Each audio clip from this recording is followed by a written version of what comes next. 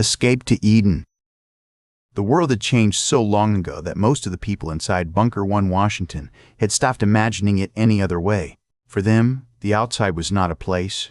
It was a warning sealed behind steel, stone, and dead history. It lived in red letters on caution signs, in the low voices of mechanics who still feared the upper ventilation shafts, and in the school lessons that taught children how civilization had once been wide, careless, and bright before the bombs broke the horizon. Skid had been told those lessons like everyone else, yet he never believed they were the whole truth.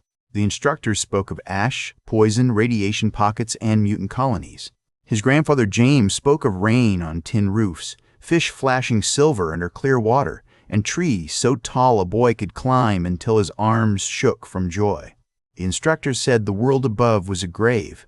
James said a grave could grow grass if the living were stubborn enough to tend it. That difference had shaped Skid more than the bunker ever had.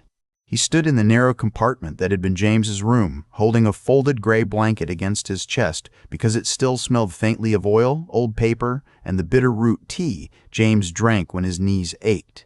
The bunk was stripped. The workbench was bare except for a small brass compass, a cracked pair of goggles, and a sealed packet wrapped in canvas. On the wall, James's hand-drawn maps remained pinned in careful layers. Some showed the bunker's service corridors. Some showed places no one in Bunker 1, Washington had seen for 150 years.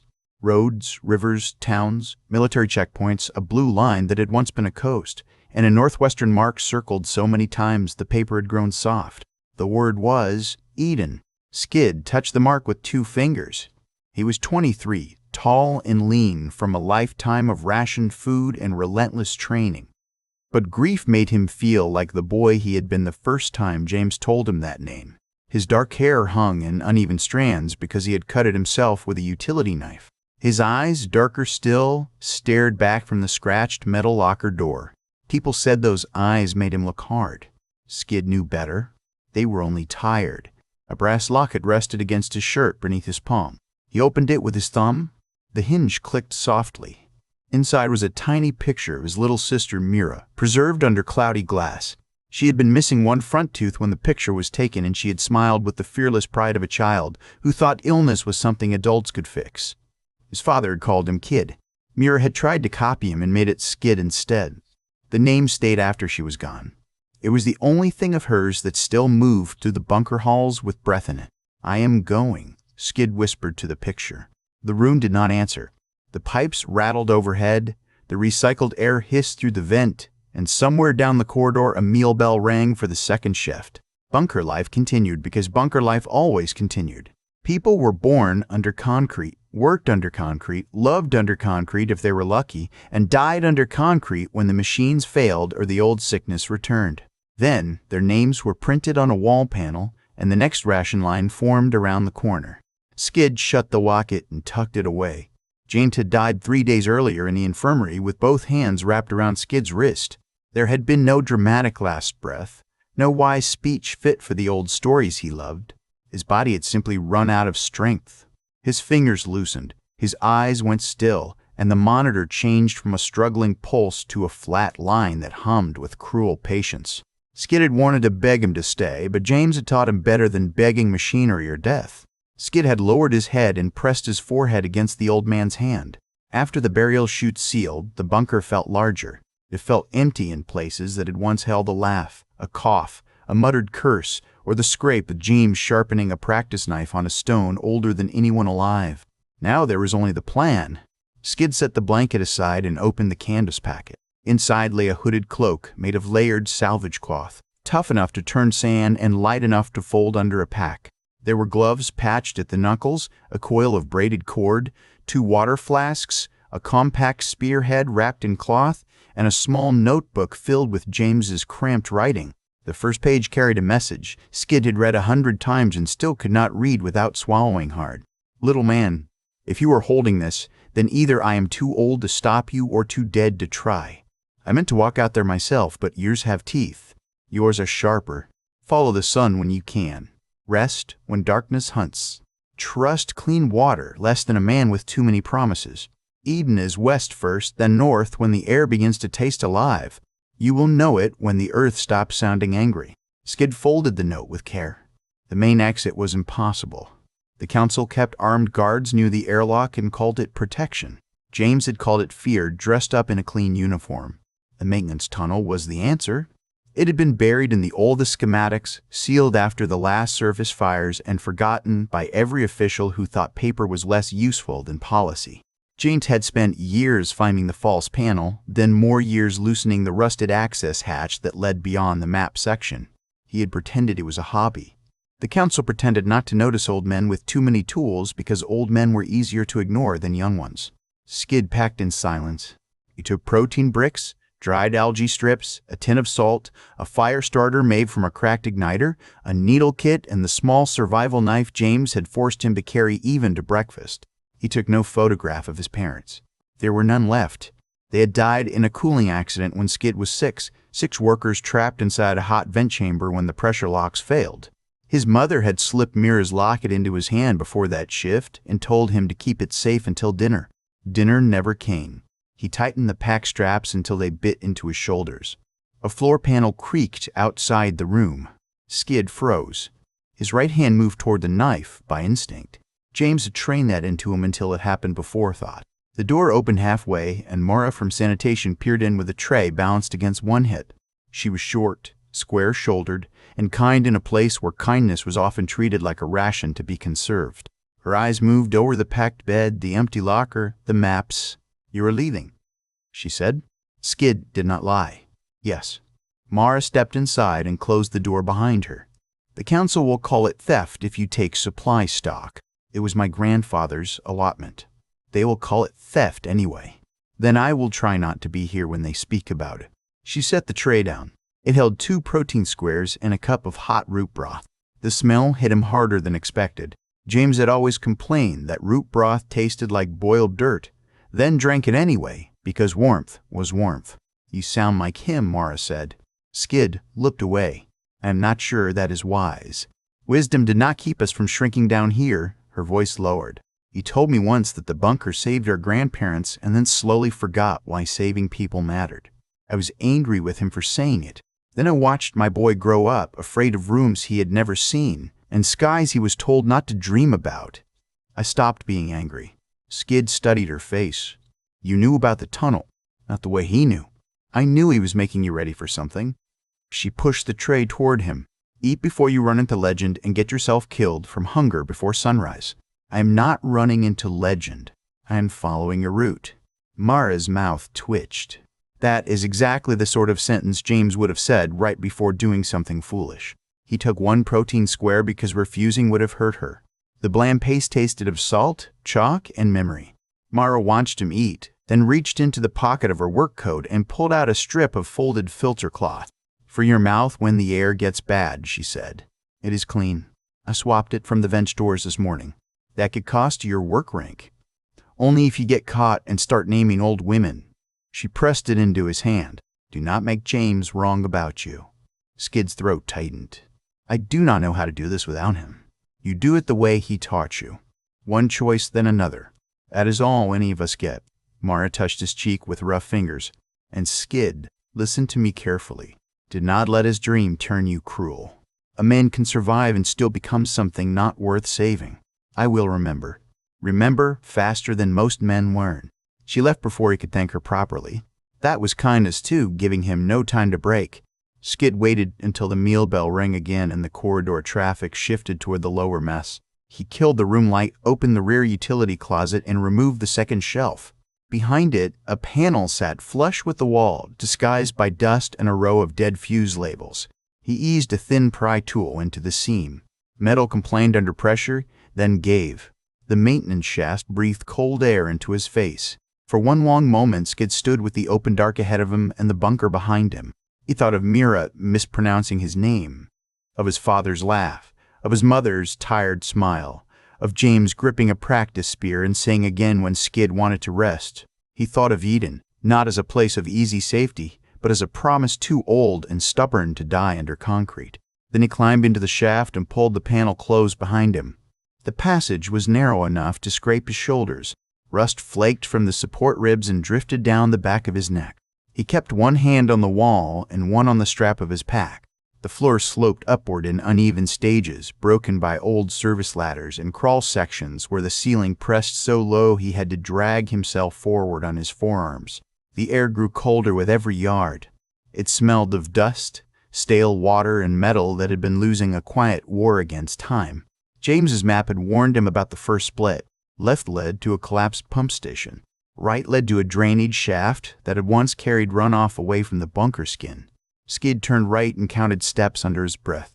At 1:12, his boots sank into a puddle. At 1:30, the tunnel opened into a circular chamber where 6 pipes met like the ribs of a dead beast. He paused to listen. A faint vibration traveled through the soles of his boots. Not machinery. Not the bunker. Something outside, vast and irregular, pressed sound through stone. Wind, perhaps. Were the surface itself? Skid unfolded James's second map and ran his thumb along the charcoal line. The hidden hatch waited beyond a ladder, then an access room, then a steel door no official blueprint admitted existed. He climbed. The ladder rungs were slick with condensation. Twice his boots slipped and struck metal hard enough to echo down the shaft. He stopped each time, breath held, listening for voices below. None came. The bunker had never been so quiet. Or perhaps it had always been quiet, and James's life had been the sound that filled it. At the top, Skid shoved his shoulder against an old grate. It resisted. He planted both boots on the ladder, pressed his back to the opposite wall, and drove upward with his legs. Rust cracked. The grate lurched open and spilled him onto a concrete floor coated in white dust. The access room waited exactly as James had described it, small, square, and forgotten. Tool hooks lined one wall. A dead console slumped under a skin of grime. The far door was a circular slab of steel with a manual wheel at its center. Black residue ringed the seal. The wheel had been turned recently enough to bear the marks of James's work, scratches, oil stains, and a wedge of cloth wrapped around one spoke for grip. Skid set his hands on it. He did not turn it at once. Beyond that door lay everything James had prepared him for and everything James could not explain. Skid had imagined the moment in childhood, in rage, in grief, in boredom, and in hope. None of those imaginings had included how much his hands would shake. "You said the sky was blue," he murmured. "You had better not have lied about that." He turned the wheel. At first nothing happened. Then the mechanism groaned deep inside the wall, a harsh sound like an animal waking in pain. Skid braced and turned again. The wheel shifted by inches. Old seals cracked. Cold air hissed through the seam, carrying grit that stung his cheeks. His eyes watered. He pulled the filter cloth over his mouth and kept turning. The door gave with a final metallic cough. The world outside hit him like a thrown wall. Wind slammed into his chest, shoved his hood back, and filled the room with sand. Skid staggered, one arm raised across his face. The air was not simply cold. It was raw, moving with force and texture, alive with dust, ash, and the bitter sweetness of distant rot. It flooded his nose and throat despite the filter cloth. His first breath of the surface made him cough so hard his ribs hurt. He forced his goggles over his eyes. Through scratched lenses he saw gray light, ragged stone, and a sky so wide it seemed impossible. Not blue. Not yet. It stretched above him in a bruised dome of cloud and dust, pale near the horizon and darker overhead. Broken shapes jutted from the land, towers split open, roads half buried, beams twisted like black vines. Far away, something howled with a rising, lonely note that made the hair along his arms lift beneath his sleeves. Skid stepped over the threshold. The bunker door stood behind him like the mouth of a tomb. Ahead, the destroyed world waited. Skid had expected the surface to feel open. He had not expected it to feel hungry. The wind tugged at every loose fold of his cloak and tried to steal the breath from his mouth. Sand clicked against his goggles. Small stones rolled past his boots as if the ground itself wanted to retreat. He kept one hand on the wall outside the hidden hatch and forced himself to stand still, because James had taught him that panic was a tax paid in blood. "Look first," the old man used to say. "Move second. Fear can come along if it keeps quiet." The hatch opened from the side of a concrete outcropping half buried beneath the remains of a government service building. Its upper floors had collapsed long ago. Rebar stuck through cracked slabs. A faded emblem marked the wall above him, though time had stripped it to a ghost of wings and stars. Skid turned slowly, marking the terrain. The bunker entrance lay behind him to the east, hidden by rubble and a curtain of dust that shifted like dirty cloth. West lay a spread of broken road, low ruins, and the sinking sun filtered through the storm haze. Follow the sun when you can. The words settled him. He adjusted his pack and moved. Walking on open ground felt wrong. The bunker had taught his body to expect walls at every side and ceilings close enough to touch with a ladder. Out here, there was too much distance. Every sound had room to grow. Every shadow could move before he understood it. The ground changed under his boots, from cracked pavement to loose grit to patches of hardened mud carved into scales. A rusted sign leaned at an angle beside the road. The letters were almost gone, but he could make out fragments.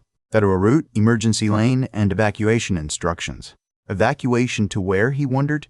The people who had once followed those signs were dust now, names erased by heat and weather. Their world had ended, with roads still pointing somewhere. He passed a vehicle half sunk in sand. Its frame had softened with corrosion until it looked less built and grown. Inside, 2 human skeletons sat side by side, seat straps still across their ribs. One skull had rolled against the window. Skid stopped, not because he wanted to stare, but because he could not make himself look away. In the bunker, death was cleaned, counted, and sealed behind procedure. Here it sat in the open, patient and ordinary. "I am sorry," he said. The wind took the words. He moved faster after that. Daylight thinned with cruel speed. Skid had known about sunset from stories and training diagrams, but no lesson had prepared him for the way the land changed as light drained from it. Ruins became black teeth. The spaces between them deepened. Far calls rose and answered one another. Some sounded like birds. Others sounded like metal scraped across bone. Once, from somewhere to his left, came a wet, clicking chorus that stopped the instant he stopped moving. James had told him not to travel after dark unless fire, shelter, and foolishness were all he had left. Skid did not have fire yet, and he had no wish to start his journey with foolishness. He found shelter in the remains of an old-world building 3 streets west of the hatch. Only the lower walls stood. The roof had collapsed inward, leaving a jumble of beams, tiles, and ash hardened by years of rainless weather. One corner still offered partial cover where a stairwell wall leaned against a support pillar. Skid circled the ruin twice before entering, checking for prints, droppings, fresh scraps, and the musky stink James had told him meant den. He found old bones dry and gnawed, but nothing fresh. The stairs led nowhere, ending at a broken landing open to the sky. Beneath it, a wedge-shaped space offered shelter from the wind. Skid crawled in, cleared loose glass with the edge of his boot, and set his pack against the wall. The stone under him held cold, like a stored grudge. He needed food. He needed water. He needed fire if smoke would not draw teeth. Water came first.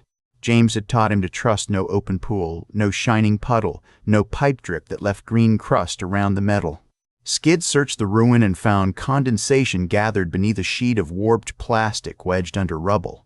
It was not much, perhaps a few mouthfuls, but he collected it with the corner of Mara's filter cloth and squeezed it into one flask. He added purification tablets from James's kit and shook the flask gently. The water turned cloudy, then settled. Food would take work. He removed the coil of cord and built 2 snares in the lee of the wall. The first was meant for small birds. He baited it with crumbs from a protein brick and set it near a gap where feather marks scratched the dust. The second was larger, meant for whatever made the round little tracks near a cracked drainpipe. The tracks looked like those of a rabbit from James's old animal drawings, except the toes were too long and the claw marks too deep. Skid worked carefully, hands moving through old lessons. Loop, anchor, tension, trigger. The snare was a promise, made to hunger. It did not care if the hand tying it trembled, only whether the knot held. When the second snare was set, he retreated under the stairwell and waited. Waiting outside was different from waiting underground. In the bunker, silence meant machine failure or people holding their breath during bad news. On the surface, silence was never empty. It carried tiny scrapes, grit sliding, fabric shifting, far wings beating in darkness. Skid kept his spear shaft across his knees and fitted the spearhead with slow turns of the locking collar. The weapon felt familiar in his hand. That helped. James had struck him with practice pulls often enough that Skid's body understood distance, grip, and leverage even while his mind chased every sound. The first snare snapped at dusk. A bird shrieked so sharply, Skid nearly dropped the spear. He lunged from cover and found it thrashing in the loop, a wiry thing with patchy feathers, a long hooked beak, and eyes bright as wet coal. It pecked his glove hard enough to leave dents. Skid pinned it with his boot, murmured an apology, and ended it quickly with the knife. His stomach clenched. He had cleaned bunkerfish from the lower tanks and helped James butcher rats trapped near the grain stores. But this bird felt different because it belonged to the open world.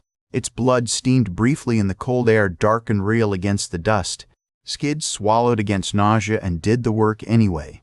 The second snare triggered after full dart. This time the sound was not a shriek, but a furious, wet snarling. Skid grabbed a burning twist of fiber from the tiny coal he had coaxed in a shielded pit and edged toward the drainpipe. The trapped creature was squat, fat, and covered in coarse hair broken by scabbed plates. It had the hind legs of a rabbit and the naked tail of a rat, thick as a rope and lashing with surprising force. 2 yellow tusks jutted from its upper jaw. The loop had caught one rear leg, and the animal was chewing at the cord with square teeth. "That is not in any of Grandfather's drawings," Skid said. The creature launched itself at his boot. The cord stopped at a handspan short. Skid drove the spear down. The first strike glanced off a shoulder plate. The second went through the throat. Blood splashed black in the fire glow. He stood over it, breathing hard, both hands locked on the spear. The wasteland had offered him dinner and a warning in the same body. He cooked the meat on a strip of metal scrubbed clean with sand. The bird tasted bitter and tough. The fat creature tasted oily, like meat that had tried to become fuel. Skid ate slowly and forced himself not to waste any of it. He saved strips for morning, wrapped in cloth with salt. Hunger did not care about disgust. James had said that too. The night deepened. Clouds tore open above the ruin, and for the first time in his life, Skid saw stars. Not many. The haze veiled most of them. Yet a few points burned through, sharp and distant, hanging in a height that made his chest ache. He had seen star charts in school, flat screens with names and grids. Those had been facts. This was not a fact. This was something older than fact, something so far beyond the bunker that he felt both smaller and less trapped in the same breath. Mira would have liked them. The thought came with such force that he lowered his head. He saw her as she had been during the fever, cheeks flushed, hair stuck to her forehead, one hand curled around the locket before their mother gave it to him. She had asked if he would tell her a James story when she felt better. He'd said yes because children and brothers were allowed to make promises medicine could not keep. "I should have done more," he whispered. There had been nothing to do. He knew that. His mind knew it with the cold certainty of records and symptoms. His heart had never accepted it. The bunker had been full of adults, doctors, machines, and rules. None of them saved her. Skid had survived and turned the survival into a debt he could never pay. A cry split the dark beyond the ruin. Skid lifted the spear. Another cry answered closer, then changed into a yipping series of calls that traveled from one ruined street to another. The sounds were not random. They rose, paused, answered, and shifted direction. Hunters calling position. James had played old recordings of wolves once, but these voices carried something rougher, almost shaped by intent. Skid pinched out the fire until only buried coals remained. Smoke thinned. He backed beneath the stairwell and pulled the cloak around him, leaving only his eyes and spear point exposed. Shapes moved beyond the wall, low and quick. Claws ticked on broken pavement. A snout pushed through a gap 20 feet away, sniffed, and withdrew. Skid did not breathe until his lungs burned. The pack passed without entering. He stayed awake long after the sounds faded. Cold crept through his clothes and settled into his bones. Twice he dozed and jerked awake from dreams of bunker alarms. Near dawn, the clouds paled from black to iron gray. The wind fell for the space of a few minutes, and a sudden quiet felt almost holy. Skid crawled from shelter, stiff and filthy, and watched light gather along the eastern edge of the world. The sun rose behind him as a red coin blurred by dust. West lay ahead. He packed the snares, scattered the ashes, and checked the locket. He did not feel ready. He suspected no honest person ever did. "One choice," he said, hearing Mara and James both in the words. Then another. He walked west. By mid-morning, the city ruins had thinned into stretches of broken highway and dead commercial lots. The old signs were stranger here. Bright ghosts faded to pale scars. Faded words promised food, fuel, lodging, and medicine, words from a world that believed need could be answered by doors and payment. Skid tried to imagine walking into a place and choosing food from shelves. It seemed more impossible than monsters. The land rolled downward after noon. dry washes, cut across the road. Thorny shrubs clung to cracks in the pavement, their leaves gray and curled inward. Once he found a line of ants the size of his thumb, carrying something pink and twitching into a hole. He gave them distance. Another time he saw a bird with two heads argue with itself over a strip of meat and fly crookedly into a broken sign frame. He spoke aloud to keep fear from getting too comfortable. "The first day has been educational," he told the locket. "The animals are ugly, the air tastes offensive, and I have discovered that stories leave out a great many smells." His voice sounded too small under the sky. He tried again, shaping the words as if speaking to James. "I am following the sun. You may note that I did not complain until now. That shows discipline." A gust threw sand into his face. Skid wiped his goggles. That was unnecessary. By late afternoon, the highway ended without warning. The pavement broke off at the edge of a massive gorge. Skid stopped so fast his boots skidded on loose grit. The land ahead had torn open, leaving a woundless, jagged cut that stretched north and south beyond sight. The far side stood perhaps 200 yards away, but the depth between made distance meaningless. Wind rose from below with a hollow roar. Somewhere far down, hidden by shadow and dust, water moved over stone. He crouched near the edge and looked for a crossing. There had once been a bridge. Its remains jutted from both sides. Concrete supports snapped and cables hanging in long rusted arcs. Several vehicles lay crushed on the near span, trapped forever in the instant the road fell away. The gap between broken sections was too wide to jump, too wide to bridge with anything he could carry, and far too deep to survive if pride lied to him. Skid unfolded James's map. The gorge did not appear on it. "That seems important," he said. The map, like the dead, declined to defend itself. He turned north first. The ground near the edge was unstable, so he kept 20 paces away when he could and probed suspect patches with the spear. Twice the crust cracked and slid into the gorge, taking shrubs and stones with it. The falling debris made no sound when it reached the bottom, or else the wind swallowed it. The sun lowered. Skid's legs ached. His water had dropped below half. At dusk, he found the remains of a service road descending along the gorge wall in switchbacks.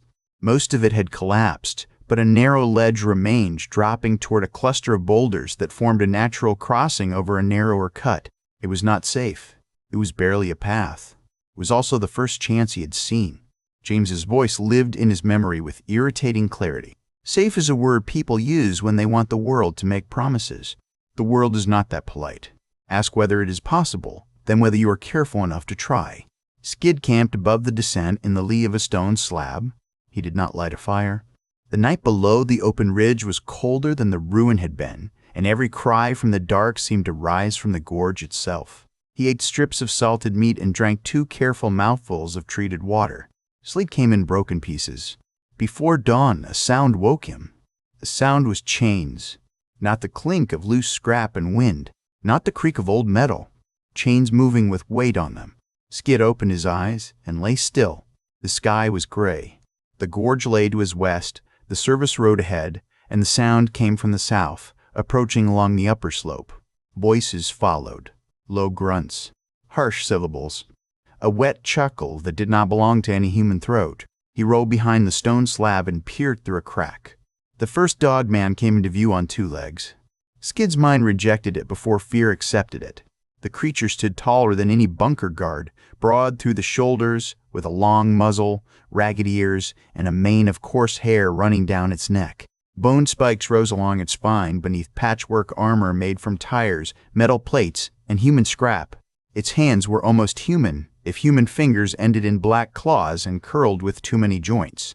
A chain leash hung from one fist. Behind it stumbled 6 captives. They were human. Thin, filthy, wrapped in rags and scraps of hide. Iron collars circled their necks, linked by chain. One limped badly. Another carried a bundle strapped to her back that moved with the weak shifting of a child. A second dogman walked behind them with a spiked club, striking the slowest captive across the shoulders whenever the line faltered. Skid's hands tightened on the spear until his knuckles hurt. He had trained to fight. He had killed animals yesterday. None of that meant he was ready to watch people led like meat. The lead dogman stopped near the gorge edge and sniffed. Skid pressed himself lower. The wind moved from south to north, carrying the mutant's stink toward him, not his scent toward him. They smelled of wet fur, old blood, smoke, and rot. The woman with the bundle stumbled. The rear dogman snarled and raised the club. The bundle cried, a thin, human sound. The lead creature barked something that might have been a command. The rear one laughed and hit the woman anyway. She fell to her knees, dragging the chain line down with her. Skid started to rise. He got one knee under him before James's training, and raw terror seized him together. 2 dogmen. 6 captives chained between them. No cover beyond his stone. No plan. If he charged, he might die before freeing anyone. The captives might die with him. Heroism without thought was only another way to feed the wasteland. The rear creature yanked the woman up by the chain. The line moved again. Skid stayed hidden, and hatred settled into him like a hot coal. When the group passed, he waited until the chain sounds faded. Then he rolled onto his back and stared at the gray sky. His breath shook. Shame pressed down harder than the pack. "I am sorry," he said, though no one could hear him.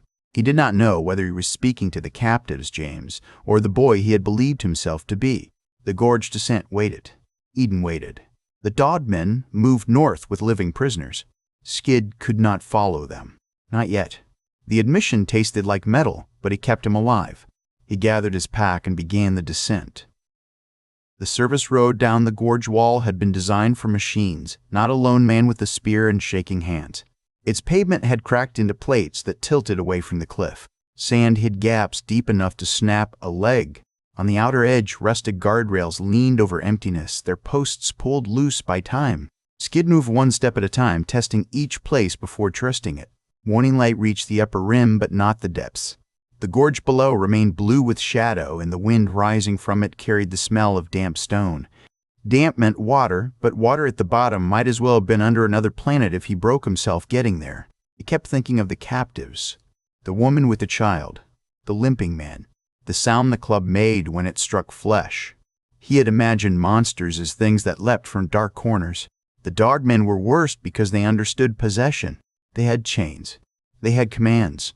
They had enough intelligence to be cruel with method. Skid's boots slipped. He slammed the spear shaft across 2 rocks and dropped to one knee as gravel poured over the edge. His heart lurched into his throat. The gravel fell and fell, whispering against the wall until the gorge swallowed the sound. He stayed frozen, forehead pressed to the shaft until his breath steadied. "Careful enough," he said. He rose and kept moving. Halfway down, the road vanished under a slide of broken stone. A narrow maintenance stair ran along the inner wall, protected by a rusted railing that had failed in 3 places. Skid clipped his cord to the railing where it still held and crossed sideways, shoulder scraping rock. The pack snagged twice. Each time he stopped, freed it slowly, and resisted the urge to curse loudly enough for every hunter in the gorge to hear. At the bottom of the descent, the path opened onto a shelf of flat stone. The narrow crossing lay ahead, a scatter of boulders wedged between cliff walls where the gorge pinched tight. Water flashed far below through gaps, not a river wide enough to use, but a violent stream cutting white lines through black rock. The boulders formed no bridge a sane person would name.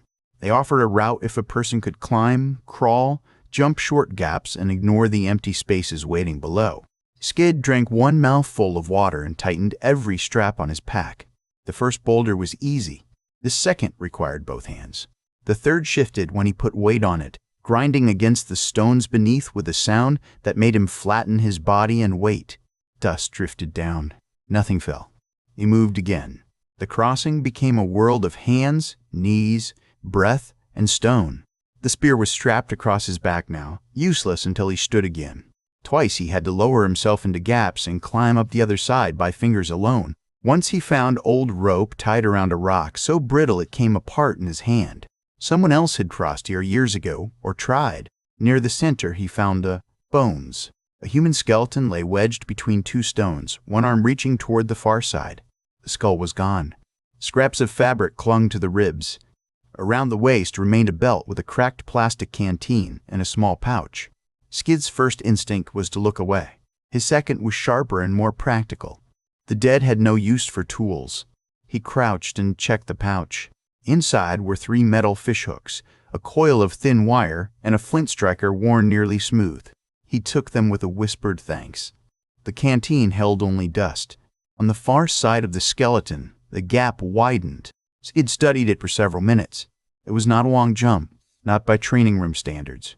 In the bunker, he had leapt greater distances under James's eye while carrying sandbags. But there had been padded mats beneath him then, and James shouting corrections instead of a river that would break him on stone. He backed up as far as the boulder allowed. "Do not think about falling," he whispered. "Think about landing." He ran 3 steps and jumped. For one breath, the world became wind. His boots hit the far stone. One slipped.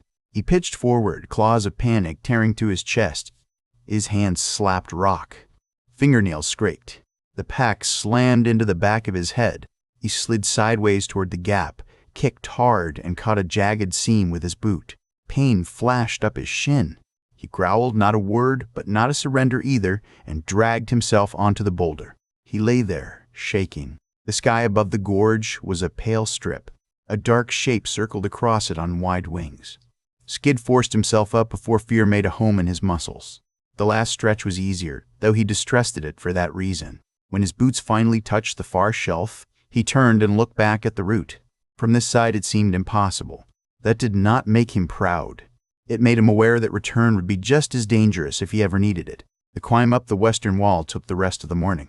By the time he crawled over the rim, sweat had soaked his shirt despite the cold. His palms were scraped raw inside the gloves. He sat with his back against a dead tree stump and watched the eastern side of the gorge shimmer in dust haze. Bunker 1 Washington was somewhere beyond that horizon. Skid expected to feel free. Instead, he felt severed. Freedom, he realized, was not the absence of walls. It was the loss of excuses. No council blocked him now. No sealed door kept him from Eden. The only thing between him and the old promise was the world itself. And the world had already shown him chains, teeth, and a crossing that would have killed a careless man before noon. He ate the last of the bird meat and continued west. The land changed after the gorge. The ruins spread thinner, replaced by low hills of sand and patches of brittle scrub.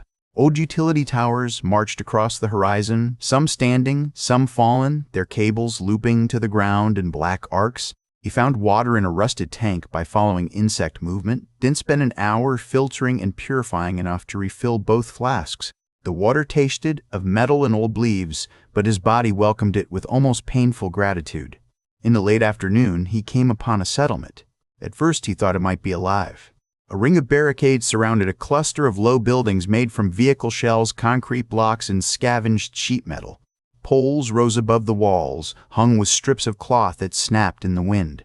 Skid crouched behind a ridge and watched for movement. Nothing moved but cloth. He waited another 20 minutes because James had believed impatience was how traps fed. Then he circled downwind and approached with the spear ready. The gate had been torn inward. Blood marked the ground in old black sprays. Flies crawled through the cracks despite the cold. Inside, cooking pits sat cold.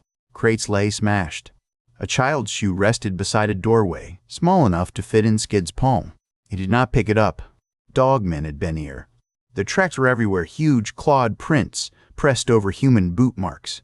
Drag lines scored the dust. In one room, he found collars stacked on a table, each made of bent metal and wire. Some were too small for adults.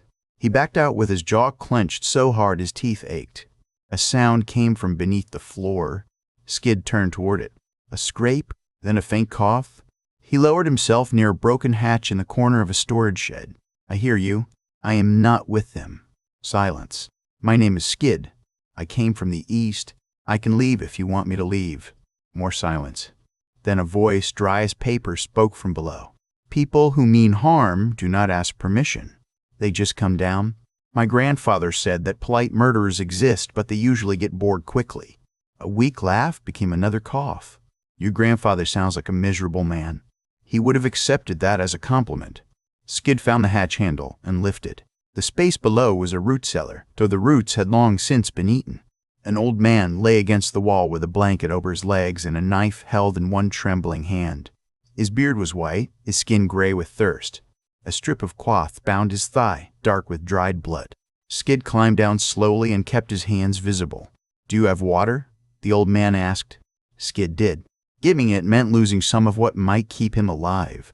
He uncapped a flask and held it to the man's lips anyway. The old man drank, choked, and drank again. "Not too much. My gut will punish me." Skid lowered the flask. "What happened here?" "Raid. Dogmen from the North Pack. Came before dawn 3 days ago. Took everyone who could walk. Killed the ones who fought too long. Left me because they thought I was already crossing over. He smiled without humor. I have been disappointing people for 70 years. I saw a chain line this morning. 6 people. A woman with a child. The old man's eyes sharpened with pain. Marta and the baby is Eno, my grandson's boy. Skid looked down. I could not help them. Could you have killed the pack? No, I could not. Could you have broken the chains and carried 6 people across open ground with dogmen behind you? Skid's hands curled. No, I could not. Then guilt is just pride wearing funeral clothes. The old man coughed again, and this time his breath came back wet. Remember them, if remembering does not slow you enough to join them. Skid sat back on his heels. I am looking for Eden. The old man stared at him. For a moment Skid expected laughter, but none came. Heard that name when I was young, the man said. Most used it for jokes. A place with clean soil and women who never age and wells full of sweet water. Folk love a lie that tastes good. My grandfather believed it was real. Grandfathers are dangerous. They hand boys maps and call it hope. Do you know anything about the route? West will take you to the dead flats. North will take you toward the bigger packs. South will take you where the sand burns green after lightning. If Eden exists, it is not near Mercy. The old man closed his eyes. There was a woman once who came through here with soldiers at her back. Government sort. Before government became a word people spat, she asked about coastal facilities. Said there were islands that did not burn as badly. That was 20 years ago, maybe more. Memory rots when you store it alone. Islands. Skid tucked the word away. Can I move you? He asked. Move me where? Upstairs into the teeth? Down here to die slower? The old man opened his eyes again. Listen to me, bunker boy. I can hear the clean edges in your speech. I can see the shock still shining on you. This place will spend that shine quickly if you try to save everyone with no plan. Keep your kindness, but give it legs and teeth. That sounds like something James would say. Then James had some sense. Skid shared a protein brick and rewrapped the man's leg with clean cloth. The cut was bad, and fever had already put heat into his skin. Skid had no medicine strong enough for that. They both knew it. Before Skid left, the old man cut his sleeve. There's a cache under the south wall, buried by the 3rd post. We saved it for running. No one ran far enough. Take it. I cannot take your supplies. You can, because I am giving them. Do not insult a dying man by making him argue economics. Skid nodded. What is your name? Orrin. Orrin. I will remember Marta, Eno, and Orrin. The old man's grip tightened. Remember them by living long enough to tell someone who can still laugh. The dead are tired of being carried only by sorrow. Skid left him with water within reach and the knife in his hand. Outside he found the cache exactly where Orrin said it would be. It held dried meat, 2 smoke bombs sealed in wax, a roll of wire, a tin cup, and a small leather packet of salt. On top lay a child's carved animal, perhaps a dog, perhaps something kinder from before the shape of dogs had become a terror. Skid put the toy back in the ground and covered it. He took the rest. The sun was lowering again when he left the settlement. He did not look back until the barricades were small behind him. Smoke rose from no chimney. No voices followed. The wasteland had many kinds of silence, and the silence of a taken home was the worst he had met.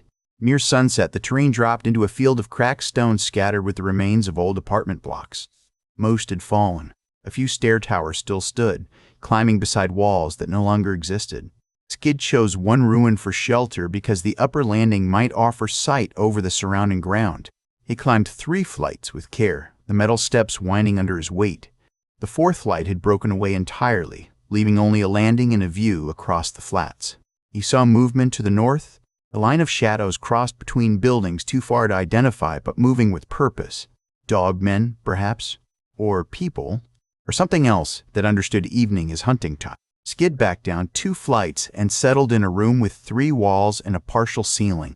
He ate dried meat from Orrin's cache, drank sparingly, and watched the dark gather. He thought of the old man's words. Kindness with legs and teeth.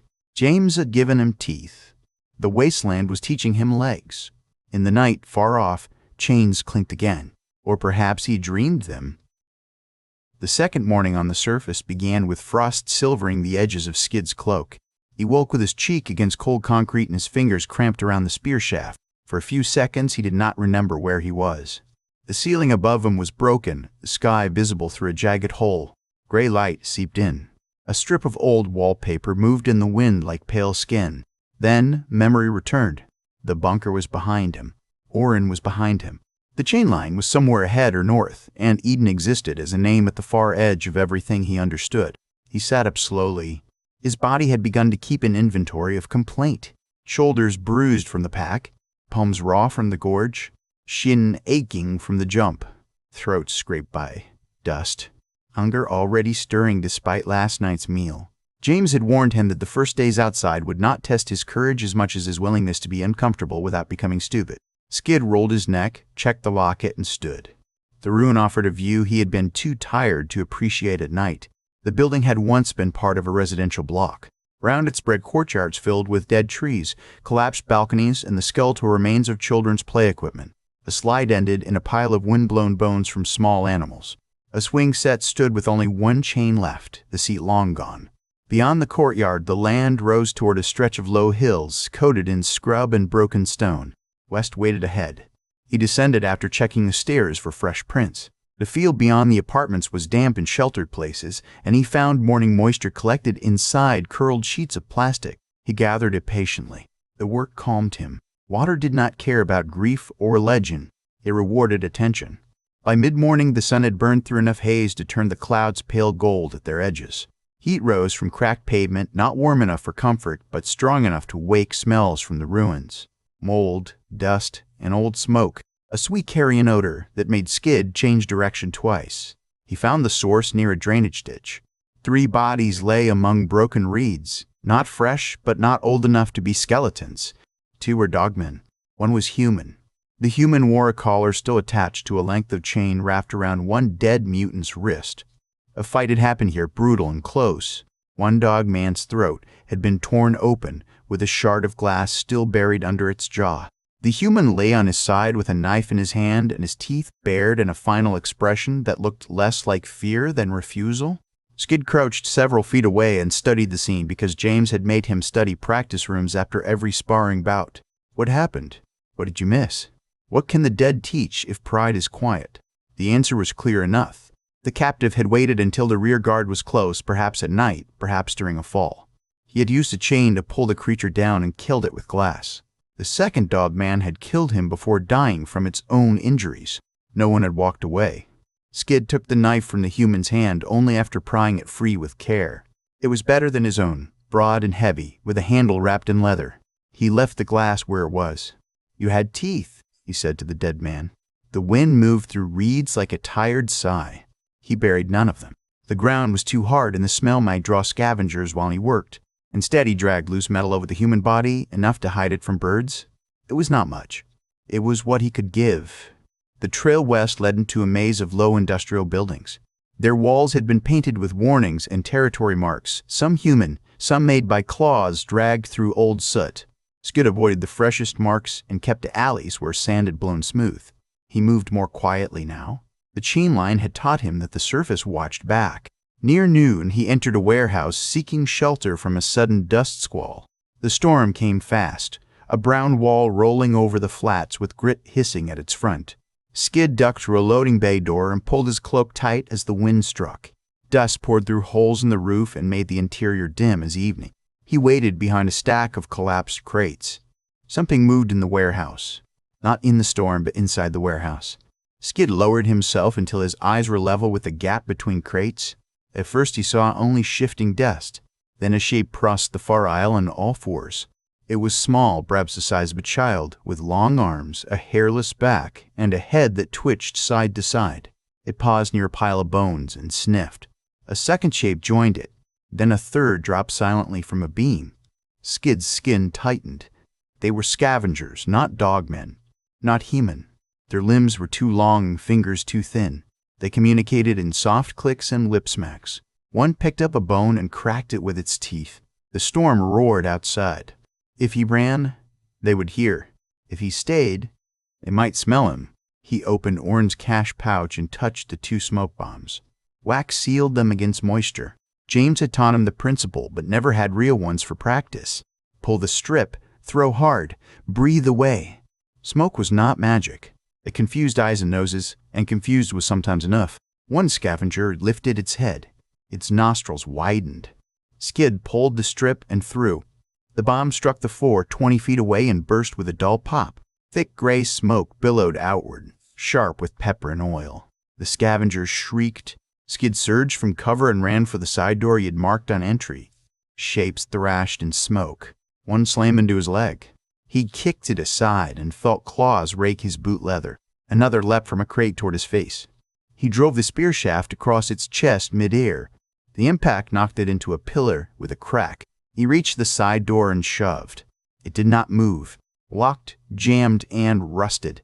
The reason mattered less than the result. Behind him, the smoke thinned. A scavenger launched itself at his back. Skid turned with the spear too late for a clean thrust. The creature struck his shoulder and clung, its fingers digging through cloak and shirt. Its breath smelled like spoiled meat. Teeth snapped near his ear. He slammed backward into the door. Once, then twice. The second impact crushed the creature between his body and steel. It squealed, but held on. Skid dropped the spear, seized the heavy knife, and drove it upward over his shoulder. The blade sank into the creature's side. Hot blood ran down his sleeve. He cut again until the grip loosened. The scavenger fell, twitching. The others came low through the smoke. Skid picked up the spear and set his feet. There were 4 still moving. Maybe 5. Fear sharpened the edges of everything.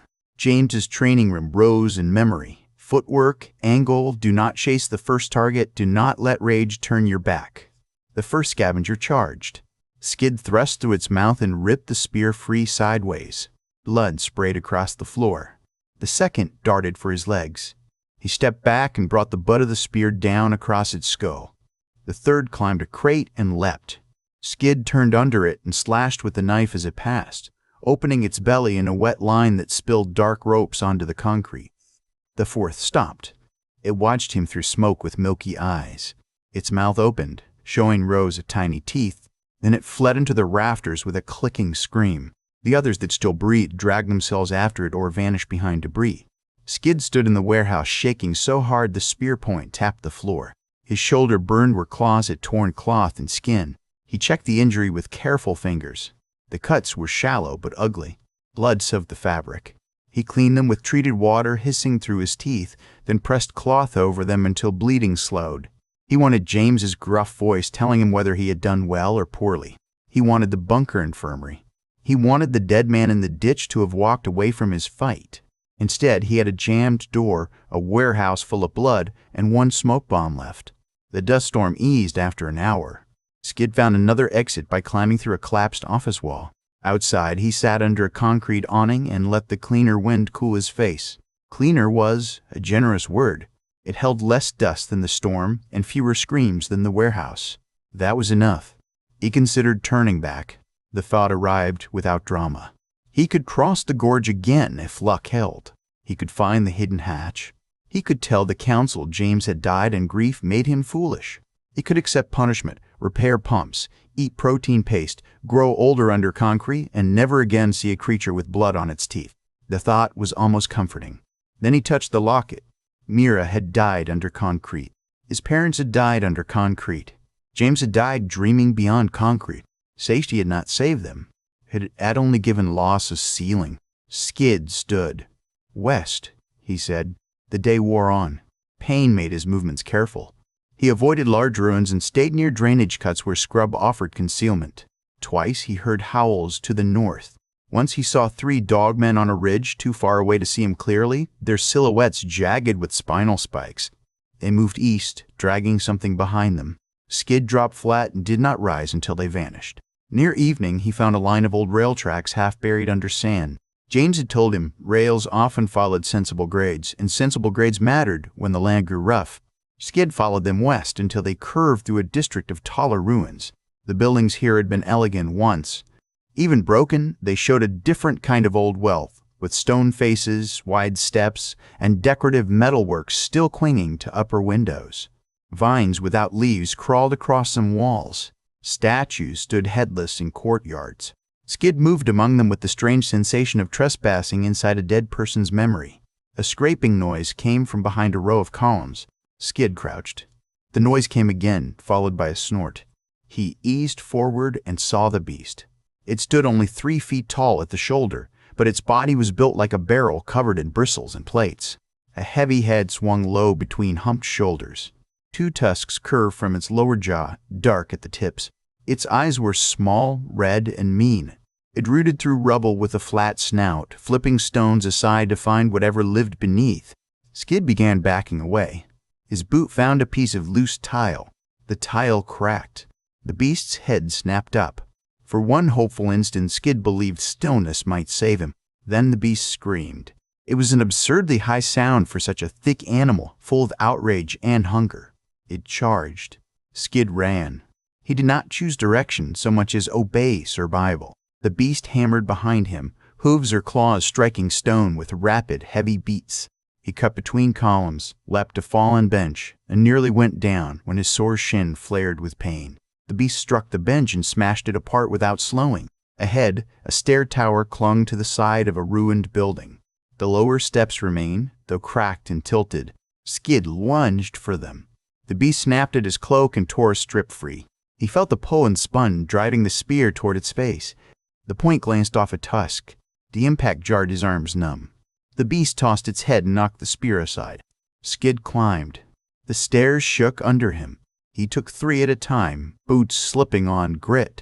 The beast slammed into the lower railing, denting it inward. It tried to climb, front claws scraping stone, but its body was too thick and the stairs too narrow. Skid reached the second landing and kept going until the stairs ended at a broken platform 20 feet above the courtyard. Below, the beast paced and screamed. Skid bent double, gasping. His shoulder throbbed. His shin pulsed. His hands shook around the spear. The platform had no exit. The doorway into the building opened onto empty air where the floor had collapsed. The stairs below were the only way down, and the beast knew it. "This is not an improvement," he said. The beast answered by ramming the stair support. Stone dust drifted from the platform. Skid looked up at the darkening sky. Evening came fast between tall ruins. Cold slid into the air. If he stayed up here, he might freeze. If he climbed down, the beast would tear him open. If the stairs collapsed, the decision would be made on his behalf. He tested the spear point with his thumb. The beast's eyes, throat, perhaps the softer place behind the foreleg. He could try dropping onto it. That sounded like bravery until he imagined missing. The beast settled at the base of the stairs as if prepared to wait out the rest of his life. Night thickened. The wind moved through window holes with a low moan. Skid wrapped his cloak tight and sat with his back against the wall. The beast's red eyes glowed below whenever it shifted. Far off, other creatures called. Once a dogman howl rose in the north and the beast went silent until the sound faded. Skid's teeth chattered. He tried to think through options, but cold made his mind slow. He could throw a smoke bomb and run. The stairs were too narrow and the beast's nose might still find him. He could wait for dawn. If the beast also waited, dawn only made the problem brighter. He could climb the outer wall. No handholds held long enough to trust. A light appeared in the street below. Skid blinked. Certain cold had started making pictures in his mind. The light moved closer. Not the glow of mutant eyes, but fire. A torch, hooded by a metal cup against the wind. Behind it walked a human figure wrapped in dark layers, moving with the cautious ease of someone who knew exactly how loud each step should be. The beast heard the newcomer and rose with a grunt. "Careful," Skid called before he could stop himself. "There is a tusked animal beneath the stairs." The figure halted and tilted the torch upward.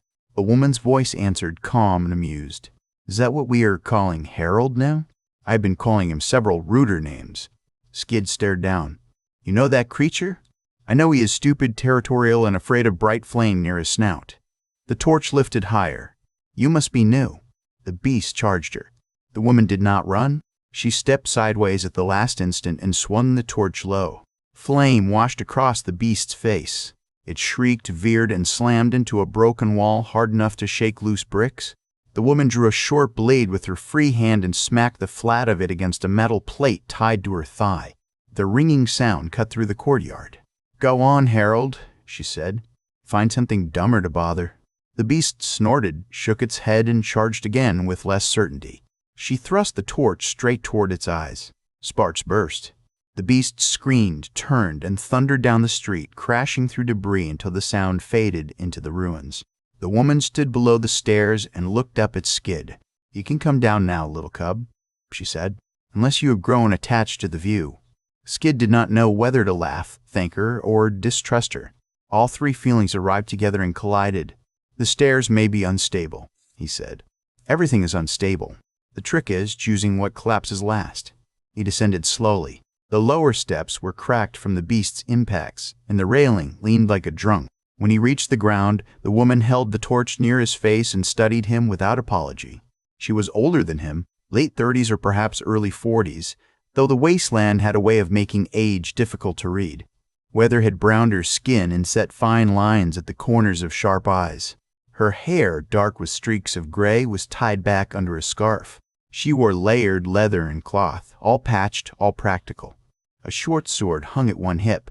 A long knife sat at the other.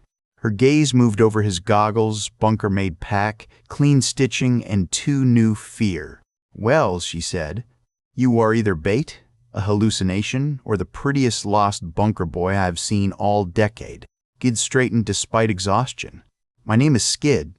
I am from Bunker 1, Washington. I am not bait. I cannot prove the hallucination issue from your perspective." The woman laughed, a low sound that surprised him by being real instead of cruel. "Educated, too. That is dangerous." She lowered the torch slightly. "I am Eve. If you plan to faint, do it away from the old glass. I hate picking shards out of strangers. I do not plan to faint. Most people do not schedule it."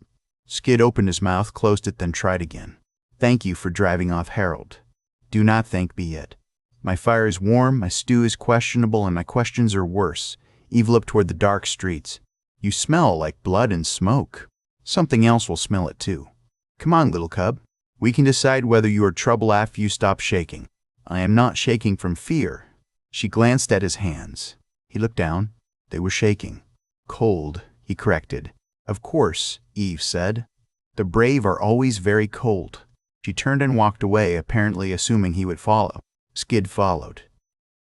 Eve's camp sat inside what had once been a subway entrance, though Skid only knew the word from James's stories and old map. The stairs descended from the street into a tiled chamber protected by a collapsed awning and a curtain of scavenged wire. Eve lifted the wire aside with the torch and pointed at a narrow gap. "Step where I step," she said. "Do not touch the blue cord, the hanging cans, the loose tile by your left foot, or anything that looks interesting. Especially if it looks interesting." Skid paused. "Is your shelter trapped?" "Only for people who enter badly." "That answer is not as reassuring as you may think." "Then you are learning already." He followed her through the gap. The chamber below smelled of smoke, oiled roots, leather, and the mineral damp of underground stone. A small fire burned in a pit made from bricks, its smoke drawn upward through a broken vent pipe. Around it lay a bedroll, hanging bundles of dried plants, stacked tins, a water collector made from tubing, and shelves assembled from old station signs. Everything had a place. Nothing gleamed. Nothing was wasted. Eve set the torch in a bracket and studied him again in better light.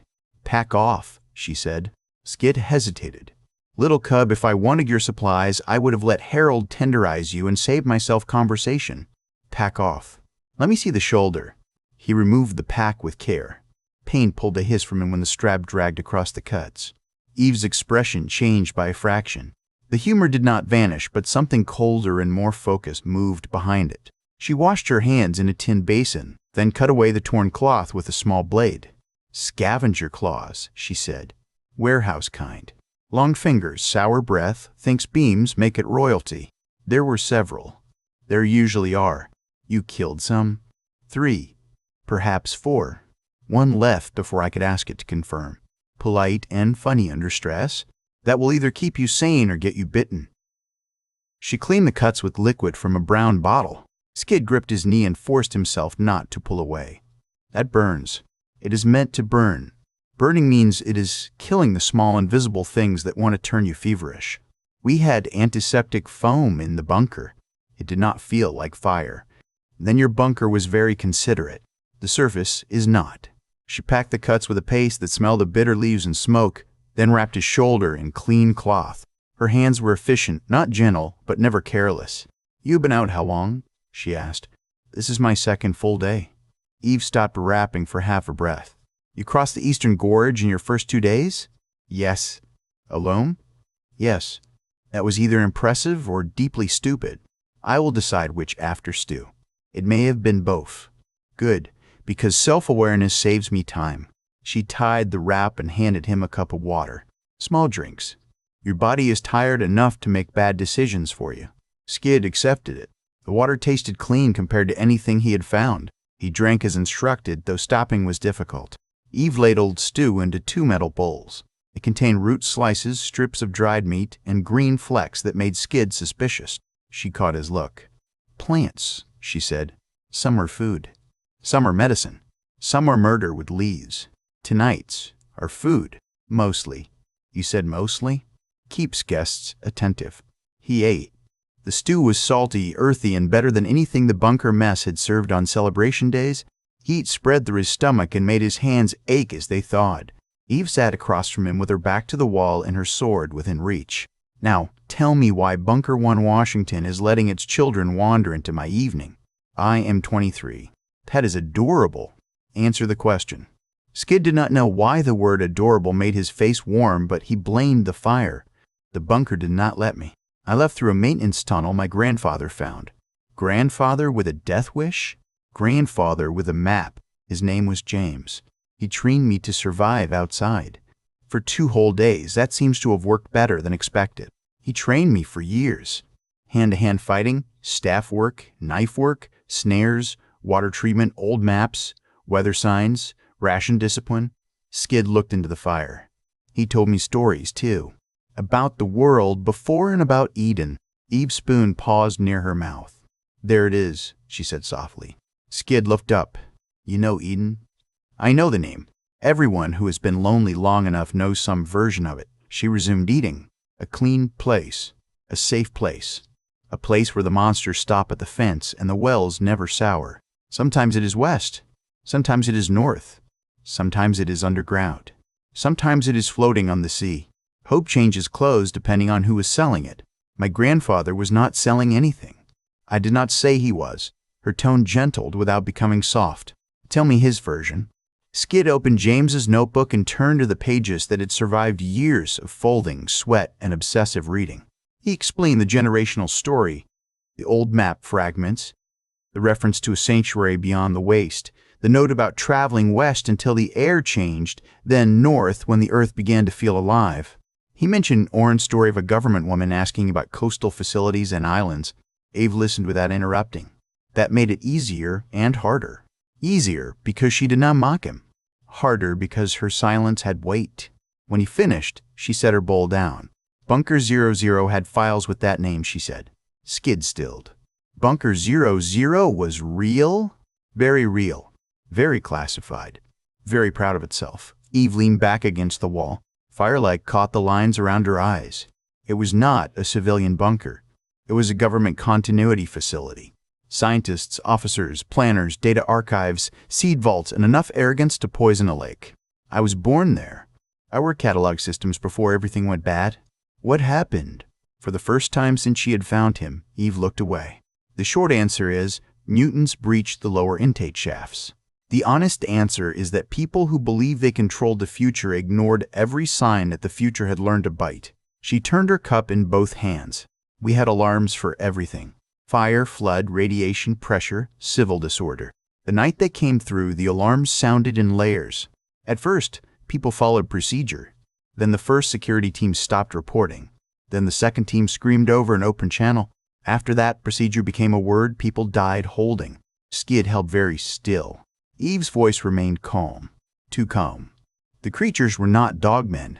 Not exactly. Bigger in some ways, wrong in others. They came through maintenance sections everyone had said were secure. They hunted by heat and sound. The officers sealed compartments to slow them down, but seals do not ask whether children are on the wrong side." The fire snapped. "I had a daughter," Eve said. Skid's breath caught. Her name was Leora. She was 7. Smart, stubborn, convinced every rule was a negotiation. I got her out of the residential ring when the first breach alarm sounded. We made it to the archive lift with a dozen others. The lift jammed between levels? Something tore the doors open from below. Eve's eyes returned to the fire, but Skid doubted she saw it. I remember her hand slipping. That is the part that stayed. Not the blood, not the screaming. Her hand. Small, sweaty, alive, and then not in mine. Skid's fingers closed around the locket. He knew better than to offer a quick comfort. Some grief was too large for language to lift. He opened the locket instead and held it toward her. "This was Mira," he said. "My sister. She died when I was young. Fever took her, and then my parents died in a cooling vent accident. James raised me after that." Eve took the locket carefully. The firelight fell over Mira's tiny smile. Eve's face changed so subtly that someone less lonely might have missed it. Her mouth pressed tight. Her eyes shone once, then hardened before tears could fall. "She looks like Leora did when she was little," Eve said. "I am sorry." "I hate that phrase," she said, "but there was no anger in it. Not because it is wrong, because it is too small for what people ask it to carry. I do not know a better one. There may not be one." Eve closed the locket and handed it back. "That is why we keep feeding each other and pretending stew helps. Sometimes it does." They ate in silence for a while. Not empty silence. Shared silence which Skid had not known could exist between strangers. After the bowls were clean, Eve checked the traps near the entrance and reset one Skid had not noticed at all. It involved a weighted pipe, a trip cord, and a cluster of sharpened scrap hanging in shadow. "Would that kill a dog, man?" he asked. "No, but it would make him wish he had chosen a different door. Then I would do the killing." "You have fought them often?" "Often enough to respect them. Never enough to forgive them." She returned to the fire. "They are smarter than new surface folk think. Pack structure, tool use, crude language. They keep captives because labor is easier than scavenging and cruelty amuses them. If you see two, assume five. If you hear one behind you, assume the quiet one is already ahead." Skid absorbed that. "I saw a chain line near the gorge, and you were angry because you did not attack." He looked up sharply. "Little cub, your guilt is sitting on your shoulders louder than your pack." Eve poked the fire. "Did you have a plan?" "No, I did not." "Enough weapons?" "No, I did not have enough weapons." "Someone covering you?" "No, no one was covering me." "Then not attacking was not cowardice. It was arithmetic." She pointed the fire stick at him. "Learn the difference or you will die heroically before doing anything useful." Oren had said almost the same thing in harsher words. Hearing it twice did not make the guilt vanish, but it gave the guilt walls. "I do not want to become someone who watches and walks away," Skid said. "Good, then become someone who survives long enough to choose the right moment." Eve's voice softened. "The world above does not reward clean intentions.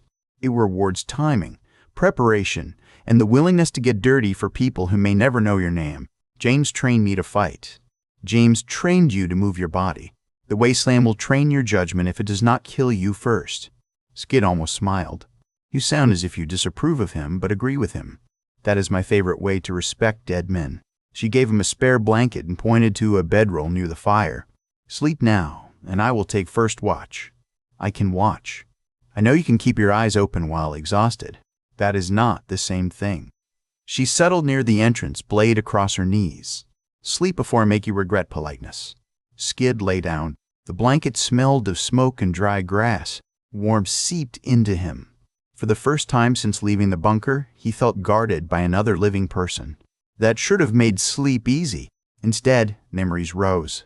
He saw Mira's fevered face, James's empty bed, the old man Oren under the floor, the woman with the child in chains, the scavenger leaping through smoke, the tusked beast's eyes below the stairs, Eve holding the locket as if it were something that might break her if she breathed too hard. "Eve," he said into the dim. "Still awake, little cub?" "Why do you call me that?" She was quiet long enough that he thought she would not answer. "Because you came out of a sealed den with clean manners, sharp little teeth, and no idea how large the forest is," she said at last. "Because if I call you boy, you will get offended. Because if I call you man, you may believe me too soon." Skid considered that. Little cub is not dignified. Correct. Dignity is heavy. Travel light. He smiled despite himself. After another silence, he said, "Will you tell me if Eden is not real?" Eve shifted by the entrance. "I will tell you if a trail is false, if water is bad, if meat will make you pray for death, and if a ruin smells like ambush. I cannot tell you Eden is not real because I do not know that. I only know the world is very good at taking names people love and using them as bait. Then why help me? I have not agreed to help you. I fed you because you look like a tragedy wearing goggles. That is fair. And because you showed me a child's picture instead of a sales pitch. Her voice changed, becoming more distant. Also because I have been alone a long time. Alone is useful until it starts sharpening your edges from the inside. Skid turned his head toward her shadow. You could come with me. Eve laughed softly. You nearly got eaten by Harold tonight and decided to recruit the first armed woman who insulted you. That is either optimism or brain damage. James said optimism is stubbornness with better manners. James was annoying. Yes, he truly was. The answer came so quickly that Eve laughed again. Morning found Skid warmer, sore, and alive. Eve was already up, grinding dried leaves into powder with a stone. A thin shaft of light angled through the broken stair entrance above, turning smoke silver. Eat, she said, pushing a flat cake toward him. Then we see what James forgot to teach you. You said you had not agreed to help me. I agreed with myself while you were drooling on my blanket. Skid sat up, alarmed. I was not drooling. Little cub, I survived the fall of Bunker Zero 10 years alone, 3 winter migrations, a liver infection, and a man named Tolliver who thought singing made traps work better. Do not challenge me on what I witnessed 3 feet from my own fire. He accepted the cake. It was dense, smoky, and slightly bitter. What did you decide? Eve packed powder into a small pouch. You're going west. Your map may be half myth and half bad memory, but the island rumor matches things I once saw in restricted files. I know surface routes better than you. You know old bunker systems, knots, and some combat fundamentals. You were also too polite to last long without someone teaching you when not to apologize to things trying to eat you. So you will come. I will come for a while, she said. I will teach you. You will listen. If you stop listening, I will leave you tied safely to something until wisdom returns. That seems unnecessary. Most necessary things seem that way to young men. He held out his hand, solemn because the moment deserved it. Then we have an agreement. I will learn what you teach. We will search for Eden together. Eve looked at his hand. For a moment, the sarcastic line of her mouth faded. She clasped his forearm instead, gripped firm. Together until together becomes foolish, she said. No noble promises we cannot afford. Together until together becomes foolish, Skid repeated. And perhaps longer if the foolishness is manageable. Her grin flashed. There may be hope for you yet. They spent the morning breaking camp. Eve moved like someone who had taken apart a life many times. Every object disappeared into a pouch, roll, or hidden cache. She left behind false signs of a still-occupied shelter, a cold ash pattern, a scrap of cloth, and a rigged can line meant to draw attention away from the true exit. Skid watched and learned. Before they climbed back into the day, Eve handed him a strip of dark cloth. Wrap that over the bright stitching on your pack, she said. Out here, anything clean is either bait or a target. He obeyed. At the stair entrance, Skid looked back once at the fire pit. The chamber had held him for one night, but it already felt like a threshold. He had entered alone, bleeding and half frozen. He left with Eve ahead of him, her torch unlit now, her blades quiet, her presence both comfort and challenge. Above ground, the ruins waited under a pale sky. Skid tightened the dark cloth around his pack, checked the locket beneath his shirt, and followed Eve into the pale light. He had left the bunker alone, but the road ahead no longer belonged to him alone, and that made the dangerous morning feel almost possible. The pale morning did not welcome Skid so much as measure him. Wind crawled through the broken street with the patience of a hungry animal. It lifted old dust from cracked pavement, scraped it over the shells of buildings, and sent it hissing around the bent ribs of lampposts that had not glowed in more than a century. The sky had the sick color of water dash. No ceiling, no metal vault, no humming pipes, no regulated lamps lined the distance. There was only space above him, endless and exposed, and Skid felt the weight of it pressing on the top of his skull. Eve moved through that exposure as if it had been built for her. She kept close to walls when walls were useful, crossed open places without rushing, and stopped so often that Skid began to understand how much of survival happened while a person appeared to be doing nothing. She listened before every turn. She studied dust, broken glass, droppings, claw marks, the angle of torn wires, and the way loose paper had gathered against doorways. Her eyes never settled anywhere for long, yet missed almost nothing. Skid followed with his spear in hand and his grandfather's pack riding high on his shoulders. The locket lay warm beneath his shirt, pressed against his chest by layers of cloth and leather. Each step carried him farther from Bunker 1 Washington and farther into the kind of world James had tried to describe with old words, old stories, and the stubborn hope of a man who had never reached it. Eve stopped beside the hollow shell of a street machine half buried in sand. Its wheels had rotted to bands of black wire. Its glass had been picked clean. Skid almost walked past her before he noticed she had lifted one hand. He froze. She did not turn around. "What did you hear?" Skid held his breath and listened. Far off, something gave a sharp coughing bark. Wind trembled through a torn sign. Metal clicked somewhere to his left. "Loose chain," he whispered. "No, not that." He tightened his grip on the spear. "A small animal?" "Closer than that." Skid's mouth went dry. He scanned the street, the dead windows, the holes under the curb. Nothing moved. The clicking came again, small and hard, like stone tapping stone. Eve crouched, picked up a pebble, and tossed it under the street machine. A cluster of insects erupted from the darkness, each one nearly the size of Skid's palm, their shells the same dusty color as the ground. They scattered in a clicking rush and vanished into a drainage crack. Skid stepped back to spite himself. "Bone ticks," Eve said. "1 is annoying. 10 will chew through boot leather while you sleep. 50 will clean the meat from a careless hand before the careless person understands the lesson. Do not camp above old drains. Do not stick fingers into dark spaces. Do not assume small means harmless." Skid swallowed. "I will remember." "You will forget once, because everyone forgets once. The trick is choosing a lesson that does not kill you." That seemed like an unfair trick. The Waste is not known for fairness. She rose and continued north by a street that sloped between buildings stripped to their bones. Skid glanced back at the drainage crack, then hurried after her. The outside world was rapidly becoming crowded with things James had never mentioned.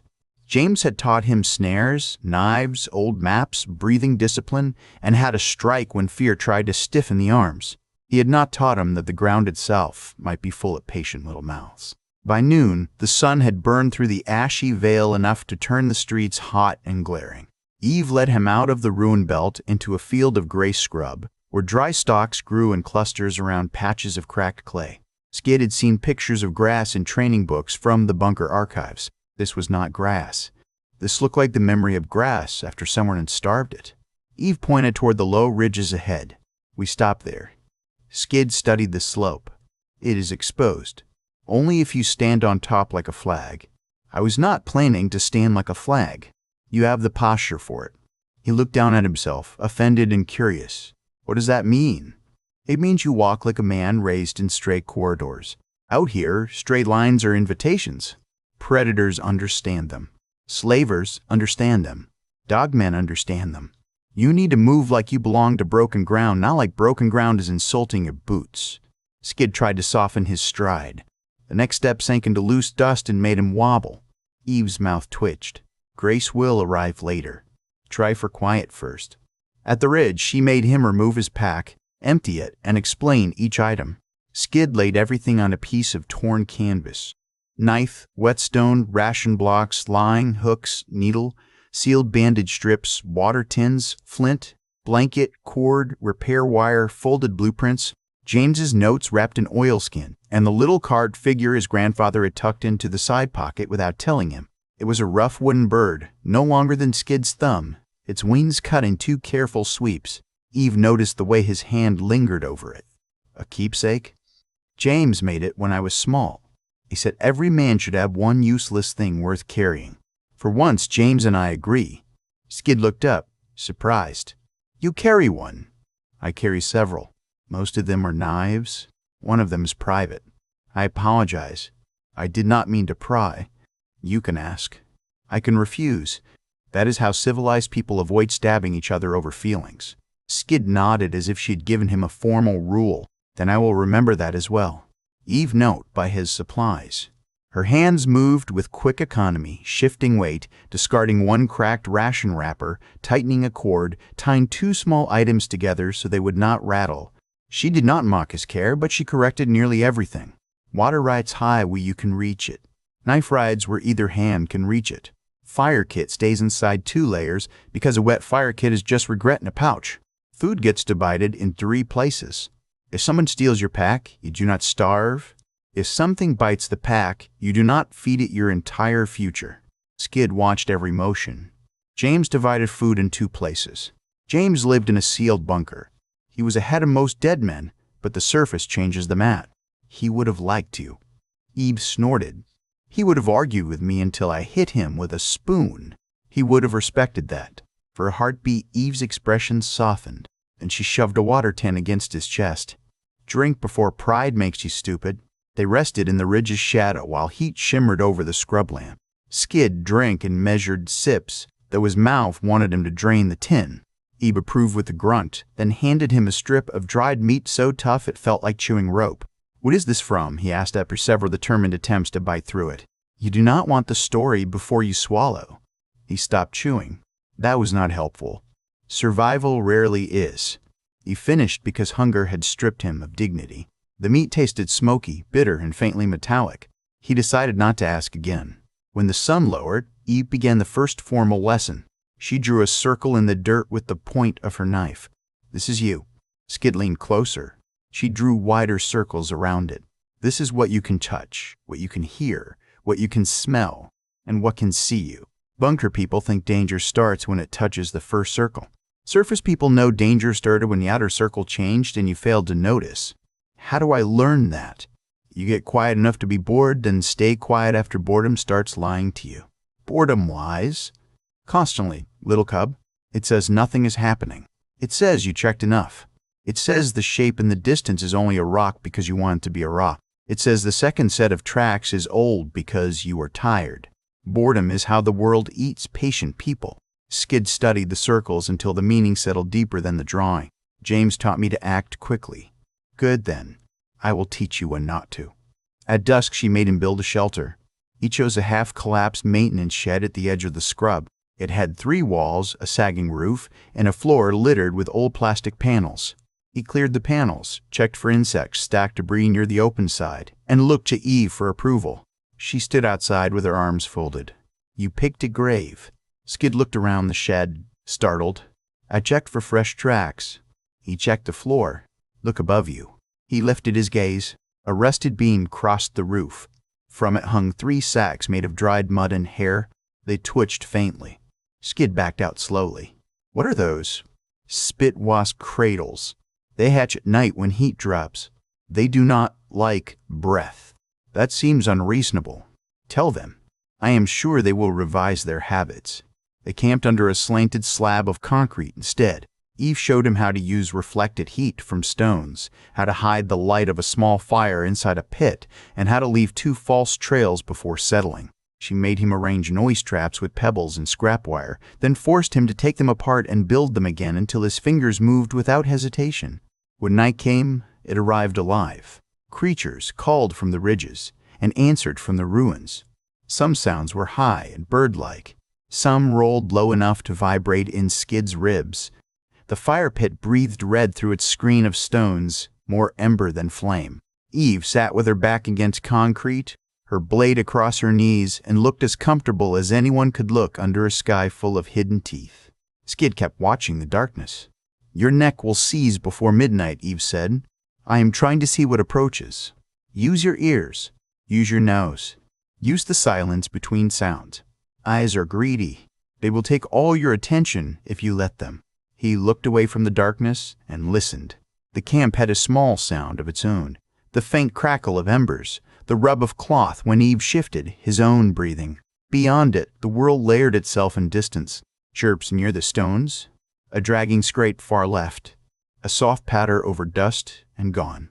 Wind against a hollow pipe. "Better," Eve said. He glanced at her.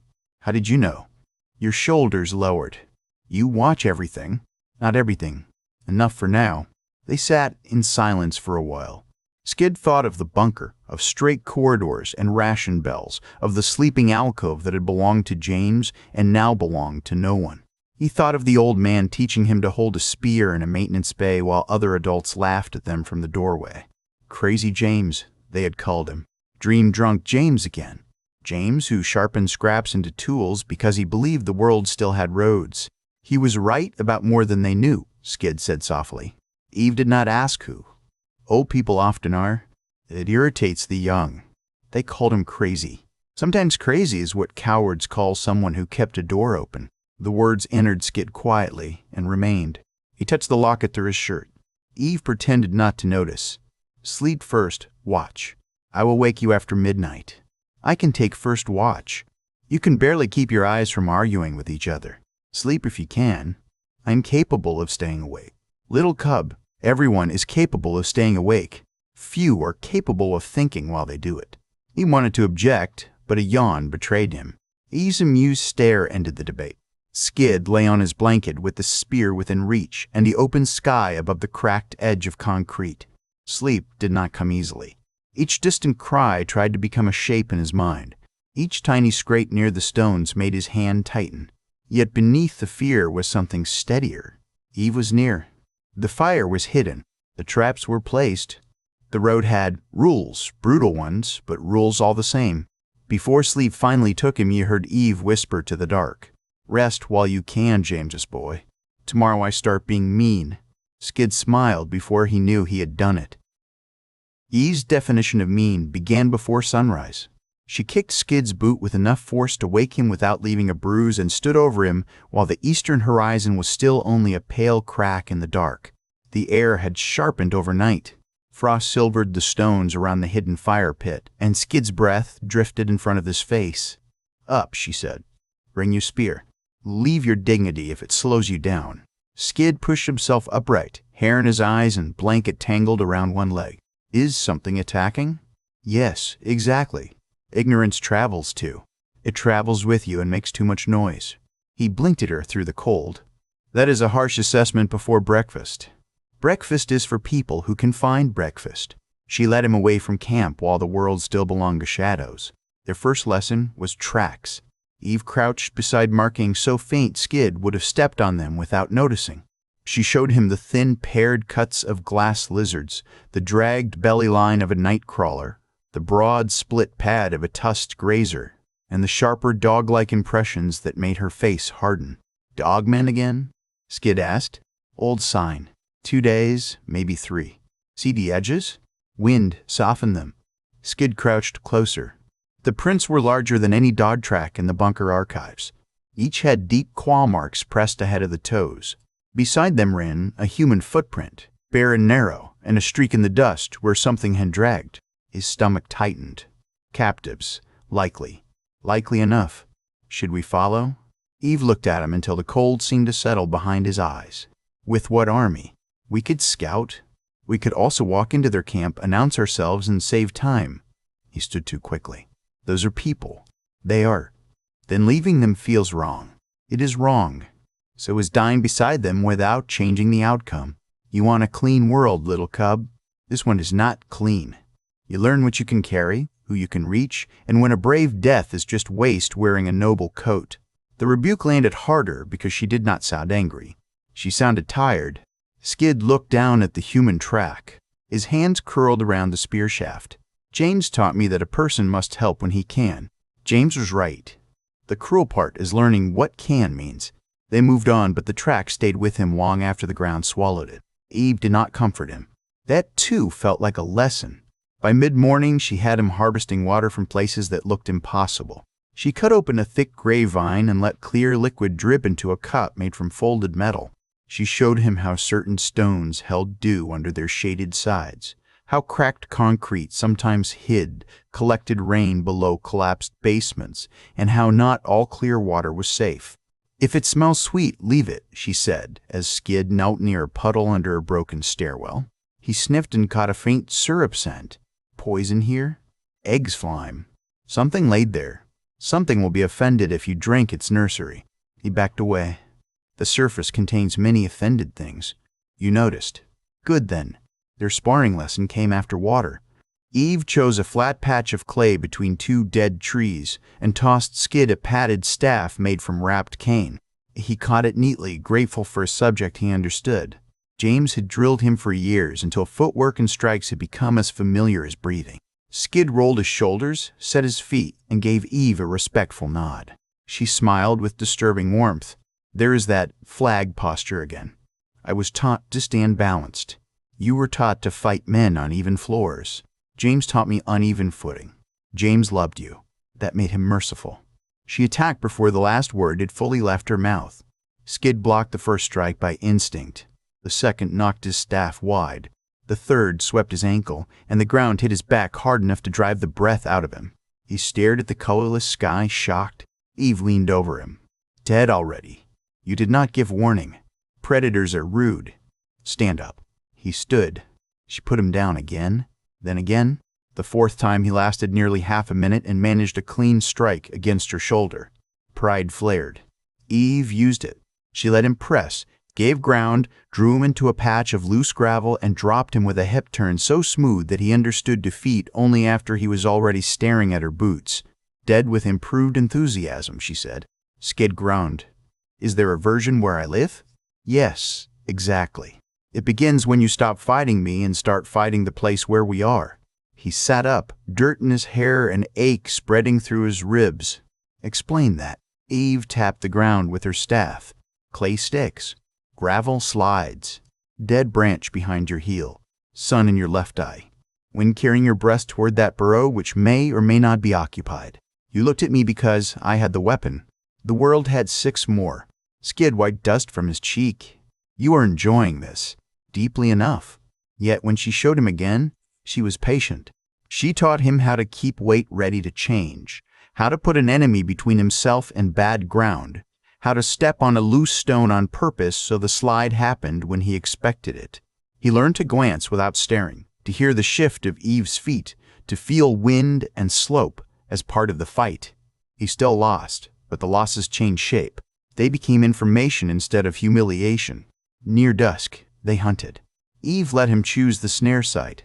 Skid found a narrow run between 2 thorny shrubs where small tracks passed in both directions. He built one of James's spring snares with careful hands, bending a flexible branch and tying a line so the loop lay hidden under dust.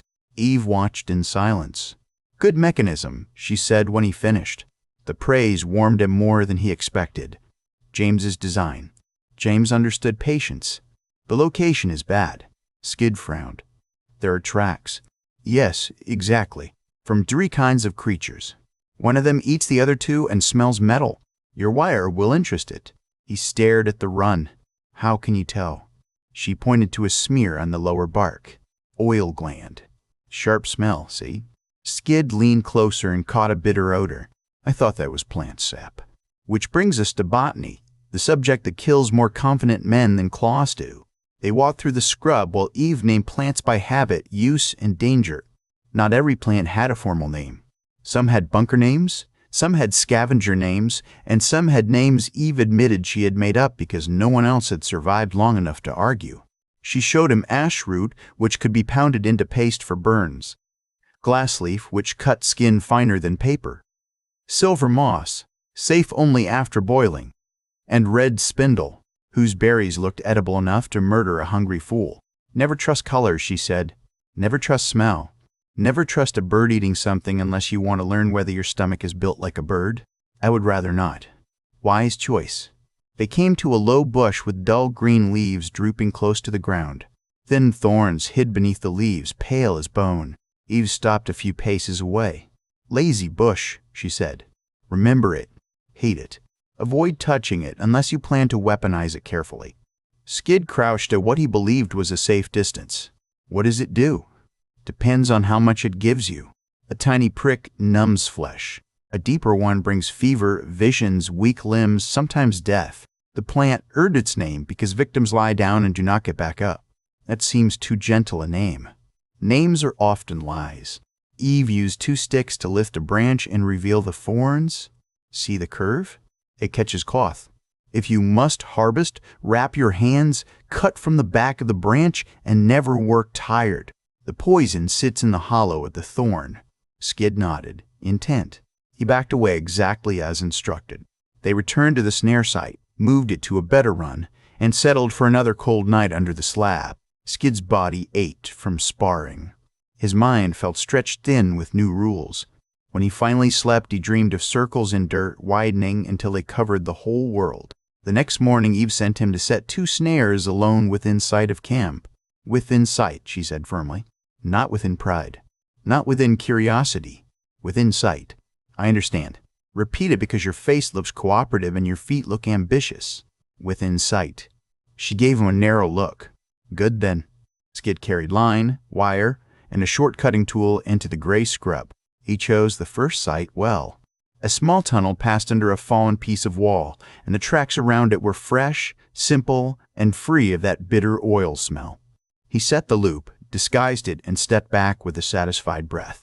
The second site lay a little farther away, past a cluster of dead reeds. Still within sight, he told himself. Eve's shelter remained visible through gaps in the scrub. He found a run beside a patch of cracked clay and knelt to clear a stone from the loop's path.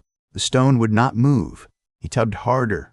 It came loose suddenly, and his elbow jerked back into leaves. A sharp sting pierced his forearm. Skid froze. Slowly, he turned his head. The dull green leaves trembled against his sleeve. Pale thorns curved beneath them. Lazy bush. For a moment, his mind refused a fact. The sting was small, barely anything. A pin of heat. He pulled his arm free and saw a single red dot on the skin above his wrist. He stood. Eve, please. The word came out steady enough. He took one step toward camp, then another. The ground tilted. Heat bloomed up his arm, not like fire, but like thick water spreading beneath the skin. His fingers tingled. His knees lost a little of their certainty. Eve, he called louder. The shelter seemed farther away than before. Eve's shape moved near it, turning. Skid tried to lift his arm to wave, but the limb answered too slowly. His heart began to pound. James's voice rose in memory, not as a story voice, but as the hard training voice from the maintenance bay. When the body betrays, make the mind simple. Walk forward. Breathe slowly. Call out. Skid walked. He breathed. He called again. Then the sun went white. Skid fell before he understood that he had stopped walking. The ground struck his shoulder and cheek. Dust filled his mouth. He tried to spit, but his lips would not shape the motion correctly. The world had become too bright around the edges. Every stalk of scrub shivered with impossible detail. The spaces between sounds stretched long and strange. Ev reached him at a run. He knew it was Eve because the shape moved like her, direct and controlled, but for one flickering instant, he saw his mother instead. Not as she had been in the final years of ration lines and tired smiles, but younger, from the locket picture he had studied so often that memory and imagination had braided together. Her hands touched his face. Skid, look at me, she said. It was Eve's voice. It was his mother's mouth. Then it was Eve again, jaw tight, eyes sharp. Lazy bush, he managed. I see it. How deep? Small puncture. One thorn. I was within sight. Yes, and somehow still managed to be dramatic. Stay with me. She cut his sleeve from wrist to elbow with a quick blade. Skid felt the pressure more than the edge. His forearm had already begun to swell around the red dot, the skin flushed and hot. Eve wrapped a cord above it tight enough to make him gasp. That hurts. Good then. Pain means nerves still gossip. She pressed something cold and wet over the puncture. The smell was bitter enough to turn his stomach. He tried to pull away, but his arm barely moved. No, Eve said, and her voice changed. The sarcasm vanished. What remained was command. You do not leave. You do not sleep. You look at me and keep breathing. Skid tried. The sky behind her split open into the bunker ceiling. He was 6 years old again, standing in the corridor outside cooling vent 3 while alarm lights pulsed red over gray walls. Men and women ran past him. Someone tried to move him aside. Someone else shouted that the pressure seals had locked. He remembered the smell of hot metal and coolant. He remembered asking where his mother was. He remembered James arriving with a face that looked as though it had been carved out of grief and discipline. They will come out, young Skid said. James knelt before him. His large hands settled on Skid's shoulders. Listen to me, boy. They will come out. James's mouth trembled once, then hardened. Listen closely. Skid did not want to listen. Listening meant the world had already chosen an answer. The vision lurched. He was older, 9 or 10, sitting beside his little sister's bunk. Her face was too hot. Her breathing rattled in her small chest. She clutched the locket in her fist because Mother had let her hold it for comfort.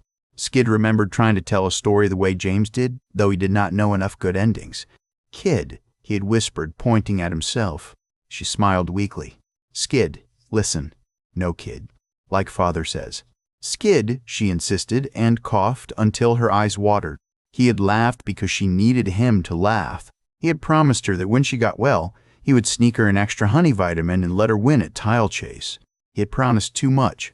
The bunk blurred. Eve's hand slacked his cheek. Not hard, but enough to pull him upward through the fever. "Stay here," she said. "Say your name." "Skid, listen." "Real name." He blinked at her. His tongue felt thick. "I do not use it." "Then tell me why." The world swam. "My sister could not say kid." She said, "Skid, listen." "She died. I kept it." "Good then. Keep talking." Eve crushed leaves between two stones and mixed them with water from her own tin. She forced a little between his lips. It tasted foul, bitter, and earthy, but she pinched his nose until he swallowed. "Again," she said. "That is terrible. Insults mean you are alive." "Again, drink." He swallowed more. His stomach rolled. Sweat ran down his temples despite the cold. Eve propped him against her knees so his head stayed lifted, then stripped off one of her outer wraps and tucked it around him. "I ruined the lesson," he muttered. "You improved it. The lesson now has consequences. I am sorry. Apologize later, when I can enjoy ignoring you." The fever rose fast. It came in waves, each one leaving his thoughts farther from shore. The wasteland became the bunker. The bunker became the ruined street. Eve became mother, then James, then a stranger with blood on her hands, then Eve again. Skid heard dogmen howling, though none were near. He heard his father's voice calling him from inside the sealed vent. "I tried," Skid whispered. Eve leaned close. "Tried what?" "The door. I could not open it. James held me back. I could have helped." "You were 6. I could have helped." "No, not that." The words struck cleanly through the fever. Skid turned his face toward it. "You do not know. I know sealed pressure systems. I know dead vents. I know what a child can do against machinery built to survive bombs. You could not have saved them."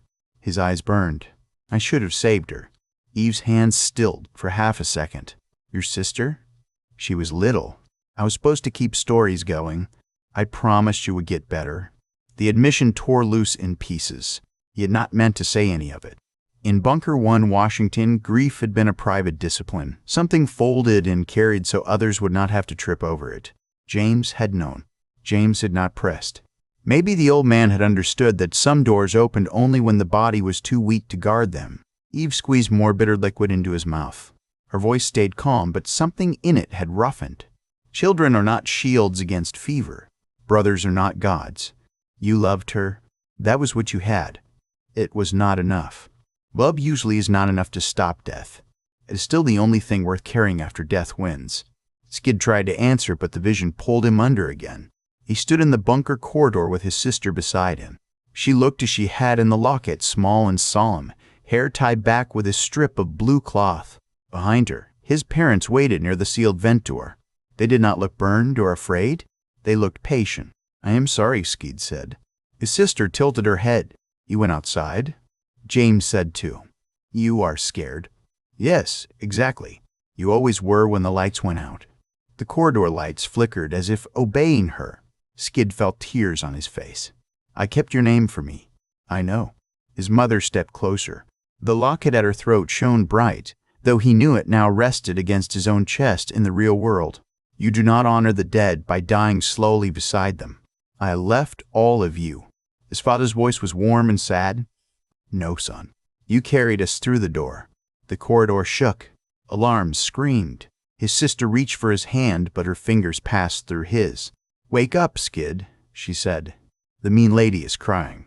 The fever broke open. Skid returned to pain, darkness, and the smell of smoke. He lay under the concrete slab near camp. The hidden fire had been rebuilt larger, shielded by stones and scrap metal. Eve sat beside him with her back to the slab, one hand on his shoulder and the other holding a knife ready across her lap. Her face was turned away. "Eve," he rasped. She looked down at once. There he is. Her eyes were dry, but the skin around them looked raw with exhaustion. "Did I die?" "Briefly, in terms of usefulness. Not medically." He tried to smile. His lips cracked. That is good. Do not sound proud. You are a terrible patient. You confessed, apologized, argued with people who were not present, and accused a rock of hiding your grandfather. Was it? It was a rock. He closed his eyes, then opened them because sleep still felt dangerous. How long? A day and most of the night. Shock moved the room slowly. I lost that much time? You donated it to stupidity. Generous, but unwise. He looked at his arm. The puncture had been cleaned and wrapped. Redness still spread around the bandage, but the swelling had eased. A bitter paste stained the edges of the cloth. You saved me. Yes, exactly. Try not to make it a daily chore. His throat tightened. Thank you. Eve looked toward the fire. You are welcome. The simple answer told him not to joke. Not yet. Outside the shelter, dawn slowly shaped the scrubland. The world smelled wet, though no rain had fallen. Skid listened to Eve grind more leaves with a stone. You daughter, he said quietly. The grinding stopped. He regretted speaking at once. I am sorry. I should not have said that. You talked about your ghost for 12 hours, Eve said. It seems unfair that mine get privacy forever. Skid said nothing. He had learned enough to know that silence could be a door left open. Eve resumed grinding slower now. Her name was Mara again. She was 7 when Bunker 00 fell. Curly hair, serious eyes. She hated carrots as if they had personally betrayed her. She used to sleep with one hand on my sleeve because she thought alarms could not take me if she held tight enough. The words came evenly, but Skid heard the effort beneath him. What happened? He asked. Dodd men breached the lower service locks after the outer sensors failed. We thought they were animals at first. That was the first mistake. They cut power to the inner doors. That was the second surprise. They understood enough machinery to trap us in sections and hunt through them. Skid imagined the large clawed tracks beside the human footprint and felt cold despite the fire. I was security analysis, Eve continued. Not a soldier, not really, but trained enough to be useful when panic started. I got Mara and 6 others into an archive chamber. I told her to keep quiet and hold the little one still. Then I went back for a boy who had been separated from his mother. Her mouth tightened. When I returned, the archive door had been forced. Skid's chest hurt in a way that had nothing to do with poison. Eve, please. I found blood. A doll. No body. For years, that absence tortured me more than a body might have. It let my mind build every possible ending. The waste is generous with nightmares. He reached beneath his shirt with his good hand and drew out the locket. The hinge clicked softly when he opened it. Inside, the tiny picture of his sister had faded at the edges. The child smiled with the lopsided confidence of someone who had not yet learned how fragile breath could be. Eve stared. Skid held it out. This is her. My sister. Eve did not touch the locket at first. Her face changed so completely that Skid almost looked away. Sarcasm, calculation, and hard survival all retreated, leaving grief unarmored. She looks like Mara, Eve whispered. I thought maybe you would want to see. Not because they are the same. Just because. He faltered, unsure how to say what he meant without making it smaller. Eve took the locket carefully, as if the metal might bruise. She studied the picture for a long time. Mara had that same stubborn chin, she said. People think children are soft until they decide something. Then they become little governments. Skid smiled faintly. My sister once refused medicine because it was yellow. James had to pretend to arrest the cup for misconduct before she would drink. Eve gave a sound caught between a laugh and something more painful. Mara would have demanded a trial. My sister would have served as judge. They sat with the locket between them while morning brightened. For once, Eve did not fill the quiet with instruction. Skid felt weak, emptied by fever and confession, but also strangely lighter. The guilt had not vanished. It still lived inside him, old and heavy. Yet Eve had seen it now and had not turned away. He had seen her grief and understood that hers also walked beside them, armed and silent. When she returned the locket, her fingers lingered on his hand. You called for them, she said. Your family, in the fever. Did I say anything foolish? Almost everything. I feared that. You also said you could not fail them. Skid closed the locket. That part was true. Eve met his eyes. Then stop confusing survival with betrayal. If you intend to honor them, live well enough to reach the place they wanted for you. The words had the shape of an order, and perhaps that was why he could accept them. I will try, he said. Do better than try. Trying is what people say when they want praise before the work. Heal first. Learn well. Continue after. Yes, Eve, please. That obedience sounds suspicious. The poison must still be active. He gave a weak laugh, which turned into a cough. Eve handed him water and watched until he drank. For 2 days they remained near the slab while Skid recovered. Eve used the time without mercy. If he could not walk far, he could still learn. She brought plants to him one at a time, making him identify safe edges, hidden thorns, root smells, and false colors. She made him repeat the signs of lazy bush poisoning until he could describe them through clenched teeth. She showed him the antidote plants and where they like to grow. Knowledge you learn after pain sticks better, she said. I would have accepted a less sticky method. The waste does not offer classroom discounts. By the 3rd morning, Skid could stand without swaying. Eve inspected him the way one might inspect a repaired bridge. Weak, she said, but not useless. Your encouragement is a powerful medicine. Sarcasm, returning. Excellent news. We move at noon. He packed slowly, careful with his arm. Before they left, he walked to the lazy bush that had struck him. Eve watched from a distance. Skid crouched where he could see the thorns without touching the leaves. The plant looked harmless now, almost tired in the gray light. He felt anger rise, then embarrassment at being angry with a plant. Finally, he cut a small marker into a nearby stone with his knife. Not a warning anyone else was likely to notice. Just 3 short lines, the sign James had used in old training notes to mean danger hidden low. Eve came up beside him. Memorial or warning? Both things. Good answer. They walked west again with the sun at their backs. Skid was slower, but his eyes were different. He watched the ground and the shrubs.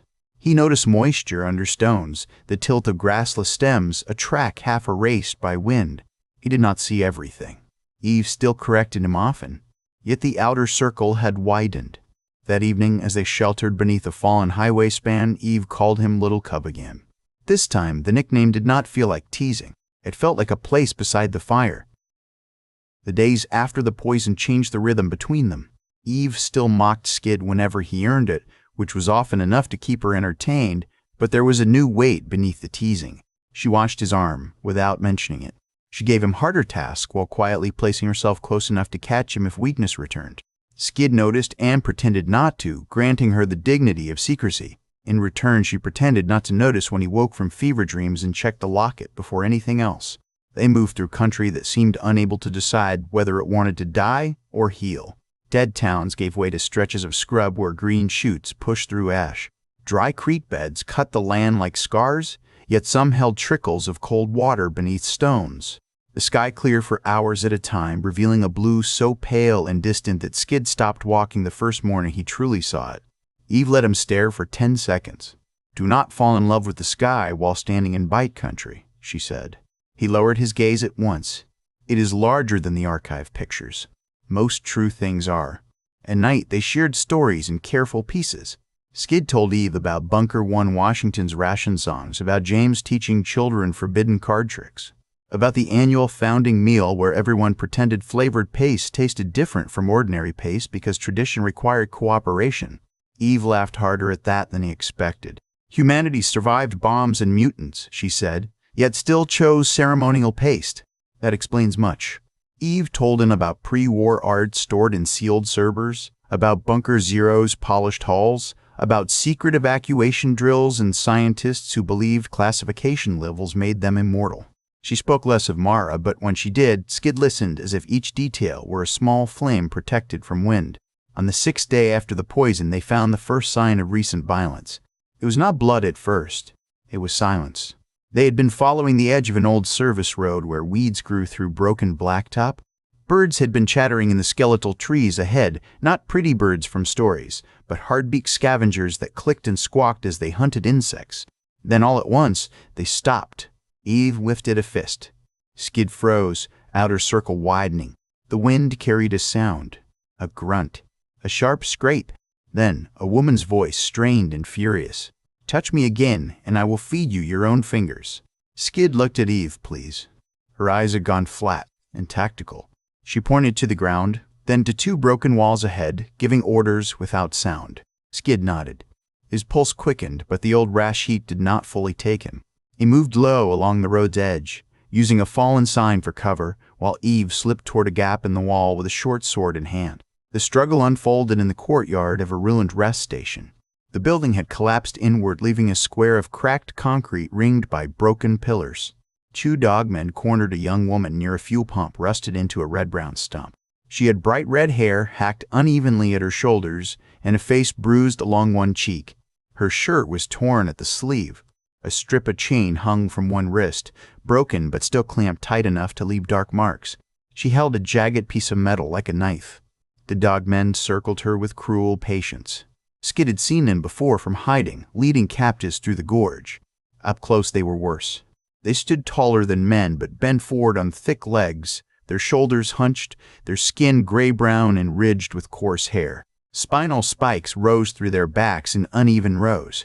Their faces were not dog faces exactly, not human faces either, but something between nightmare and ruined intelligence. Their muzzles were short, their jaws heavy, their eyes small and bright with intent. One of them spoke. The sound was broken, wet, and almost words. "Red thing. Quiet now." The woman bared her teeth. "Come make me." The mutant lunged. She ducked under its arm and slashed its thigh with the metal shard. Black blood spat onto the concrete. The dogman howled and backhanded her hard enough to throw her against the pump. She hit with a gasp, dropped to one knee, and still raised the shard before the second could close. Skid moved before thought finished forming. He burst from cover with the spear low and both hands locked. Eve hissed his name behind him, but he was already crossing the courtyard. The first dogman turned, nostrils flaring. Its injured legs slowed it only a fraction. It came at him with claws spread. James's lessons rose. Eve's lessons corrected them. Skid did not meet the charge on the flat center of the courtyard. He shifted toward a patch of broken concrete where one slab tilted higher than the rest. The mutant followed, confident in weight and fury. Its foot struck the slanted slab. Skid drove the spear into the creature's lower ribs as it stumbled. The impact nearly tore the shaft from his hands. The dogman screamed. It raked at him, claws slicing across his chest through cloak and leather. Hot pain flashed from shoulder to sternum.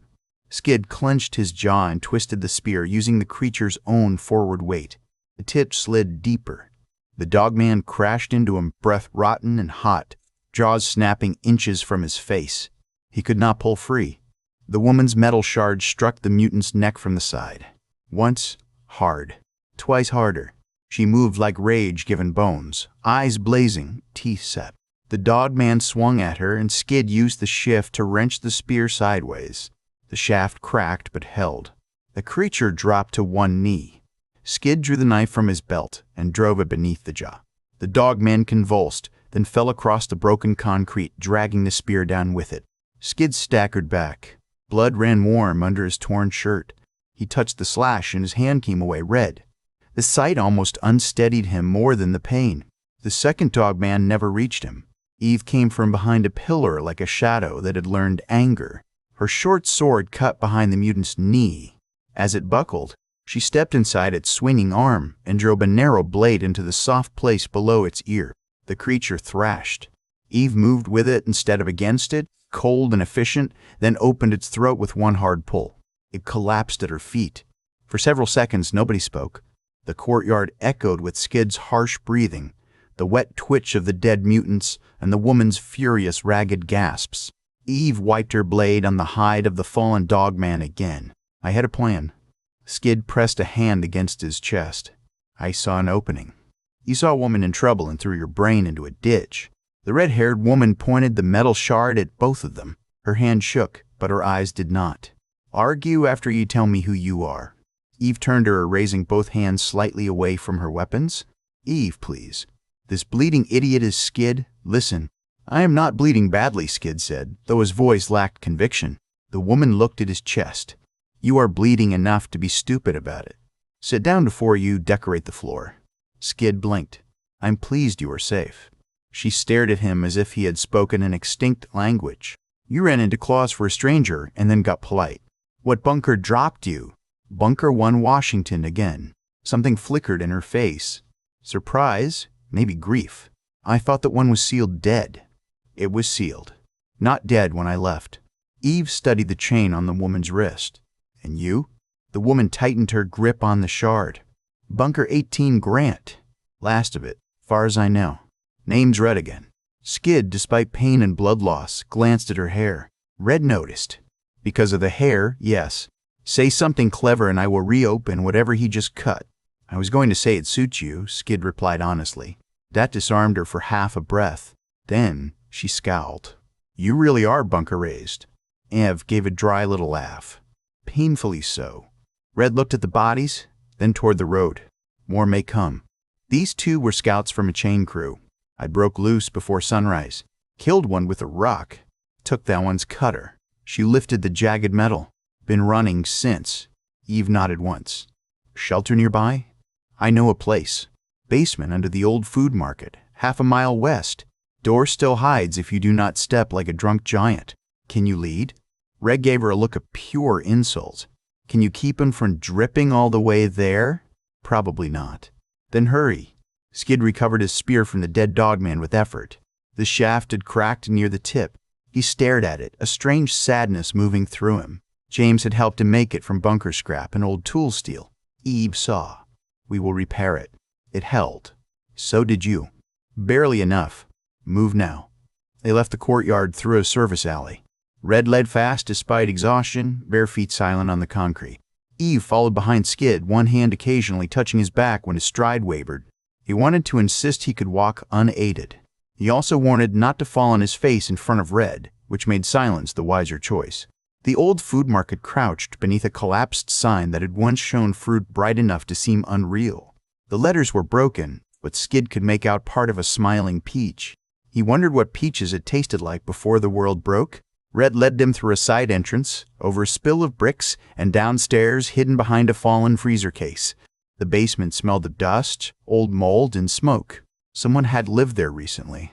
A small fire pit sat under a vent shaft. Shelves lined the walls, filled with scavenged cans, jars, strips of dried meat, bits of cloth, wire, a cracked mirror, and 3 knives arranged within easy reach of the sleeping mat. Red barred the door with a metal pipe, then pointed at a crate. Sit down. Shirt open. Skid hesitated. I can tend it. You cannot see your own chest unless your neck works different than mine. Sit down. Eve leaned near his ear. I like her. You like anyone who gives orders? Only when they are correct. Skid sat. Red knelt before him and cut open the torn fabric with a practical lack of ceremony. The slash across his chest was long and angry, deeper in 2 places, but not as terrible as it had felt. Red cleaned it with boiled water that stung enough to make his vision sharpen. Do not hiss, she said. It makes you sound like a kettle. I was not hissing. You were thinking about hissing. Eve sat by the door listening to the street above. She has you there, little cub. Red paused with the cloth in hand. Little cub? Skid closed his eyes briefly. It is a nickname. It is adorable. It is not intended to be adorable. That makes it better. Red pressed the cloth down. Skid's breath caught. There, she said. Now you have something else to complain about. I was not complaining. You were complaining politely. Same thing. Eve chuckled from the door. Red's hands were rough but skilled. She packed the deeper parts with ashru paste, laid clean strips over the injury, and wrapped his chest with cloth pulled tight enough to make him sit straighter. Her face stayed hard as she worked, but Skid noticed the tremor that came and went in her fingers.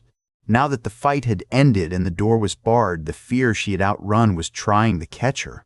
Thank you, he said softly. Her hands paused. For what? For helping me. She looked up at him.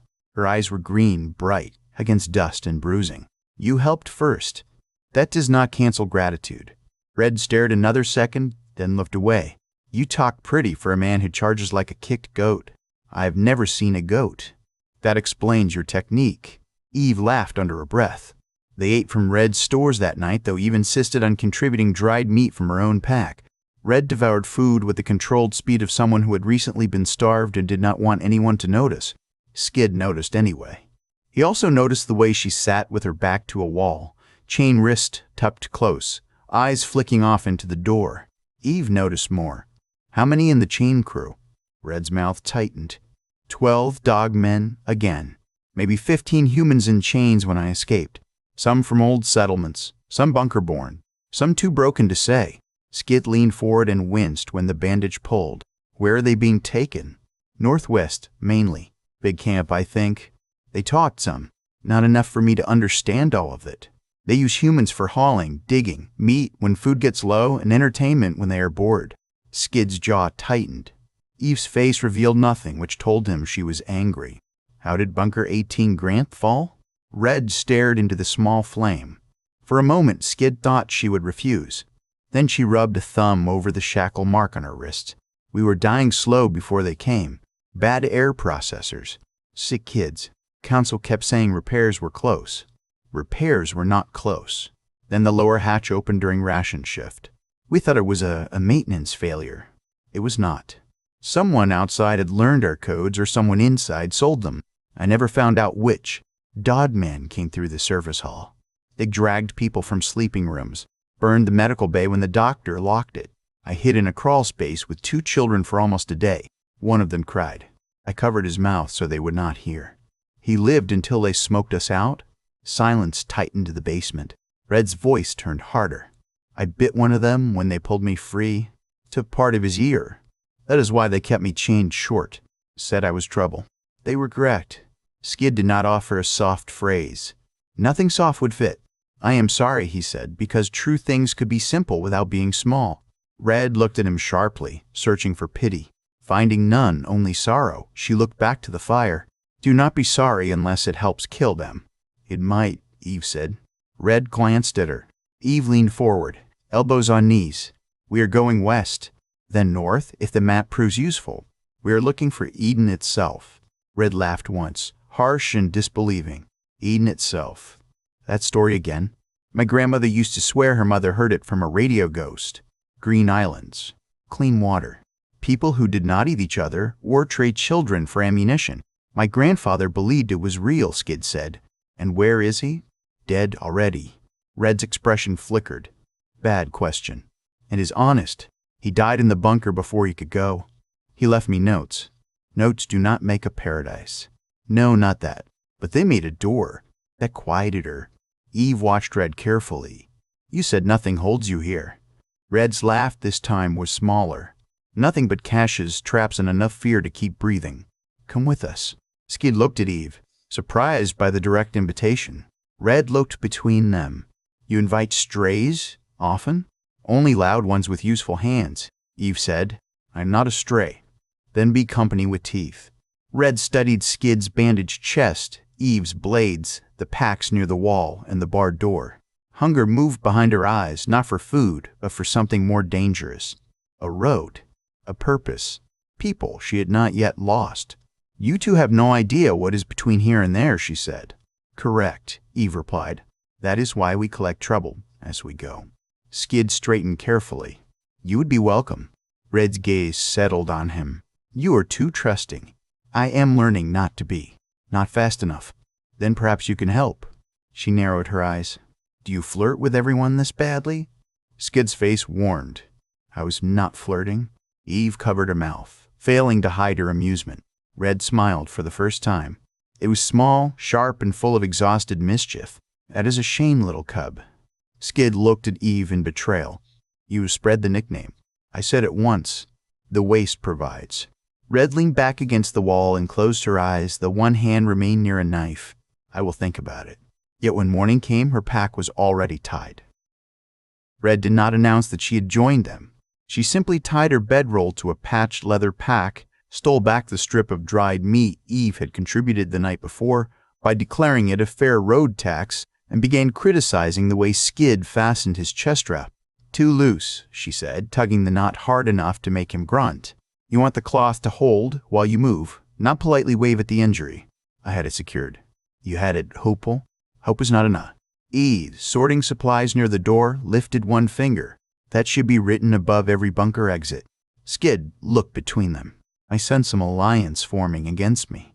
Smart boy, Red said. Terrible news, Eve added. The basement felt different as they prepared to leave. The night before, it had been Red's den, sharp with fear and guarded solitude. By morning, its shelves had been stripped of what could be carried. The hidden caches remained, but each one Red checked with a final touch. It was not quite farewell. Skid recognized the gesture. He had touched James's old cot the same way before leaving the bunker, as if objects might absolve a person for surviving beyond them. Red caught him watching. What now? Nothing important. Your face says something. My face is often misunderstood. Your face is loud. Eve barred the last pouch and stood. As fascinating as this courtship of insults is, we need distance before the chain crew sweeps back through. Red snorted. Courtship indeed. It looks to me like I might be another lesson plant. You do have thorns, Skid said. Red grinned. Careful there. That almost sounded smooth. They left through the market's rear drainage passage instead of the stairs. Red moved first, showing them how to shift a rusted grate without making it shriek. The passage forced them to crouch through darkness thick with mineral stink and old water. Skid's chest ached each time he ducked too low, but he kept quiet. Red had bruises on her face and shackle marks on her wrist. Eve carried grief like a hidden blade. Everyone hurt. Complaint seemed wasteful unless it improved something. The tunnel opened into a dry wash west of the market. Morning light spilled over the rim, soft and gold, through a veil of dust. For a moment, the three of them stood shoulder to shoulder, looking toward the broken country ahead. Eve pointed with her chin. We stay off the service road until midday. Dog men like roads because humans like roads. Red adjusted the strap across her chest. There is a creek bed running west. Mostly dry. Lots of cover. Some burrows. One sinkhole. Avoid the black stones near the bend, unless you want your boots melted. Skid looked at her. Melted boots? Acid seep. Ground looks burned shiny. Smells like old eggs and bad choices. Eve smiled faintly. She is hired. Nobody hired me, Red said. Even better, free expertise. They took the creek bed? Red's knowledge changed the landscape at once. She knew where a collapsed wall could be crossed without shifting stones, which thorn patches hid old wire, which bird calls meant scavengers, and which meant something larger had disturbed them. Eve watched her with open approval, though she hid it behind brisk questions. Red answered most with a shrug or a blunt correction. Skid found himself walking between two experts and feeling like a student in a school built entirely from pain. He did not resent it. And that surprised him. In the bunker, competence had often been a matter of rank, and rank had brought pride with it. Out here, competence was warmth, water, food, and another morning. Eve's discipline and Red's ferocity did not diminish him. They extended the circle around him. At noon, they rested beneath the leaning side of an old transit shelter. Its glass had become glittering sand long ago. Red climbed the frame to watch the road while Eve inspected Skid's chest. He tried to endure this with dignity, but both women seemed committed to making dignity difficult. Healing, Eve said. No stink. No deep heat. You may continue living as supervised. Excellent, Skid replied. I hope for a conditional future. Red glanced down from the frame. He talks like a museum sign. He was raised by one, Eve said. James was not a museum sign, Skid protested. He was a serious man. Those are not opposites, Red said. Eve changed the bandage with clean strips and ash root. Her hands were less gentle than necessary, which Skid suspected was deliberate. Training resumes tomorrow, she said. I am injured. Yes, exactly. Training adapts. Red dropped lightly from the frame. You train him like a soldier? Like a survivor. He already has enough soldier habits to get himself buried. He charged 2 dog men with a cracked stick. A spear, Skid said. A cracked stick with ambition. Eve nodded. See there? She understands. Skid accepted the abuse with as much grace as possible because Red was smiling and because Eve looked less haunted when laughing. The afternoon brought trouble in the form of hunger. They had food, but not enough to move quickly for many days. Red's stores were useful, yet limited. Eve wanted to avoid large fires until they had put more distance between themselves and the chain crew. Skid suggested snares, and for once neither woman mocked him immediately. Show me, Red said. He chose a run along the creek bed, checked for oil gland marks, looked above for hanging nests, and inspected the nearby shrubs with almost religious caution. Eve watched from a rock with the expression of a judge expecting entertainment. Red crouched beside him, close enough that her shoulder brushed his. She smelled of smoke, dust, and bitter herbs.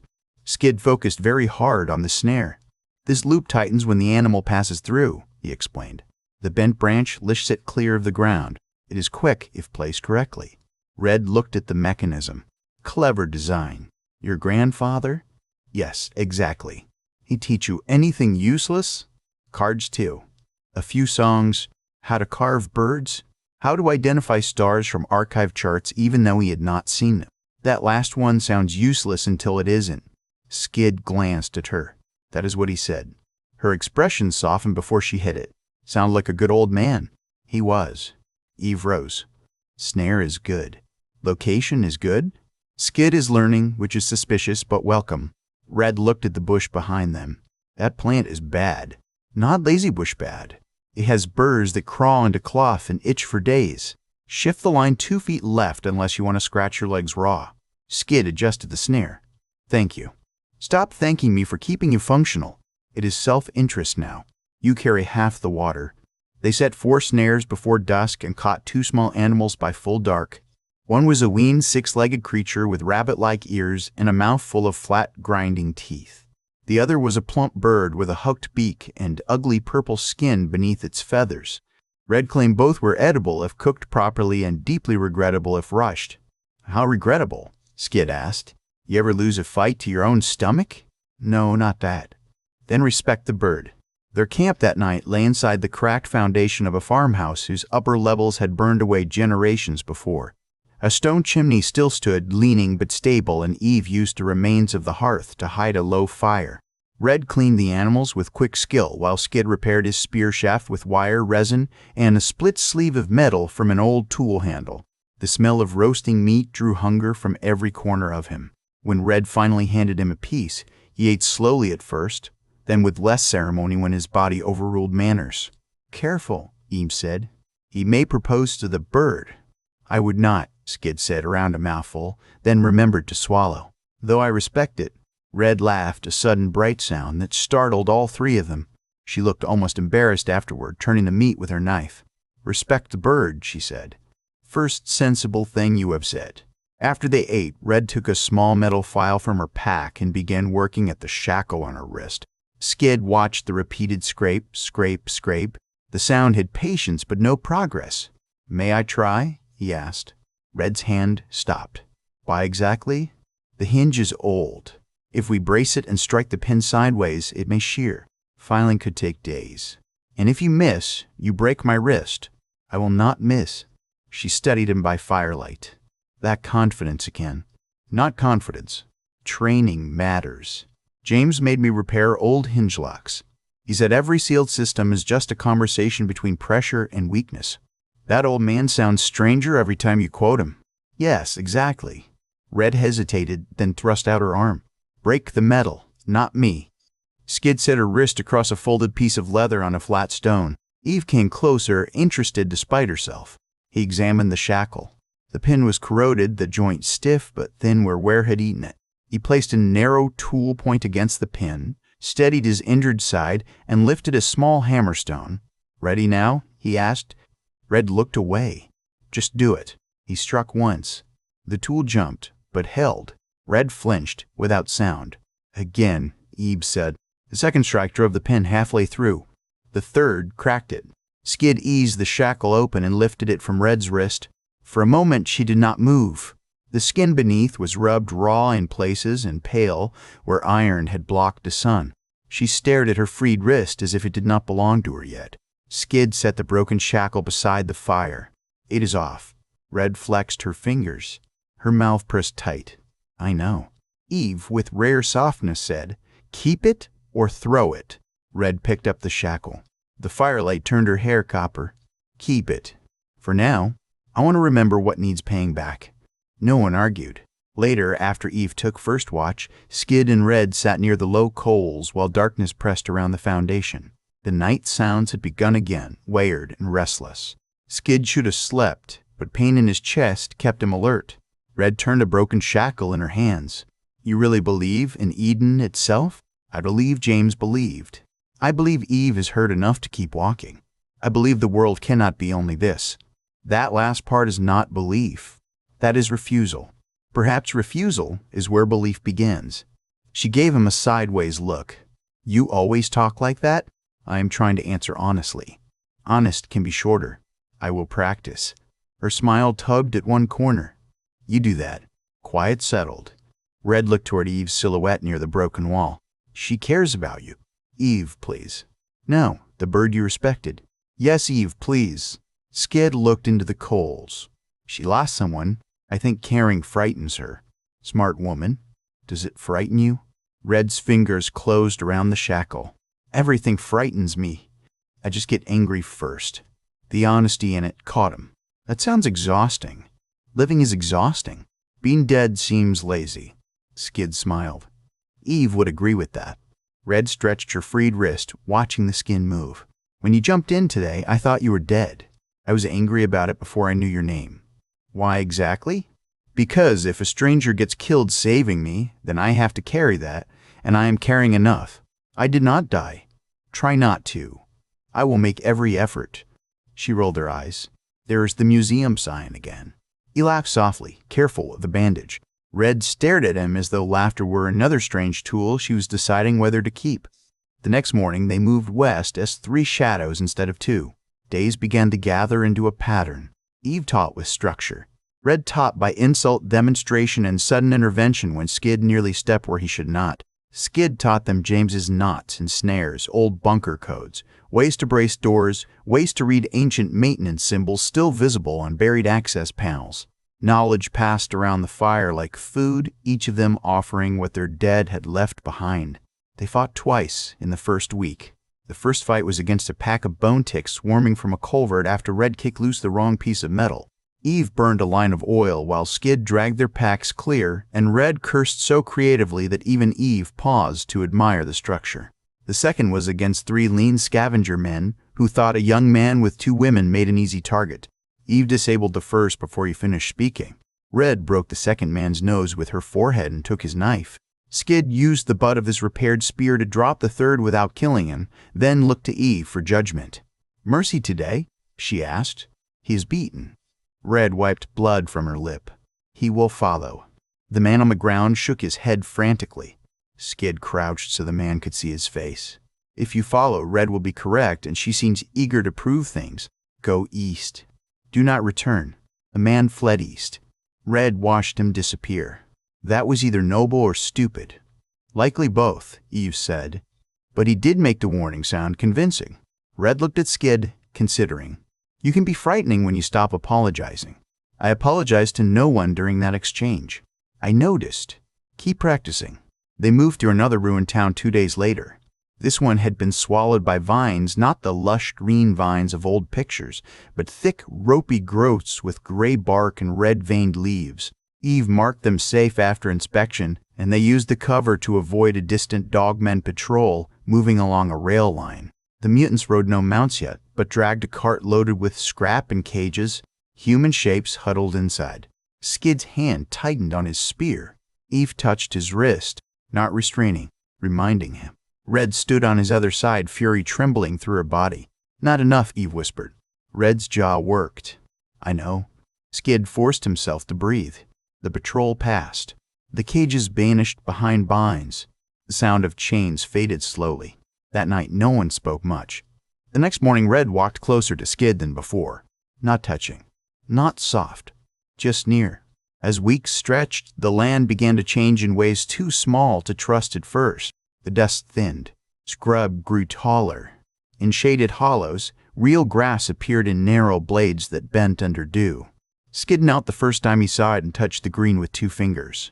Archive grass, he said, awed. Red crouched beside him. He really never saw grass. Only pictures. She plucked one blade and tucked it behind his ear. There now. Now you are educated. Eve snorted. He looks like a ceremonial goat. Still never seen one, Skid said. Trust us, Red replied. Very handsome goat. He knew enough by then to recognize teasing that did not mean harm. He left the grass behind his ear until wind stole it. With greener land came new dangers. Bigger animals moved through the brush. Vines hid holes. Waterways carried parasites Eve filtered with charcoal, sand, and cloth. Yet the air tasted cleaner. The sunsets deepened from rust to gold. Sometimes, after a hard day's travel, they heard insects buzzing in numbers that suggested life rather than decay. Family formed without ceremony.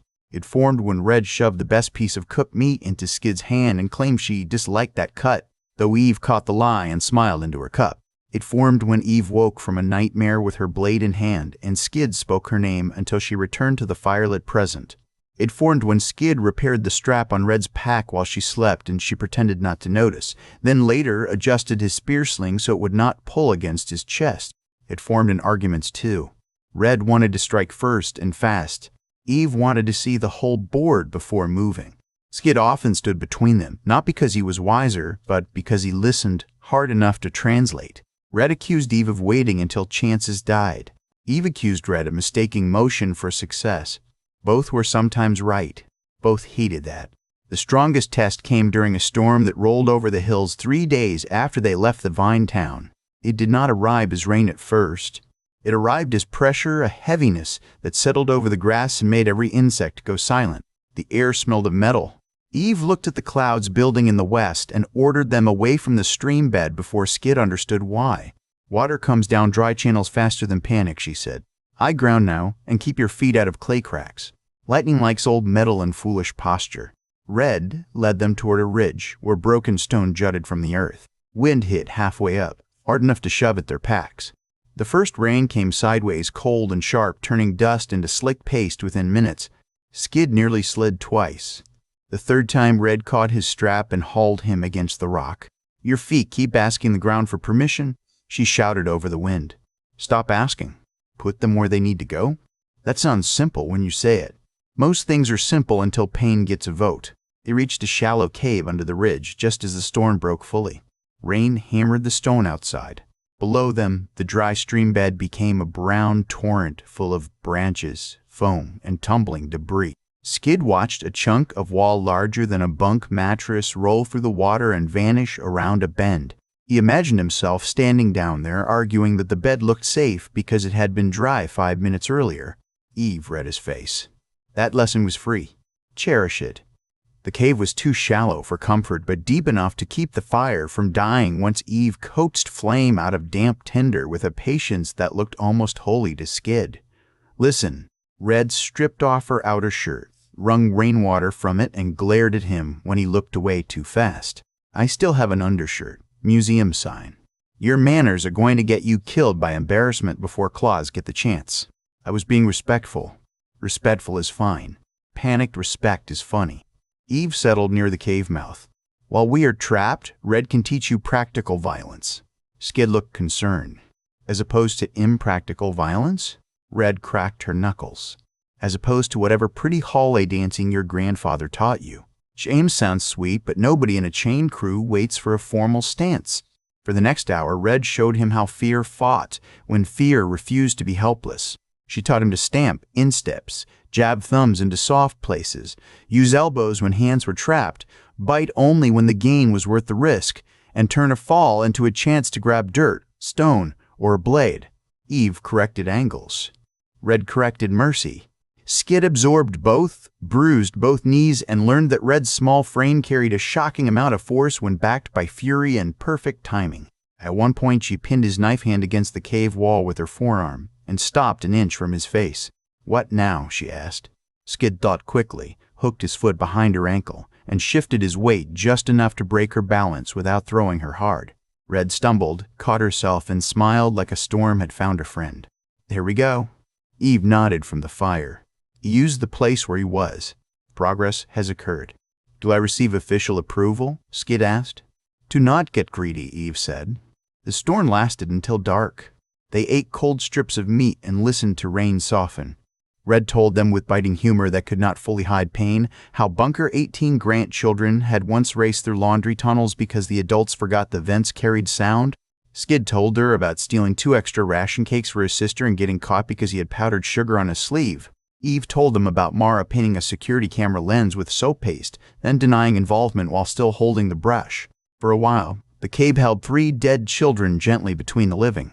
Not as ghosts demanding sorrow, but as names spoken beside fire, proof that love had existed before ruin and had not been entirely killed by it. When the clouds finally tore open, stars glimmered through the remaining rain. Skid looked at Red and Eve, both damp, tired, and lit by the small, stubborn fire, and understood that every lesson they gave him carried someone else's absence inside it. James had taught him because age had stolen his own journey. Eve taught because Mara could no longer be protected. Red taught because helplessness had once worn iron around her wrist. He promised none of this aloud. Spoken promises could become decorations if used too often. Instead, he cleaned the practice knife, returned it handle first to Red, and met her eyes. "I will remember," he said. Red accepted the knife. "See that you do. I hate repeating myself unless I am insulting you. Then I will remember especially well." Her smile lingered longer than the joke required. One evening, after a long climb to hills softened by low grass, they camped in the lee of a stone outcrop overlooking a valley. A thin stream flashed silver below. Trees stood along it. Actual trees, not dead trunks or thorn shrubs, but living things with leaves whispering in the wind. Skid could barely speak when he saw them. Eve stood beside him, eyes distant. "The world is trying." Red crossed her arms. "Looks suspicious." "Everything looks suspicious to you," Skid said. "Because everything is." Eve made a small approving sound. "She learns nothing because she was born correct." Red grinned. "Finally, respect." They ate near the rocks while stars appeared one by one. Skid identified 3 from James's charts and got 2 wrong before Eve corrected him. Red listened with her chin on her knees, pretending not to care until she began asking where sailors once found north and whether stars had names or just numbers. "Both," Skid said. "Some names are ancient. Some charts use numbers." James liked the names better. He said numbers tell you where things are, but names tell you humans looked up long enough to love them. Red looked at the sky. The firelight softened the bruises that had faded but not vanished from her face. "Your grandfather collected pretty thoughts. He collected useful ones disguised as pretty ones." "There you go again." "Too long?" "A little." "I understood it, though." Eve rose and stretched. "I'm taking first watch before the poetry gets worse." Red watched her walk to the edge of camp, then scooted closer to Skid. "Listen, does she ever sleep? When she believes we are safe?" "So never." "Sometimes sitting up." Red's gaze followed Eve with something like affection. "She is hard to read. She reads everyone else instead. She told me I should be direct with you." Skid looked over, startled. "About what?" Red's expression changed, mischief covering nerves. "About the fact that you are painfully pretty when you stop trying to be formal." Heat rose into his face. "I do not know how to answer that." "I figured." She leaned in and kissed him. It was quick, warm, and completely effective at destroying every organized thought he possessed. Skid sat very still after she pulled back. Red searched his face with forced boldness, but he saw the uncertainty beneath it. "Red," he said carefully. "That sounded like the start of a speech." "Do not make a speech." "I was going to say I'm glad you did that." Her confidence flickered into something real. "Good then. I am also unsure what to do next. Nothing important. I am going to sleep. You can sit there looking educated." She lay down with her back to him, pulling her blanket up to her shoulder. Within moments, or at least while pretending expertly, she became still. Skid remained by the fire, touched his lips once, and looked toward Eve, please. Eve did not turn from watch, but her voice carried back softly. "Congratulations, little cub. You survived another plant with thorns." Skid covered his face with one hand. Red laughed into her blanket. Above them, the stars burned, clear over a world that was not healed, not safe, and not kind. Yet somewhere ahead, trees were growing. Water was running. Eden remained a rumor, but the road to it now held 3 sets of footprints, and for the first time since leaving the bunker, Skid understood that reaching paradise alone would never have been enough. He lowered his hand and watched the fire until his heartbeat settled. Tomorrow the road would hurt them again. Tonight it had given them warmth. Morning came with a tenderness the wasteland did not deserve. Skid woke before the sun cleared the broken ridges. For a moment he did not move. The blanket lay half-twisted around his legs, the coals were a low red shine beneath their screen of stones, and the air smelled less like dust than it had the night before. Damp earth lingered under the smoke.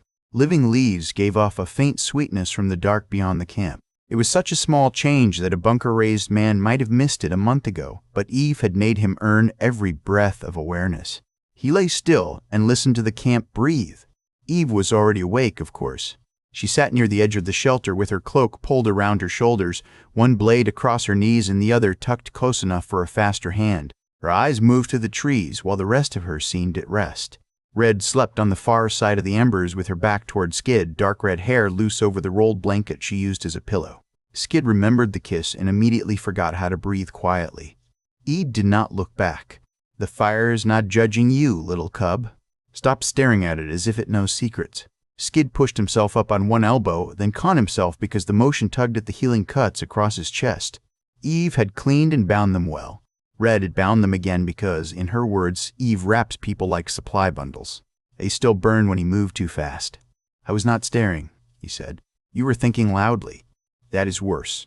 Red shifted under her blanket. Some of us are trying to sleep through his education. Skid looked at her. Good morning. Too polite, Red muttered without opening her eyes. Try again after food.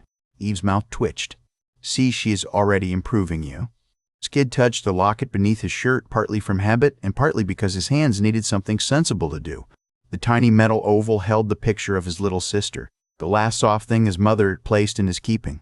For years he had carried it as proof that love could survive a sealed world.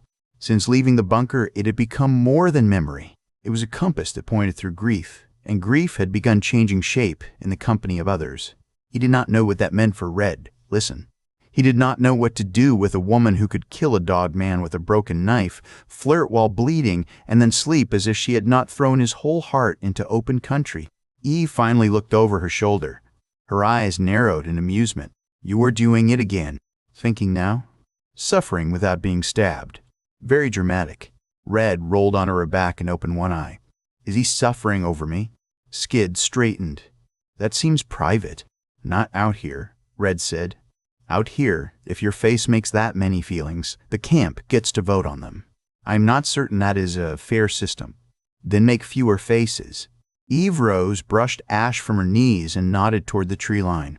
Pack now. We move before the heat wakes whatever owns this valley. That ended the teasing. Red became motion at once, rolling her blanket tight, checking the edge of her knife, and tying her spare cord around her thigh. Skid took apart the fire pit with the care Eve had beaten into him during the last weeks. He scattered cold ash under a flat rock, pressed their boot marks into a muddled tangle, and dragged a dead branch over the clearest prints. Eve watched without correcting him until he finished. Better, she said. Skid looked up, surprised. Truly now? Do not make me say it again. Compliments have short legs. Red grinned while tightening her pack. That means she is proud. She only sounds irritated when she loves you. I sound irritated because both of you keep living, Eve said. It increases my responsibilities. They left camp under a pale gray dawn. The land ahead rolled downward in long folds, and each fold held more green than the last. At first it appeared in careful little signs. Moss in the cracks of concrete, grass along the shaded sides of stones, vines hanging from collapsed window frames. Then the signs gathered strength. Shrubs pushed through the old road in bristling clumps. Young trees grew among the rusted shells of machines. Their leaves were small and hard, but they were leaves, and Skid found himself staring until Eve clicked her tongue. Eyes forward, she said. Pretty things can hide ugly mouths. I know, he said. You know words. We are still training the body to believe them. Red walked beside him for a time with the ease of someone pretending not to watch him. She had taken the left flank without being told, keeping her knife hand free and her head moving. Her rough confidence fit the world better than Skid's careful manners, but he had begun to see the cracks beneath it. Red hated sleeping near open edges. She checked rope knots 3 times if the knots held something she cared about. She laughed loudest after nightmares, as if volume could bury what sleep had dragged up from Bunker 18 Grant. You keep looking at the trees like they owe you money, she said. James described forests, Skid replied. I imagine them often, but there is a difference between a story and standing inside the first living shade I have ever seen. Her expression softened before she hit it. That was almost smooth. Was I attempting smoothness?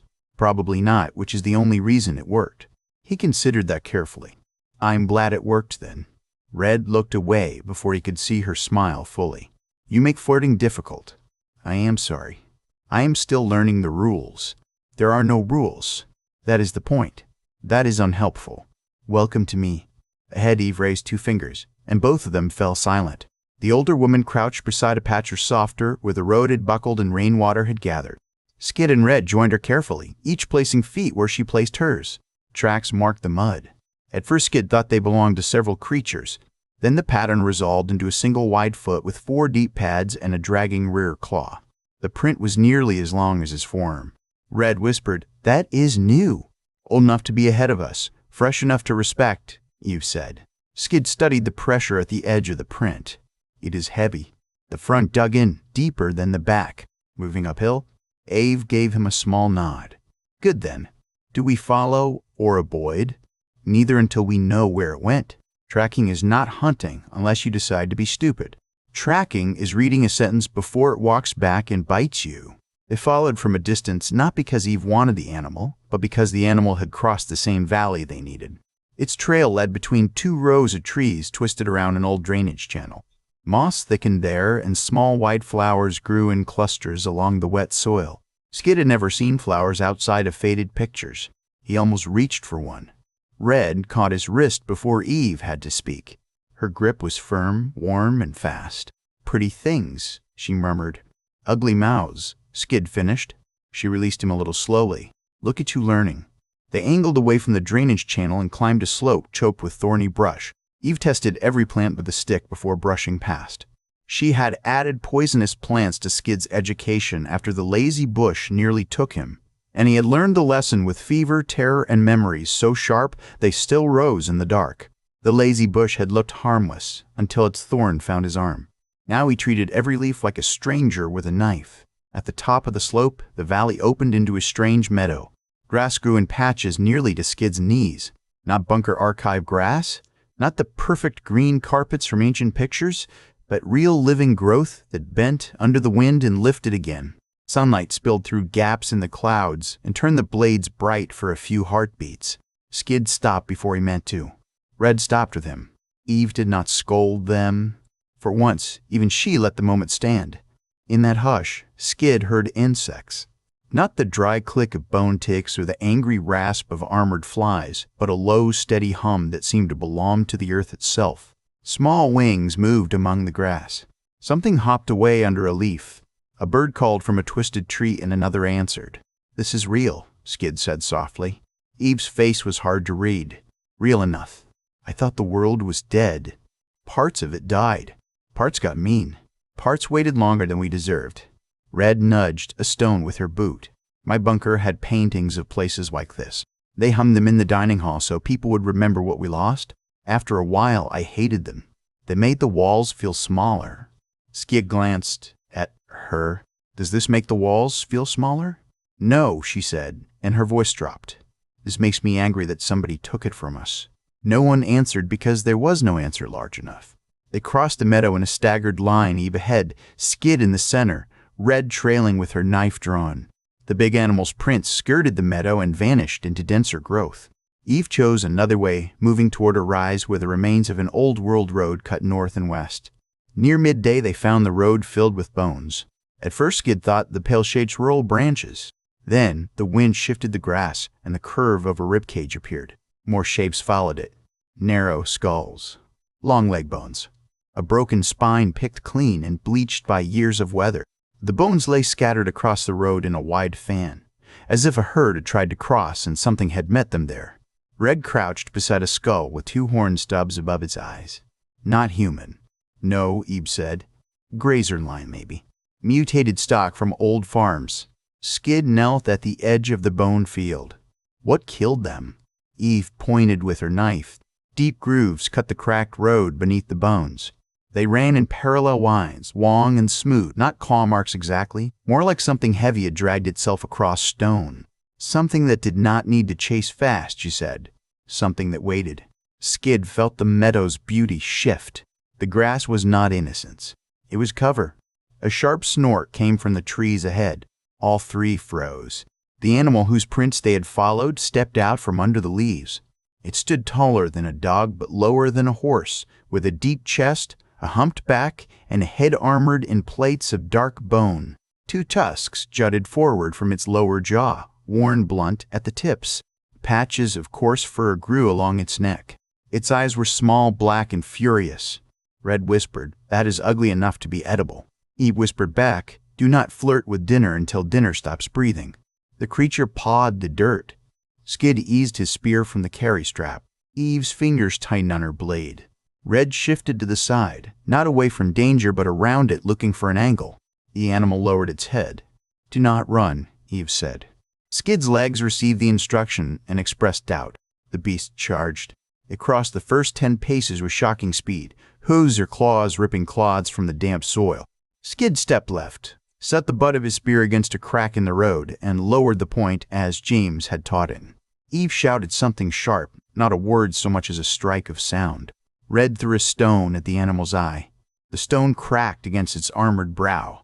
It flinched enough for Skid's spear to take it high in the shoulder instead of full in the throat.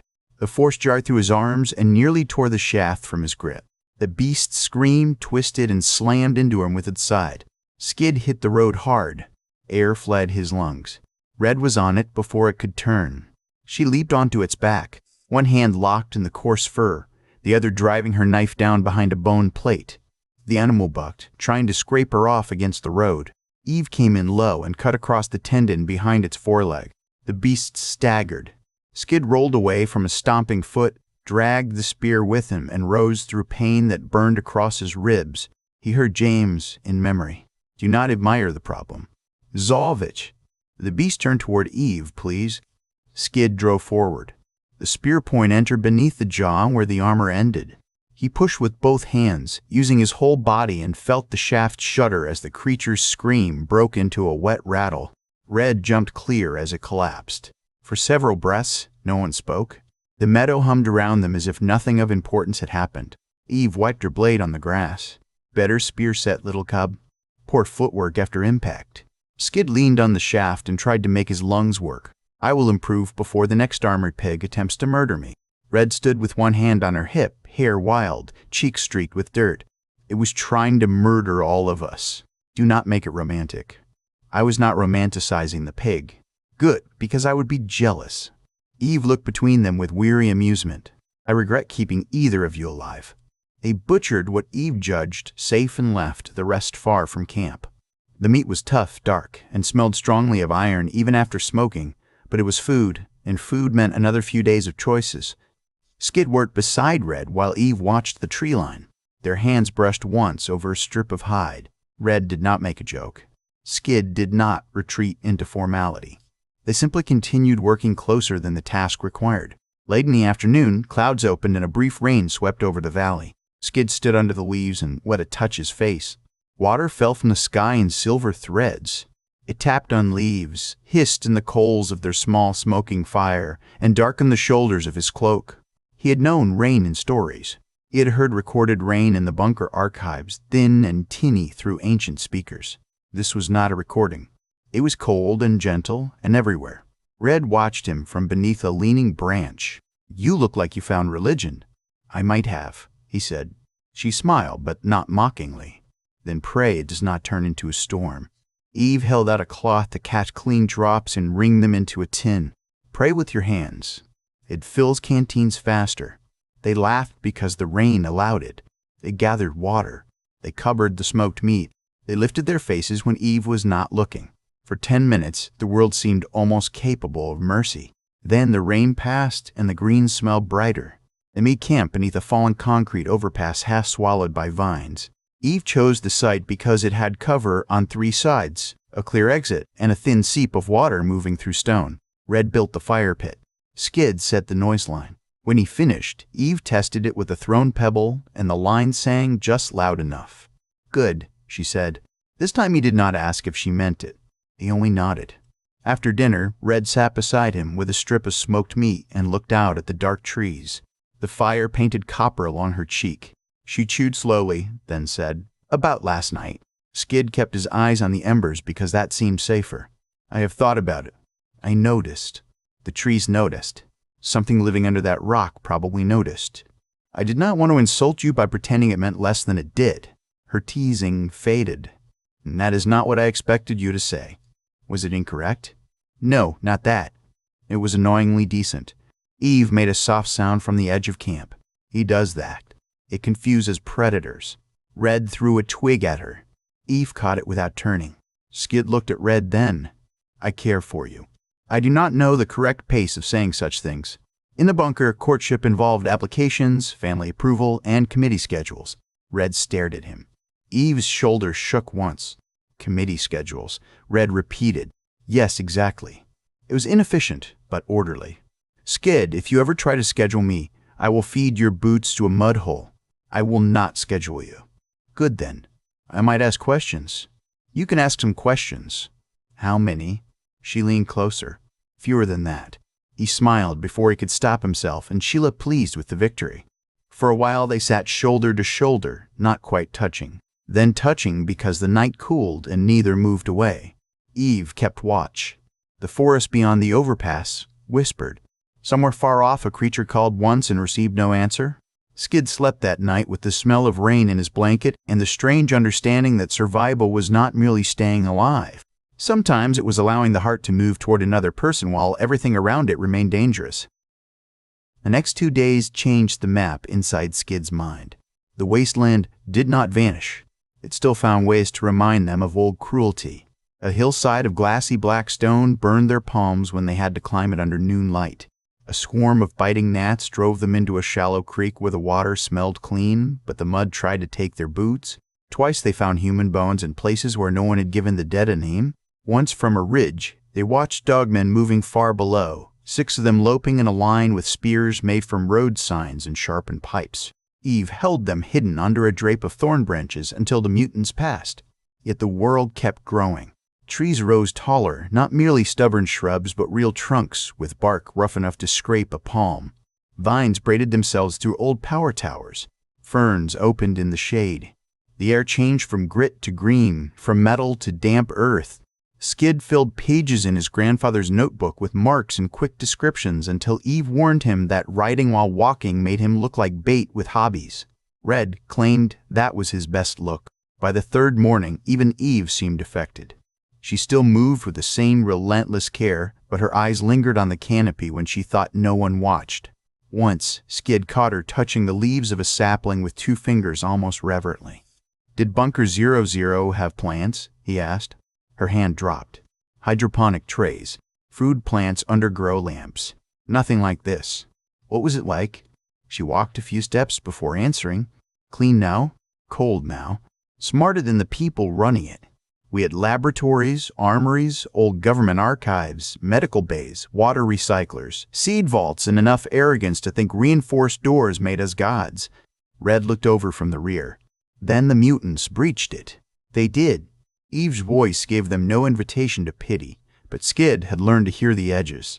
There were memories behind the words, sealed and dangerous. A daughter lost in smoke and screaming.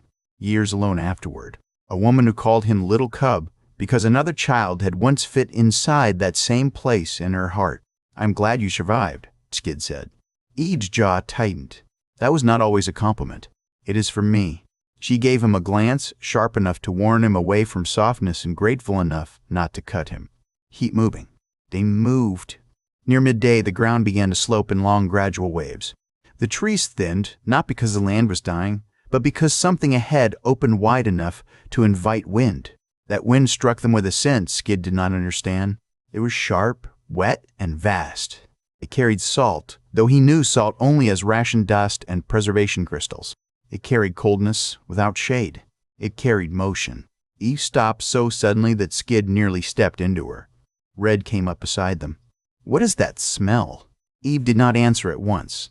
Her face had gone still. Not frightened, not exactly. Measured now. Moved despite herself. "Ocean," she said. Skid looked past her, but trees blocked the view. "The ocean is real?" "Many things are real, little cub. That does not make them friendly." Red breathed in again, nose wrinkling.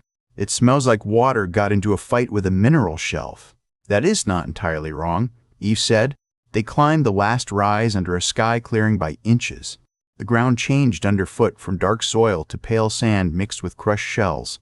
Skid knelt and lifted a handful. The grains ran through his fingers. Some pieces were smooth. Some curled like tiny pieces of bone. He did not know shells could break into something beautiful. The trees ended. The world opened. Skid had thought himself prepared for wide spaces. He had stood under the sky for weeks now. He had looked across ruined cities, ash plains, dead valleys, and the green sweep of returning land. None of it had prepared him for water without walls. The ocean filled everything.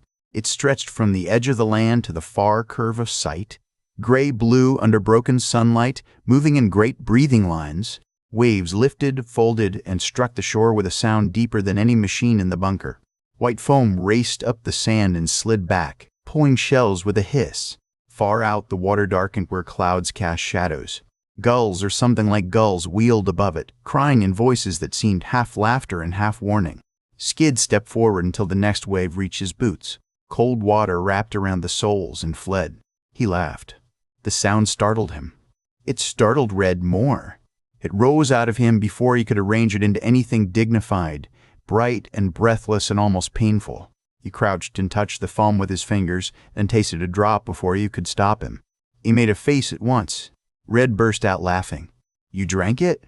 "I sampled it." "You drank the giant dirty puddle." Eve sighed. "Salt water, unfortunately. Not drinkable unless you enjoyed dying with a full mouth." Skid wiped his tongue on a sleeve, which did not help. James never mentioned the flavor. James probably assumed no one would be that trusting. He knew me very well. Red laughed harder, and even Eve's mouth softened. Skid did not mind. The ocean roared in front of him. He had reached the edge of the continent. He had followed the sun through ash, hunger, poison, blood, fear, and impossible green. For one glorious moment, every dead voice he carried seemed to stand with him on the sand. He opened the locket. The picture inside had faded at the edges, but his sister's small face remained. She had been smiling when the image was taken, all round cheeks and bright mischief. He held it toward the water as if she could see through metal and years. "We made it this far," he whispered. Red's laughter faded. She came to stand beside him without touching. Eve stayed behind them, giving him the privacy of her silence. After a while, Red said, "Is this Eden now?" The question should have filled him with joy. Instead, it opened an ache of uncertainty. Skid took out James's oilskin bundle. He'd guarded it against rain, mud, claws, and his own clumsiness. Inside were the old notes, the map fragments, and the folded page James had marked with a tiny bird in the corner. Skid sat on a dry rock above the tide line and spread the papers with care. Even Red crouched near him. The wind tried to lift the corners. Red pinned one with her knife hilt. Eve held another with 2 fingers. James's handwriting was cramped and uneven. Age had made some lines tremble, but the stubbornness remained visible in every word. "The coast is not the end," Skid read.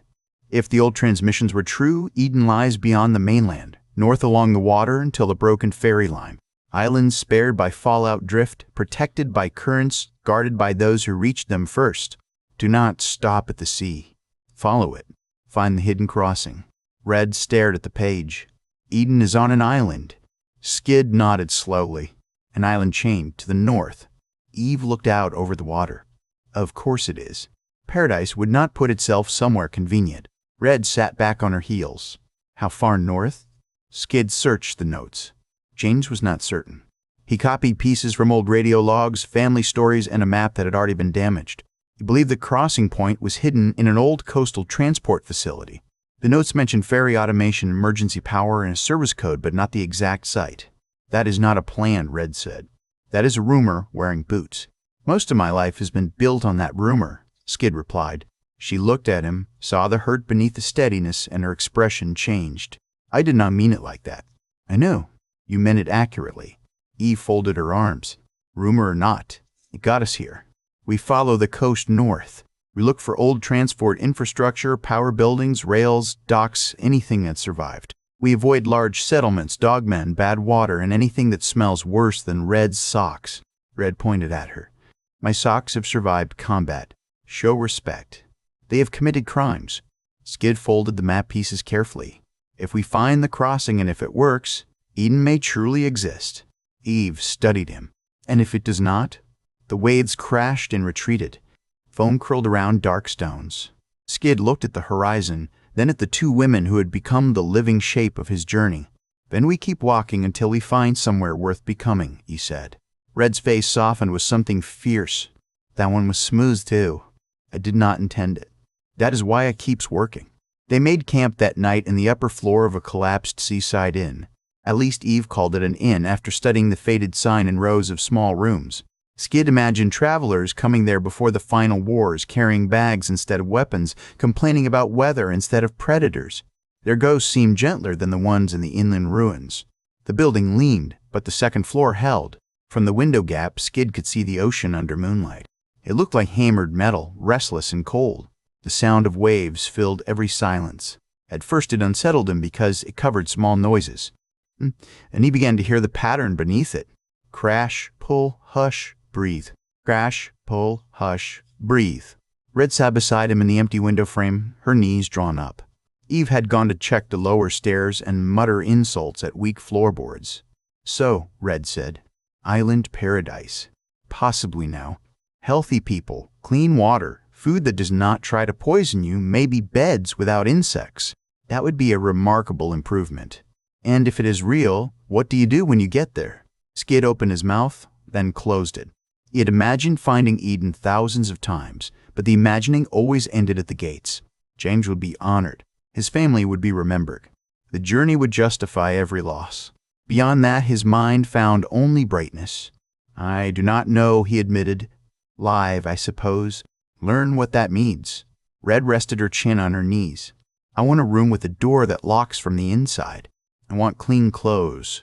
I want a place where nobody can drag me anywhere ever again. The words came without drama, which made them hurt more. Skid looked at her hands. They were scarred with small cuts, strong around the knife she pretended not to need when speaking of fear. I want that for you, he said. Do you want to be in the room? His heart tripped over itself. If invited. She gave him a sideways look. You are painfully decent again. I can try to be less painful. Do not. It is inconvenient, but I like it. Eve's voice rose from the stairwell. I can hear both of you being awkward. It is lowering property values. Red shouted back. Then walk farther away. I would, but the stairs are rotten and I refuse to die because children discovered feelings. Skid covered a smile with his hand. Red saw it and looked pleased. Later, after Red slept and Eve took the first watch, Skid remained awake by the window. He thought of James standing in the maintenance tunnel, old hands-on rusted tools, telling him that when he found Eden, he would know it. Had James known about the ocean? Had he imagined Skid standing here? Had he known the road would give him people to protect and not only a place to find? Eve sat near the door with her blade resting against one shoulder. You are awake. The ocean is loud. It is. Does it bother you? Less than silence. Skid considered that. May I ask a question? You always ask questions after making them sound like paperwork. Ask now. When you escaped Bunker Zero, did you have a destination? Eve's eyes moved to the moonlit water. No, not that. I had blood on my clothes, a knife in my hand, and smoke in my lungs. For months, the destination was morning. After that, it was food. After that, it was not caring too much if morning came. Skid felt the answer settle heavily. What changed? She looked at him then. A little cub fell out of a bunker and nearly got eaten by a squat, ugly thing near broken stairs. He smiled, but his throat tightened. I am grateful for my poor timing. You should be grateful I was bored. Were you? Not for years. Her voice softened, almost against her will. You gave me a direction. It was not just a way. That matters. He looked down at the locket. You and Red gave me a reason that was not just memory. That matters too. Eve let silence answer for a time. Then she flicked a pebble at his boot. Sleep while able. Tomorrow we chase an island rumor along a coast full of teeth. That was a very comforting order. I am known for warmth. He lay down near the wall, the ocean breathing beyond the window, and slept with the map bundle under his arm. The coast made travel easier until it did not. For the first day north, they followed the hard sand above the tide line and made better time than they had in weeks. The ocean stayed to their left, a moving wall of gray and blue, while the land rose to their right in cliffs, tangled with brush. The beach gave them open sight lines, fewer ambush points, and tracks that told honest stories when the sand was damp. Eve mistrusted all of those gifts. Open ground makes you visible from too far, she said as they crossed a stretch of smooth sand. Easy walking makes tired minds sloppy. Honest tracks mean yours are honest too. Red kicked a shell into the foam. You could find a problem with a full pantry. A full pantry attracts hungry neighbors. There it is. Skid smiled and adjusted the strap on his pack. The smoked meat from the armored beast hung wrapped in cloth near his shoulder. Salt wind dried his lips and tangled his hair. His legs ached, but the ache felt different on level ground. It was honest fatigue, not the deep grinding misery of climbing broken stone while something screamed in the dark. They found clean water in streams that spilled from the cliffs and crossed the beach in silver threads. Eve made them test each one. Skid learned to look for dead insects along the edges, strange films on the surface, bitter smells beneath the salt, and plants that refused to grow near the banks. 2 streams passed. One did not.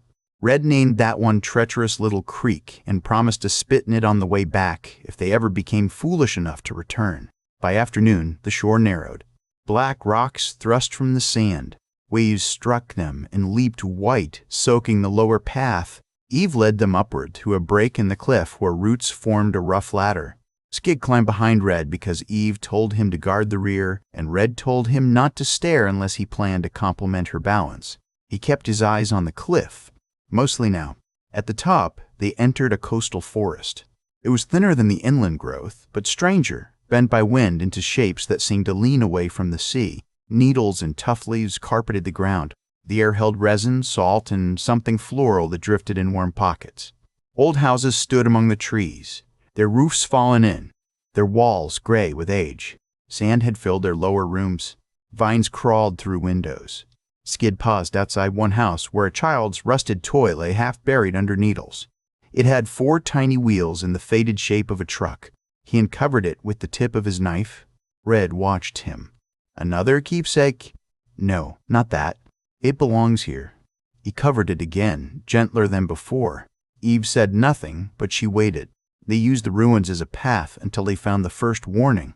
It hung from a tree at the edge of a road overgrown with grass. The object was made of bones, strung together with twisted wire, arranged in the rough shape of a hand. Human finger bones, Skid realized after his mind tried to refuse the sight. The palm was a cracked metal plate stamped with marks he could not read. Red's expression went flat. Dogmen now. Eve crouched beneath it and examined the ground. Recent enough. Skid looked down the road. Territory marker? Warning or brag? Sometimes both. Red spat to the side. They mark roads leading to camps. Slavers do it too. Means they want travelers scared before they are caught. Skid studied her face. The road had taken color from her voice. Bunker 18 Grant had fallen, and after it fell, she had been taken. She had not told every detail, and he had not asked for what she had not offered. Still, some words pulled at the old traps inside her. "We can avoid the road," he said. "We will avoid the road because I said so." Eve replied, sparing Red the shape of gratitude. "We cut inland and parallel it until we know what we are crossing." The forest slowed them. Underbrush grabbed their ankles. Fallen trees forced them to climb, crawl, and detour. Flies found sweat, gathered in hungry clouds. The coast vanished behind the trees, though its roar followed them like distant machinery. Twice they heard the barks and yelps of dogmen somewhere ahead. Eve held up a hand each time, and they crouched in silence until the sounds moved away. Near dusk, they found a human footprint. It was small, bare, and pressed deep into mud beside a puddle. Around it were larger mutant tracks and the dragging line of a chain. Red knelt and touched the print with 2 fingers. Her face showed nothing. That frightened Skid more than rage would have. "How fresh?" he asked. Eve leaned close. "Half a day, maybe us." Red stood. "We follow." "We observe first," Eve said. "That footprint belongs to somebody they are hauling." "I know." "Then we follow." Eve turned toward her fully. Her voice stayed calm, but command entered it like steel sliding free. "Listen to me, girl. If we rush every chain we see, we die in the first trap designed for decent people. Dead rescuers free no one. We observe, count, learn, and strike only if striking has a chance to mean something." Red's jaw flexed. "You think I do not know what chains mean? I think you know so well that it can blind you." The forest seemed to hold its breath. Skid stepped closer but did not place himself between them. He had learned better. "Red," he said softly, "we will not ignore it. We also will not let them take you from us because they knew someone brave would come running." Her eyes cut to him, hot and hurt. For a moment he thought she would lash out. Then the heat broke, and beneath it was the terror of memory. "I hate waiting," she said. Eve's voice softened by 1 hard degree. "Good, then. Hate it quietly?" Red gave a sharp, humorless laugh. "That is the worst comfort I have ever heard." "You remember it, though." They tracked the print line north under fading light. Eve kept them off the direct trail, moving through brush and pausing often. Skid marked the direction by broken twigs and old instincts James had given him. Red moved like a knife someone had not put away, controlled only because control led toward the target. They found the captives at sunset. The dogman had stopped in the ruins of a small coastal market, a square building with half its roof collapsed and old stalls rotting under vines. 6 mutants guarded 4 humans chained together by the neck. 2 captives were men, one older and one young enough to be barely grown. The third was a woman with gray hair and blood dried along one cheek. The fourth was a child, perhaps 12, standing so still that Skid's stomach tightened. The dogmen moved around them with swaggering cruelty. Their bodies were tall and wrong, bent slightly forward with heavy shoulders, long arms, and mouths full of uneven teeth. Spinal spikes rose through the hide and patchwork armor on their backs. Some wore scraps of human clothing as trophies.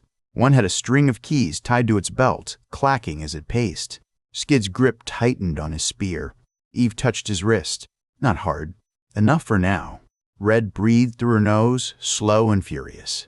6, Eve whispered. Maybe more nearby. 2 short blades, 3 spears, 1 pipe thrower. Captives chained to a central ring. Open ground around the market? Bad odds. There are 3 of us, Red whispered. And 4 of them chained where panic can kill them before we get close.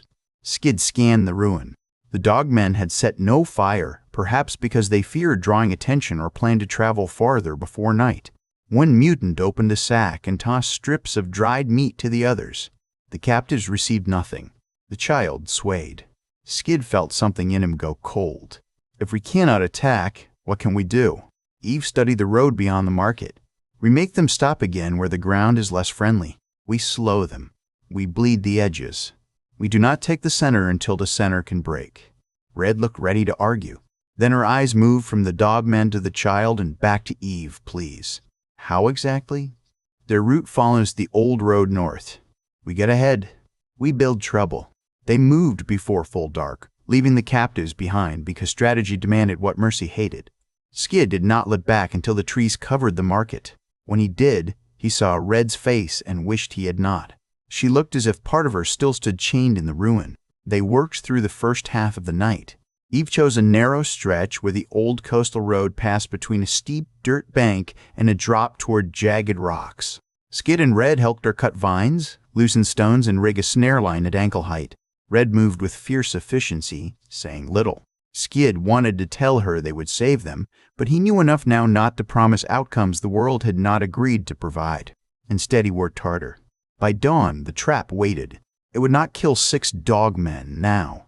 They might scatter them, drop 1 or 2, and give the captives a chance when the trio struck from above.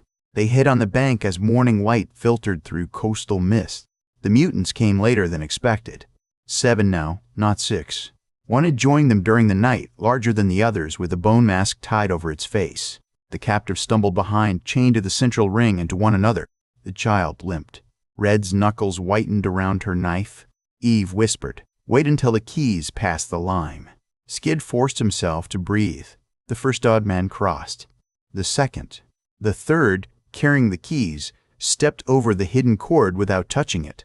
The child stumbled. The gray-haired woman tried to hold the child up, and the chain pulled tight. One mutant raised its spear to strike. Red moved. She did not shout. She did not wait. She slid down the bank like a red-haired landslide and drove both boots into the mutant's back. It crashed forward over the trip line. The cord snapped tight across the next dogman's legs. Stones released from the bank in a roaring spill. Eve cursed once and followed. Skid followed. "Eve, please." The road exploded into chaos. Stones slammed into 2 mutants and drove them toward the edge. The chained captives fell as Red rolled under a spear thrust and cut at the leather tie holding the key ring. Eve hit the largest dogman from the side, blade flashing across its arm before it could bring the bone mask fully around.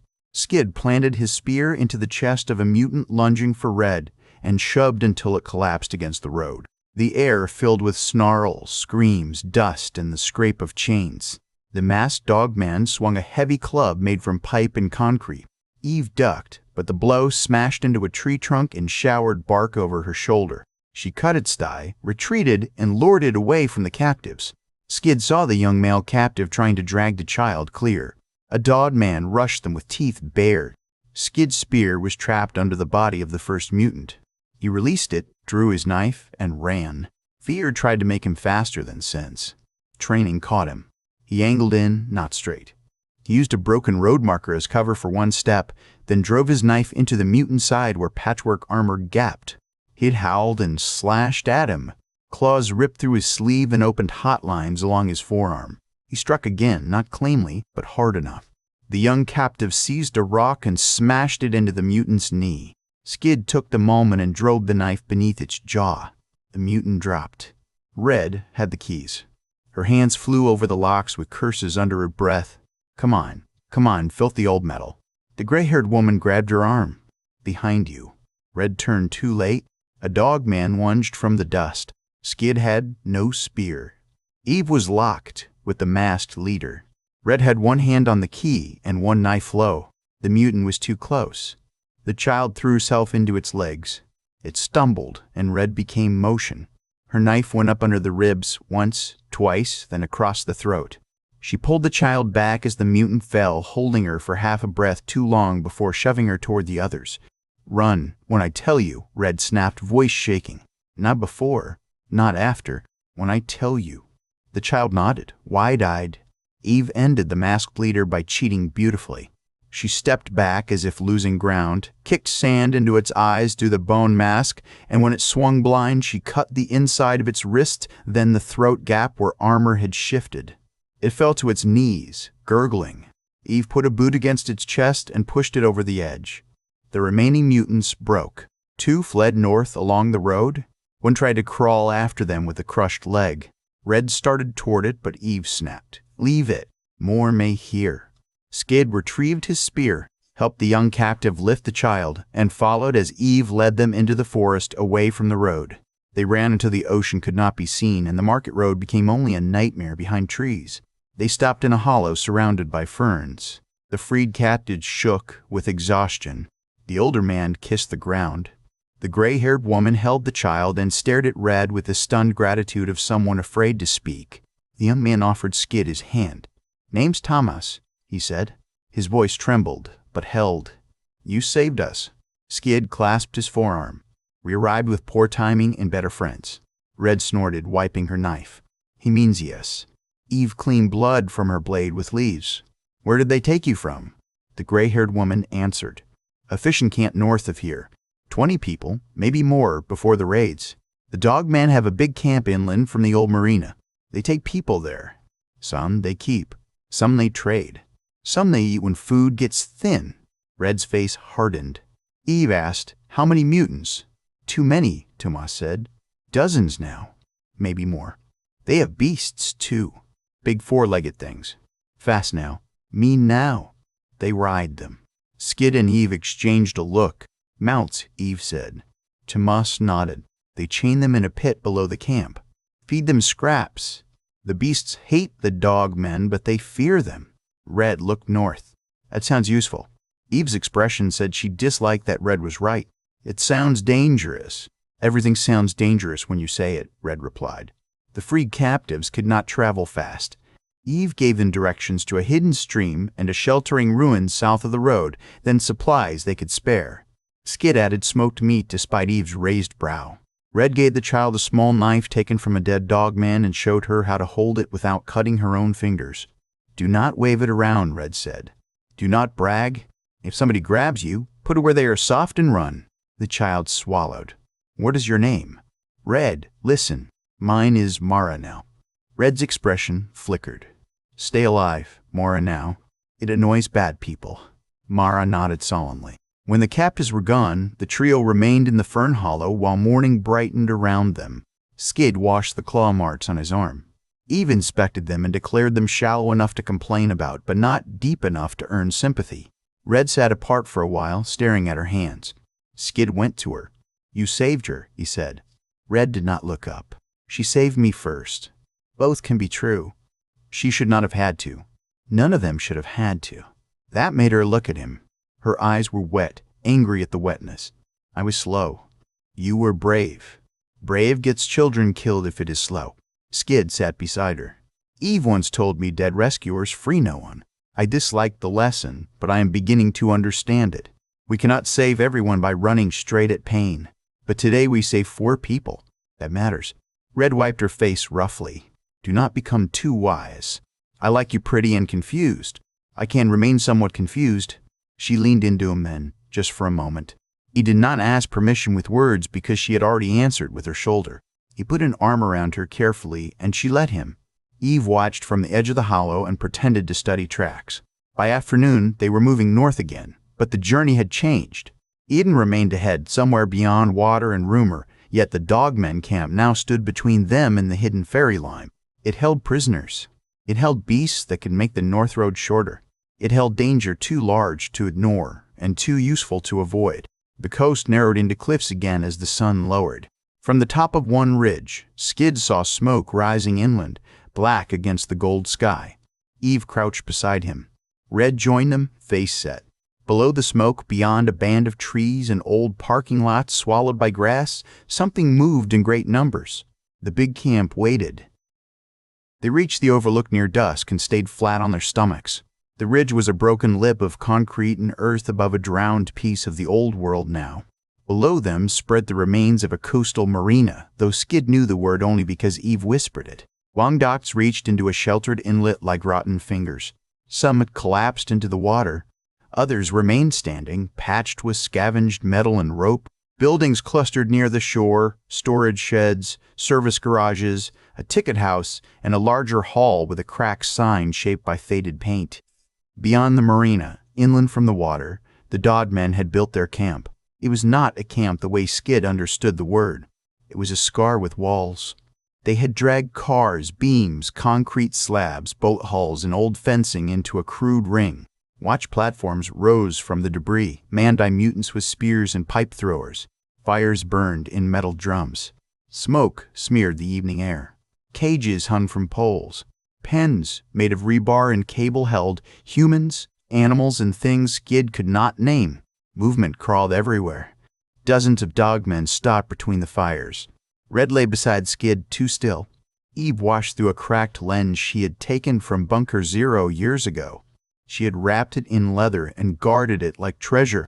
Through it she could count without exposing her head for long. 40 visible, she murmured. Maybe 60 total. Children or smaller ones near the north wall. 4 watch posts. 2 gate gaps. Prison pen near the center. Cooking area east side.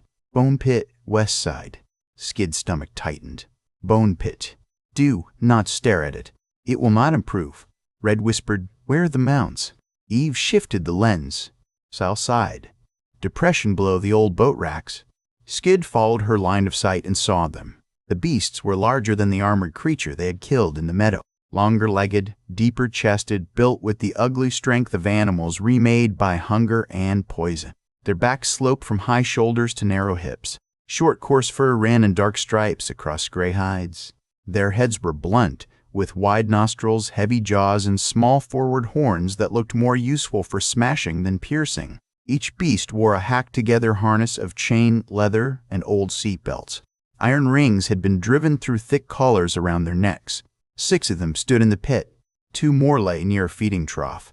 A 9th paced along the fence, jerking its head every time a Dogman shouted from above. Skid watched one mutant toss a chunk of meat into the pit. The nearest beast lunged for it.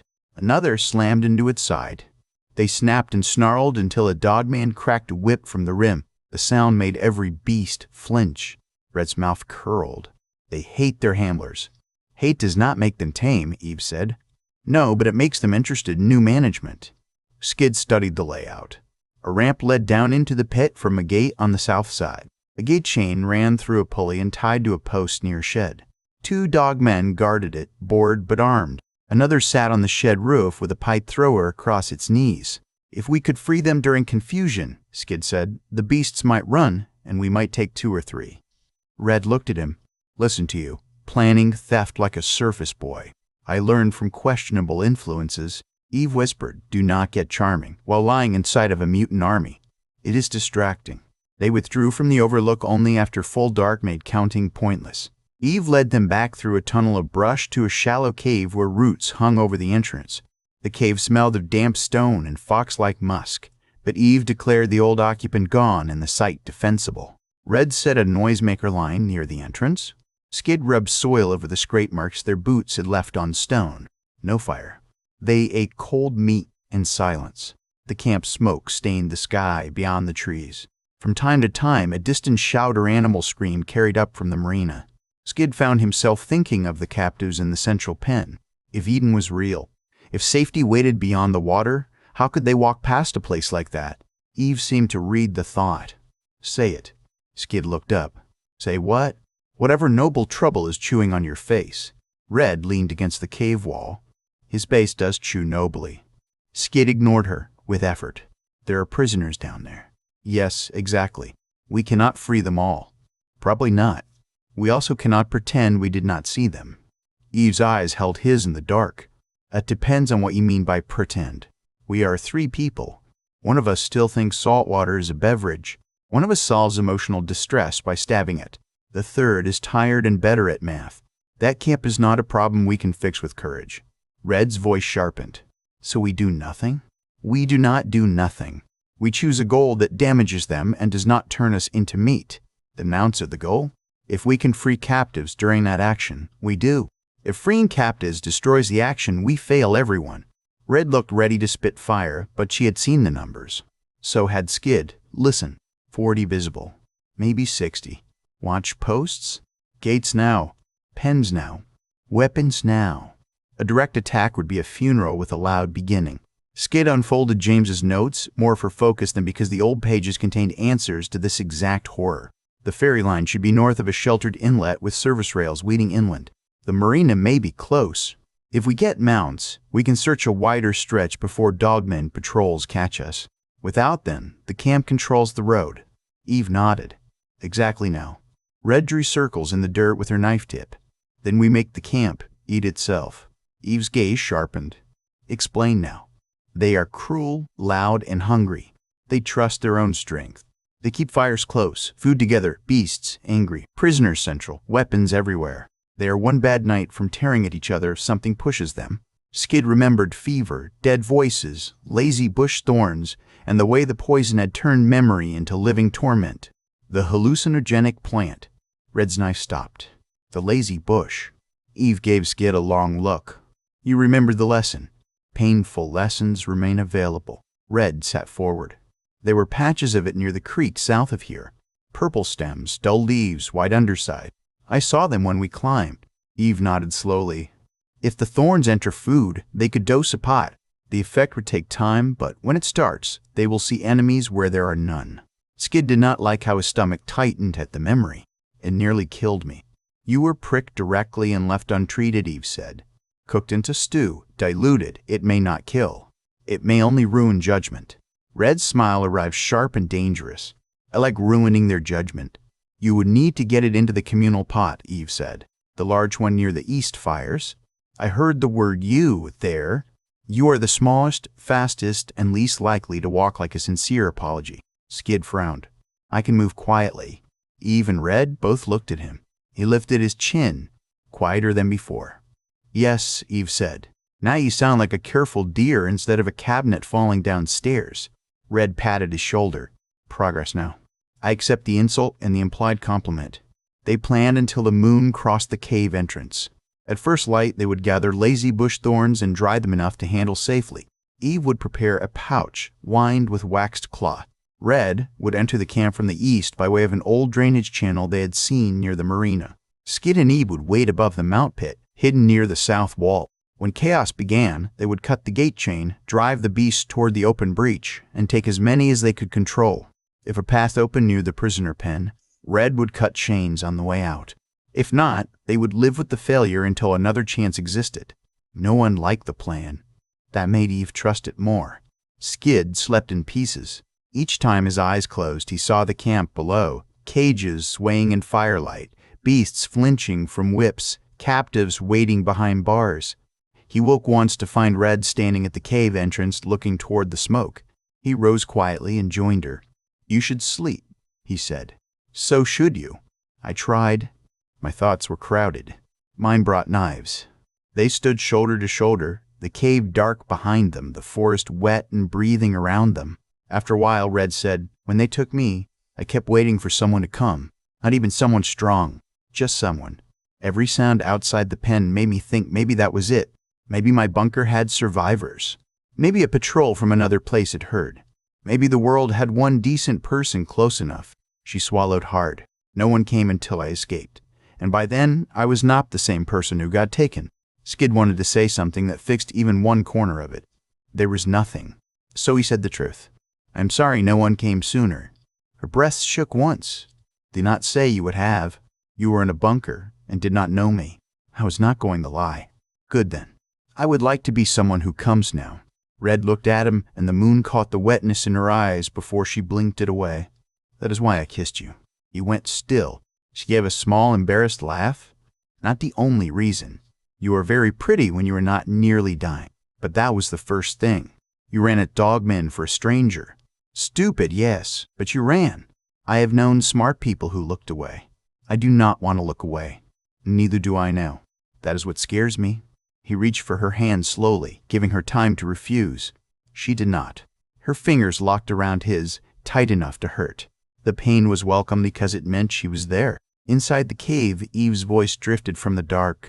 If both of you are done making doomed vows at the entrance, come sleep. Dawn does not care about romance. Red squeezed Skid's hand once and let go. She ruins everything. She preserves many things, Skid said. That too. Dawn arrived with fog. They collected lazy bush thorns under Eve's supervision. The plant grew low along a damp bank, its leaves dull green on top and pale beneath. Skid felt sweat gather under his collar despite the cool air. He had seen those leaves once before through fever. He had heard his dead sister call his name from a place no living person could reach. Eve noticed his hesitation. You do not have to touch them. I can. That was not my statement. He met her eyes. I need to. She studied him, then handed him a pair of thick leather scraps. Then do it properly. Fear is not shameful. Carelessness is. He harvested the thorns with slow precision. Red, washed without teasing. Eve packed them into the waxed pouch and tied it with 3 loops of cord. By midday, they returned to the overlook. The dogmen camp boiled with ugly life below. A huge communal pot hung over the eastern fire, just as Eve had seen. Mutants came and went with scraps, roots, meat, and bones. Red studied the drainage channel. Skid studied the south wall and the mount pit. Eve studied everything. The plan could work. That was the worst part. Impossible plans were easier to dismiss. This one had just enough sense to demand courage. They waited for dusk. Clouds rolled in from the ocean, low and dark. Wind pushed through the trees and carried the smell of salt, smoke, and rain. The camp below grew louder as fires brightened. Dogmen fought over food, laughed in barking bursts, and dragged a fresh carcass toward the cooking area. The beasts in the pit paced and snarled. Eve checked her blades. Skid checked his spear. Red tied the pouch of thorns beneath her tunic. No hero speeches, Eve said. Red smirked. I had 3 prepared. Burn them. Skid looked between them. Should I say anything? No, they said together. He nodded. Then I will say nothing with confidence. Red leaned up and kissed him quickly, fierce and warm. Do not die while I am busy. I will make every effort. She turned to Eve, please. You either. Eve's expression softened by the smallest possible amount. Go poison dinner. Red slipped away into the brush, vanishing toward the drainage channel with the silent purpose of a flame moving under a door. Skid watched until he could no longer see her. Eve touched his shoulder. Trust her. I do. Then move. They circled toward the south wall, under deepening dark. The mount pit waited below them, full of restless shapes and chained shadows.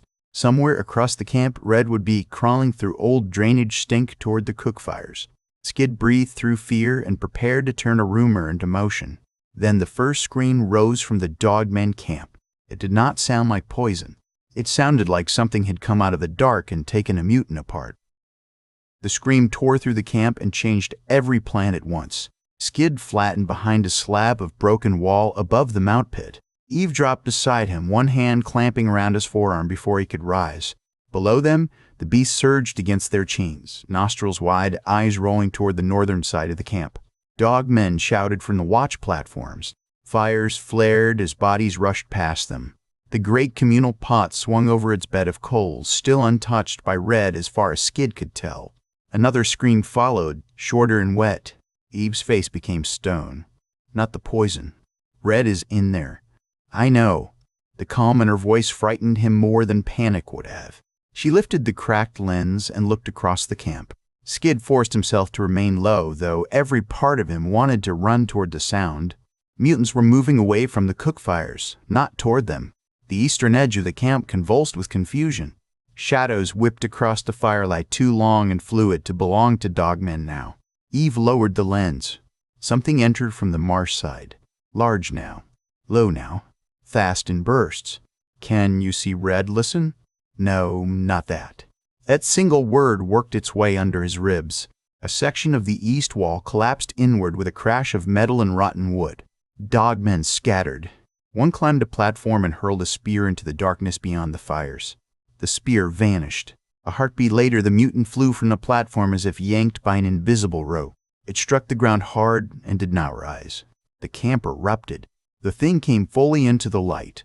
Skid's mind rejected it at first because it was plant and animal together, nightmare and forest made hungry. Its body was long as a transport cart, thicker than a man's torso, covered in overlapping green-black scales that looked like wet leaves. Vines trailed from its sides, each ending in hooked thorns. Its head rose from the coils in a wedge shape, eyeless except for pale pits that opened and closed along the skull. A mouth split wide beneath them, lined not with teeth but with rows of grinding white plates. When it hissed, the sound poured through the camp like steam escaping a cracked pipe. Red had called many things ugly. This thing made ugly feel insufficient. "Vinny serpent," Eve whispered. "I saw one once in the southern marsh. Smaller than that. How do we kill it?" "Carefully from somewhere else." Skid stared at her. "That was the honest answer," she said. The serpent struck a dogman near the cook fires. Vines lashed out, wrapped the mutant's legs, and dragged it screaming beneath the main body. The grinding mouth lowered. Red appeared behind the pot for one breath, knife in hand, face streaked with mud. She saw the serpent, saw the dogman, saw the pot, and in that impossible second made a decision only Red would make.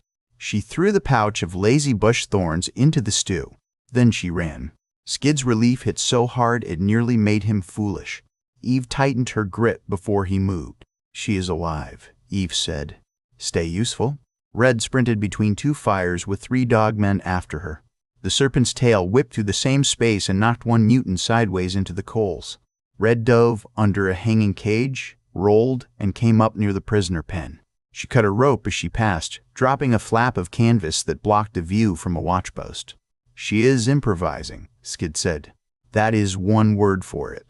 The beasts in the mount pit slammed against their fence. They smelled the serpent, the blood, the panic.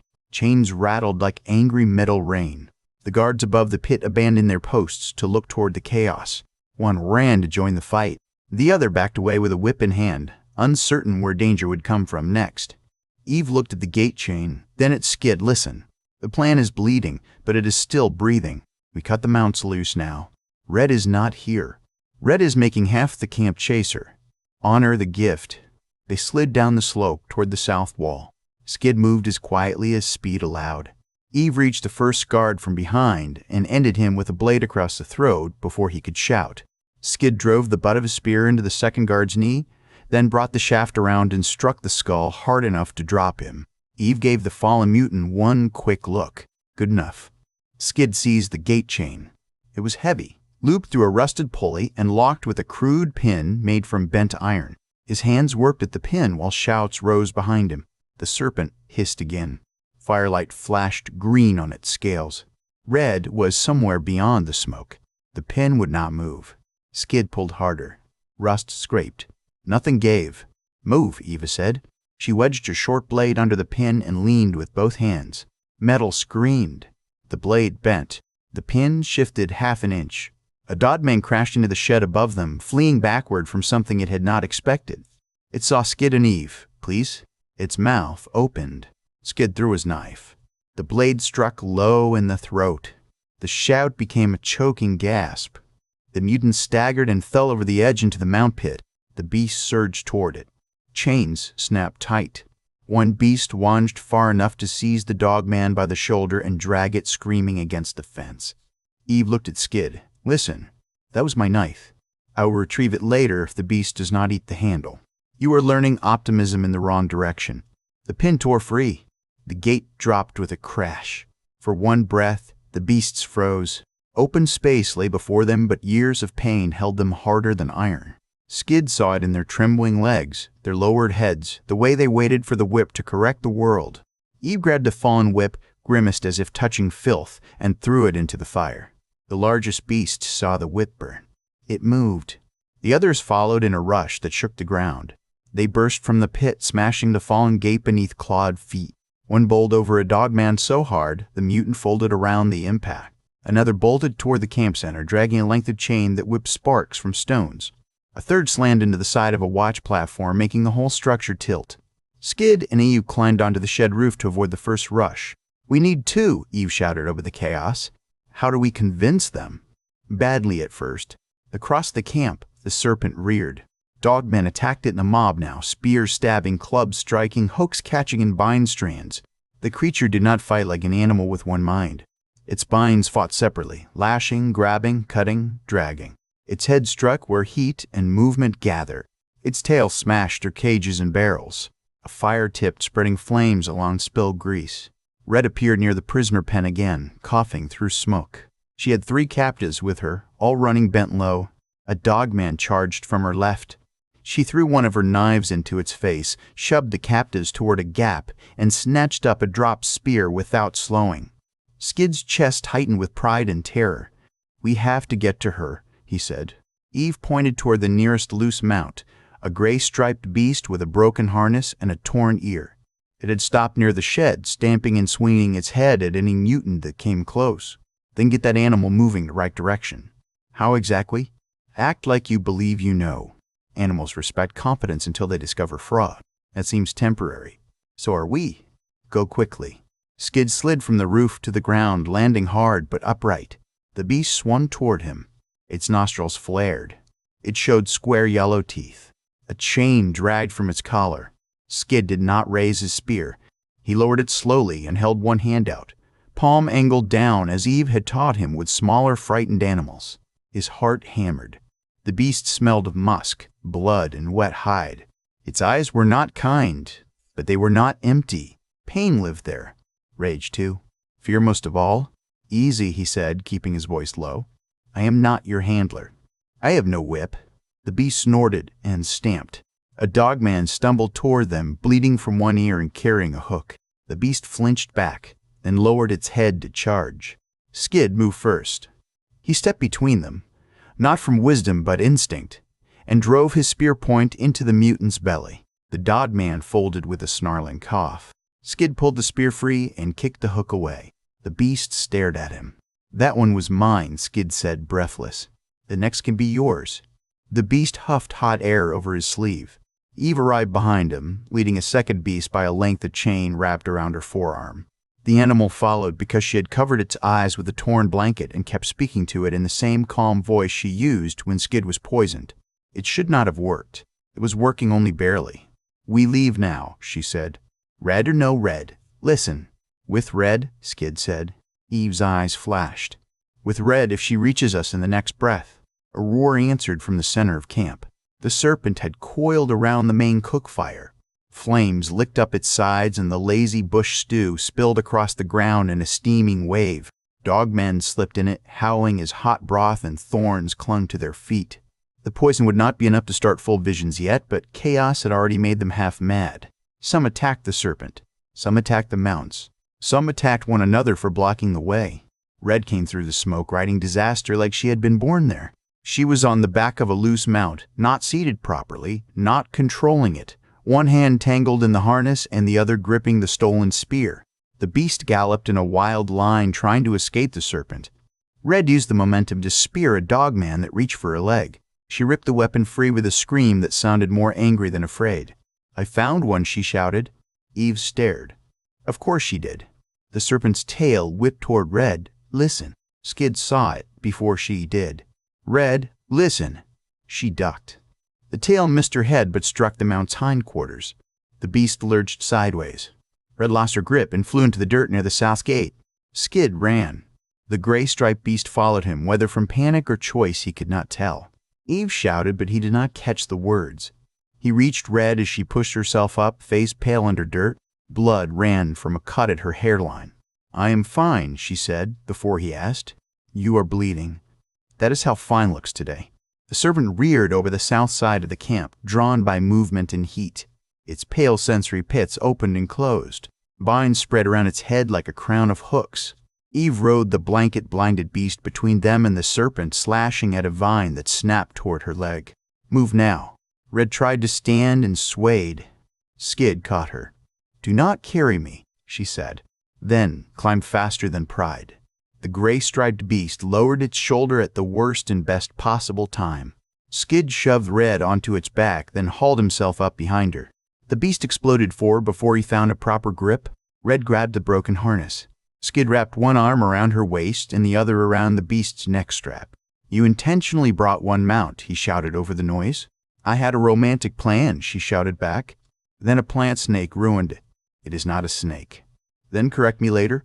Eve's mount surged beside them, blanket now gone, Eve low over its neck with terrifying control. South breach. "Now, move."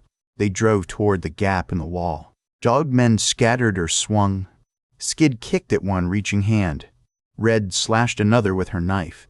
The gray-striped beast hit the debris slope hard, climbed with brute strength, and burst out of the camp into the dark beyond. For a moment, freedom was wind. Then the serpent came through the wall behind them. It smashed the debris aside, burning in 3 places, vines thrashing in the firelight. Dogmen chased it and were chased by it, the line between hunters and prey gone completely. The serpent's head swung toward the fleeing mounts. It moved with terrible speed, not by slithering alone, but by pulling itself forward with vines that hooked into earth and wreckage. Eve angled toward the beach. Open ground. It cannot turn as fast on sand. "Can these things run on sand?" Skid shouted. "We are learning together." The mounts thundered through brush, down a slope, and onto the shore. Sand sprayed under clawed feet. Waves flashed silver to the left.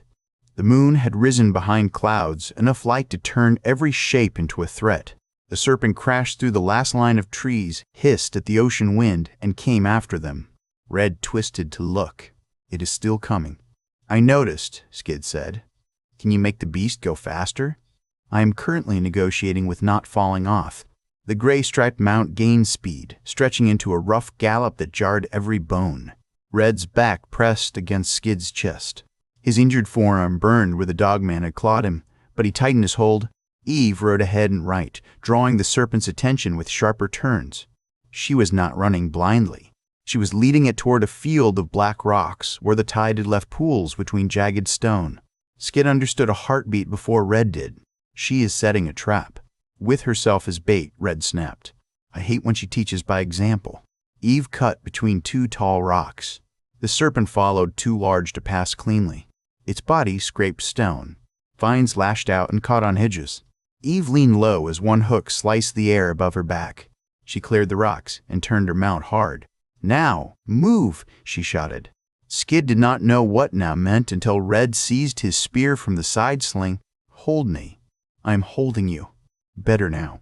She stood halfway in the harness, bracing her boots against the beast's shoulders while Skid locked one arm around her hips. The serpent strained between the rocks, head swinging toward Eve, please. Red lifted the spear with both hands. "Closer," she said. "That is not a sane request. Tell the mount." Skid pressed his knees and pulled the neck strap, guiding the beast in a tight arc along the serpent's trap side. Red waited until a vine whipped toward them, then drove the spear down through it into the sand. The vine thrashed, pinned. She drew her knife and hacked until the severed length snapped away, spilling dark sap. The serpent screamed, not hissed. Screamed now. Eve used the moment. She rode back toward the head, threw a burning strip of cloth into one of the pale sensory pits, and slashed across another with her short blade as she passed. The serpent recoiled, blind on one side. Its coils tightened between the rocks, cracking stone. Skid saw the opening beneath the jaw, where the plates of the mouth folded back. James had taught him that every armored thing had a place that moved. Every moving place could be hurt. He had also taught him not to jump from unstable animals toward giant horrors, but the old man had not known the exact circumstances. "Take the strap," Skid told Red. "Listen." She looked back. "Do not do whatever that voice means." "Take it." "Skid, listen." He waited only until her hand locked around the neck strap. Then he slid off the beast, hit the sand running, and snatched up the spear Red had freed from the severed vine. Red shouted his name. The serpent's head swung, half-blind and mouth opening in a grinding oval. Skid ran toward it because running away would give it distance, and distance belonged to the larger thing. He angled under a whipping vine, felt thorns tear his cloak, and drove the spear upward with every lesson James had given him and every reason the road had added. The point entered beneath the jaw. For a fraction of a second, nothing happened. Then the serpent came down. The spear shaft bent. Skid drove harder, boots sliding in wet sand. Eve appeared on the other side, blade buried in a sensory pit. Red crashed into the serpent's flank with the gray-striped mount, forcing the head sideways. The spear went deeper. The serpent convulsed. A vine wrapped Skid's leg and pulled.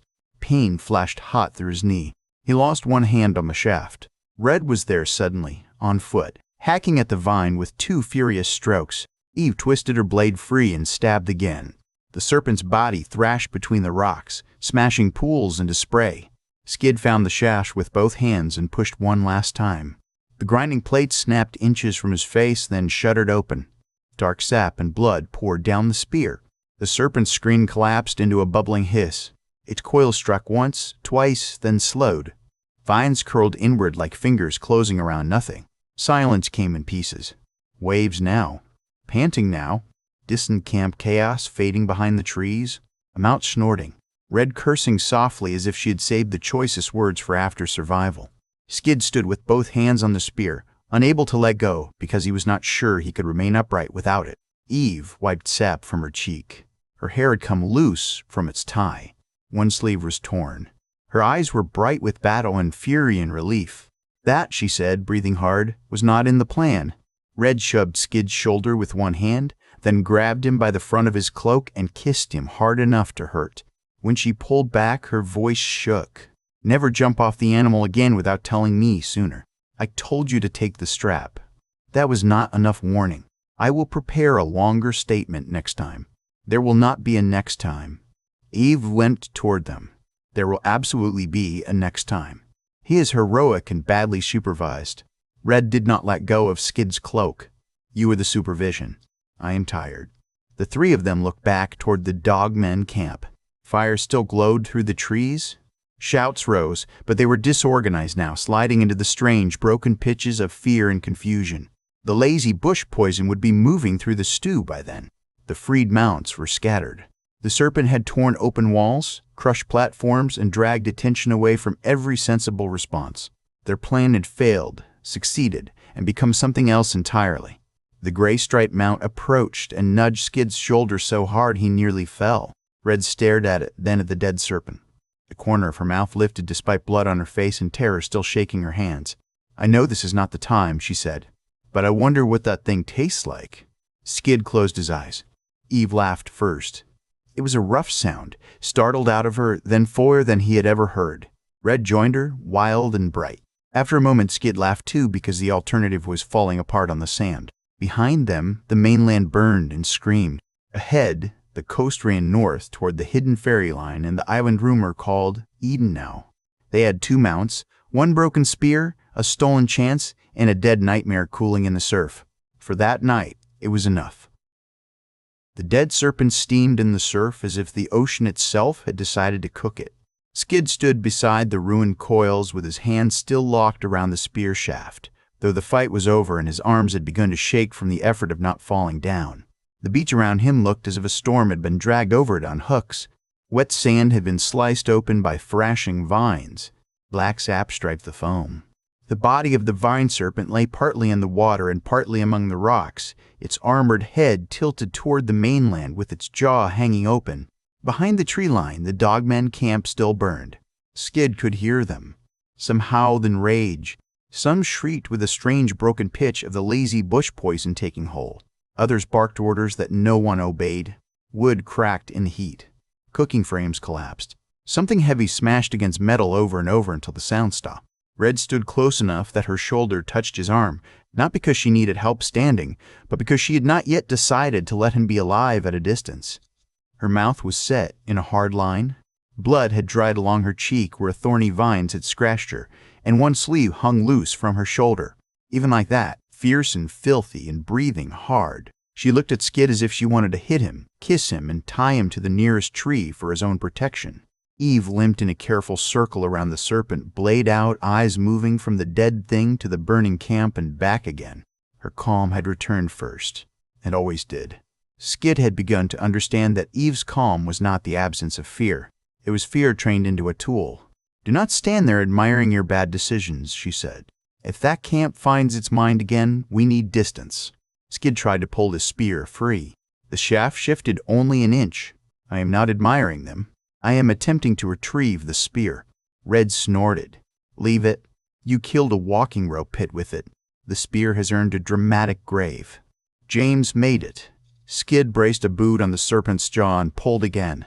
"I cannot leave it in a beast's mouth." The shaft came loose with a wet sound that made Red wrinkle her nose. Skid staggered backward, and the gray-striped mount caught him with a hard shove of its snout. He almost dropped the spear after all. Red grabbed the front strap of the animal and glared at it. "Do not bully him. That is my job." The mount blew warm air into her face. Eve paused near a chopped vine. "The animals are calmer than they should be. Either dogmen train them better than I thought, or they hate that camp as much as we do." The second mount stood farther up the beach, chewing at a strip of seagrass, as if murder and fire were weather. It was darker than the gray-striped one, with a broad head, long shoulders, and thick legs made for uneven ground. Both creatures had leather harnesses patched with bone rings and fiber cords, dogmen craft. Strong, ugly, effective. Skid wiped his spear point in the sand, then looked toward the trees. "How long before the poison clears?" "Depends on how much they ate," Eve said. "Depends on how many survive the eating. Lazy bush does not make peace inside the head. It turns fear into shapes and gives rage a face." Red watched the orange light flicker behind the trunks. "I hope they see every person they trained." No one answered for a moment. Skid thought of the human captives he had seen days earlier, wrists bound, heads hanging as dogmen drove them through the waste. He thought of Red's bunker, of the way her voice hardened whenever chains came up, of the people she had lost and the hands that had dragged her into the open. His first instinct was to turn back toward the camp and search for any captives still alive. His second instinct, stronger now because Eve had worked it into him with sweat and pain, was to count what they could actually do. "If prisoners are there," he said quietly, "we should try to find them." Red's gaze snapped to him. For once, she did not tease. Ev looked toward the burning camp. "We already looked during the approach. Empty holding pens near the west side, fresh drag marks leaving south. They moved their captives before we came. That camp was a raiding camp, not a storage place." "You are certain?" "Certain enough to know that 3 tired people do not charge into a poison-mad nest searching for ghosts." Skid wanted to argue. The words rose. Then another scream tore out of the trees, followed by the harsh clatter of bone weapons. Something large crashed through a wall. A dogman howled, then gurgled. Red touched Skid's wrist. Her fingers were rough and warm. Eve is right. If someone is still in there, running into that mess would not save them. It would only add us. His hand moved to the locket beneath his shirt. The little metal oval was hot against his skin, warmed by battle and body heat. His sister's picture rested inside, forever small, forever safe from the wasteland because she had never reached it. The habit of guilt reached for him, but he forced himself to breathe through it. "Then we go," he said. Eve's expression softened by half a shade. "Now you sound like someone who might live long enough to be trouble." Red stepped back and looked over the dead serpent. "Before we go, I am serious about food." Skid stared at her. "You cannot be serious about eating that." "I did not say we feast on its face. I said we test a piece far from the poison sacs and see if it cooks. Meat is meat until it tries to kill you twice." Eve walked to the serpent's side, cut a small strip from a pale inner section, and sniffed it. Her nose wrinkled. "It smells like rotten grass and bad fish." Red grinned. "So it is coastal food. It may be toxic. Then Skid can make a brave speech over my grave." "I will not," Skid said. "I will be too busy telling Eve she warned you." Red's grin widened. Listen to him growing teeth. Eve cut the strip into 3 smaller pieces, but she did not eat. She set one piece at the edge of the water. A cluster of pale crabs, each with shell plates like broken glass, crept out from under a rock. They touched the meat with tiny claws, paused, then attacked it with frantic hunger. Within heartbeats, they were fighting each other over the shreds. "Crabs are alive?" Red said. "That proves something." "It proves crabs have poor judgment," Eve replied. "They did not take serpent meat." Red complained until Eve reminded her that complaining loudly was also a way to invite dogmen. They settled for the dried strips in their packs and the tough meat from the armored grazer they had smoked earlier. Skid forced himself to eat while walking because his legs had begun to feel hollow. The first stretch away from the beach was chaos. The mounts did not understand human riders who did not smell like dogmen.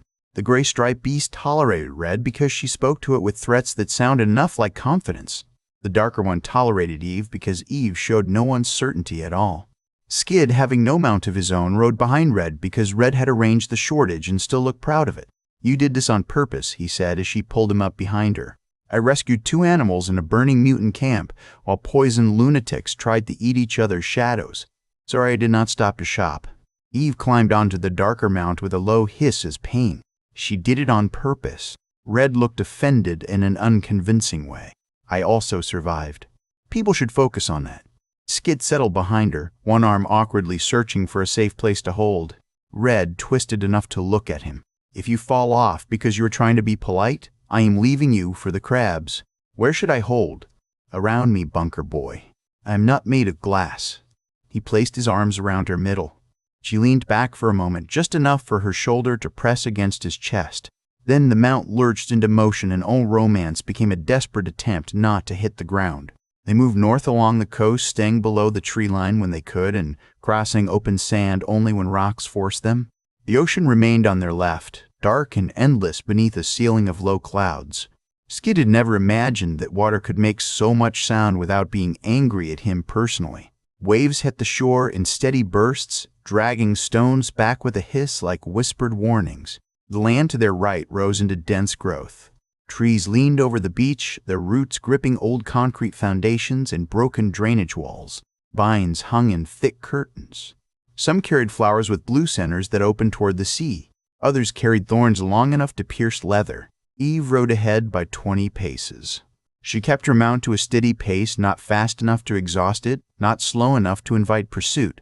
Red followed, her body moving with the animal as if she had stolen mounts her whole life.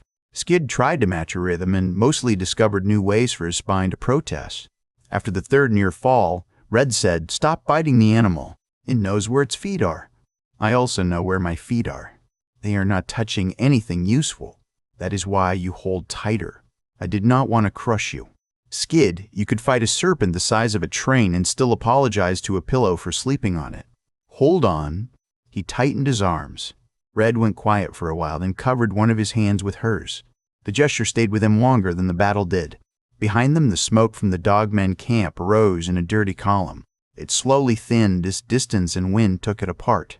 Still, Eve kept looking back. By sunset, she led them off the beach and up a cracked access road, half swallowed by roots. At the top, they found the shell of an old-world toll station, its roof partly intact and its glass long gone. The booths made narrow stalls where the mounts could be tied under cover. Eve inspected the ground, the walls, the ceiling, then selected the center booth as their night shelter. "No fire," she said. Red groaned. "I hate smart choices." "You love them when they keep your lungs working." "That does not mean I enjoy the process." Skid helped strip the tack from the mounts. The gray-striped animal tolerated him until he touched a strap near its shoulder, then swung its head and clicked square teeth near his arm. "Easy," Skid murmured. The animal watched him with one black eye. Red leaned on the booth wall. "It likes you." "That was affection?" "No, but it did not remove anything. Out here, that is a compliment." Eve crouched at the edge of the road and studied the darkening path below. "Tracks by morning. If they followed us, we will know. Sleep in turns." Skid sat with his back against cracked tile while Red checked the binding on his knee. The serpent vine had twisted it hard, and every step had set a slow ache into the joint. She worked with surprising care, though her mouth stayed sharp. "Next time you decide to fight a giant plant snake, mention your plan before you are already doing it. I believe the timing was important." "The timing is always important. So is not making me feel like my heart got kicked by a mount." He looked at her. In the gloom, her face was softer than her voice. The fury had faded, leaving fear underneath. Red did not like letting fear be seen. It seemed to cost her more than bleeding. "I am sorry," he said. "I did not think about what it would feel like from your side. That is because your side is full of noble garbage. I am trying to have less garbage." She smiled despite herself. "You're terrible at flirting and strangely good at apologies." James said a proper apology should not hide behind excuses. James sounds exhausting. He was. Skid touched the locket. "He also saved my life before I knew it needed saving." Red's fingers slowed at the knot. "I wish I had met him." Skid thought of the old man sitting under dim bunker lights, hands scarred from maintenance tools, voice turned low as he spoke of blue sky to a boy who had only seen metal ceilings. "He would have liked you. He would have thought I was rude. He would have liked that you survived." Red finished the tie and rested her hand over the cloth. "I'm not always sure that surviving counts as a good thing." The words were quiet enough that Eve could have pretended not to hear them. She did not. "From the door," Eve said, "it counts when you decide what the survival is for." Red looked away. "And if you do not know yet, then borrow someone else's reason until yours grows back." Skid felt those words settle between them. He had borrowed James's reason, then his sister's memory, then the impossible promise of Eden. Somewhere along the road, he had begun borrowing Eve's stubborn protection and Red's fierce refusal to be owned by what had hurt her. Maybe reasons did not arrive whole. Maybe they gathered like firewood. Red stood and shook off the mood with a rough breath. "First watch is mine. I am too irritated to sleep." Eve tossed her a strip of dried meat. "Being irritated is not a watch plant. It has worked so far." Eb gave Skid the second watch and took the third. Night closed around the toll station. The ocean breathed in, the dark below them. The mounts shifted in their stalls. Far south, the last faint red of the Dogman camp disappeared behind the trees. Skid slept in pieces. Near dawn, Red's hand found his shoulder and shook him awake. She did not speak. She pointed down the access road. At the edge of the pale morning, fresh tracks climbed from the beach. Dogmen had followed. Eve read the tracks before the sun touched them. She moved along the access road in a crouch, one hand hovering above the marks without touching the damp grit. The rest of the old toll station remained still behind her. Skid held the darker mount by its strap, while Red tightened the gray-striped animal's harness with quick, angry movements. No one had eaten. No one had washed the salt and ash from the night before. The morning had arrived without kindness.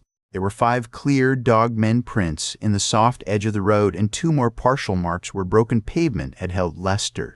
The mutants had come fast, but not blindly. Their steps were spread wide, bodies leaning uphill. They'd stopped near the first booth, circled once, then moved away again. "Scouts," Eve said. Skid tightened his grip on the strap. "How many?" 3 came close. More waited below. Red's jaw flexed. "How do you know that?" Eve pointed toward the ditch beside the road. One scout stepped over that weed instead of crushing it. This one was careful. Another dragged his rear claw because he was tired or hurt. The third carried weight on his left side. See how the right foot bites deeper? But lower down, the road is chewed up with prints. At least 6. Maybe 8? They sent a nose ahead. Skid stared at the marks until the pattern emerged. He could see some of it now, though Eve saw more than tracks. She saw choices, habits, weakness. "Did they know we were here?" he asked. They smelled old heat, animal fear, and serpent sap. They knew something passed through. They did not know if we stayed. Red pulled the last strap tight. "Then we leave before they come back with confidence." "Yes," Eve said. "And we do not run in a straight line like panicked goats." "I have never been a goat." "You have the attitude for it." Red pointed at Skid. "Tell your mother she is mean." Skid looked between them. "I believe both of you are armed." Eve almost smiled. "Smart answer. Mount up." They left the toll station through the north side, not the road the scouts had used. Eve led them into a tangle of young trees where the ground was firmer and roots broke the trail. The mounts disliked the tight passage but obeyed pressure and voice. Red muttered to the gray-striped beast under her breath, mostly insults. Skid rode behind her again, this time with less awkwardness and more concern over being thrown into thorn brush. The forest thickened quickly. Salt air followed them in dim breaths, but leaves and damp soil took over. The coastline ran parallel somewhere to their left, hidden by green rise and pale rock. Birds screamed in the canopy. Small animals fled before the mounts, rustling through brush and hollow logs. More life should have comforted Skid. Instead, every moving leaf seemed capable of hiding a dogman face. Eve kept them off obvious paths. Whenever she found a stretch of exposed mud, she doubled back through shallow water or made the mount step across fallen trunks. When a slope of flat stone offered no tracks at all, she used it for half a mile before dropping into a ravine choked with ferns. The pace was slower than open beach, but every turn made pursuit harder. Red grew impatient by midday. We could outrun them on the sand. For an hour, Eve said. Then the mounts tire, and dogmen follow the most obvious trail ever left by 3 idiots with stolen animals. I only see 2 idiots. I was including the animal you named Bitey in your head. Red glanced back. I did not name it that. Skid said, You did. You whispered it twice. Betrayal looks bad on you, bunker boy. The gray-striped mount chose that moment to snap at a hanging vine and miss. Its teeth clicked shut beside Skid's thigh. Bitey seems accurate, he said. Red laughed, and the sound held for 3 steps. Then Eve raised a fist, and the forest swallowed the laughter whole. They halted in a pocket of shade beneath a fallen highway sign. The sign lay tilted between 2 trees, green paint blistered and words eaten by rust. Only fragments remained, but the meaning survived in pieces. Northbound ferryport. The arrows pointed into vines. Eve listened. At first Skid heard only his own pulse. Then the woods gave him the sound she had caught. A soft rhythmic click from behind them. Not branches. Not rain. Claws touching stone, stopping, touching again. Red eased her knife free. How close? Close enough that talking is over, Eve whispered. The dogman appeared on the ridge above the ravine. It was smaller than the 2 Red and Skid had fought days earlier, but leaner, with a longer muzzle and sharper shoulders. Spinal spikes rose along its back like jagged black teeth. A strip of human cloth hung from its belt. Its nostrils widened as it scented the air, and its yellow eyes fixed on the spot where the trio stood hidden under the sign. For a heartbeat, nobody moved. Then the dogman opened its mouth to call. Eve's thrown blade crossed the ravine and entered under its jaw before the sound formed. The mutant jerked backward, claws scrabbling at the hilt. Red was already moving. She slid down the ravine wall, crossed the creek in 3 splashing steps, and climbed the other side with murderous speed.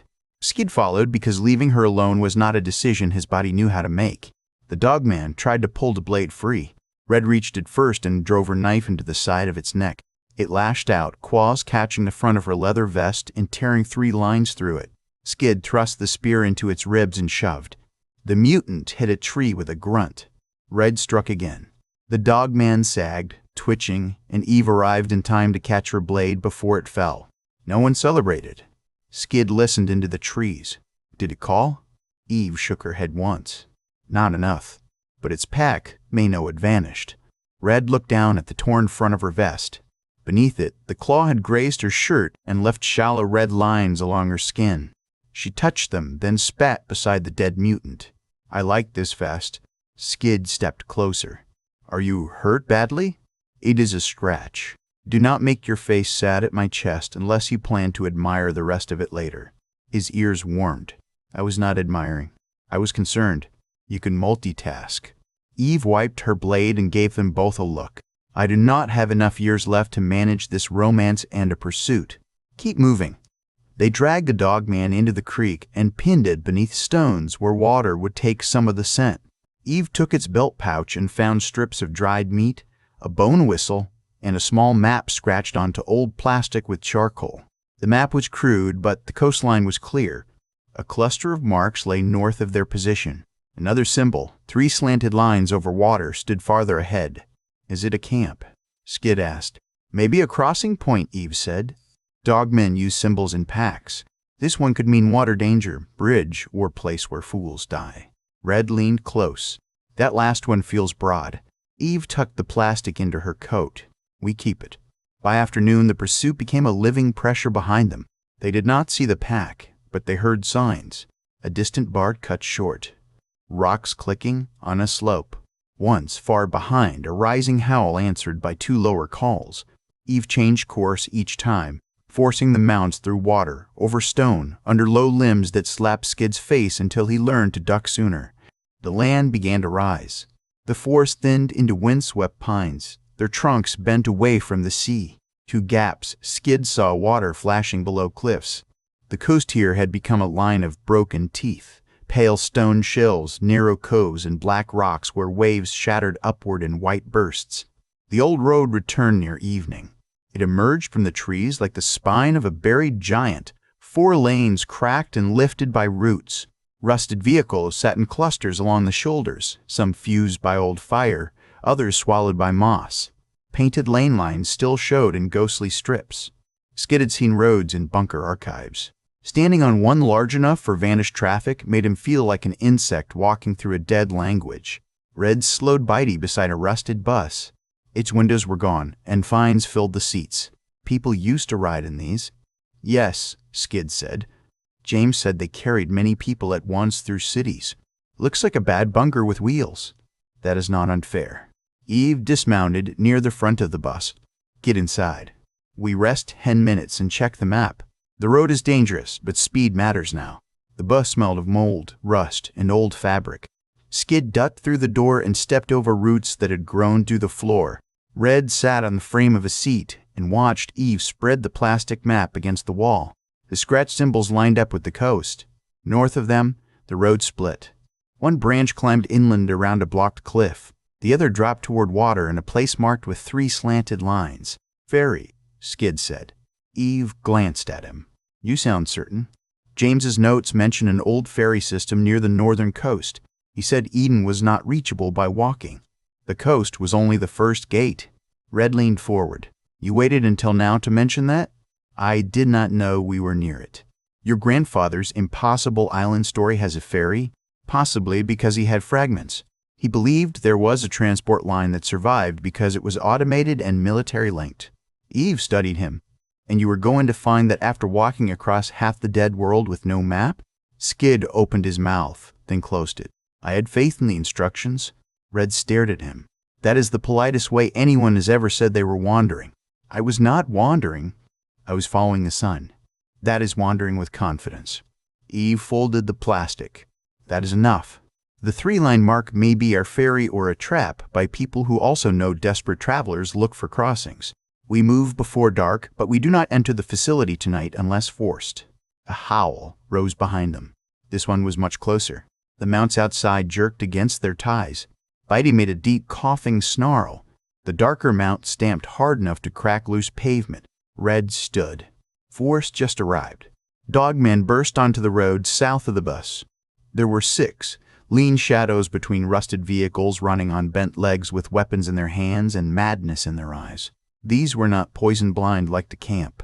These had followed the trail of stolen mounts and dead kin. The lead mutant wore a collar made of finger bones, its muzzle wrinkled back from long teeth.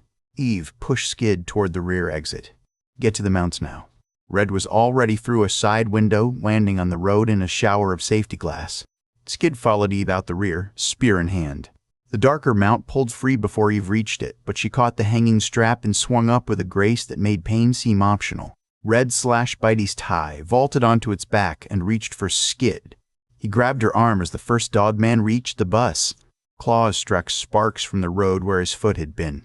Red hauled him up behind her. Bitey lunged forward before Skid settled, and the world became wind, trees, rust, teeth. The pack chased. They thundered along the broken highway with the dogmen weaving between wrecks behind them. The mounts were faster in open stretches, but the road was treacherous. Roots rose like traps. Holes opened where pavement had collapsed into drainage channels. Eve rode ahead, guiding them through gaps with sharp hand signals. Red matched every turn, laughing once in pure battle heat when Bitey kicked backward and caught a dogman in the chest. Skid twisted and thrust with the spear when another mutant came too close. The point scraped along its shoulder plate and drew a line of dark blood. The dogman snapped at the shaft, teeth missing his hand by inches. Hold still, Red shouted. I am being attacked. Then be attacked with balance. A rusted truck blocked the lane ahead. Eve drove her mount toward the narrow shoulder between the truck and a drop thick with brush. The darker animal squeezed through, scraping sparks from a metal panel. Red followed. Bitey hesitated at the gap. The dogmen did not. Red kicked hard. Move, you ugly miracle. Bitey launched through the opening. The drop yawned beside Skid's boot. The spear caught on a hanging mirror and nearly tore from his hands. Behind them, the lead dogman leaped onto the truck hood and sprang. It landed on Bitey's rear harness. The mount screamed. Red cursed and drove her knife backward, but the mutant climbed with hooked claws. Skid let go with one arm, twisted, and slammed the butt of the spear into its muzzle. Teeth cracked. The dogman snapped again. Its claws tore at the harness strap near Red's hip. Eve shouted from ahead, "Left branch." Low sign. Stay low. Red threw herself forward against the mount's neck. Skid followed a fraction later. The road sign came out of the dusk like a blade. The dogman rising behind them did not see it in time. Metal caught it across the face and chest. It vanished backward with a wet impact against the truck's side. Red shouted, "I love old signs." "Do not love them yet," Eve called. "Bridge is out." The road ahead ended. Not fully, but enough. A section of highway had fallen away into a ravine, leaving a gap where twisted rebar and hanging slabs framed open air. Beyond it, the road continued north, sloping toward the sound of heavier water. A narrow service lane curved down to the right, half hidden by weeds. Eve took the service lane without slowing. Red followed. The mounts skidded down cracked concrete into shadow. Behind them, dogmen howled as they reached the broken bridge and were forced to turn. The service lane dropped into an old maintenance underpass where water ran over the floor ankle deep. The mounts splashed through. Concrete walls amplified every breath, every hoof strike, every distant bark. Skid held Red with one arm and the spear with the other, his shoulders screaming from the strain. Light appeared ahead. They burst from the underpass into a wide basin of ruined docks. The ocean opened before them. Old piers jutted into gray water like broken ribs. A fence complex stood on the far side of the basin, its gate bent but still upright, its watchtowers leaning. Beyond the fence rose a squat concrete building with faded lettering across its face. Skid could read only part of it in the dusk. Coastal Transport Authority. Red pulled Bitey beside Eve's mount. Both animals panted clouds into the cooling air. Eve stared at the facility. "There is your ferry." Dogmen howled from the road above. Skid looked at the gate, the dark building, the water beyond, and the fading light. "Then we get inside," he said. Red drew her knife and smiled without humor. "At least this trap has a view." The gate had been built to keep people out, which meant the wasteland had spent a century and a half teaching it humility. It sat between two concrete posts, a wide mesh of rusted metal and faded warning placards. Salt had eaten the lower hinges until one side leaned inward, leaving a gap large enough for a person, but not for the mounts. Thick vines wrapped the top rail, their leaves dark and glossy in the last light. Beyond the gate, the ferry house sat with its windows black and its roof bristling with antenna bones. Dogmen howled from the ridge behind the basin. They had found the service lane. Eve dismounted and handed her reins to Skid. "Red, help me open it." Skid hauled the animals and watched the slope. Red slid down from Bitey with her knife already in hand. "I always enjoy being assigned the rusty death gate." "You complain more when you are scared," Eve said. "I complain because everyone deserves my thoughts." Skid held both mounts by their straps and turned toward the ridge. The basin behind them was a wide bowl of cracked pavement, weeds, and broken dock machinery. A collapsed crane lay near the water like a dead insect. Shipping containers had rusted into red-brown blocks. The service lane descended from the old road in a series of sharp curves. Shadows gathered there. The first dogman appeared at the top end. It lifted its muzzle and saw them. Skid's grip tightened. "They are coming." "Of course they are," Eve said, bracing one boot against the gate. "The universe heard we needed peace and took offense." "Push hard." Eve and Red threw their weight against the leaning half of the gate. Metal screamed. Flakes of rust fell like dirty snow. The gap widened an inch, then stopped. The vines stretched and held. Red hacked at them. Sap ran black over her blade. "These vines are stronger than bunker doors." "Cut lower," Eve said. The dogman on the slope barked, and more shapes appeared behind it. More shapes appeared behind it, first 4, then 5, then 7. They came down fast, using hands and feet, bone weapons held between teeth or strapped to backs. The mounts felt Skid's fear and began to shift. Bitey pulled against his left arm, eager to bolt or bite. The darker mount tried to turn toward Eve. Skid planted his boots, forcing his voice low the way Eve did with animals. "Stay steady, both of you. We are not dying at a gate because you dislike the view." Bitey huffed. That was not a debate. The gate shrieked open another foot. "Almost," Red snapped. A thrown spear clattered across the pavement near Skid's boot. He looked up. The lead dogman was halfway down the lane, longer arms swinging, bone collar rattling. Its broken muzzle marked it as the one that had survived the road sign. One side of its face hung torn, and hatred burned bright through the damage. It carried a heavy hook made from sharpened metal. Skid released one hand from the darker mount long enough to kick the thrown spear away. Faster would be wise. Faster is my favorite speed, Red said. Eve cut the last thick vine with a two-handed chop. The gate gave way all at once. It swung inward with a howl of hinges and slammed against the fence. Red stumbled, caught herself, then waved Skid through. Move the ugly miracles. Skid led the mounts into the facility yard. Bitey squeezed through first, snapping at the gate as if blaming it. The darker mount followed with less drama. Eve and Red came after them, dragging the gate shut. It did not latch. The hinge had bent too far. Eve looked at the chain hanging from one post. Wrap it. Red looped the chain through the mesh and around the opposite rail. Skid jammed the fallen spear through the links like a... The first dogman hit the outside of the gate just as he stepped back. The impact drove the metal inward. The spear held. For a second. Then another dogman slammed into it beside the first. Get inside, Eve said. They ran across the yard toward the ferry house. The mounts clattered behind them, pulled by straps in panic. The building's main doors were glassless frames under a cracked overhang. Faded letters on the wall read Coastal Transport Authority North Channel Terminal. Below them, someone had painted a symbol long ago, a circle with 3 lines crossing water, the same mark from the Dodman map. Skid pointed. The symbol. Later, Eve said. Doorways first, history second. They entered into a lobby that smelled of salt, dust, animal droppings, and dead machines. Old benches lined the walls. Ticket counters stood behind cracked partitions. A row of metal gates led toward the docks. Posters curled on the walls, their smiling faces bleached into pale ghosts. Red pulled Bitey inside and tied it to the base of a heavy counter. I hate enclosed places now. Skid tied the darker mount near the opposite wall. I thought bunkers made you prefer walls. Bunkers made me hate being tracked. There's a difference. Eve moved through the lobby in a quick circuit. She checked side rooms, stairwells, and corners with the speed of long practice. When she returned, she pointed toward a service corridor. There is a maintenance room with a door we can brace. We use that if the front fails. The gate outside rattled again. Dogmen snarled through the fence. Red looked toward the sound. How long does chain and bad luck hold?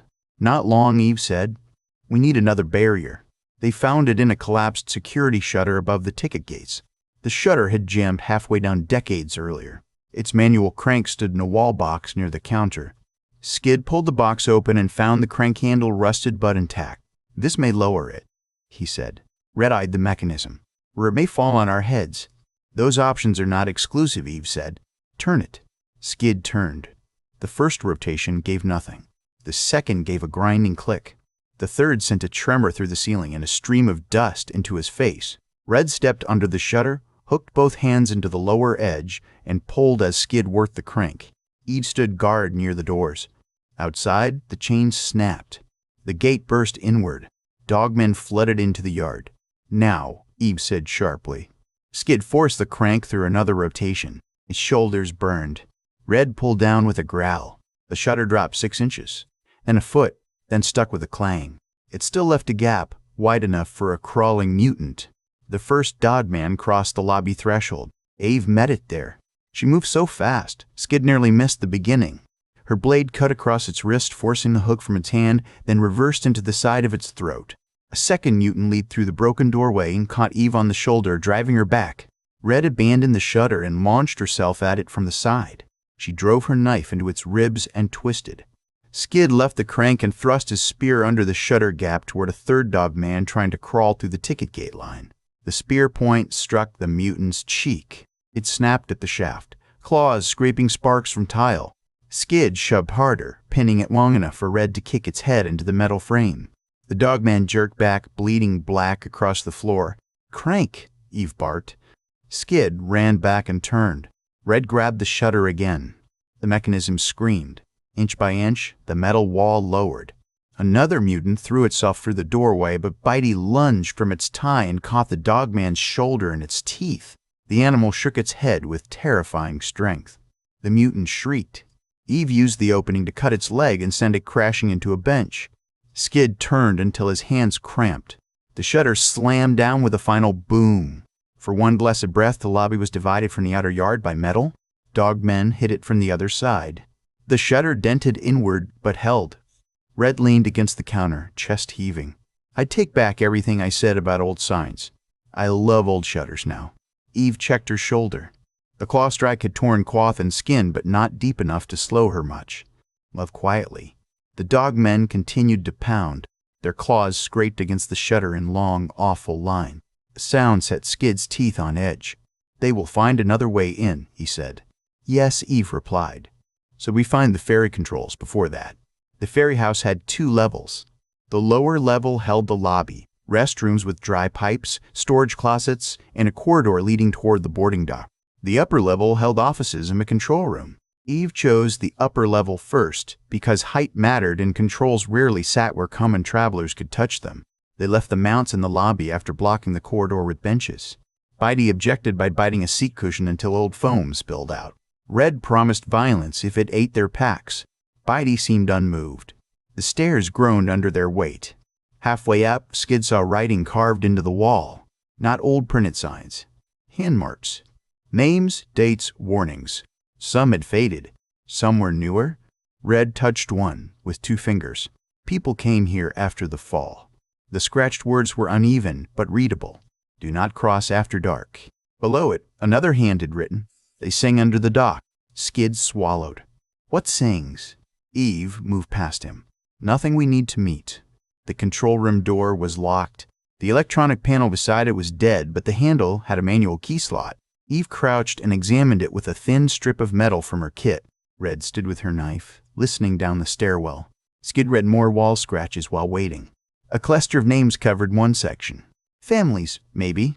People who had reached this place and wanted proof they had existed. Beneath them, someone had carved a rough drawing of an island with 3 trees. Eden, maybe. The thought tightened his throat. Eve got the lock open with a click and a muttered insult at whoever had built it. The control room smelled less rotten than the rest of the building. Its windows overlooked the docks and the black water beyond. Rows of panels lined the walls. Most screens were dark. A large central console faced the ferry slips, covered in dust, salt, and the brittle bodies of dead insects. Red wiped one screen with her sleeve. "Please tell me you know how this works." Skid moved to the console, heart beating faster. "I know bunker maintenance systems. Some old-world interfaces were similar in the manuals." "That means no." "It means not completely." Ev went to the windows and looked down. "Not completely, we'll have to grow teeth." Skid found a manual crank panel beneath the console and opened it. Inside was a laminated instruction sheet, warped but readable. Emergency power reset. Battery isolation. Dock arm release. The words made his pulse quicken. This was not a dead terminal. It had been designed to wake after long silence. "There may be reserve power," he said. Red leaned over his shoulder. "That is good. If the batteries are intact. That is less good. If the circuits have not corroded. Stop helping." Eve tapped the window. "We have another problem." Skid looked up. The ferry was still there. It sat in the outer slip, a low, wide transport vessel with a flat deck and sealed cabin, its hull dark with algae and salt. The sight struck him so hard that for a moment he forgot the dogmen. James's stories had always placed Eden beyond the waste, beyond the impossible. A ferry made the impossible mechanical. It was reachable, and that made it terrifying. Then Skid saw the water move around it. Not waves, not normal current. Long shapes slid beneath the surface near the dock pilings. Thin backs broke the water and vanished. Pale eyes reflected the last light under the pier. Red whispered, "Those better be fish." A mouth opened under the dock. It was full of needle teeth. Eve said, "Those are not fish we want to name." The shutter below boomed again. Metal screeched. Skid forced his eyes from the water and bent over the console. "I will try to wake the system." Red stood beside him, knife ready, though there was nothing on the console to stab. "Tell me what to do." He pointed to the laminated sheet. "When I turn the reserve crank, watch that gauge. If it moves into the green band, pull this lever halfway. Not all the way. Keep it halfway." Red narrowed her eyes. "I can understand halfway. I did not mean. Do not explain yourself into danger. Turn the crank." Skid turned the reserve crank. It resisted. then gave. Deep within the wall, gears woke with a groan. The gaze needle trembled. Red watched it with fierce concentration. The needle rose slowly, scraping toward the faded green band. The room lights flickered once. All three froze. A weak amber glow spread across the control panel. Somewhere in the building, a recorded voice crackled from ancient speakers, distorted but understandable. Emergency mode active. North Channel service suspended. Manual authorization required. Red looked at Skid. Is suspended bad? It usually is. Can suspended become unsuspended? I am trying to learn that quickly. Eve's eyes stayed on the dock. Learn faster. The water noticed the lights. Below, beneath the pier, the long shapes began circling. The dogmen hit the shutter again. This time, one corner bent inward. The old ferry house had woken up, but it had woken everything else with it. The ferry house spoke in a voice that had forgotten most of its own words. Emergency mode active. It crackled again. North Channel service suspended. Manual authorization required. Dock hazard present. Remain behind marked safety lines. Red looked through the control room window at the dark water moving below. The safety lines can come tell the teeth to leave. Skid leaned over the console, reading labels through dust and dim amber light. His bunker education had been full of old systems, but most had been sealed behind diagrams and theory. The machines at Bunker 1 Washington had been maintained to live. This terminal had been abandoned, salted, attacked by time, then dragged awake under pressure. A row of small indicator lights glowed beside the main screen. Battery reserve, amber. Dock arm, red. Hull link, amber. Route beacon, dark. Manual off, red. It wants authorization, he said. Eve watched the dock. Can you provide it? Not if it expects a person with a code from 150 years ago. Red touched the largest lever. Can we lie to it? Skid glanced at her. That may be possible. I love possible lies. A crash rose from below. The shutter was failing by pieces. Dogmen had stopped simply pounding and started prying at the bent corner. Their claws scraped metal. Their voices carried through the lobby, muffled but furious. Eve turned from the window. We have minutes before they find the stairs or tear through the service side. Red, hold the stairwell. Do not be heroic. Be noisy if they come. Red spun her knife once and headed for the door. I am always heroic. I can also be noisy. Skid caught her wrist before she passed. The movement surprised both of them. Do not let them pull you down the stairs. Her expression changed. For a heartbeat, the hard mask slipped, and he saw the woman beneath the jokes and knives, young and tired and furious at being afraid. Do not make me worry about you while I am guarding the stairs, she said. I will make an effort. Make a better one. She kissed him quickly, not for heat this time, but for promise, then vanished into the hall. Eve watched the door after her. She is going to get louder if anything touches that stairwell. She is brave. She is terrified. Brave is what she does with it. Skid took that in while pulling open the console's lower access panel. Bundles of cables ran behind it, many wrapped in cracked insulation. A maintenance manual sat in a metal sleeve, pages swollen with damp but still usable. He lifted it carefully and found a section marked Emergency Manual Release. The words steadied him. Machines had language, even old ones, even dying ones. The authorization circuit is separate from the ferry launch, he said. If the command console cannot verify a code, there is a manual station in the dock office. A physical key or lever can release the dock arm and transfer control to the ferry. Eve came beside him. Where's the dock office? He traced the map on the manual page. Lower level. Past the boarding corridor. Outside the lobby shutter. Of course it is. There may be another way through the service hall. A shout came from Red. Stairs have company. Eve moved. The first dogman appeared halfway up the stairwell, squeezing through the darkness on all fours. Red met it from above. She kicked its face into the rail and slashed down as it tried to climb. A second mutant shoved behind it in a stairwell filled with snarls. Eve joined Red at the landing. Skid heard steel hit bone, then the wet slap of a body tumbling down steps. He wanted to help, but the console held him with a different kind of violence. Without the ferry, every fight only bought another fight. He forced himself to keep reading. Manual station access required power to the service latch. Service latch could be opened from control room panel if dock security link was intact. Dock security link was red. Skid followed the diagram to a row of old fuses. One had cracked open, its inner metal blackened. "I need a replacement fuse," he called. Red shouted back from the landing, "I am using all my hands for murder." Eve said, "Describe it." "Small cylinder. Metal ends. About the length of my thumb." Something crashed. A dogman howled. Eve appeared at the doorway with blood along one sleeve, none of it bright enough to be hers. She reached into one of the emergency cabinets on the wall and yanked out a plastic kit. It broke in her hand, spilling ancient supplies onto the floor. Gauze fell apart. A cracked flashlight rolled under a chair. 3 spare fuses clattered near Skid's boot. "Is that it?" she asked. "That is it." "That is good. I was about to start throwing things until you agreed." He replaced the fuse with fingers that wanted to tremble. The panel sparked once. The red light beside dock security shifted to amber. A new prompt appeared on the main screen. "Service access unlock." "Confirm access." Skid pressed the physical confirm button. Somewhere below, a lock clanged open. Red backed into the room, breathing hard. "One stairwell is clear." That sentence may expire fast. Eve looked at Skid. "What path?" "Service hall, lower level, north side. It leads around the lobby to the dock office. We need the manual station there. Then we split for exactly as long as stupidity requires." "We should stay together," Skid said. "No, splitting is not optional. Someone must keep this console awake and watch the ferry status.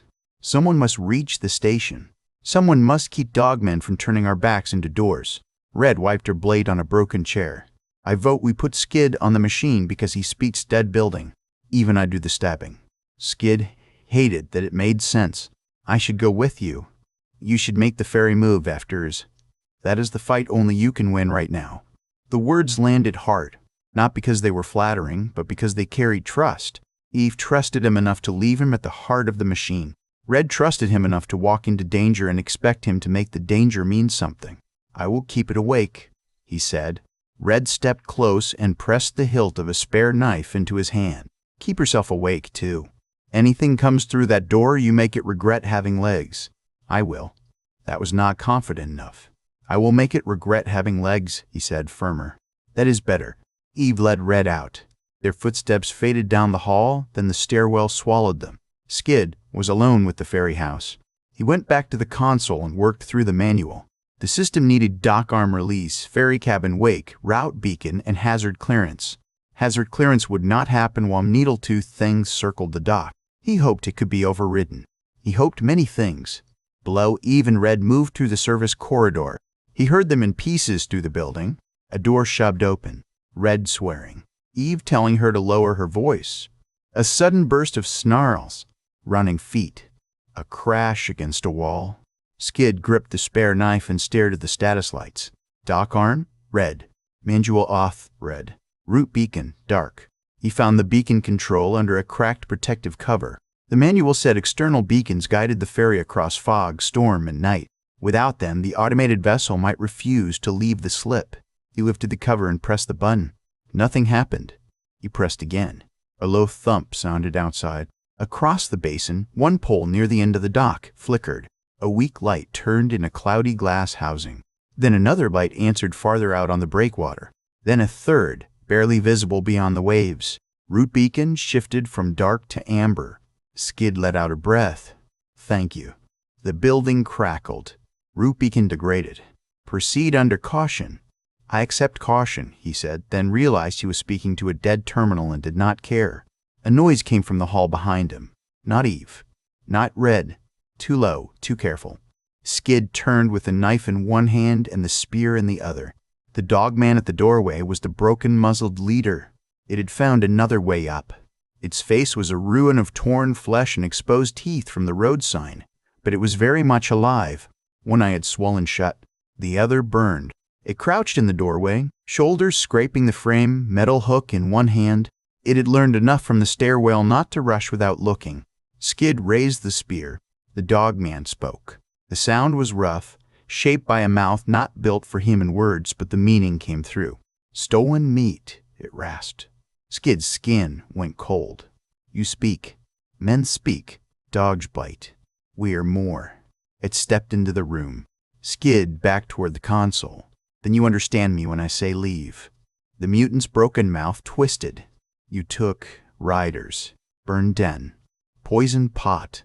Killed green mother. It pointed the hook toward the window and the dead serpent beyond the docks. All debts walk. Your people chained humans. Food chains. Work chains. All world chains. The dogman sniffed. Bunker blood. Soft roof child. You know nothing. Skid thought of the captives, of Red's terror, of his sister's locket, of James's stories about old humanity and new horrors. His fear changed shape. I know enough. The dogman lunged. Skid thrust the spear. The mutant hooked the shaft aside and slammed into him. They hit the console together. Pain burst through Skid's back. The spear clattered away. The hook came down. He twisted and the metal point tore through the sleeve near his shoulder instead of his throat. He drove Red's spare knife into the dogman's forearm. The mutant snarled and struck him across the face. Skid fell hard, vision flashing white. The dogman kicked the spear away and lifted the hook again. The console beeped. On the screen, dock arm flashed amber. Eve and Red had reached the manual station. The dogman glanced at the sound. Skid grabbed a fallen chair leg and swung with both hands into the side of its knee. The joint bent wrong. The mutant staggered, but did not fall. It backhanded him into the lower panel. Metal cut his scalp. Warm blood slid down his temple. Skid tasted copper and dust. The dogman came again. James's voice rose from memory. Big things trust the first fear. Give them the second truth. Skid waited half a heartbeat longer than his body wanted. The hook swept for his chest. He dropped under it, shoulder screaming, and drove forward with the knife into the mutant's belly. Not deep enough. The dogman roared and grabbed him by the back of the coat. Skid let himself be pulled. As the mutant hauled him close, he slammed his forehead into its broken muzzle. The dogman screamed. Skid nearly did too. He shoved the knife upward under its ribs. This time it sank to the hilt. The mutant crashed into him, still clawing. They fell against the console.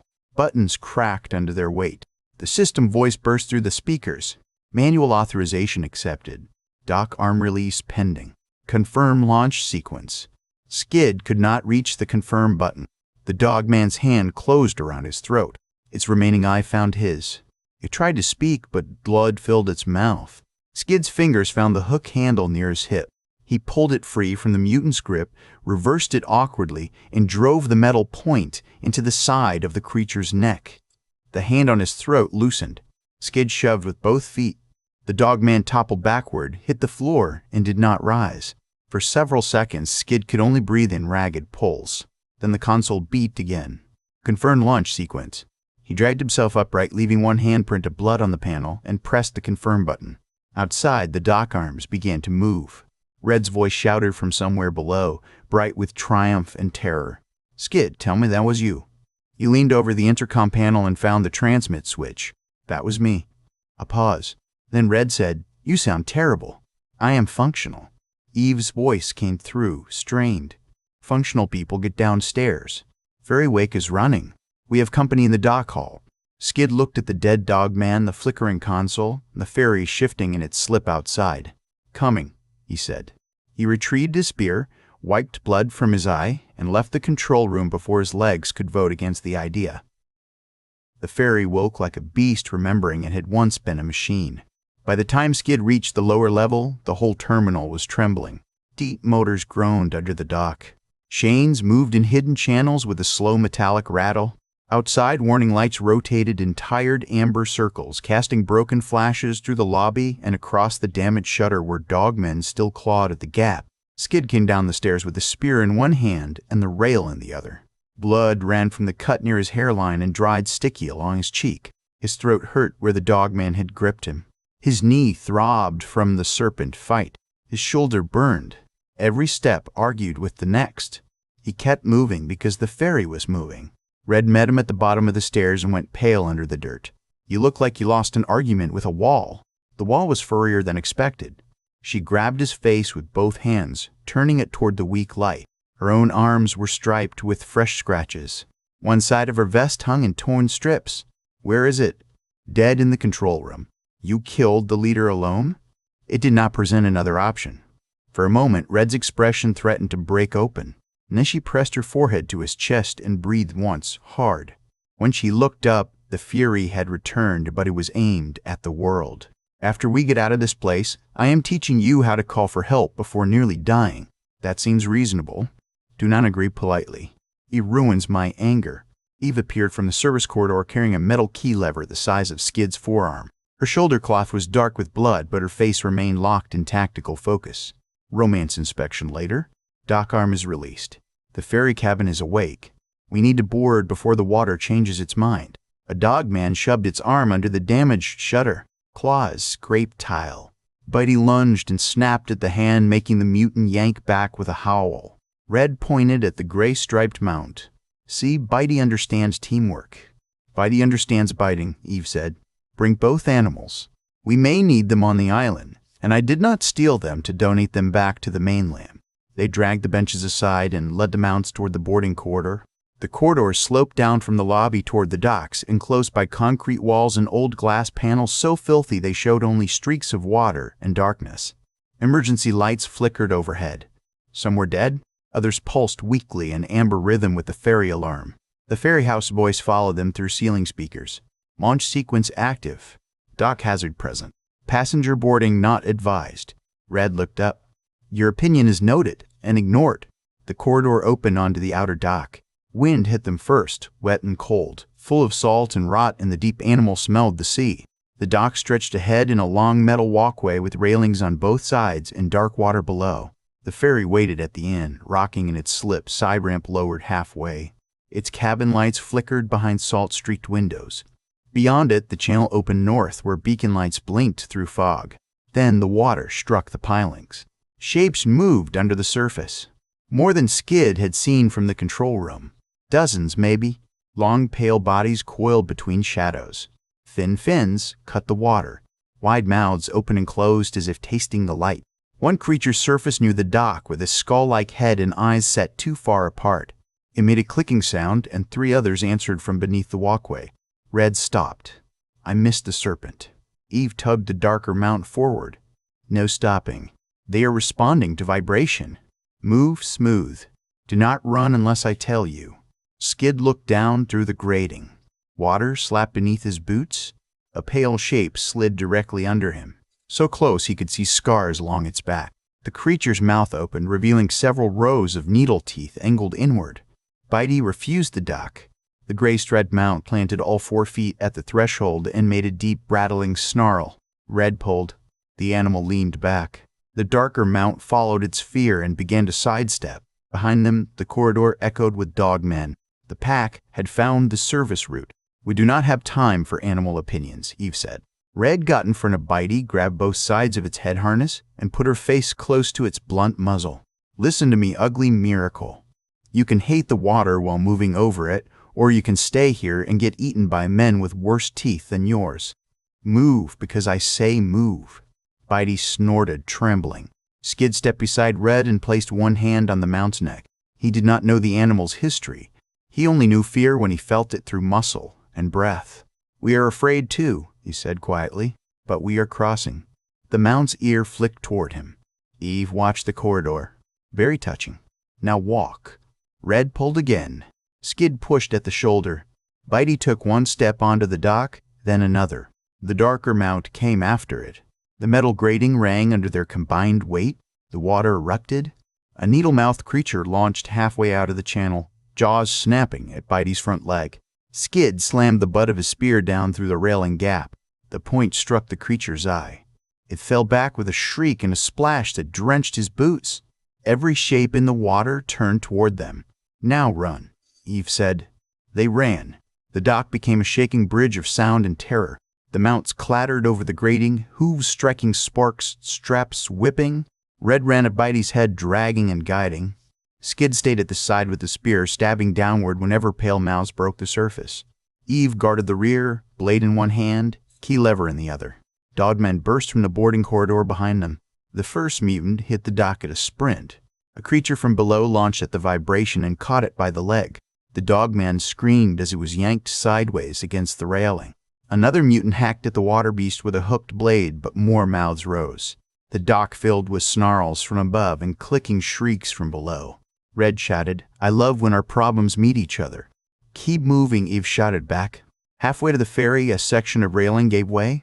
One of the water creatures crashed through from below, body slick and pale, jaws snapping on the dock surface. Bitey reared. Red was nearly pulled under its feet. Skid dropped the spear across the mount's chest and shoved down with all his weight. "Forward," he yelled. "Forward now." Bitey came down and lunged past the thrashing creature. Skid followed, but the beast twisted and caught the hem of his cloak in its teeth. The pull spun him hard. He slammed into the grating, one hand losing the spear. Red turned instantly. "Skid, grab my hand." The water creature dragged backward, cloak tearing. Skid grabbed the railing with both hands. The cloak tightened around his throat and shoulders. For one terrible second, he saw the black water below and the pale mouths waiting. Eve's blade flashed. The cloak split. Skid rolled free as the torn cloth vanished into the water creature's jaws. Red hauled him to his feet by the back of his shirt. "I am cutting every dramatic cloak you ever own," she said. "I agree." They reached the ferry ramp. The ramp was slick with algae and only half lowered, leaving a steep metal incline to the deck. Eve took the darker mount first, guiding it up with steady pressure while Red and Skid held Bitey below. Dogmen were still on the dock, but fewer now. The water had turned the pursuit into carnage. Mutants fought for footing while creatures tore at anything that stumbled. One dogman broke through. It came low along the dock, using the railing to swing past the water attacks. It carried a jagged blade in its teeth and climbed the ramp behind Eve. Red saw it and moved before Skid could speak. She released Bitey, drew her knife, and charged up the ramp. The dogman spat the blade into its hand and slashed. Red ducked under the strike, slammed her shoulder into its middle, and drove both of them against the ferry rail. The mutant snapped at her face. She jammed her forearm under its chin, teeth inches from her cheek. Skid grabbed his spear from the dock and ran up after her. The ramp shifted under him. A water creature hit it from below. Metal boomed. He dropped to one knee, recovered, and thrust. The spear entered the dogman's side. Red used the opening to drive her knife under its jaw. Together, they shoved it over the rail. It hit the water, screaming. The scream ended quickly. Eve had the darker mount aboard. She tied it to a deck rail and ran back down the ramp. "Bring Bitey right now." Bitey did not like the ramp any more than the dock. Red grabbed its harness. Skid pushed from behind. The mount lunged upward, slipped, recovered, and scrambled onto the ferry deck just as the terminal voice crackled through exterior speakers. "Final boarding warning. Ramp retracting." "Of course it is," Red said. The ramp jerked. Eve leaped aboard. Skid followed. Red was last, but Bitey swung sideways in panic and blocked her path. The ramp began rising beneath her feet. "Red!" Skid shouted. She climbed, not running now, but scrambling with one hand on the edge and the other still gripping her knife. A dogman reached the base of the ramp and grabbed her ankle. Red kicked it in the face. It held. Skid lunged forward, but Eve caught his belt to keep him from sliding down the retracting ramp. He reached anyway, fingers straining. Red stabbed down once, then again. The dogman let go after the second strike.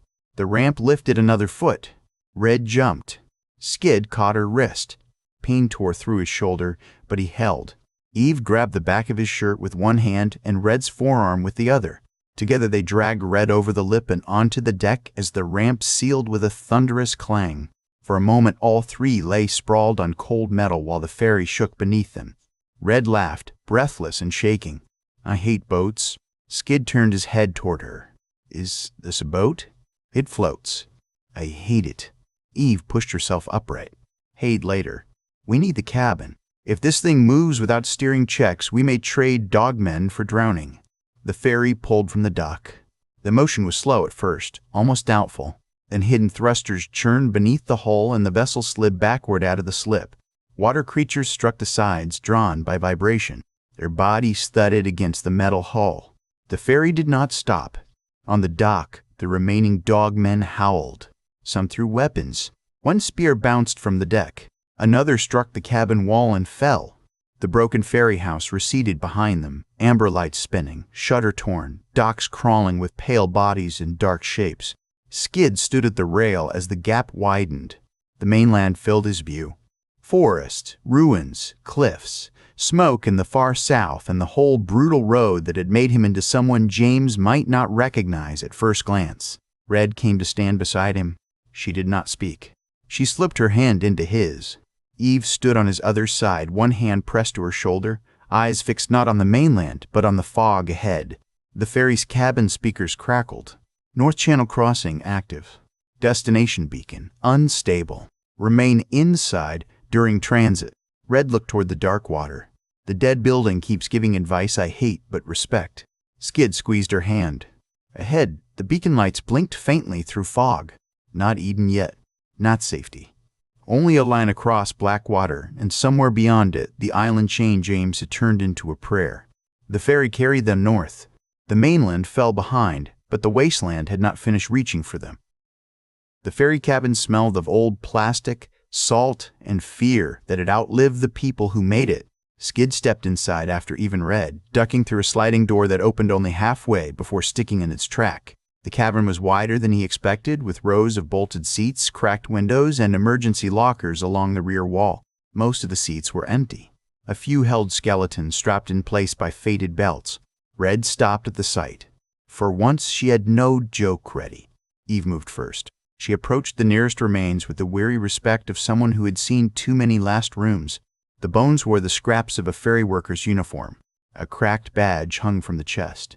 One hand rested near the buckle, as if the person had tried to release it and failed. Old dead, Eve said softly.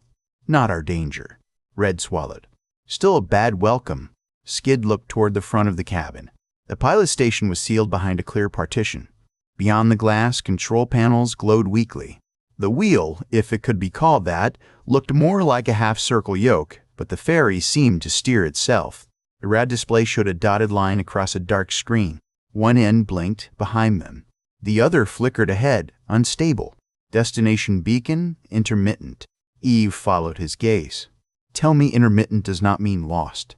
It means the ferry can see the destination sometimes. Skid hesitated, or thinks it can. Red brushed past the skeleton seats with visible effort.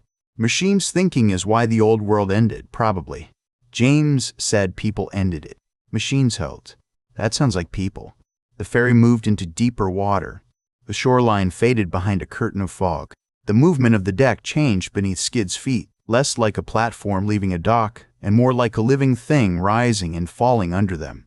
His stomach objected in a slow wave. Red noticed and pointed at him. Are you going to throw up? I have never traveled on water.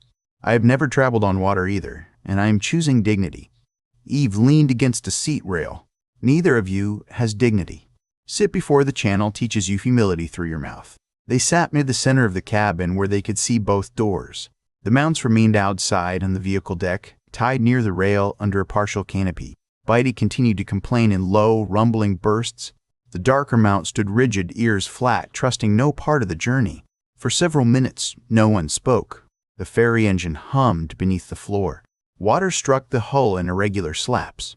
Outside the windows, fog pressed close enough to erase the world.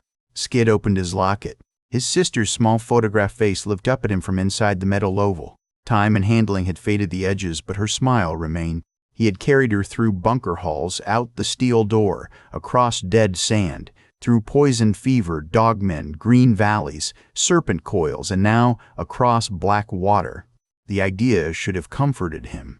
Instead, it made him ache. Red leaned close without touching the locket. That is her? Yes, and her name was Mina. He had not said the name often. In the bunker, people had known. On the road, grief had become simpler when kept behind the word sister. She called me Skid because she could not say kid. My father used to call me that, and she tried to copy him. Red's face softened. She gave you the name. In a way. He closed the locket halfway, then opened it again. I used to think keeping the name meant I was keeping her alive. Maybe you were. Maybe so. He looked through the fogged window. I also think I kept myself trapped with the dead because leaving them felt like betrayal. Eve sat across from them, her injured shoulder wrapped in cloth and tied tight. She listened without interrupting. Red's voice lost its sharpness. When my bunker fell, I hated everyone who died because they left me. Then I hated myself for hating them. Then I hated the slavers because that was easier and useful. Skid looked at her. I am sorry. Do not be sorry for things monsters did. She rubbed her thumb along a cut on her knuckle. Be sorry if you ever start thinking you owed the dead your whole life. They do not get to spend it. Eve's eyes lowered for a moment. That is true. Hard, but true. Skid closed the locket gently. Did your daughter have a name? Eve went very still. Red shot him a look that said he had stepped onto sacred ground, but Eve lifted one hand before Red could speak. Lena, Eve said. The name changed the air. It made Eve less like a legend from the waste, and more like a mother who had once whispered a child to sleep under lights that still worked. She had brown curls she hated because they tangled, Eve continued. She thought every animal could be negotiated with if you brought it food. She was wrong, often, but committed to the theory. She used to steal my socks because she said mine were luckier. Red smiled faintly. Was she lucky? Eve looked out at the fog. For 7 years. Then not enough. Skid held the locket in both hands. Mina was 6. She liked to sing in the waterline because the pipe made her voice echo. My mother pretended to scold her, but she always smiled when she turned away. Eve's mouth trembled once. She controlled it quickly, but Skid saw. Your sister looks like Winna did, Eve said. Eve said, not exactly. Enough to make memory cruel the first time I saw the picture. I wondered, Skid admitted. I know. You have the subtlety of a dropped pan. Red shifted closer to Skid, shoulder touching his. Little cub makes more sense now. Eve gave her a dry look. Do not become sentimental. It will confuse the mounts. Too late. I am full of feelings and bad ideas. The ferry lurched. All three grabbed for the nearest seat. Outside, something massive struck the hull. Bitey screamed from the deck. They were on their feet at once. The ferry rocked again, harder. A deep scrape ran along the starboard side, metal groaning beneath pressure. The cabin lights flickered. The route display flashed red, then returned to amber. Eve drew her blade. That did not feel like waves. Skid moved toward the window. Fog swirled beyond the glass. For a moment he saw nothing. Then a shape passed beneath the surface, larger than the ferry's shadow, broad and dark, its back ridged like a line of submerged stones. Red whispered, Please, let that be the bottom. The shape rose.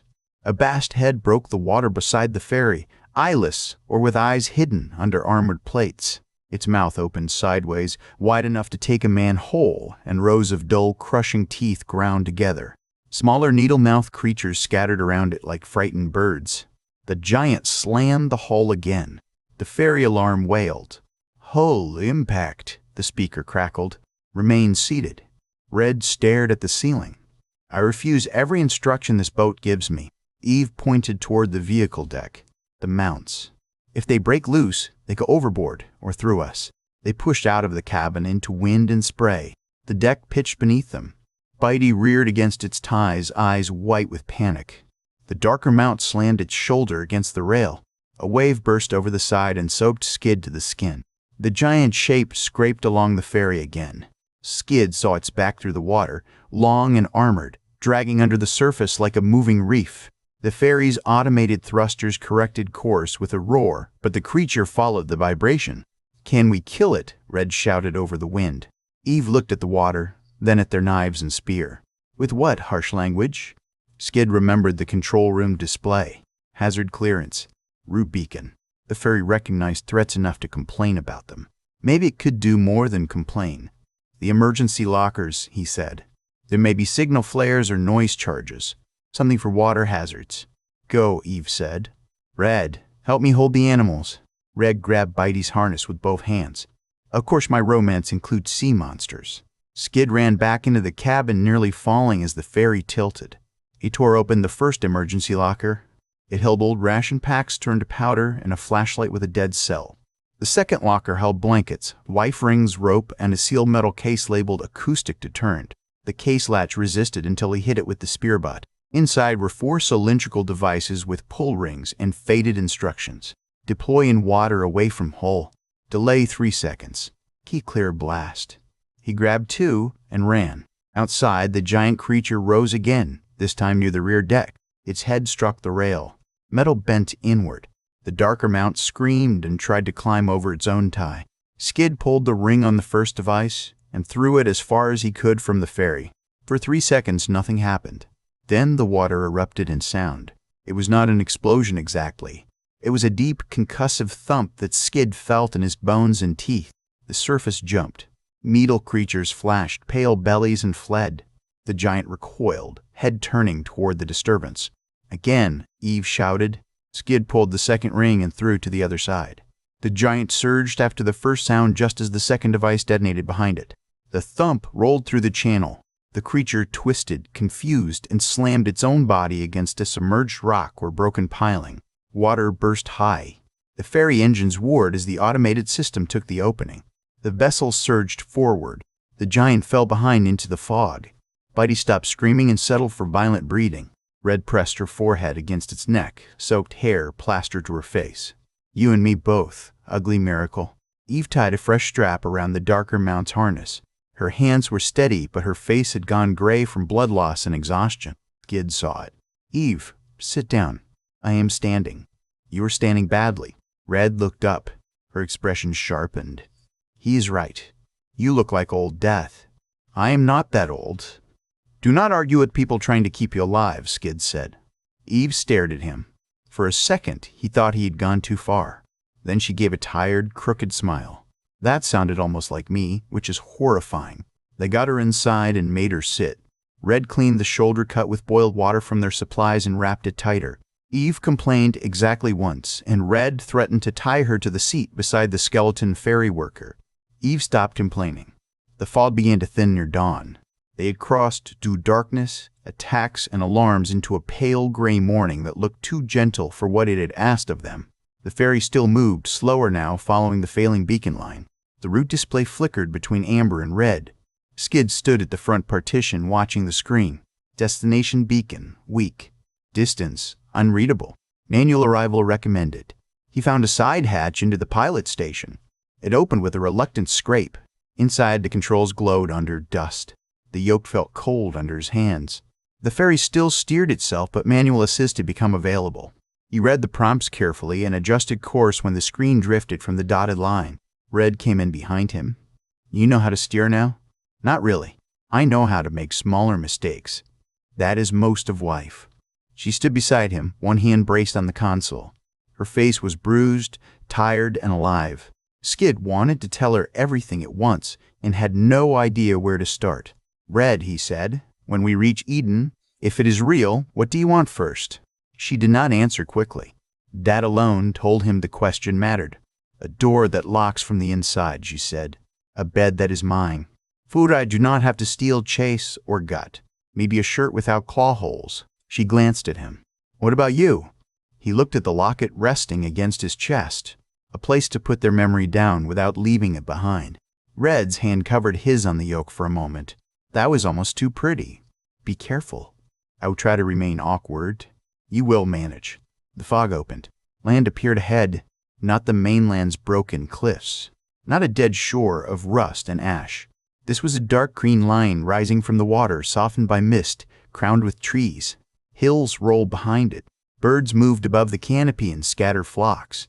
At the edge of the island, a dock structure stood among rocks, newer than the ferry house but still weathered. A beacon tower blinked weakly at its end. Skid stopped breathing for a moment. Eve came to the doorway behind them, one hand gripping the frame. Her face changed when she saw it. Some old guarded part of her lowered its blade. Red whispered, "Is that Eden?" Skid stared at the green shore while the ferry limped toward the dock. "It is at least the first island," he said. James said the chain guarded Eden. Maybe this is the gate. The ferry speakers crackled one more time. Approaching North Channel arrival point. Dock integrity unknown. Passenger caution advised. Red let out a breathless laugh. "I'm starting to like this rude boat." Then Skid saw movement on the dock. Figures stood waiting in the mist. Not dogmen, not bent mutants. Human figures in layered clothing, holding long weapons with steady hands. A dozen at least. More emerged from the trees behind the landing, organized and silent.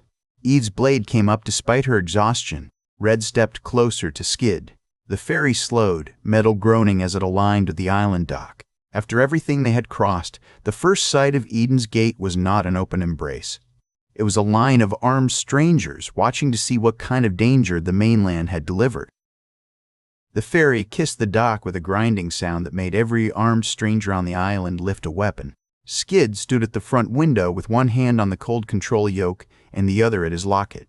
The ferry had carried them through night, fog, alarms, and teeth beneath the water, but it had delivered them to no open celebration. The dock ahead was built from steel pylons, new timber, and old concrete blocks dragged from whatever ruin had once stood here. Rope nets hung down both sides to keep floating debris away. A narrow gate rose at the far end, and beyond it the road vanished between walls of wet green. 12 humans waited in a line across the dock. They wore layered gray and green clothing with leather shoulder pieces, metal plates over their chests, and masks hanging loose at their throats. Their weapons were long, clean, and cared for, not the boned clubs and rusted blades of the wasteland. Some carried rifles with wrapped barrels. Others held spears tipped with polished metal. No one looked starved. No one looked aimless. That frightened Skid in a way the mutants never had. Eve moved to his side. She had wrapped her shoulder tighter, but pain had drained color from her face. Still, her blade rested in her hand with the same quiet promise as ever. "Do not step onto that dock unless I tell you," she said. Red stood just behind them, one arm looped through a strap to keep her balance as the fairy shuddered.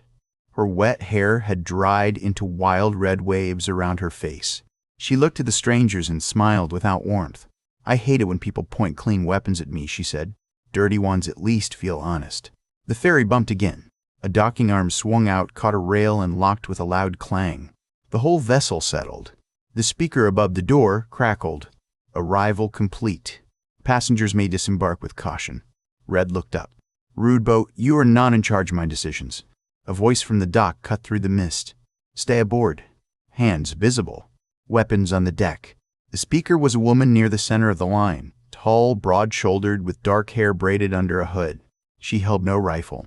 Her hand rested on the hilt of a sidearm, and her eyes moved from Skid to Eve to Red, then to the mounts tied on the vehicle deck. Eve stepped into the open doorway but did not cross the gap. "We came from the mainland. We are not raiders. We are seeking Eden." That word shifted the dock line. Not much. A glance here. A tightening hand there. Enough to show Skid that Eden was not only a place to them. It was a guarded promise. The tall woman did not soften. "Everyone who reaches this dock says they are seeking Eden. Some say it while carrying plague. Some say it after killing the last person who helped them. Some say it with trackers sewn into their packs. Weapons down. All of them." Red muttered. "I like her less with every sentence." Eve answered without looking back. "You will like her more if she does not shoot us. Put the knife down." "You first." Red, knife down. Red made a bitter sound, then tossed her knife onto the deck with more force than necessary. Skid laid his spear beside it. The wood struck metal with a hollow knock that made his stomach twist. James had told him never to be separated from a weapon on the surface. James had also told him to live long enough to learn when a rule had to bend. Eve placed her blade down last. The tall woman watched them for another breath. "Step forward one at a time. No sudden movement. The older woman first." "Older woman," Red whispered. "That should make her friendly." Eve gave Red a look that could have peeled paint. Then she stepped across the gap and onto the dock. 2 guards moved in immediately. One swept a metal wand around Eve's body. The other studied her eyes, her hands, the dried blood along her sleeve. Eve allowed it, but her posture made clear that permission had limits. "Name," the tall woman said. Eve goes first. A younger guard near the rail flinched at the name, then recovered. The tall woman noticed. "From where?" "Bunker 00 before it fell." The mainland sense. This time the line reacted openly. A man with a gray beard made a sign over his chest. Someone whispered. 00 was real. The tall woman's stare sharpened. "No one came out of that place." "I did." 10 years ago?" "Close enough." The woman held Eve's gaze for a long moment, then motioned with 2 fingers. Second person forward. Skid stepped onto the dock. His boot touched solid wood. Clean wood. No rot underfoot. No ash. He wanted to stare at it, which felt foolish until he realized his hands were shaking. The wand swept around him and clicked near the locket. The guard reached for it. Skid caught the man's wrist before thinking. Every weapon lifted. Eve's voice was quiet. "Skid, release him." Skid let go once and raised both hands. "Forgive me. It is family. Please do not take it." The tall woman studied his face. "Your name is Skid?" "Yes, ma'am." Red groaned from the ferry. "Of course he says ma'am to the people aiming at us." Skid kept his eyes on the tall woman. "It was what my sister called me." Something in the woman's expression changed so briefly that he almost missed it. She nodded to the guard. Scan it without opening it. The guard did. The wand clicked softly, then quieted. He stepped back. From where? She asked. Bunker 1, Washington. A few faces went blank with disbelief. That bunker sealed itself before my grandmother was born, the woman said. It did. I left for a maintenance tunnel after my grandfather died. And you crossed the mainland with 2 people and 2 stolen dogman mounts? Not the whole mainland, Skid said. Only the part that was trying to kill us. The gray-bearded man behind her gave a short laugh, then swallowed it when she glanced back. Third, she called. Red stepped off the ferry with both hands visible and every part of her body promising trouble. The guard searched her more carefully than the others. She endured it for exactly 7 seconds before saying, If you are going to pat my boot, at least buy me dinner first. The guard jerked his hand away. Ave sighed. Red, behave. What is wrong? I am cooperating with personality. The tall woman stared at Red. From where? Bunker 18 Grant. Last one standing from it as far as I know. Dogmen took the rest. Slavers took me. And these 2 fools pulled me out of life getting worse. No one spoke. The ocean struck the rocks below. Birds cried over the trees. From somewhere behind the gate came the faint sound of a bell, clear and orderly, and it made Skid's heart ache with how human it sounded. The tall woman finally said, I am Mara Vale, captain of the Outer Gate. This island is not Eden. It is Gayhold. Eden lies deeper in the chain. No mainlander goes beyond this dock without quarantine, interview, and council work. You will be fed, washed, and treated. You will also be watched. If you lie, steal, attack, or attempt to leave the quarantine grounds, you will be put back on that ferry if it still floats. If it does not float, you will be placed in a boat and pointed south. Red lifted her eyebrows. That is a warm welcome. Mara looked at her. Warm welcomes got people killed. Honest ones saved the rest. Eve gave a faint smile. I may like her after all. Mara motioned toward the mounts. Those animals stay aboard until handlers arrive. They carry dogmen tack, which means they may carry dogmen scent. Burnable gear will be burned. Useful gear will be boiled or smoked. Anything that moves on its own gets caged. Bitey does not like cages, Red said. You named it Bitey? The gray one. He tries to remove hands but has emotional range. Mara's mouth twitched, though she mastered it quickly. Then Bitey will learn civic duty. Skid looked past her, toward the road. It curved up through the trees, and beyond the first rise he saw rooftops. Real rooftops? Smoke rising from chimneys in thin, pale threads. Terrace gardens cut into the hillside. A water tower turning slowly in the wind. People stood on balconies and between trunks watching from a distance. Children hid behind adults. There were children. Skid's throat tightened. He had seen children in Bunker 1, Washington, pale and quiet under electric light. He'd seen no children on the surface. Not alive. Not clean. Not looking curious instead of terrified. Red saw his face and moved close enough that her shoulder brushed his arm. Do not fall apart on the dock, bunker boy. They will think you are leaking. I am not leaking. Your eyes disagree. Eve looked up the road and whispered, After all this time. Mara heard her. The captain's hard expression softened only enough to show that hardness had been chosen, not born. This is the edge, not the heart. Do not mistake one for the other. Edges matter, Eve said. The gate opened with a heavy creak. 2 more guards came through carrying folded stretchers and canvas bags. A man in a blue coat followed them, thin, gray-haired, and older than anyone Skid had seen outside the bunker. His hands were clean. His eyes were sad in the way of a man who had seen too many people arrive too late. I am Dr. Pell, he said. Who is hurt worst? All 3 of them pointed at someone else. Pell looked from Skid to Red to Eve, then at Mara. They will be exhausting. They already are, Mara said. The doctor approached Eve first. You are bleeding through that wrap. It looks worse than it is. That is usually said by people about to fall over. Eve tried to answer, but her knees softened. Skid reached for her, and Red caught her other side. Mara stepped in as well, fast and steady, and between them they kept Eve upright. For the first time since Skid had met her, Eve did not make a sharp remark. That frightened him more than the rifles. Pell's voice became crisp. Quarantine house right now. Captain, I need clear path and hot water. Mara turned. Open the inner lane. Nobody touches them without gloves. The guards moved, the dock line folding into order. Skid and Red supported Eve between them. As they passed through the gate, Skid looked back once at the ferry. It sat scarred and dripping against the dock, a rude metal miracle that had carried them out of the dead mainland. Then the gate closed behind him. Ahead, the road climbed into green shade. For the first time in his life, Skid walked under trees that were not twisted by ash, and every leaf above him looked like proof that the world had not completely forgotten how to live. The quarantine house smelled of soap, smoke, and boiled herbs. Skid had expected a cage because Mara had said quarantine in the same tone other people used for execution. Instead, the house stood on a rise above the dock road, built with pale wooden walls, stone steps, and shuttered windows that opened toward the sea. A narrow fence surrounded it. Not a prison wall, but not a suggestion either. 2 guards stood outside the gate, another stood by the back door. Every one of them washed without pretending not to. Inside, the rooms were plain and almost painfully clean. White cloth covered the cots. Buckets of hot water steamed beside a tiled washroom.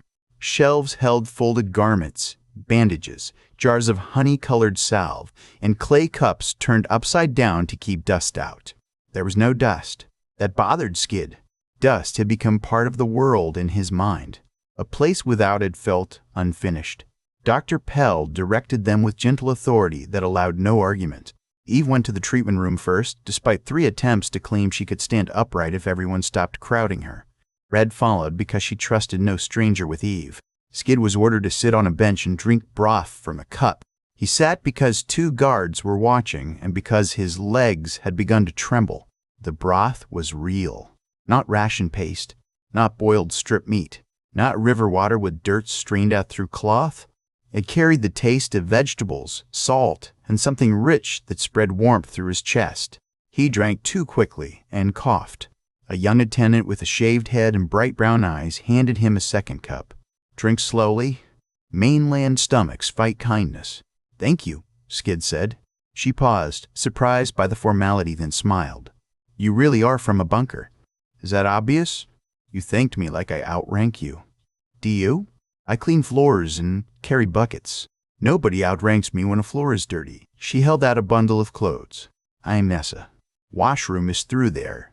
Strip everything into the metal bin. Anything sentimental goes in the blue tray for smoke cleaning. Anything sharp goes to the captain. Skid took the clothes. Soft-woven shirt, loose trousers, socks thick enough to feel impossible. My locket? My locket? Blue tray. We do not open family things unless they hiss. It does not hiss. Then it should be fine. The washroom had a door that locked from the inside. Skid stared at the simple sliding bolt for so long that Nessa leaned around the frame. Something wrong? The door locks. That is usually considered a feature. In the bunker, most interior doors did not. On the road, a locked room could become a trap. Nessa's smile faded. Here is privacy. You can leave it unlatched if you need. He did. The first touch of hot water almost undid him. He stood in a stone basin while water poured from a wall tank through a metal spout. At first it ran brown off his skin. Sand, smoke, old blood, crushed leaves, salt, and weeks of survival swirled around his feet. He scrubbed until his arms ached. He washed his hair twice. He found scratches he did not remember earning and bruises in colors that seemed unnatural even for the wasteland. The mirror over the basin was cracked but clear enough. Skid hardly knew the man looking back. Longer beard, hollower cheeks, sun-darkened skin, eyes older than 23. The bunker boy had not vanished, but he had been carved by wind and hunger into someone with sharper edges. He touched the place where his locket usually rested. The absence of its weight made him feel unmoored. When he stepped out in clean clothes, Nessa handed him a cup of water and tried not to stare at the scars on his arms and chest. They have seen worse, he said, because he did not know what else to say. Maybe, she replied. That does not mean they should have. Before he could answer, Red's voice rose from the treatment room. Touch that again, and I will make you swallow it. Nessa sighed. Your red-haired friend is threatening my doctor. She does that when frightened. She seems angry. She considers that less embarrassing. Skid moved toward the treatment room, but the guard by the hall lifted a hand. Wait there. Skid stopped. The old instinct to obey authority warred with the newer instinct to protect his people. He made himself breathe. She will calm faster if she sees me, he said. Or she may become more insulting. It can go either way. The guard did not know what to do with that. Nessa hid a laugh behind her cup. Pell called from inside. Let him in before she invents new crimes. Skid entered. Eve sat on the treatment table with her shirt cut away at one shoulder and a clean wrap crossing her upper arm and chest. The damage looked angry, but Pell's hands were steady. Red stood beside the table with a wet braid over one shoulder, wearing clean clothes that had clearly offended her by fitting. Her knife was gone, which made her look more dangerous, not less. Tell them I am not hysterical, Red said. Skid considered this. You are not hysterical. You are threatening medical staff with impressive clarity. Eve laughed once, then winced. Pell pointed at her. No laughing until the stitch line sets. Red's face drained. Did you say stitches? Small ones, Pell said. Clean-cut, ugly angle.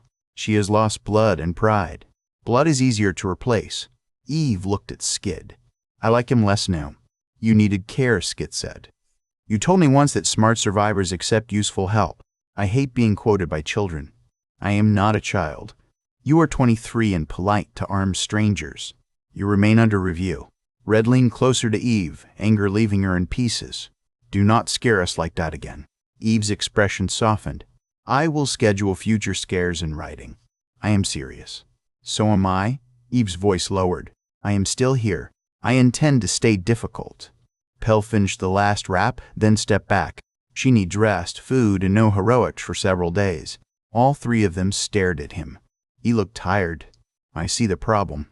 Mara entered without knocking. The room tightened at once. She had removed her outer hood, revealing a narrow scar along one cheek and eyes the color of stormwater. The mounts are secured, she said. Your gear is being treated. The ferry is damaged but repairable. The hull beacon brought you in despite a weak signal, which means the line still functions. That is useful. It is also dangerous. Eve sat straighter. Dangerous how? Anything that can guide you can guide someone else. Skid remembered the dogmen camp, the mounts, the way some mutants had seemed more organized than beasts should be. The dogmen were moving north along the coast. Mara's eyes narrowed. How many? Large camp. Dozens at least. They had human captives before we arrived, but Eve said the pens were empty when we attacked. You attacked? Hell said. Red crossed her arms. It was more of a poison theft with serpent interference. Mara stared at her. That sounds worse when I say it out loud, Red admitted. Eve gave the captain a concise account. The dogmen camp, the lazy bush thorns, the stolen mounts, the vine serpent, the ferry facility, the underwater creature in the channel. Skid watched Mara's face as details landed.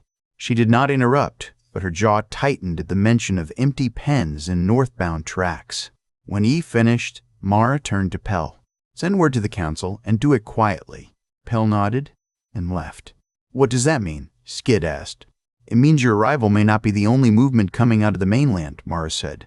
The dogmen have tried the coast before. Most died in the crossings. A few learned it.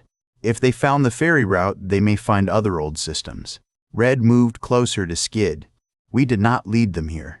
I did not say you did. You thought it loud enough. Mara did not deny it. My job is not to be kind. My job is to keep the inner islands alive. Skid looked out the treatment room window. The sea glittered below, beautiful and treacherous. Beyond it lay the mainland, hidden by distance and mist, but not gone. It wanted Eden to be a finish line. The thought now seemed childish. A place survived only because people guarded it, argued over it, and paid for its safety in ways stories did not remember. What happens to us now? He asked. 3 days in quarantine if Pell clears you. Interviews each day. Gear review. Blood fever watch. Spore watch. Parasite watch. No contact with town children. No wandering. No weapons. Red's eyes flashed. No weapons? You may request supervised practice sticks. That is not comforting. It is not meant to be. Eve's voice stayed calm. And after 3 days? Mara looked at each of them. If you are clean and the council believes your story, you may be granted temporary refuge on Gatehold. Eden itself is another matter. Skid felt the words strike. We are not in Eden. You said that on the dock. But the island chain is Eden, is it not? The chain protects Eden. Gatehold watches the southern approach. Haven Reef grows food and repairs vessels. Stone Orchard makes tools. The Hard Island is Eden. That is where the old sanctuary was built. That is where entry is decided. Then we need to go there. Need is not a pass. Red barked a humorless laugh. He crossed a dead continent because his grandfather told him Eden was real. Try not to stand directly between him and the door. He gets noble and stupid. Skid looked at her. I am not planning to be stupid. That is never when it happens. Mara's hard mouth almost smiled again. For now, eat, sleep, and heal. If you want a future here, learn our rules before breaking them. She left as quickly as she had entered. For a while, the room was quiet. Outside, bells rang again. 2 notes, then 3. Not an alarm, Nessa later explained. A meal call for the lower terraces. People on Gatehold ate by bells, worked by bells, rested when the sunset bell sounded. The order of it unsettled Skid more than danger had. The wasteland made sense in its cruelty. This place made sense in a way he had forgotten to hope for.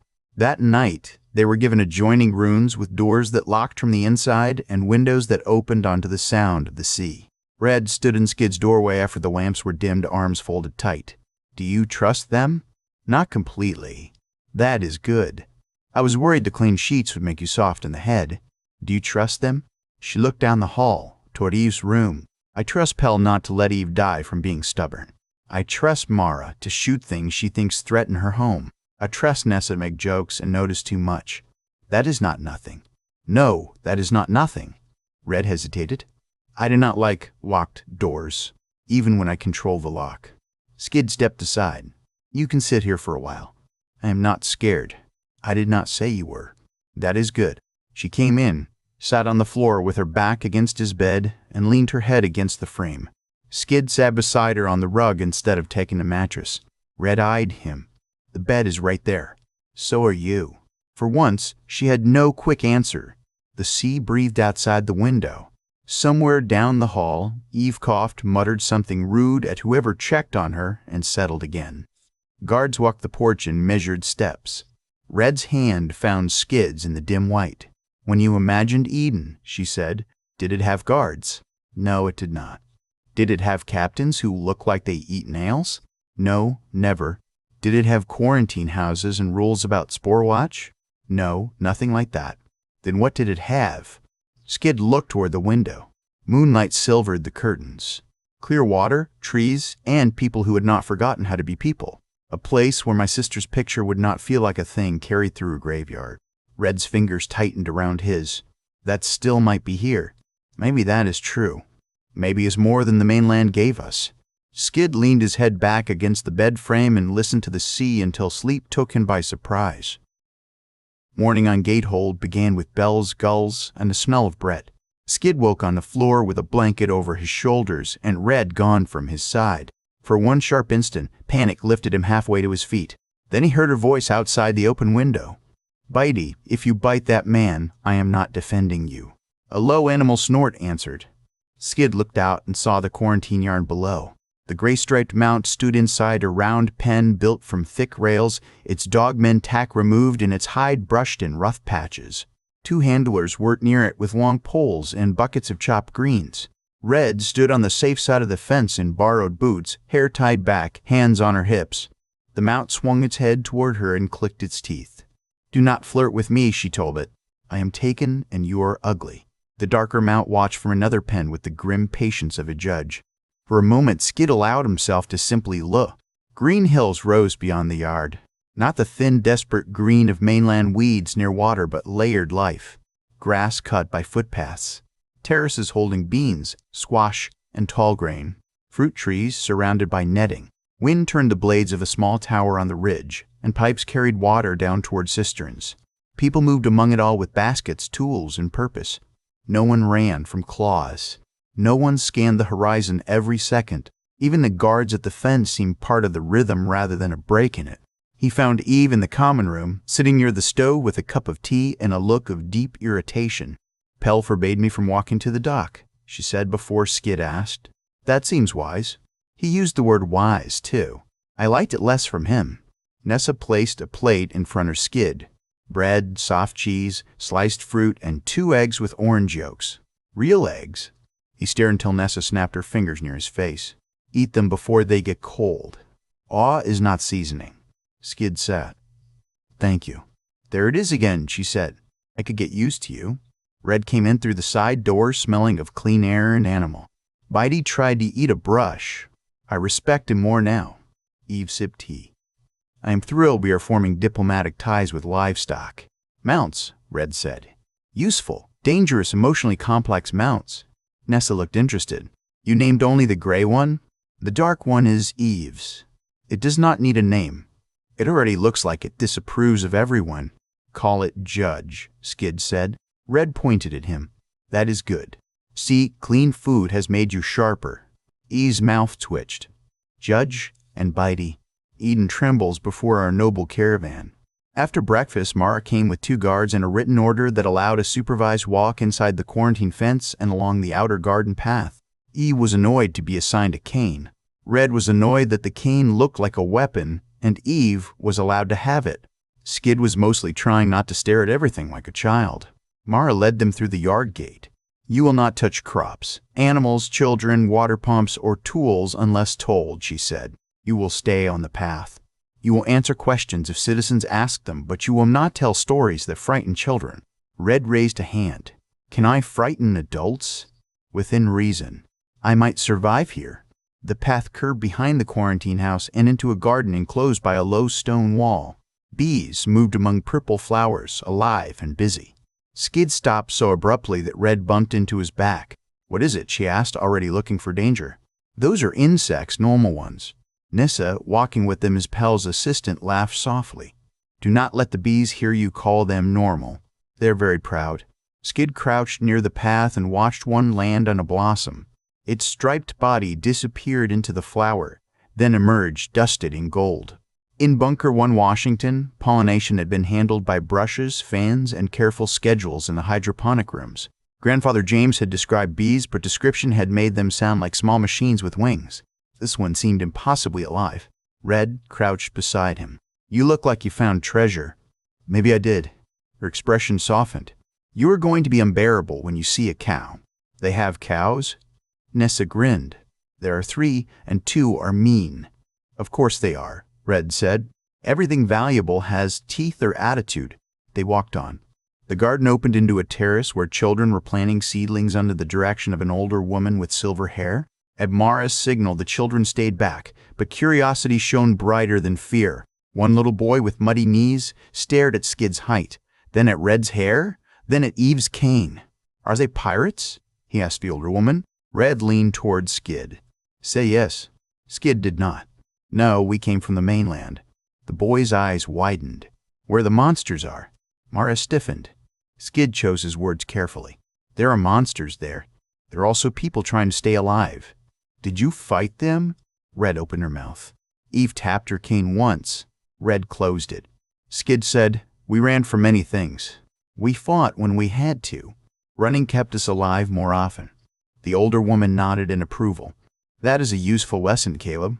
Bravery that cannot run becomes fertilizer. Caleb considered this with the seriousness of a judge. Do pirates run? Red smiled. The smart ones do. Mara moved them along before the children could gather closer. Beyond the garden, they passed a workshop where 3 people repaired metal parts under a roof of woven reed and solar glass. A watermill turned below a narrow fall. Smoke rose from a kiln. Skid saw no waste. Broken tools were sorted. Cloth scraps were braided into cord. Fish bones dried on racks for fertilizer. Everything had a place because survival here had become a system instead of a daily accident. Eve watched with the eyes of someone counting weaknesses. How many live on Gatehold? Mara answered after a pause. 211 as of the last bell count. You count often. People vanish less easily when numbers are spoken aloud. Eve looked at her. That sounds learned. Most rules here were bought. They reached a viewpoint where the fence curved above the harbor. The ferry below looked smaller in daylight, battered and rust-streaked, but not dead. Workers crawled over its side on ropes.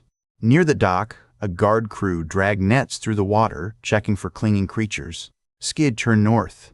Across the water, faint through blue haze, another island rose, larger and greener. Smoke from several settlements drifted above it. Beyond that, barely visible, were more shapes on the horizon. Mara saw him looking. That is Havern Reef, then Stone Orchard, beyond it, and Eden after that. The name struck him like a bell inside his chest. How far? Far enough that wanting it is not enough. You say that often. People need to hear it often. Red leaned on the rail. What do people need to do to get there, Captain? Bleed into a cup? Fight a ceremony? Sing politely? Refuge is granted by need and risk. Permanent entry to Eden is granted by council agreement across the inner chain. Skills help. Truth helps. Not endangering us helps most. Eve's eyes narrowed. You were worried about more than contamination. Mara did not answer immediately. Below, a gull landed on a post and screamed at the workers as if it owned the dock. 2 weeks ago, Mara said, a beacon on Beacon Island began sending at irregular intervals. Old system, mostly dead for decades. We thought it was weather damage until we cut fragments in the ferry line. Yesterday, before you arrived, that beacon sent a pattern used by mainland emergency routes. Then you came in on an old ferry from a facility we believed sealed. Skid felt Red Ghost still beside him. You think someone called us, he said. I think something woke the route. Maybe your ferry triggered it. Maybe the beacon guided the ferry. Maybe someone repaired a system they should not understand. Eve looked toward the mainland, hidden beyond the curve of sea. Dogmen learn from what they steal. So do people, Mara said. And people can be worse because they know when they are lying. Nessa's cheerful expression had vanished. Captain, do you think the penitent are involved? Mar gave her a sharp look. Red caught it. That sounded like a name you did not want said in front of the dirty newcomers. Mara exhaled through her nose. The penitent are exiles, humans, some born in the chain, some taken from rejected mainland groups. They believe Eden survives by hoarding life that belongs to everyone. Sometimes they steal supplies. Sometimes they cut nets. Sometimes they try to free people from quarantine by force, which usually means getting those people killed. Skid looked back at the town. Why call themselves penitent? Because they claim Eden must repent for closing its gates.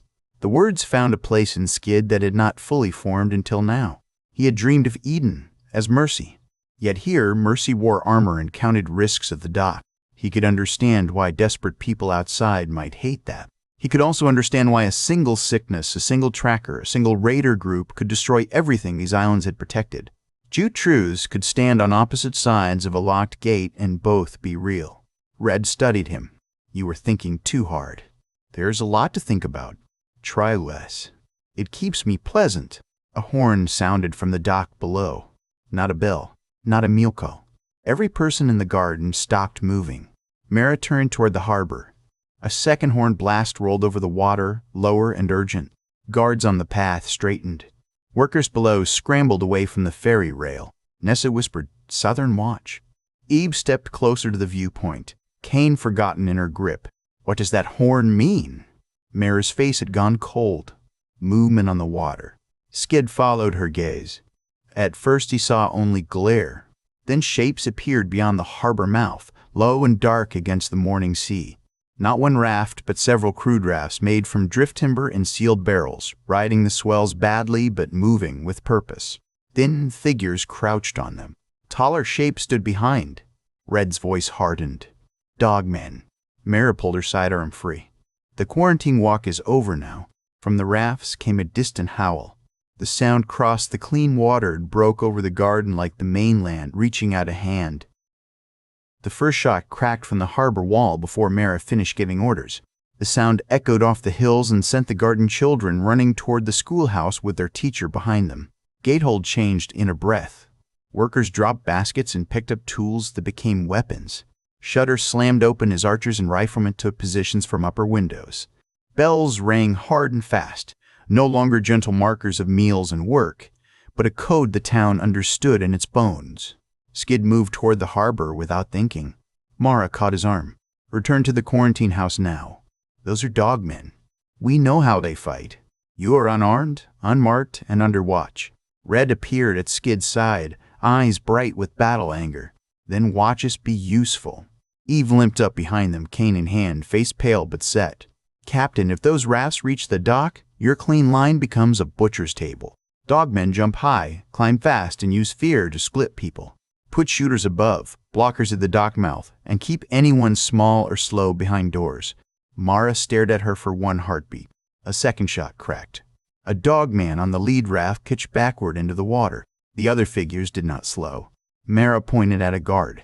Practice rack. Hit them sticks and short blades, nothing with range. Nessa, get Pell. Tell him incoming cuts and bites, then move. Nessa ran. Red grinned, like someone had handed her a sunrise with teeth. Short blade is enough. You follow my commands, Mara said. You break from line, I drop you with the raiders. That is fair. I might complain while obeying. I assumed. The guard led them at a run along the path to a shed near the quarantine yard. Inside, wooden training staffs hung beside dull metal practice blades.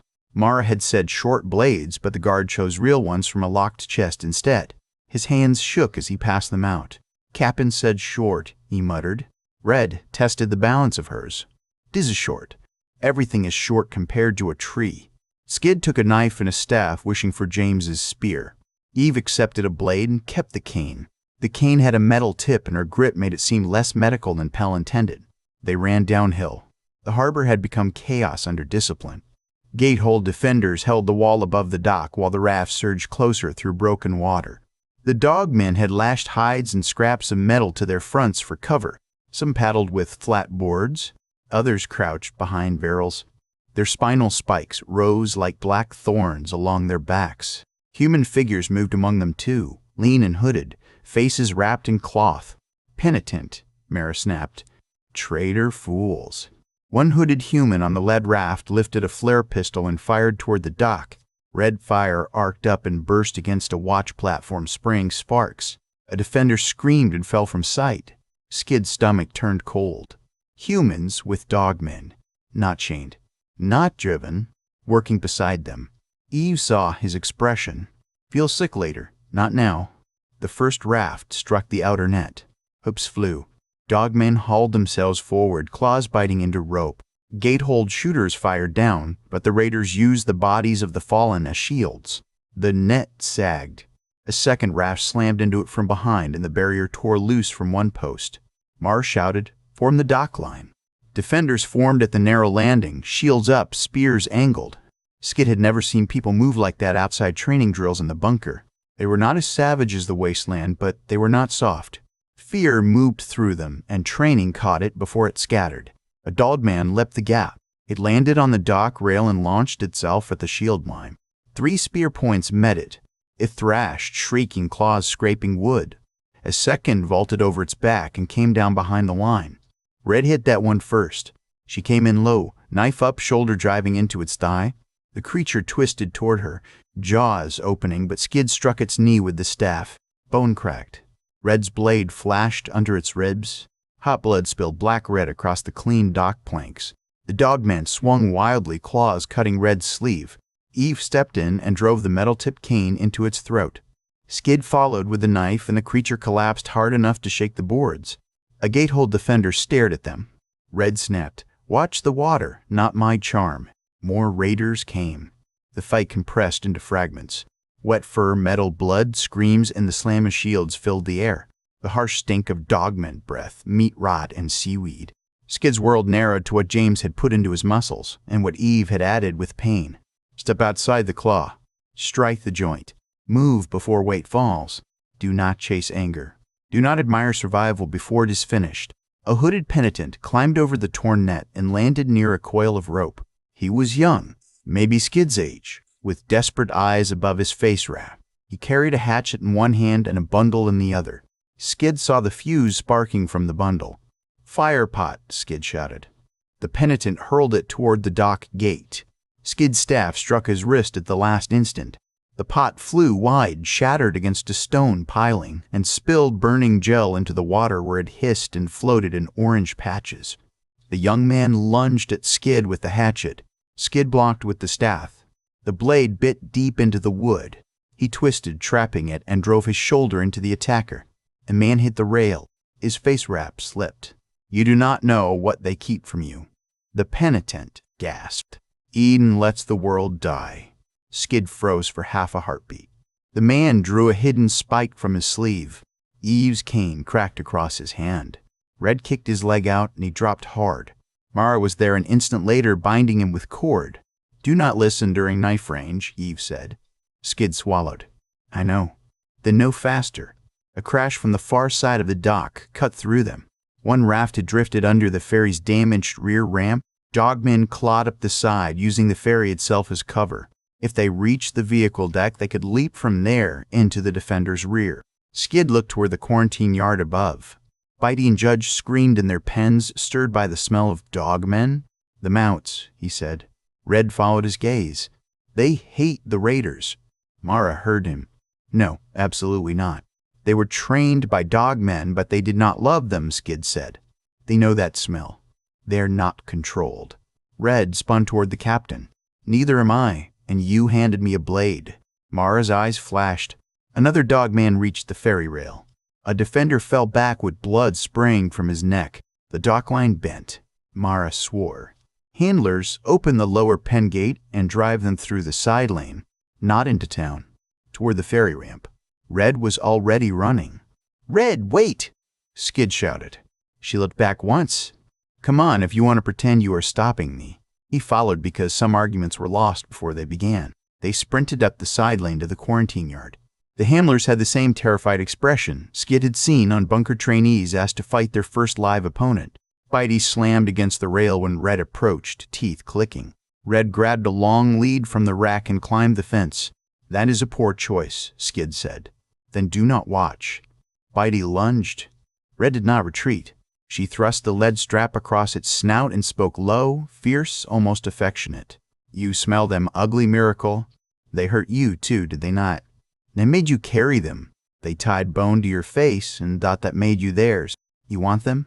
Fine, ugly miracle, because we want the same thing." The mount's sides heaved. Its black eyes rolled toward the harbor. Judge stood in the next pen, silent except for one deep rumble. Skid opened the second gate while a handler unlatched the outer lane. "If this fails, we may be trampled. Think positive. We may be trampled after succeeding." Red pulled the strap free and slapped Bitey's flank. "Run them down." The gray-striped mount exploded down the lane. Judge followed like dark thunder. Skid and Red ran behind them, though running behind those animals felt like chasing a landslide. The side lane emptied onto the lower dock near the ferry ramp. Dogmen climbing up the ferry turned at the sound. Bitey hit their first one, chest first. The mutant flew backward over the rail into the water. Judge slammed another against the ferry hull with enough force to fold it wrong. The mounts kicked, bit, and rammed with brutal memory. Dogmen shrieked. The ferry deck became a crush of bodies and hooves. Red stopped beside Skid, breathing hard. "I love them. They are very difficult livestock. They are mounts." The counterattack broke the raiders' rhythm. Gate-hold defenders rallied. Mara led a push down the dock, sidearm in one hand, blade in the other. Eve, despite every order Pell had ever imagined, stood with the shield line and used her cane to ruin knees and throats with efficient displeasure. Skid saw the lead raft begin to pull away. On it stood a dog man larger than the rest, gray hide scarred with pale stripes. Around its neck hung a chain of old metal tags. In one clawed hand it held a horn made from some sea beast shell. Beside it, a hooded penitent worked a crank device connected to a box with a blinking light. The box pulsed in rhythm with a faint tone from the harbor beacon tower. Skid pointed. "Mara, the signal." Mara turned just as the penitent struck the device with his fist. The harbor's old beacon answered with a flicker of light from its tower window. The raft still in the water howled, as if receiving an order. Then they began to retreat. They did not scatter. They retreated. They had not come to win the dock. They had come to test it, mark it, or trigger something. Mara fired twice.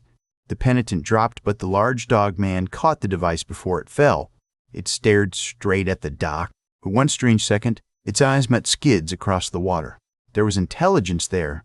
Not human. Not simple hunger. Something cruel and measuring. The raft vanished into low fog beyond the harbor mouth. The fight ended slowly. That was the worst part. Not with one final strike, but with groans, orders, crying, and the wet work of making certain fallen raiders stayed fallen. Gatehold had held. The dock was streaked red. Clanewood was clean no longer. Hell arrived with stretcher teams. Nessa worked beside him, face pale but hands steady. Mara ordered prisoners separated, raider bodies burned, harbor nets repaired, and the beacon tower locked down. Then she turned on Skid, Red, and Eve. "You disobeyed containment." Red looked at the dock, then at Bitey, calmly chewing a torn strap near the ferry. "You are welcome." Mara's jaw flexed. "You also saved the lower line." That sounded painful for you, Red said. It was. Eve leaned on her cane. Blood had seeped through one edge of her wrap. Pell saw it from across the dock and began moving toward her with murder in his eyes. Skid looked at Mara. They were not raiding for supplies. The device on the raft spoke to your beacon. I saw. Then the beacon is compromised. Mara looked toward the tower above the harbor. It was an old square structure of concrete and glass patched with newer wood. A small lens housing sat at its peak, still turning in slow, uncertain jerks. Yes, she said. And now the council will have to decide whether you are the warning we needed or the spark that lit the fuse. Red wiped blood from her cheek with the back of her hand. Tell the council we prefer the first one. Mara looked at the torn nets, the dead raiders, the shaken defenders, and the two mainlanders standing too close to each other on her blood-slicked dock. So do I, she said quietly, but preference does not keep islands alive. The council chamber had windows facing north, not south. Skid noticed that before he noticed the people inside. The room sat on the upper floor of Gatehold's old signal hall, above the harbor and below the Ridge windmill. Its walls were built from stone salvaged from pre-war ruins, its ceiling beams from island timber darkened by oil and smoke. 7 chairs formed a half-circle around a central table. Behind them, tall windows looked across blue water toward Havenreath's stone orchard and the faint green shadow that might have been Eden. No window looked toward the mainland. He wondered if that was practical or deliberate. Eve had been ordered to rest and had ignored the order with such calm confidence that Pell followed her to the chamber carrying a medical bag and an expression of permanent offense. Red walked at Skid's right. Mara stood at the table's far end with her hands behind her back, looking less like a captain summoned to report and more like a blade someone had propped upright. The 7 council members watched the trio enter. Skid had expected robes, maybe something ceremonial from his grandfather's stories. Instead, they looked like people who had worked before arriving. A fisherwoman with sun-browned skin and scarred hands. A heavy-set miller with flour still dusting one sleeve. A gray-haired teacher. A lean engineer with soot at her collar. A young man in guard green, face tight with grief. An elderly woman with white eyes who listened more than she looked. At the center sat a bald man with a trimmed beard and a wooden token chain around his neck. Mara spoke first. Council Head Orlan, members. These are the mainland arrivals. Skid from Bunker 1 Washington. Eve from Bunker 0. Red from Bunker 18 Grant. Their arrival coincided with activation irregularities in the southern ferry line and hostile movement through the harbor approach. They assisted in repelling the attack. They also broke quarantine under battlefield conditions. Red murmured, "She makes helping sound illegal." Eve murmured back, "Here it may be." Orlan lifted one hand. "You will have time to speak." Captain, casualties? Mara's jaw tightened. 3 dead. 9 hurt. 2 critical. 6 raider bodies recovered. 4 dead men, 2 penitent. 1 penitent prisoner. Unknown number escaped.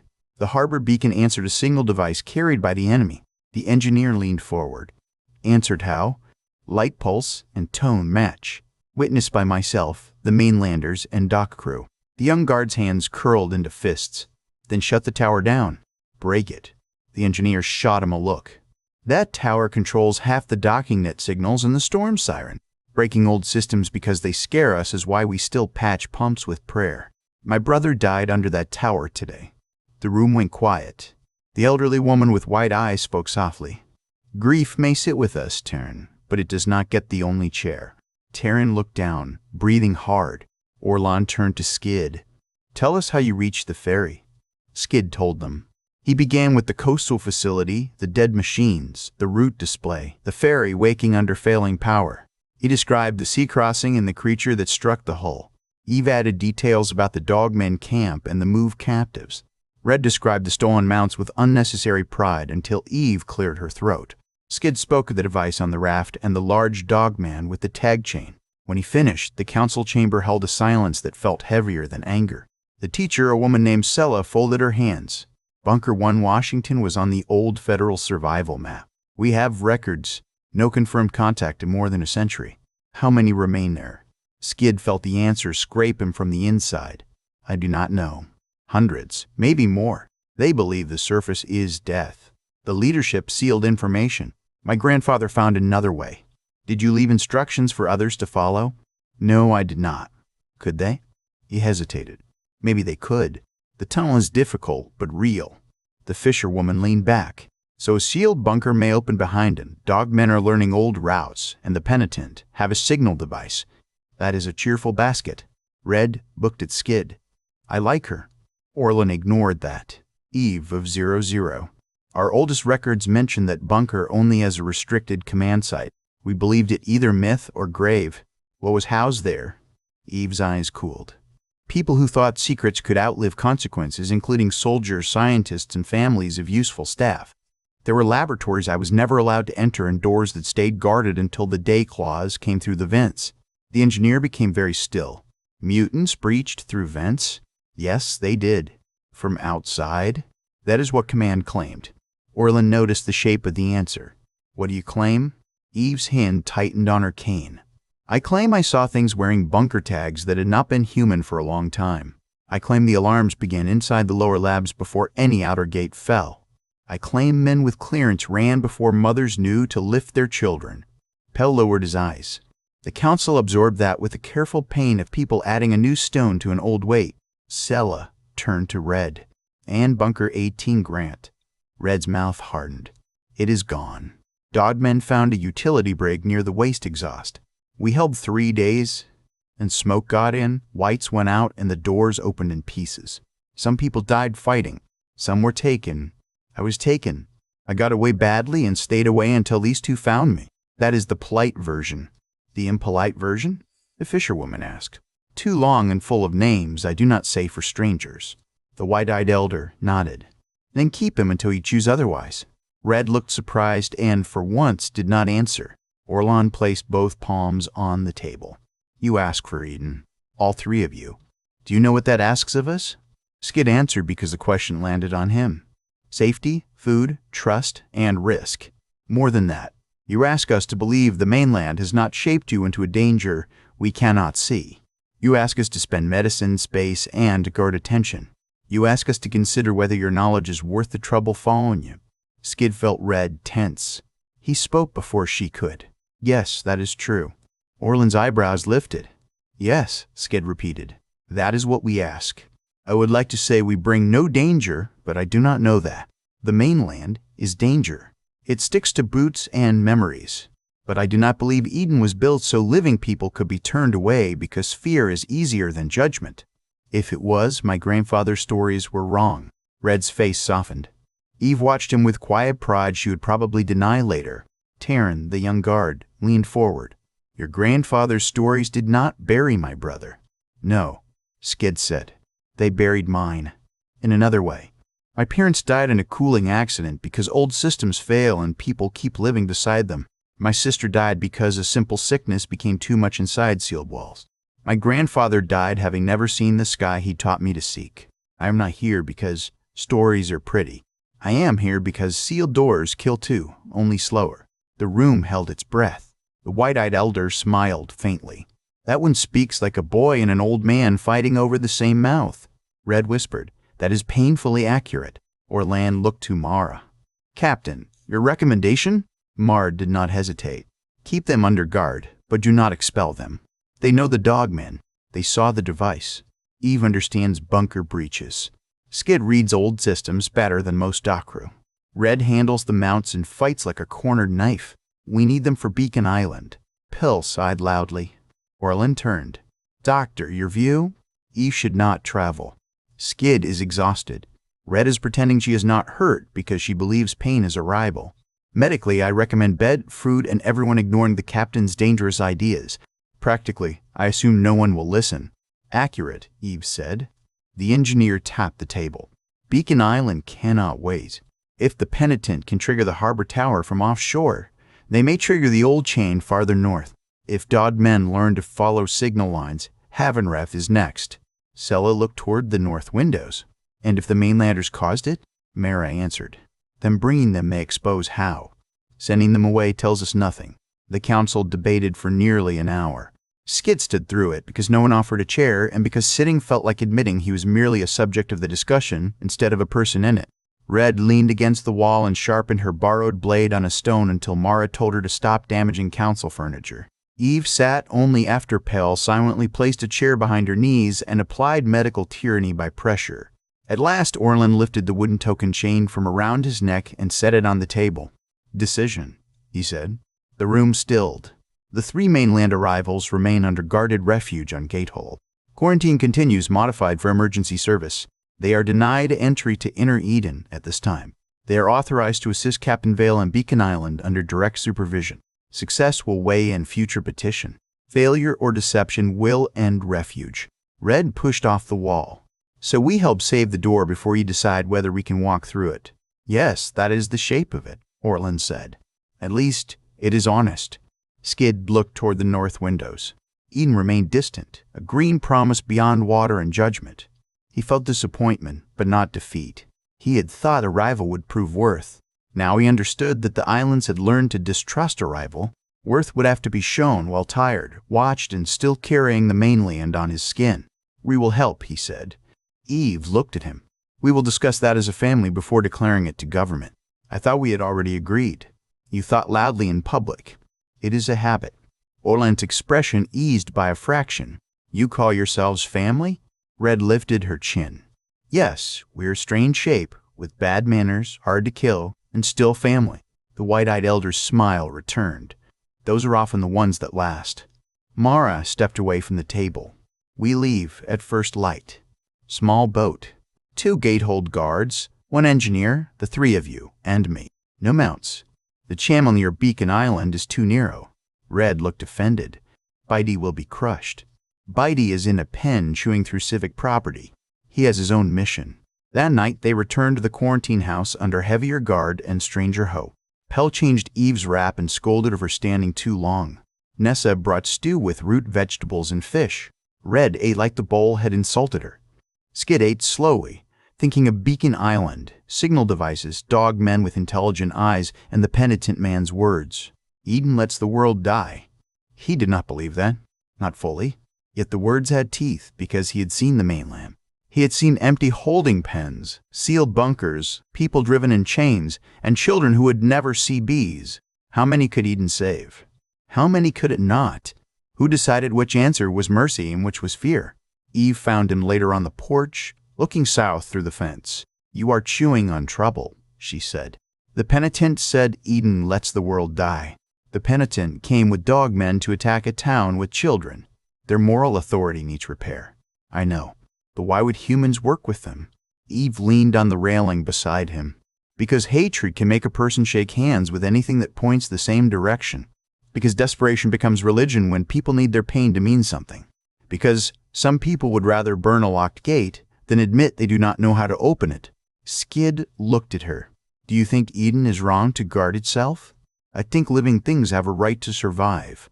I also think survival can become an idol if you feed it everyone else.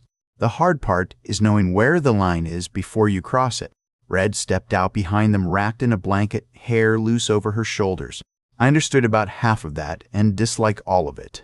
Eve gave her a tired smile. "That is good. Thinking Truditch." Red stood on Skid's other side. "Here's what I know. Gatehold has kids. Dogmen came for them. Penitent helped. Tomorrow we go break the thing that helped them find this place. After that, council people can talk until their teeth fall out." Skid looked between them and felt the shape of his family settle around him, imperfect and fierce. "That may be the clearest plan we have," he said. Red leaned against his arm. "I am often brilliant when not interrupted by philosophy." South, beyond the dark water, the mainland waited. North, beyond layers of guarded green, Eden waited. At first light they would step between both. Beacon Island rose from the sea like a broken tooth covered in vines. The channel boat cut through morning water under a low ceiling of cloud. It was smaller than the ferry and less interested in conversation. Its engine coughed, steadied, coughed again, and carried them north along the edge of Gatehold while mist dragged pale fingers over the surface. Skid sat near the front with his gear cleaned and returned, though his spear had been replaced with a shorter island staff tipped in metal. Mara had called it alone. Red had called it a leash with a point. Mara stood at the stern beside the pilot, a square woman named Ilya who spoke only to the engine and seemed to dislike its answers. 2 gatehold guards rode with them, Terran and a broad man named Saul. The engineer was Leo, soot-collared and narrow-eyed, with a bag of tools strapped across his chest. Pell had tried to forbid Eve from coming until Eve asked whether he planned to tie her to a bed. Pell had looked tempted. Eve had come anyway.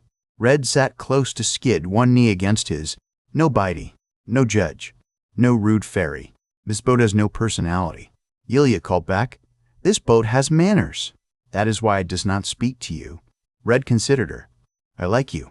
I will survive the honor." Gatehold fell behind.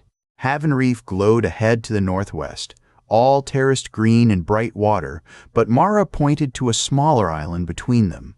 Beacon Island had no town, only cliffs, scrub forest, and a tower built into the highest rock. The old beacon lens sat near the top under a cracked dome. Even from the boat, Skid could see it twitching, turning a few degrees, stopping, turning again. Leo followed his gaze. It should not move without wind assist or manual power. Could the penitent be inside? Skid asked. If they got through the lower door. It was sealed last season. Eve looked at the cliff path. Seals are invitations to people with tools and time. Mara loaded her sidearm. We land on the east shelf. Quiet approach. If the tower's occupied, we take one prisoner if possible. If not possible, we keep Leo breathing long enough to shut down the system. Leo raised a hand. I enjoy that part of the plan. Terran stared toward the island, grief making his face too old. Skid remembered Orland's words. The young guard's brother had died on the dock. Terran had volunteered for this because grief wanted a target. That worried Skid. The boat slid into a narrow inlet where rocks rose on both sides. Yulia killed the engine before they reached the shelf, letting momentum carry them. The water slapped stone. Ropes went out. Saul tied them off. Everyone climbed onto wet rock one by one. The island smelled different from Gatehold. Salt, moss, bird droppings, and something metallic under it all. The path climbed through brush toward the tower. Old concrete steps appeared in sections cracked and tilted by roots. Rusted cable housings ran beside them like dead snakes. Mara led. Eve walked behind her despite the slope, cane wrapped in cloth to keep the metal tip quiet. Skid followed with Leo. Red came behind him, then Terran and Saul. Halfway up, Eve stopped. Mara froze instantly. Good, Skid thought. She listens. Eve crouched, touched the edge of a crushed fern, then pointed at the mud under a root. A boot print, human and fresh. Beside it, claw marks where something heavier had climbed using hands and feet. Mixed group, Eve whispered.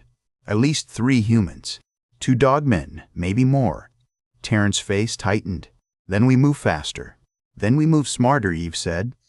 Faster's what they expect from angry boys. Terran glared at her, but Mara lifted a hand before he could speak. Eve is right. Saul, rear watch. Leo, stay inside the lime. They moved on. The tower door had been cut open. Not smashed, but cut. A neat square of old metal leaned against the wall beside it, edges bright. Leo swore under his breath and knelt to examine the slice. Thermal cutter, he whispered. Island make, maybe stolen. Not dogman work. Mara's face darkened. Penitent work. From inside the tower came a faint clicking pulse. Skid felt it more than heard it, a rhythm under the skin. 3 clicks, a pause, 2 clicks, and a longer pause. Light flickered somewhere above. Leo opened his tool bag. The beacon is transmitting. Not strong yet, but enough to wake old receivers. Can you stop it from here? Mara asked. No, I cannot. Control room is top level. Power tap is below. If I cut below first, stored charge may burn the lens motor and fire the tower. If I go top first, whoever is inside gets time to object. Red drew her blade. I vote we let them object and take it personally. Mara looked at Skid. You read old bunker systems. Anything useful? Skid studied the wall, the cable housings, the warning plates, half hidden by moss. Power below, control above, maintenance ladder inside. If it was built like the ferry facility, there may be a manual interrupt near the lens assembly. My grandfather said old emergency systems were required to have human access even when automation failed. Leo looked at him with new respect. That is annoyingly plausible. Thank you. It was not fully praise. Mara decided. Split, but stay close. Leo, Skid, Red with me to the upper control. Eve, Terran, Soul, hold the lower stairs and cut off escape. Eve's eyes narrowed. Splitting in a hostile structure is a traditional way to die. So was letting the beacon continue. Eve did not like it. She also did not argue further. Taryn stays behind me. Taryn scoffed. I am not a child. Correct, and a child might listen better. Skid touched Eve's arm as they passed. Be careful. I taught you better commands than that. Be efficient? That is improvement. The inside of the tower was dark and damp. Their boots rang softly on metal stairs spiraling upward around an open shaft. Old rooms branched off each landing, filled with dead consoles, nests, and storage crates. The clicking grew louder as they climbed. On the second landing, a dogman dropped from the ceiling. It hit Soul's shield position below with a crash, not their group, because Eve had anticipated the ambush and stepped aside. Skid heard the impact, Taryn shout, Eve's cane striking, Soul grunting. He turned to go back, but Red grabbed his shirt. They have it, she hissed. A second dogman burst from the room ahead. Mara fired once. The shot slammed into its shoulder but did not stop it. Red met it with a sideways cut across the forearm, ducked under the claws, and drove her elbow into its ribs. Skid struck its knee with the staff. Leo flattened himself against the wall, clutching his tool bag and whispering words that might have been a prayer or engineering notes. The dogman recovered too fast. It snapped at Skid's face. He dropped backward, felt teeth cut air above his nose, and drove the metal tip of the staff up under its jaw. Mara fired again. The creature staggered. Red finished it with a hard thrust and shoved it over the inner rail. It fell down the shaft, struck two beams, and landed below with a sound that made Leo gag. From lower level, Eve shouted, "Warn us before dropping gifts." Red called down, "It was not wrapped." Mara pointed upward. "Move upward." The third landing held the first penitent. She was older than Skid expected, with gray in her hair and island-made armor under a patched cloak. She held a rifle, but her hands trembled. Mara stepped into view and aimed before the woman could fully raise it. "Drop it, Kess," Mara said. The woman's face twisted. "Of course they sent you. Gate dog. Drop it. You guard a paradise built on bones." Mara's voice stayed steady. "You brought dogmen to children." Kess flinched. "Temporary alliance. The mainland must reach the gates. Fear is the only language Eden hears." Red made a disgusted sound. "I have heard stupid things before, but that one arrived wearing a crown." Kess's eyes darted to Red. "You came from the mainland. You know what waits there. How can you stand with them?" Red stepped closer. "Because you stood with the things that chain my bunker people. Because you think pain makes you clean. Because if you point that rifle at him, I will open your throat and sleep fine." Kess's rifle dipped, then rose toward Red. Mara shot the weapon from her hands. Kess screamed and fell back, clutching broken fingers. Red kicked the rifle away. Skid pulled cord from his belt and bound the woman's wrists while Mara covered the stairs above. "How many?" Mara demanded. Kess laughed through pain. "Enough to open the way. Not enough to satisfy the dead." Leo looked upward. "Beacon pulse is accelerating. We need top level now." They left Kess tied to the rail and climbed. The control room door was barred from inside. Light flashed through its seams in a steady rhythm. Leo set tools to the panel, but Skid saw old emergency signage above the frame and a manual release box half hidden behind peeling paint. "The box is there," he said. Red jammed her blade under the cover and pried it open. Inside was a red handle sealed by brittle wire. Leo looked over. "Pulling that may drop the storm shutters too." Mara raised her sidearm. "Do we need the storm shutters?" "Not if we enjoy falling glass." Skid grabbed the handle. "Are you ready?" Red stood beside him. "No, not really, but do it." He pulled. The tower groaned. Heavy shutters slammed down over the windows, cutting off the flash. The control room bar released with a clank. Mara kicked the door open. Inside, the beacon lens spun behind a cage of metal struts, throwing pale light through gaps in the shutters. A power box on the floor had been wired to a hand-cranked generator.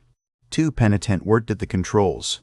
A dogman with a tag chain stood between them and the door, the same one from the raft.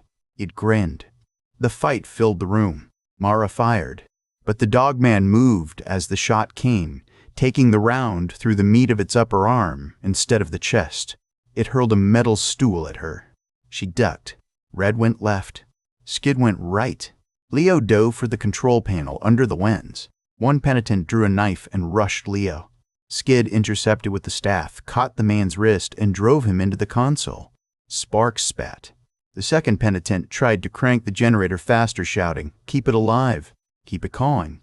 Red reached him and ended the effort with a pommel strike to the temple. The dogman hit Skid like a wall. They crashed into the Wen's cage.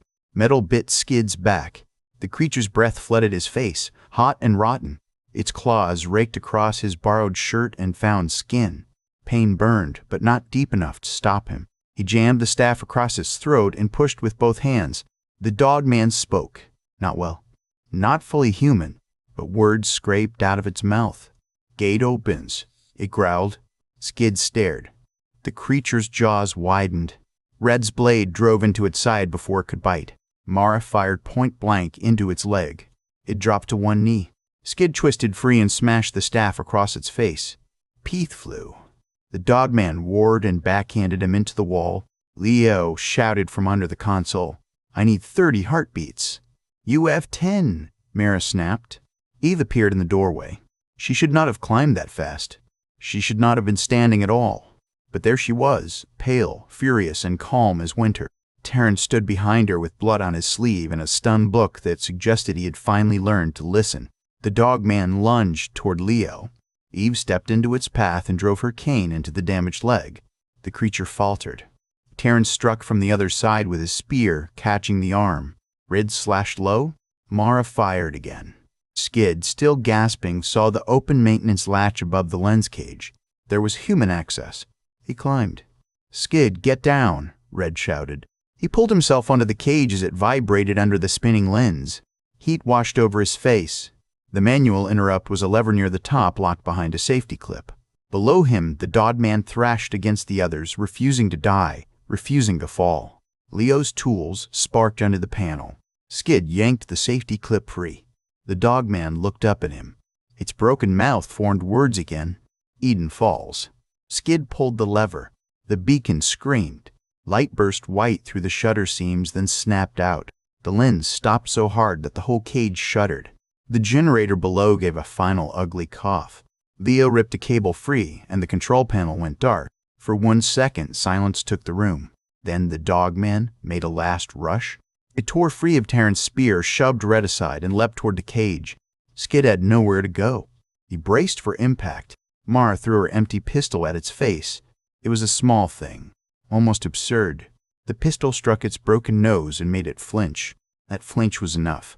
Eve drove the cane into its throat. Red came up from a floor and drove her blade under its ribs. Terran, warring his brother's name, thrust the spear through its back and pinned it against the cage. The dogman sagged. Skid climbed down on shaking arms. Terran kept pushing until Mara put a hand on his shoulder. "It is dead." Terran's face crumpled, but he did not let go for another moment. When he finally stepped back, he looked younger and worse. Leo lay flat on his back under the console, one hand still gripping cut cable. "Beacon is dead. Also, I hate field work." Red limped to Skid and grabbed his face with both hands. "You climbed the flashing death cage. It had a lever. I'm going to start kissing you and punching you in alternating order. That seems hard to schedule." She kissed him once, fierce and brief, then pressed her forehead to his. "Do not joke while I am mad. It makes me like you more." Eve sank into the nearest chair, which had once belonged to some old technician and now held a woman who had ignored every medical rule on the island chain. "Everyone alive?" Mara looked around. "Enough of us are alive." Skid went to the dark control panel. Among the penitent equipment lay a folded waterproof packet.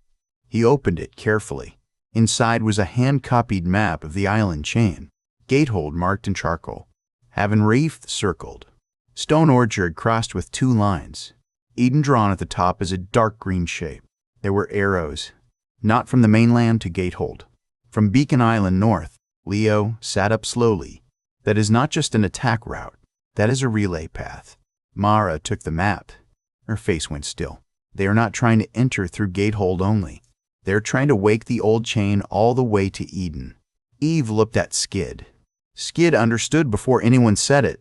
The gate had not been the end of the journey. It had been the warning bell. Mara folded the map with careful hands. "We return now. Council must see this." Red looked through the shutter slit toward the north, where the inner islands waited behind mist.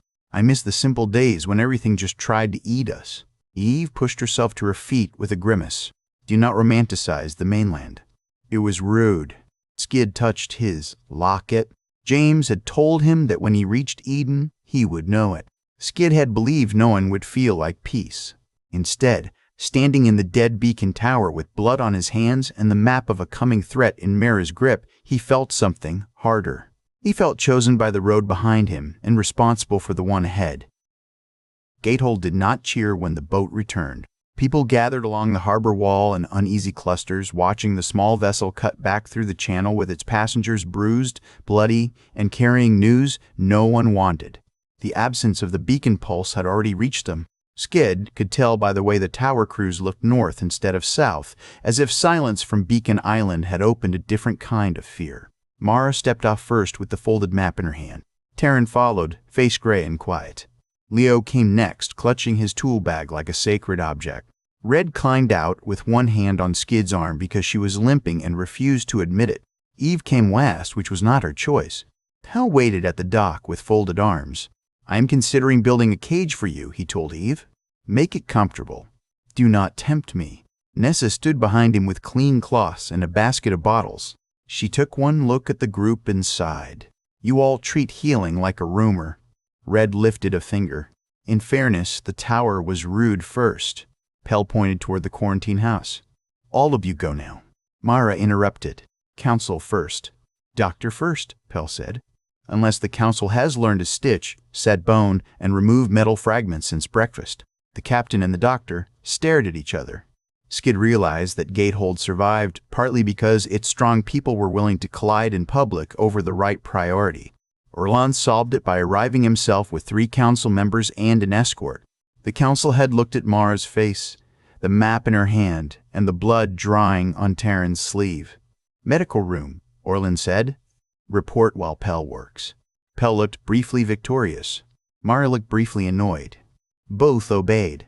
The next hour became a blur of pain, questions, and controlled alarm. Pell cleaned the claw cuts across Skid's ribs and sealed the shallow lines with salve and strips. Red held Skid's hand during it and mocked him gently for trying not to flinch. When Pell inspected Red's lay, Skid returned the favor by standing near enough for her to squeeze his fingers until the bones complained. Eve had torn her shoulder stitches. Pell discovered this, went silent in a way more frightening than shouting, and restitched her while Eve pretended not to deserve the lecture. Mara gave the report as Pell worked. Beacon Island occupied. Penitent confirmed. Dogmen present. Thermal cutter stolen from island stock. Beacon manually altered. Relay map recovered. Tag chain dogman capable of crude speech. Device from harbor attack likely part of wider signal plan. The room grew colder with each fact. Orlan unfolded the map on a clean table and weighted its corners with medicine jars. The arrow seemed darker indoors. Gatehold to Beacon Island. Beacon Island to Haven Reef South Relay. Haven Reef to Stone Orchard. Stone Orchard to Eden's outer warning spine. Leo tapped one mark with a stained finger. If they understand enough to pulse old emergency codes, they do not need full control.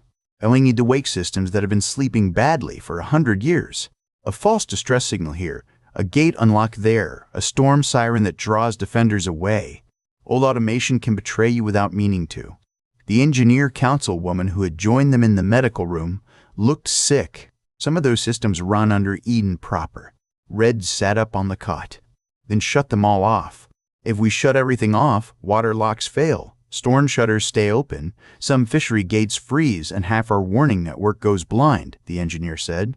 The old world built everything connected because they believed control was wisdom. We have spent generations learning how wrong they were.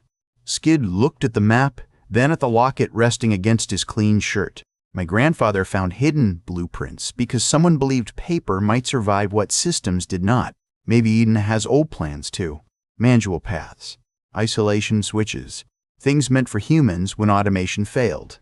The engineer looked at him as if measuring a tool she had found in the mud. Maybe they exist. Many archives are restricted. Eve's laugh was soft and humorless. There is always a restricted archive. It is where disasters go to wait. Orlan folded his hands. Captain Vale, your recommendation. Send warning to Haven Reef and Stone Orchard by runner boat and lamp code. Lock all southern relays. Arrest known penitent sympathizers with access to tools. Move the mainlanders from quarantine house to guarded refuge status. They have earned more room, and we may need their knowledge. Red blinked. Was that almost trust? Mara glanced at her. Do not ruin it by speaking. The white-eyed elder, who had come quietly and sat near the stove, tilted her head. The boy from 1 Washington reads what our young forget to ask. The woman from 00 hears ambushes before trained guards. The red one makes beasts remember who hurt them. Strange gifts for strange days. Red looked at Skid. I think it was complimented by a prophecy. She said strange. Skid replied, that is the compliment. Arlan looked tired enough to be honest. Refuge status does not grant Eden. It grants movement inside gatehold under escort, work assignment if cleared, and the right to petition the inner council when transport is safe. Skid felt relief and disappointment arrive together. Thank you. Red stared at him. You thank people after they give you half a door? Half a door is better than a wall. Eve smiled faintly. That sounds like James. Orlin removed 3 small tokens from a pouch. Each was carved from pale wood and burned with the outline of Gatehold's ridge. He set them on the table. Marks of refuge, he said. They identify you as protected persons of Gatehold, not prisoners, not citizens. Lose one and you report it. Misuse one and you answer for it. Wear them visible. Mara picked up the first and handed it to Eve. Try not to use this as an excuse to ignore Pell. I would never need an excuse. The second went to Red. Mara held it a moment longer. No unsupervised animal releases. Red took the token. That feels targeted. It is targeted. The third went to Skid. The wood was warm for Mara's hand, light and almost nothing. Yet when he looped the cord over his neck beside his locket, he felt the difference. The locket carried memory. The token carried permission. Neither was home, but both were proof he had not imagined the road. That evening, after Pell finally released them under threat of returning with restraints, Nessa walked them to a small cottage inside the refuge lane. It stood beyond the quarantine fence, but below the main town, 1 room and a loft, with a stove, 3 narrow beds, a table, and windows facing the sea. It used to house lighthouse apprentices, Nessa said. Then automation took the job, then automation broke, then nobody wanted to sleep this close to the old tower. So now it is yours until the council changes its mind or you do something foolish. Based on limited experience, I expect both soon. Red stepped inside and turned in a slow circle. It has a door. Most houses do. A door? That is ours? Nessa's teasing faded. For now, yes. Red touched the latch but did not close it. Her face shifted through emotions too quickly to name. Skid pretended to examine the stove so she could have the moment without witnesses. Eve lowered herself into a chair with a sigh. I claimed the bed closest to the wall. If either of you argue, remember I am injured and morally dangerous. Take it, Red said. Skid will sleep near the door because he is noble and predictable. Skid looked up. I was considering it. Of course you were. Nessa set a basket of food on the table. Bread, cheese, dried apples, a jar of broth concentrate, tea leaves, and a small honey pot. First refuge ration. Work assignments come later. For tonight, eat and avoid creating new emergencies. Can we create small ones? Red asked. Only quiet ones. When Nessa left, silence settled into the cottage. Not the hostile silence of hiding. Not the dead silence of bunker quarters after lights dimmed. This silence had a stove ticking as it cooled. Wind at the shutters, distant bells, and Eve breathing in the chair with her eyes closed. It had Red opening cupboards because she did not trust cupboards to be empty or safe. It had Skid standing in the center of a room that someone had said was theirs. For now it never sounded so generous. Red found 3 cups and held them up. They match. That is suspicious. Eve opened one eye. The island conspiracy deepens. Skid took the kettle to the water bucket. Clear water reflected his face. He poured carefully, lit the stove from the banked ember, and made tea the way Nessa had shown him. The small domestic action felt stranger than stabbing a dogman. There was no emergency inside it. No immediate threat, only the need to do something gentle, correctly. They ate at the table. Red spread honey on bread and made a sound that caused Eve to raise both eyebrows. Careful, Eve said.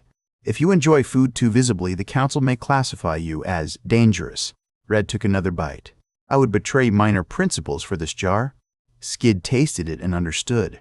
Sweetness spread over his tongue, bright and floral, like sunlight turned edible.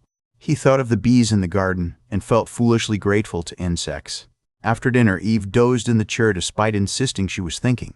Red washed the cups with an intensity that suggested she had never owned dishes long enough to wash them twice. Skid stepped outside onto the small porch. Gatehold lay above him in lamplight. Not bright. Nothing wasted. Small windows glowed along the hillside. Guards moved on paths. Somewhere, someone laughed. Somewhere else, a child protested bedtime with great passion. The harbor smelled of tar, salt, and repair work. Beyond it, Beacon Island sat dark. Red joined him, shoulder wrapped in a blanket. You keep looking north. Eden is there. So is trouble. Yes, trouble is there too. She leaned on the rail beside him. Are you disappointed? Skid took time with the answer. A little.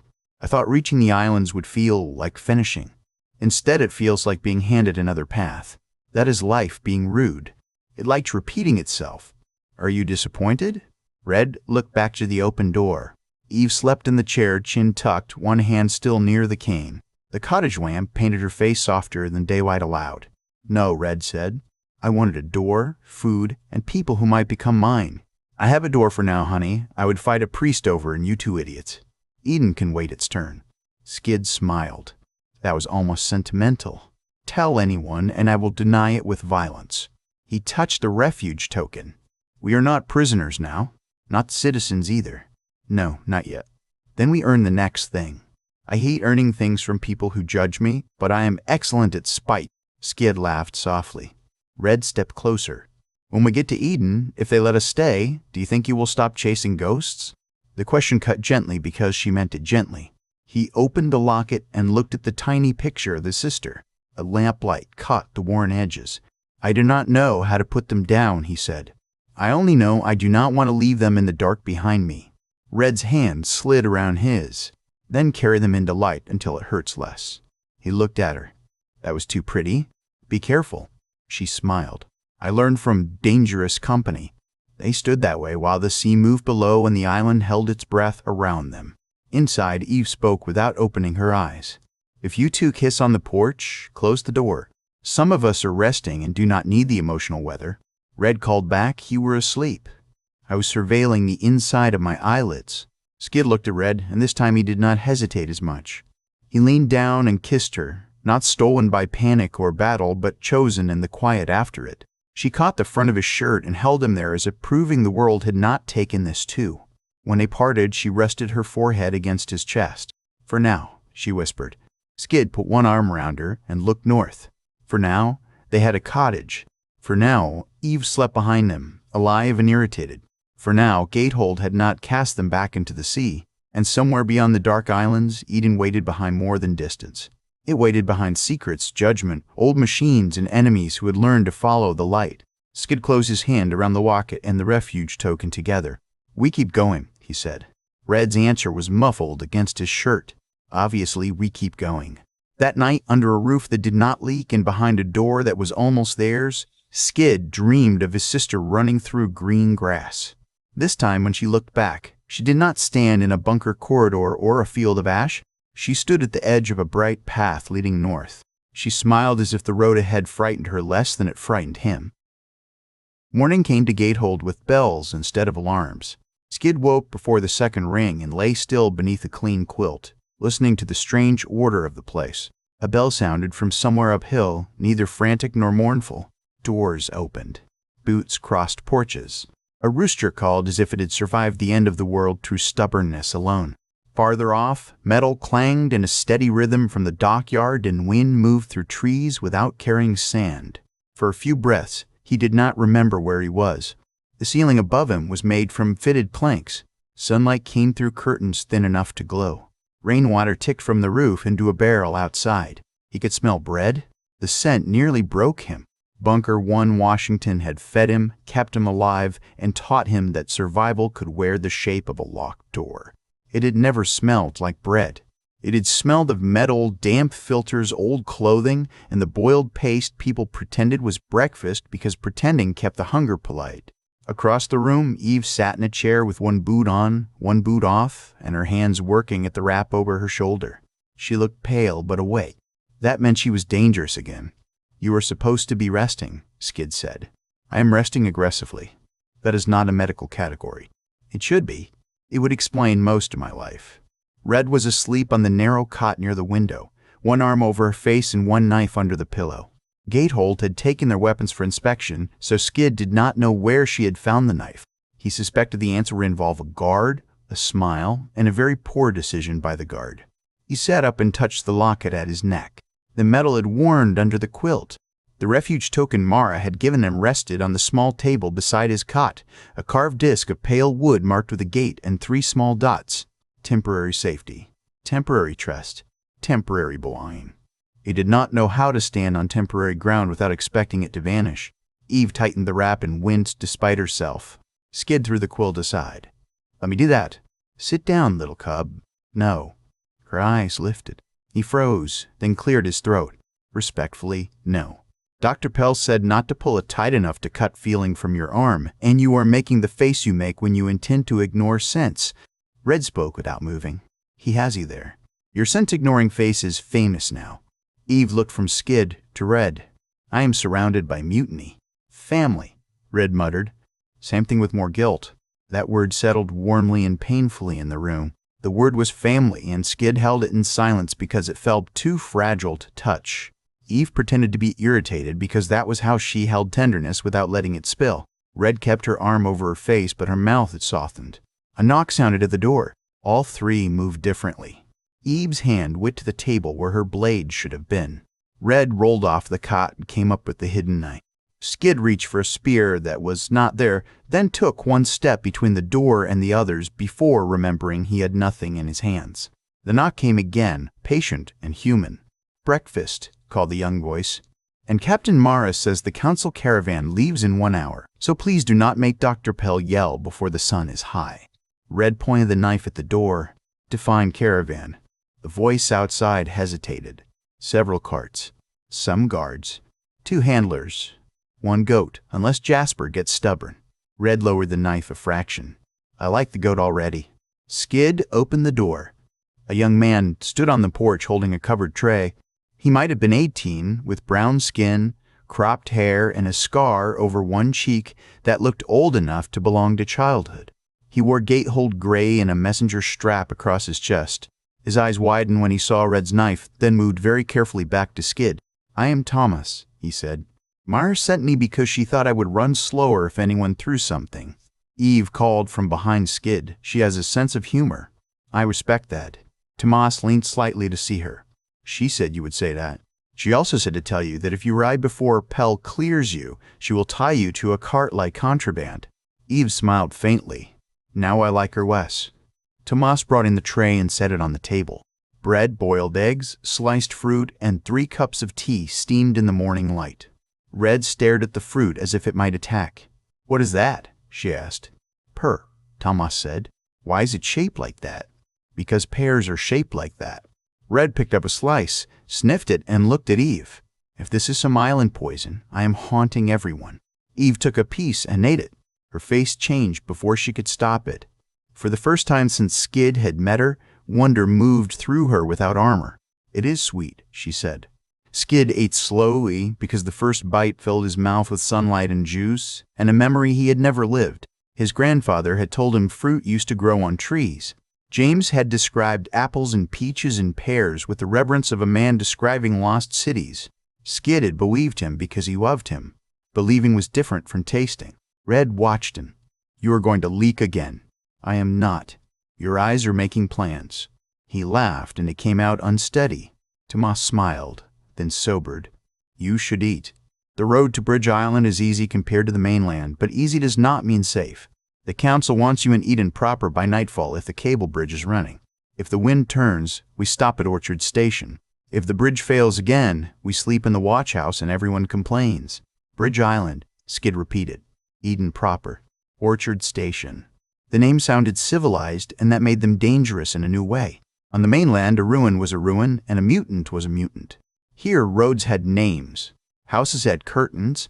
People offered pears before judgment. Eve leaned back, reading Thomas with tired precision. "Why would the bridge fail?" "Old machine," he said. "New repairs. The cables run between islands. They hate salt air, and salt air hates everything back." Red took another pear slice. "I understand salt air." Tomas pointed gently to the refuge token. Keep that visible. Some people at the inner gates are less kind than Mara. Not cruel, but frightened. Mainland arrivals bring memories. Sometimes sickness. Sometimes spice. Sometimes trouble that knows how to smile. We only bring trouble that argues, Red said. That will not comfort anyone. Skid looked out the door. Past the fence gatehold moved under morning order. Children carry baskets. A woman repaired netting on a bench. 2 guards led Bitey and the other mount toward a paddock, both animals snorting steam into the cool air. Bitey tried to bite a post. The post did not care. Beyond the settlement, the road curved into a forest so green it looked painted onto the world by a hand that had forgotten ash existed. Somewhere beyond that forest waited Eden. Skid closed his fingers around the locket. He had spent his whole life walking toward a story. Now the story had guards, rules, bridges, councils, and people who might tell him he had come too late or not clean enough. Eve saw his hand and softened her voice. Do not let the road scare you because it looks kinder. A kind place can still test you. What if they do not let us stay? Red snorted. Then we steal a cottage and rename it Eden. Tomas stared at her. That was a joke, she said. Eve arched a brow. Red shrugged. Mostly. The caravan gathered beneath the hill within the hour. Mara waited beside a cart with high sides and a canvas cover. She wore the same armor as the day before, though in full daylight Skid saw the care in every strap and buckle. Nothing hung loose. Nothing glittered for show. Her rifle rested across the cart bench, wrapped in oilcloth except for the stock. Dr. Pell stood beside her with a medical bag and a face already prepared for disagreement.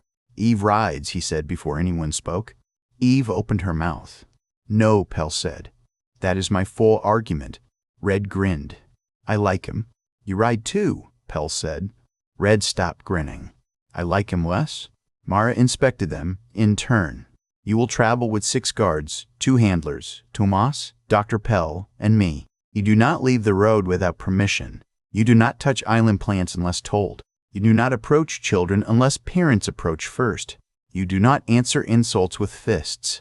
Her eyes moved to Red on the last line. Red placed a hand over her heart. Captain, your distrust hurts my feelings. Skid and Eve both looked at her. She blinked, then grimaced. I mean hurt. Your distrust hurts me. Bad word slipped. Mara did not understand the correction, but Skid did. The word to avoid had become a private habit between them because virtual voice reading made certain words strange. The surface had monsters, poison, and hunger, yet somehow the 3 of them still remembered to protect a future narrator from stumbling. Do not be hurt by facts, Mara said.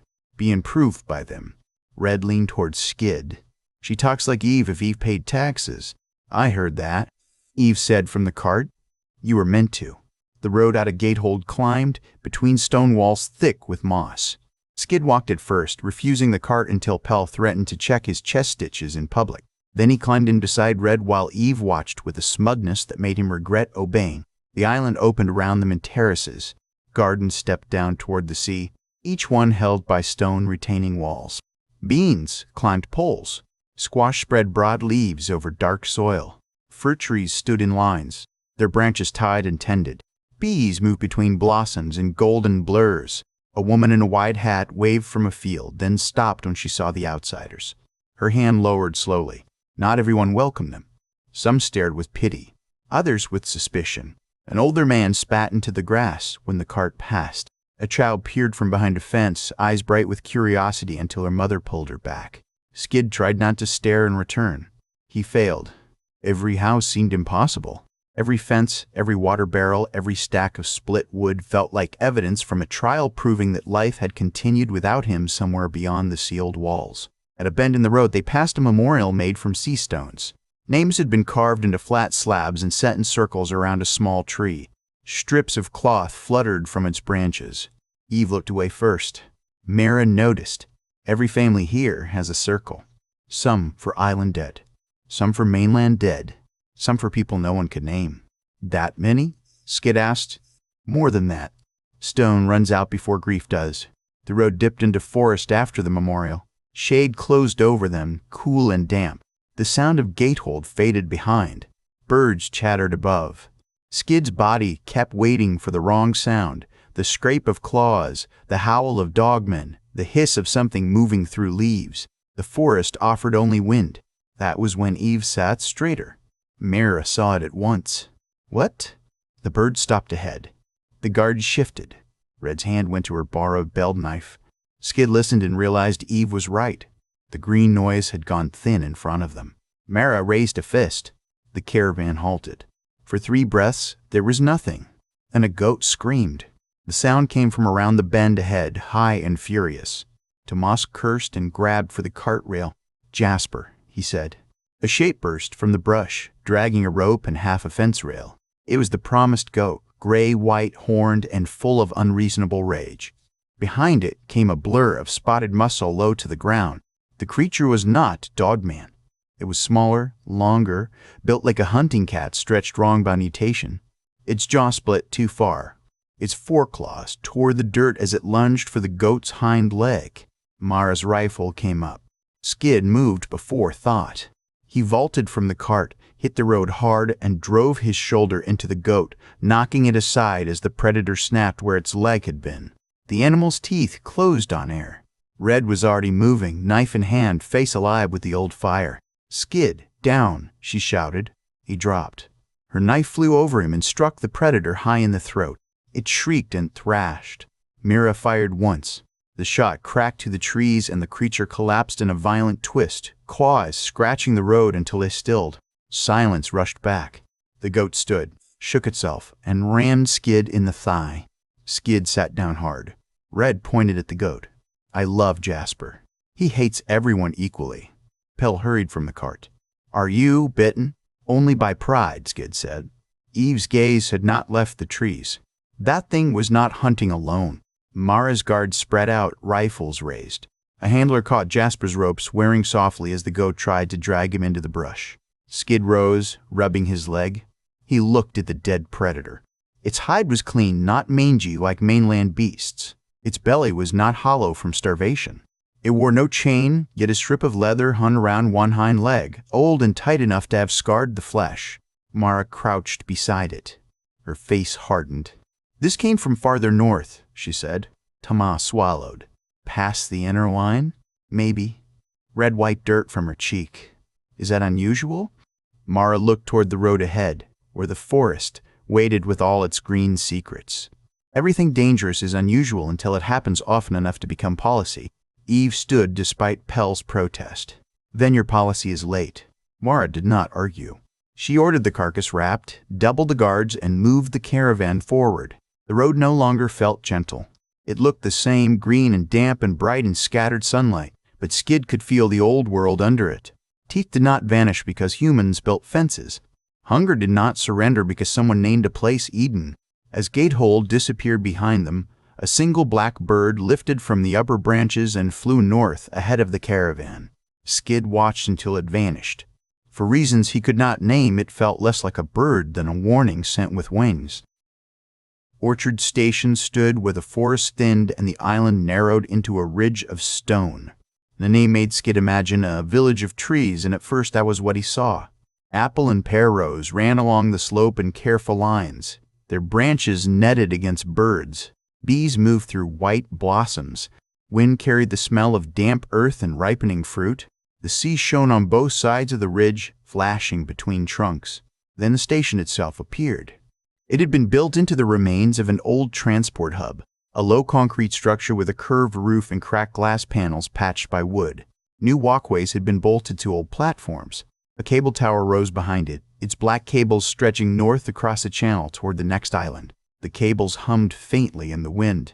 Beneath them, far below the ridge, white water smashed against rocks. A small settlement clung around the hub. 30 people, maybe more, moved between sheds, drying racks, and work tables. Some wore orchard aprons. Some carried weapons. The children were kept close. When the caravan rolled in, conversations ended. Skid felt the silence like a hand closing around the road. Mara climbed down first. Station Master Harlan. A heavy man with silver hair and a limp came from beneath the platform awning. He wore a tool belt and carried a wrench long enough to serve as a club. His eyes passed over the caravan and stopped on Skid, Eve, and Red. Mainlanders, he said. Refuge marked. Mara answered. Harlan spat to the side, not at them, but near enough to be understood. Marks are easier to carve than trust. Red leaned toward Skid. If everyone here greets us this warmly, I may start missing mutant manners. Harlan heard her. Mutants do not pretend to be people. Red's smile went sharp. Some people do a poor job of it, too. Mara stepped between them before the air could ignite. We had a ridge cat on the south road. Leather mark on the leg. It came from north of here, or someone brought it through. That changed Harlan's face. Suspicion remained, but fear joined it. Show me. The wrapped carcass was carried to a stone table behind the station. Workers gathered despite orders to keep back. Eve stood near enough to see. Red stood near enough to stab if needed. Skid stood slightly behind both and watched the station instead of the carcass. He had learned from Eve that danger loved attention. People stared at blood and missed a hand reaching for the door. The station held too many corners. A storage shed near the orchard. A stairwell under the platform. A line of barrels stacked beside the cable winch. A boy on a roof pretending to repair shingles while watching Red. An old woman at a pump, not pumping. Harlan cut the leather from the creature's leg. It was not a simple strap. A metal bead had been pressed into the inner side, small and black, almost hidden by old grime. Mara took it between two fingers. Tracker bead. Tomas went pale. From the mainland? Not made by dogmen, Eve said. Everyone looked at her. She did not enjoy the attention, but she used it. Dogmen use scent, drums, and chained runners. This is old-world hardware or island-made hardware from someone who wants blame pointed south. Harlan's jaw tightened. That is a large accusation from a woman who arrived yesterday. It is an observation, Eve said. Eve said, accusations take more effort. Mara studied the bead. Can you tell if it is active? Eve held out her hand. Mara hesitated, then gave it to her. Skid watched Eve turn it against the light. Her eyes narrowed in the way they did when she was opening some internal map of machines and failures. Bunker 00 had not only taught her survival, it had taught her the language of classified systems, the kind built by people who feared the future and made the future worse trying to control it. It has no power of its own, Eve said. Passive signal marker. Something reads it when close enough. Short range unless boosted. Like a bell-only machines here, Skid said. Eve glanced at him. Close enough. Harlan folded his arms. We do not use those here. Someone does, Mara said. The wind strengthened. The cable above the station gave a low moan. A thin woman in a blue work coat hurried down from the platform stairs. Captain, the bridge car is running hot again. If you are taking passengers north, we need to send it soon or shut down until evening. Harlan cursed. Not now. Now, she said. Unless you want the brake drum to crack over open water. Red lifted a hand. I vote against cracking over open water. Pell nodded. As do I, with medical emphasis. Mara looked at the sky. Clouds had begun to gather beyond the northern island, bruised purple along the edges. We cross before the weather turns. Harlan, I want 2 station guards added. The carcass stays here under lock. Nobody handles the bead without gloves. Harlan's eyes moved to Eve. And if your mainland guest brought it? Skid felt Red tense. Eve answered before Red could. Then we would be idiots for pointing it out. Harlan grunted. Idiots survive the mainland every day. Not for long, Eve said. The bridge car hummed from a cable tower like a rusted metal room with windows. It could carry 2 carts or 20 people standing tight. Its floor had been repaired in patches. Its door closed with a manual latch the size of Skid's forearm. Beneath it, the channel between islands tore itself white against rocks. Skid stepped inside and tried not to look down through the gaps in the floor grate. Red noticed immediately. You crossed a gorge on broken concrete and fought things with too many teeth, but a hanging box makes you nervous? The gorge was not pretending to be transportation. Fair. Eve sat on a bench because Pell had become a tyrant with kind eyes. Mar stood near the door with 2 guards. Harlan remained on the platform, arguing with the woman in the blue coat about timing, wind, and something called load sway. As the bridge car lurched forward, Skid's stomach dropped. Orchard Station slid behind him. The orchard rows became green lines. The channel opened below, violent and bright. The cables sang above. Halfway across, the car shuddered. Everyone went still. The lights along the ceiling flickered. A grinding sound came from the upper wheel assembly. The car slowed, jerked, then stopped. For one long moment, there was only wind. Red looked at Mara. "Is this the normal part you failed to describe?" Mara's hand was already on the emergency brake lever. "No." Tomas gripped the rail with both hands. Dr. Pell closed his eyes as if bargaining with several gods at once. A speaker crackled overhead. Harlan's voice came through broken and strained. "Brake fault. Hold position. We are resetting from station side. Do not touch the manual release." Eve looked up at the wheel housing. "That is not a brake fault." Mara's eyes cut to her. "Explain." The lock engaged clean. The grind came before it. Something hit the cable carriage. As if answering, a metallic tap sounded above them. Then another. Red drew her knife. "Please tell me that is birds." A blade punched through the roof. It was narrow, hooked, and blackened to kill shine. It sawed twice, then withdrew. Another blade came down near the corner. The passengers erupted into motion. Mara shouted for everyone away from the walls. Guards lifted rifles toward the ceiling but hesitated, knowing shots could damage the cable assembly. Skid grabbed a bench bolt, tested it, and found it loose. He twisted hard. Metal screamed against metal. Red saw what he was doing and joined him. Together they whipped the bench brace free. The roof panel peeled upward. A man looked down through the gap. Not a dog man, but human, with a thin face wrapped in dark cloth, eyes painted with ash, and one hand gripping the roof rail. He held a hooked cutter in his teeth and a compact cross pistol in one hand. Mara fired before he did. The shot punched through the roof edge. The attacker vanished with a cry.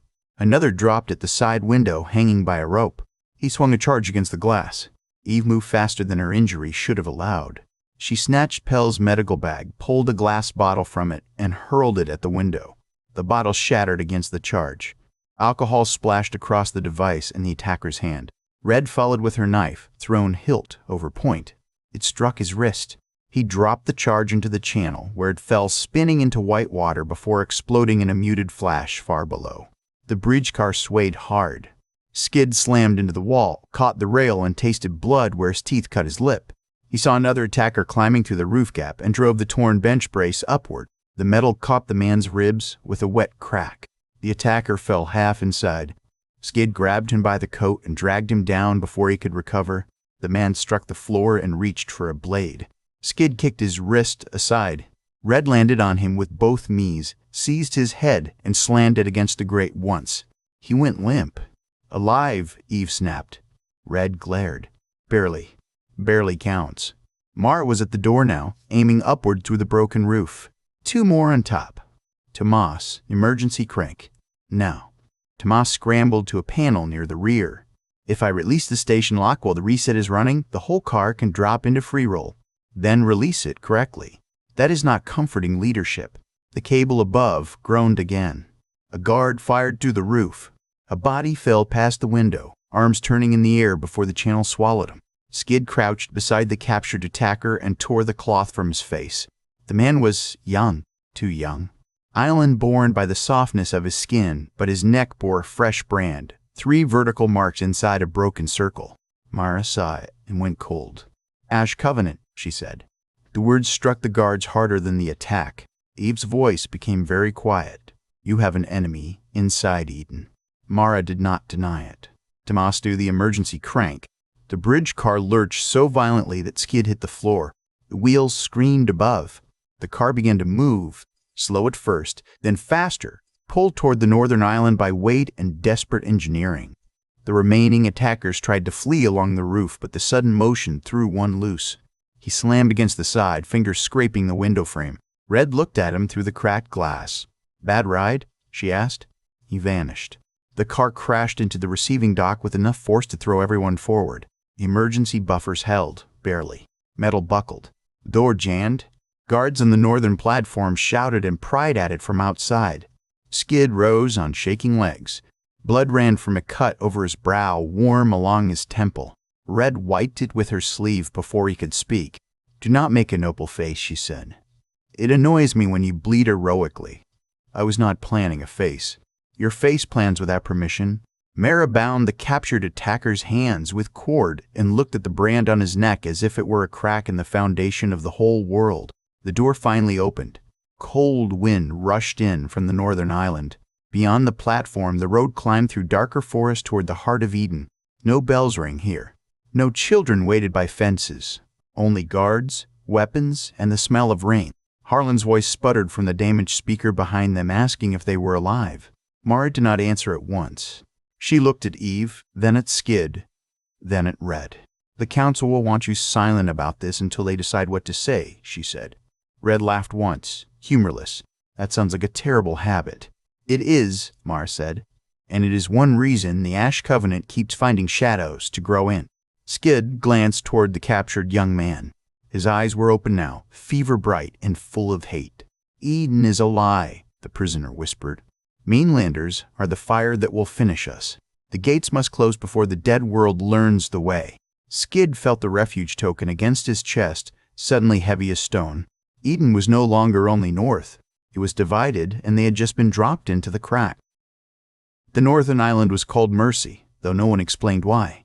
The road from the cable platform curved through cedar forest and stone cuts, guarded by towers half hidden in the trees. Rain began before the caravan moved again.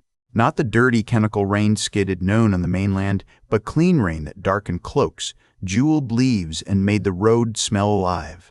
It should have been comforting. Instead, every drop made the silence sharper. Mara rode ahead with the captured Ash Covenant attacker bound in the second cart. 2 guards sat on either side of him. He had stopped speaking after his warning, but his eyes did not stop moving. He looked at Skid with disgust, at Eve with fear, and at Red with something like confusion. Red noticed. She always noticed when a man confused himself by underestimating her. "Keep staring," she told him. "I charge by the bruise." He looked away. Dr. Pell had insisted on cleaning Skid's cut before they left the platform. The bandage across his brow itched. Red kept checking it as if expecting his head to fall off. Eve watched the trees, not the road, because the attack had confirmed her oldest lesson. A place could be green and still be hunted. Near midday, the forest opened. Eden appeared in layers. First came fields cut into the valley floor, green squares bordered by stone and water channels. Then came houses with slate roofs and whitewashed walls, not crowded like Gatehold, but spaced with intention. Windmills turned on the ridge. Smoke rose from workshops. Beyond the town, higher on the hill, stood the council hall, built around the shell of an old observatory. Its dome had been repaired with bronze panels that caught the rain in dull gold. Farther still, past orchards and terraces and the line of cypress trees, Skid saw water shining between islands. More bridges crossed the channels. Some were cable cars. Some were narrow stone spans. One was a covered bridge painted blue. People stopped to watch the caravan enter. No one cheered. No one spat. The silence here was more disciplined than Gatehold's suspicion. It felt like a court holding its breath. Red leaned close to Skid. "I hate being watched by clean people. Dirty people are less judgmental because everyone smells bad." Skid wanted to laugh, but the weight in his chest held it down. "We are finally here.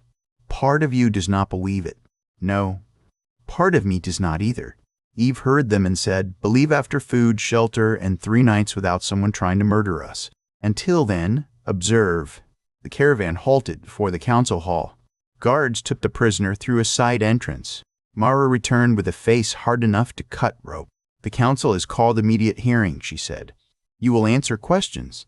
Speak truth, even if it sounds bad. Lies rot faster here than on the mainland."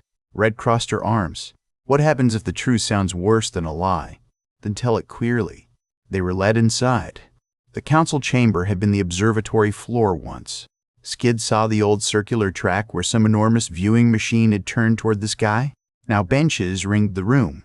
Lamps burned along the walls. Rain whispered over the bronze dome. At the center stood a plain wooden mark on the floor where speakers were meant to stand. 7 counselors sat at a curved table. Mara took position near the door, not seated, not relaxed. Dr. Pell stood along the wall. Tomas waited behind him, trying to look like a messenger and not a witness to an attack that would haunt his sleep. An older woman at the center of the table rose. She wore no armor, only a dark green coat and a chain of carved wood pieces around her neck. Her hair was white, braided over one shoulder.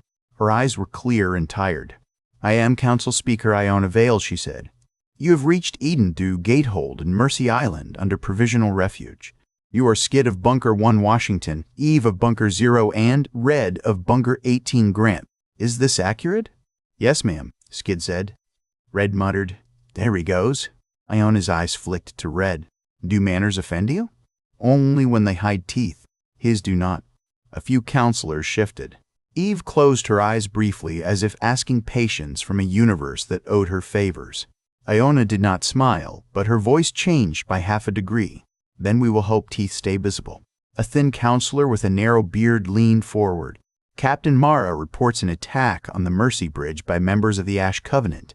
They struck while you were aboard. They did, Mara said from the door. They carried cutters, a glass charge, and a passive marker bead tied to a ridge cat released on the South Road. The attack was planned before the bridge crossing.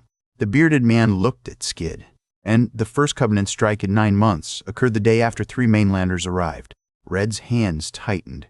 Skid answered before she could. Sir, that may be true. I do not know what those people knew or why they chose today. I only know they tried to kill everyone in the car, including your captain and your doctor. We fought them because we wanted to live, and because they were attacking people who had offered us refuge. A polished answer, the man said. It is an honest one. Honesty can be polished. Ev stepped slightly forward. So can cowardice, counselor. You're doing a fine job. The chamber went still. Mara's mouth twitched. Pell looked at the ceiling. Red's face lit with admiration. Iona lifted one hand before the bearded man could respond. Counselor Sen, you invited that. Eve of 00, this hearing is not a battlefield. Most are, Eve said. People just decorate them differently. Iona studied her for a long moment. You claim Bunker 0. There are records of that facility, though many are sealed. Our last confirmed signal from it described internal breach, experimental containment failure, and full evacuation denial. No survivor was listed. The people writing lists died before updating them, Eve said. How did you escape? Eve's expression did not change, but Skid felt the air around her tighten. Red noticed too. Her posture shifted, ready to cut through the hearing if memory turned into cruelty. Through a drainage shaft beneath Lab 4, Eve said. With my daughter. She lived 3 days after. Fever took her after a scratch from one of the change. I burned her blanket because I was afraid the scent would bring them. I carried her name until I could not speak it without wanting to walk into the sea. Ask your next question. No one spoke. The rain over the dome seemed suddenly loud. Iona lowered her gaze.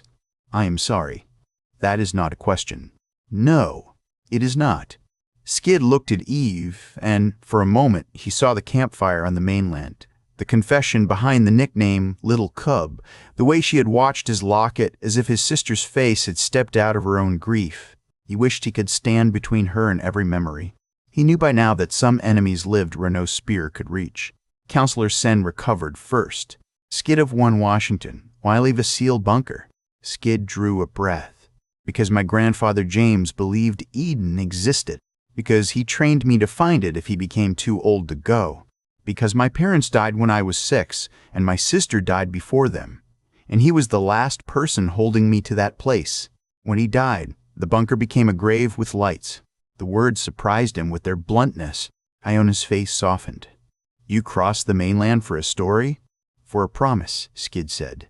Stories are what kept the promise alive. And if Eden refuses you, Red turned sharply toward the council. Skid held still.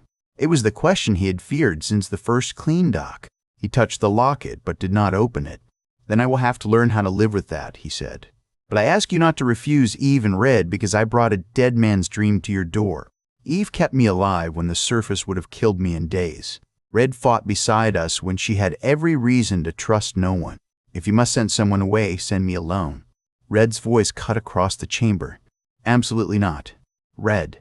Do not read me in front of a council table. If they send you away, I go. If they send me away, you go because you are too honorable to let me walk alone. If they send Eve away, everyone here learns why she survived 00. We are not separate packages.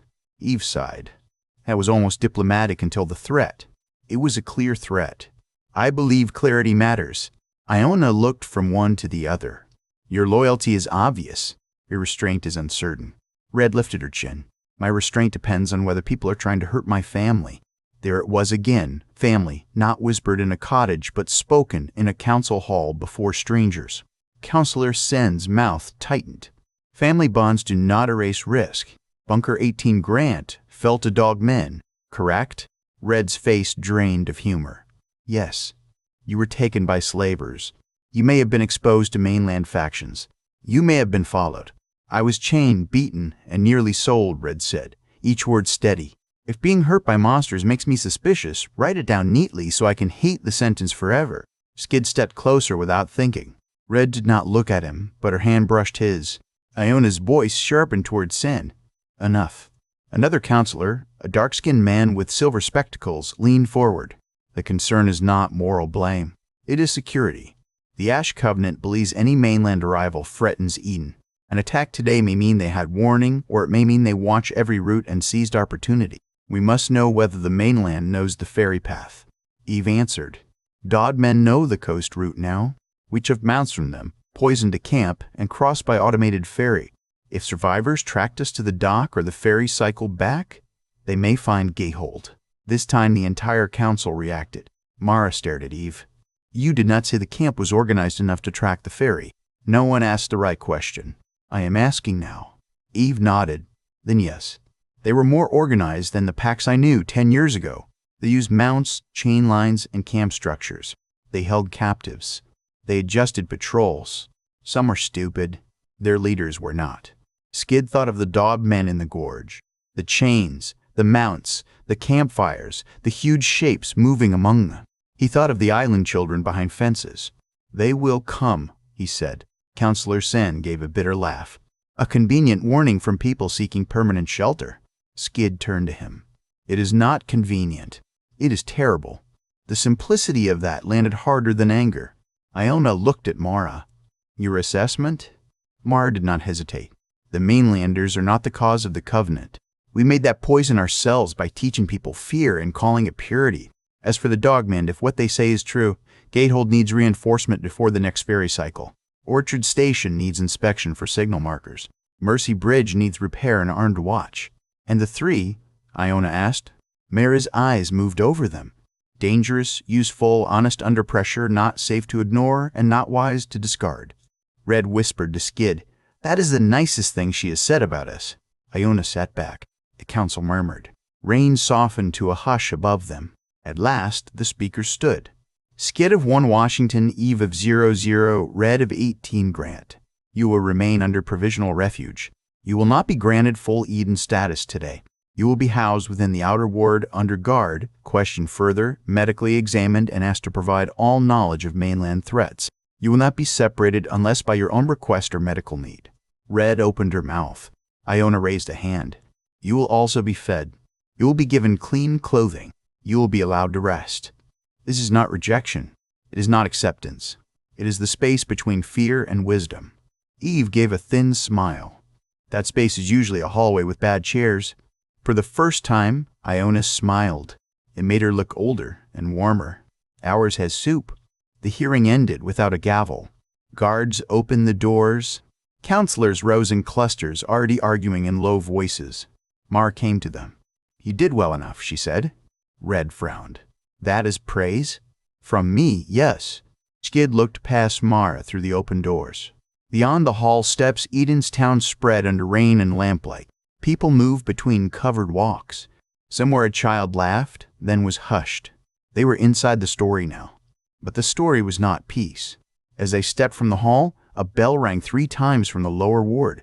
Not the morning bell. This one carried urgency. Doors opened. Guards ran. Mara turned sharply. What now? A runner came up the steps, breathless, face white. Captain, the prisoner from the bridge is dead. Iona appeared in the doorway behind them. How? The runner looked at Skid, Eve, and Red with fear that did not know where to land. Poison capsule, he said. Hidden behind a tooth. He bit down before questioning. He left a message carved into the table. Mara's voice dropped. What message? The runner swallowed. 3 came from Ash, he said. 3 gates will burn. The rain kept falling gently over Eden as if the sky did not understand that peace had just been marked for fire. Their assigned house had painted doors. Skid noticed that first because the color startled him more than the guards. The outer door was blue. The kitchen door was yellow. The room given to Eve had a green door with tiny white flowers around the frame. Someone had taken time to make the place cheerful, and that made the armed men at the gate look like an insult. The house stood at the edge of the outer ward, where Eden proper met the old defensive wall. It had 2 bedrooms, a sleeping loft, a kitchen with a black iron stove, and windows that looked toward terraced fields. The glass was real, not cracked plastic, not scabined sheets. Real glass that held rain and silver beads. Red stepped inside, looked around and said, "I do not trust anything this cute." Eve limped to a chair. Cuteness is not tactical by itself. That is exactly what cute things want you to think. Skid shut the blue door and listened to the latch click. A simple sound. A house sound. It reached into him more deeply than the council hearing had. On the kitchen table sat folded clothes, 3 towels, a basket of bread, a crock of butter, a pot of soup wrapped in cloth to keep warm, and a note written in careful hand. Tomas read it from the doorway before Skid could pick it up. "Eat, rest, and do not make trouble until morning. Signed, Mara." Red narrowed her eyes. "She assumes we can schedule trouble." Tomas shrugged. "She likes to hope." He had been assigned as messenger and unofficial guide, which meant he stood awkwardly between guard and friend. Skid liked him. That alone made Skid cautious. The mainland had taught him that liking someone created a door grief could use later. "Are you staying outside?" Skid asked. "Until dusk. Then another runner replaces me. 2 guards stay at the gate all night, 1 behind the house. Not because Mara expects you to run, mostly because she expects other people to be stupid." Eve lifted the soup lid and inhaled. A captain with realistic expectations. Rare and precious. Tomas smiled, then hesitated. "I am sorry about the hearing. Counselor Sen lost family in the first breach. He blames mainland policy, mainland sickness, mainland everything." Red took a towel from the pile. "I lost family too. I blame the things with claws and the men who held chains. Strange how blame can aim at actual targets." Tomas nodded, ashamed though the words had not been meant for him. Skid glanced at Eve. She looked exhausted, the kind that sleep could not repair. He wanted to ask if she needed help. He knew she would deny it. Instead, he ladled soup into dishes. They ate at the table like people pretending they understood tables. The soup held potatoes, carrots, herbs, and meat so tender it fell apart under the spoon. Red ate fast until Eve tapped the table twice. "Slow down." Red's jaw tightened. "I know how to eat." "You know how to eat before someone takes it. Different skill. This food is not running away." "Neither are we." Red stared into her dish. For a moment, the fiery mask slipped enough for Skid to see the chain girl beneath it. The survivor from Bunker 18 Grant who had learned that hunger was not only empty stomach, but also fear of the next hand reaching down. She slowed. "Good," Eve said softly. Red did not look up. "Do not mother me in public. We are in a locked house under guard. This is private enough." Skid smiled into his dish. Red kicked his boot under the table without force. After food came washing. The bathroom had a pump, a drain, and a metal tub deep enough to sit in. Hot water arrived in buckets from a boiler shed behind the house. Red claimed the first turn because, in her words, if anyone was going to be murdered by luxury, it should be her. She emerged with damp hair, clean clothes, and an expression of profound suspicion. "Soap is witchcraft," she said. "Good witchcraft. Still witchcraft." Eve went next after Pell arrived to bully her into proper bandage changes. Skid waited in the kitchen, uncomfortable, in borrowed trousers and a shirt soft enough to feel indecent. He opened the locket and set it on the table. His sister's picture looked up from the tiny frame, faded but stubborn. Her smile belonged to a world of bunker corridors and ration lines, not painted doors and pear trees. Red sat beside him, drying her hair with a towel. "She would have liked this place." "I think so." "Would she have liked me?" Skid looked at her, surprised. Red's face was turned away, but her voice had lost its teasing edge. "Yes," he said. "She would have thought you were loud. Then she would have followed you everywhere." Red smiled a little. "Smart girl." "She called me Skid because she could not say kid. I used to correct her. Then I stopped." "Because it made her laugh?" He nodded. "Because it was hers."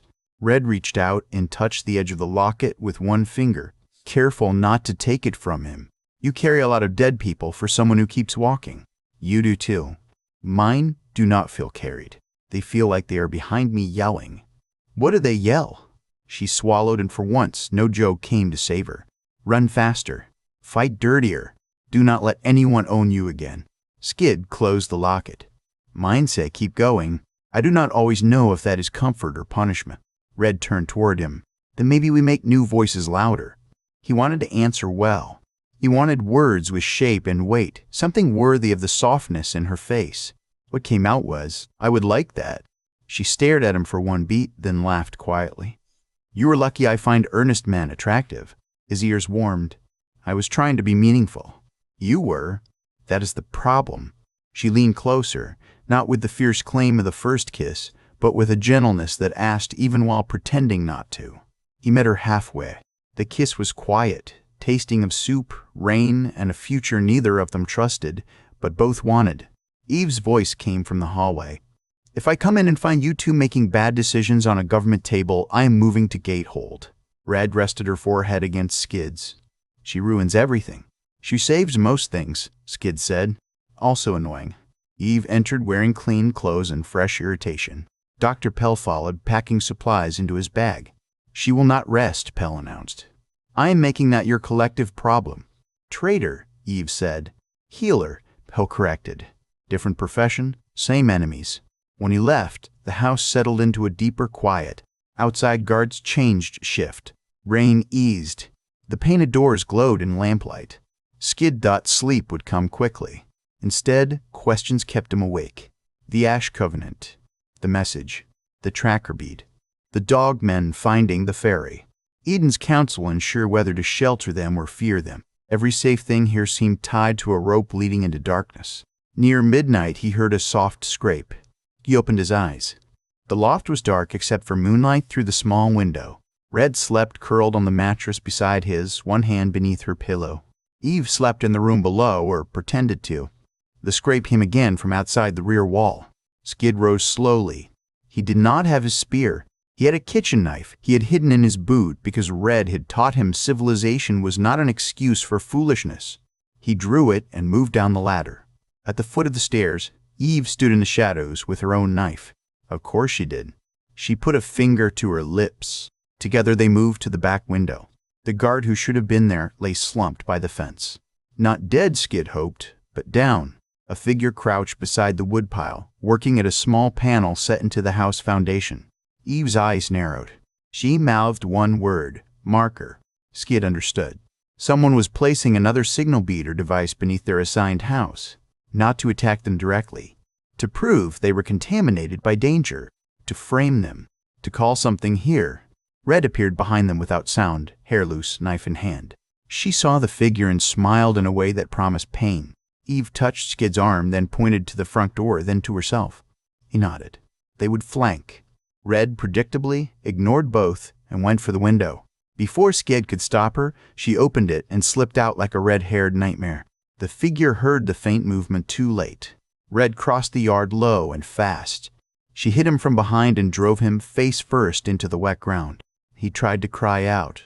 She put a knee between his shoulders and pressed the knife flat against his cheek. Make noise, she whispered, and I will become educational. Skid and Eve reached them seconds later. Eve checked the fallen guard. Breathing, with a drugged dart in the neck. Skid pulled back the intruder's hood. Tomas stared up at them. For a moment, no one moved. Then Red's face twisted with rage. You. Wait, Tomas gasped. Please listen. It is not what you think. Eve picked up the device from the mud. It was a small metal capsule with a black bead fixed inside a coil of wire. Then improve our thinking quickly, she said. Tomas's eyes shone with terror. I was taking it off. I saw Senzade near the house after dusk. I thought he was checking guards, but then I saw him at the foundation. I waited until the back guard slumped. I came to remove it before morning because if I reported it first, they would say I planted it. Red pressed her knee harder. Convenient. Yes, Tomas said, breath-breaking. Terribly convenient. That is why I am terrified.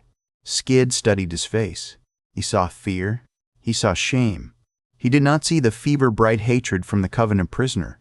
Eve looked at the capsule. This is active. Short pulse. It would tell any receiver near the ward that this house was tagged. Tagged for what? Skid asked. The answer came from the trees beyond the wall. A low clicking call rolled through the dark. Red went still. Eve's voice turned to ice. Get inside now. The clicking came again, answered by another from farther down the wall. Not human. Not island-born. Skid grabbed Tomas by the collar and hauled him up. Red cut his belt loose and bound his hands anyway. Eve dragged the back guard toward the door with strength bought from fury and bad judgment. At the fence line, shapes moved between the trees. They were low, lean, and too many. The Ridge Cats had found the mark, and someone inside Eden had invited them to the painted blue door. The first Ridge Cat came over the fence without touching the top rail. It cleared the barrier in one stretched leap, black spotted body twisting through rain mist, jaws already open. The porch lantern caught its eyes and turned them green. Skid shoved Tomas through the kitchen door and swung the knife upward with both hands. The blade missed the throat but caught the creature along the side of its face. Hot blood striped the blue door. The cat hit him in the chest. Skid slammed backward across the kitchen floor, the breath knocked out of him. Its claws tore at the borrowed shirt and scraped the metal plate Pell had made him wear under the bandage as a joke that suddenly saved skin. Its jaw snapped inches from his cheek. Red drove a chair into its side. The creature tumbled off him, hit the stove, and shrieked. Red followed with the ferocity that had kept her alive through capture, cages, and the long road.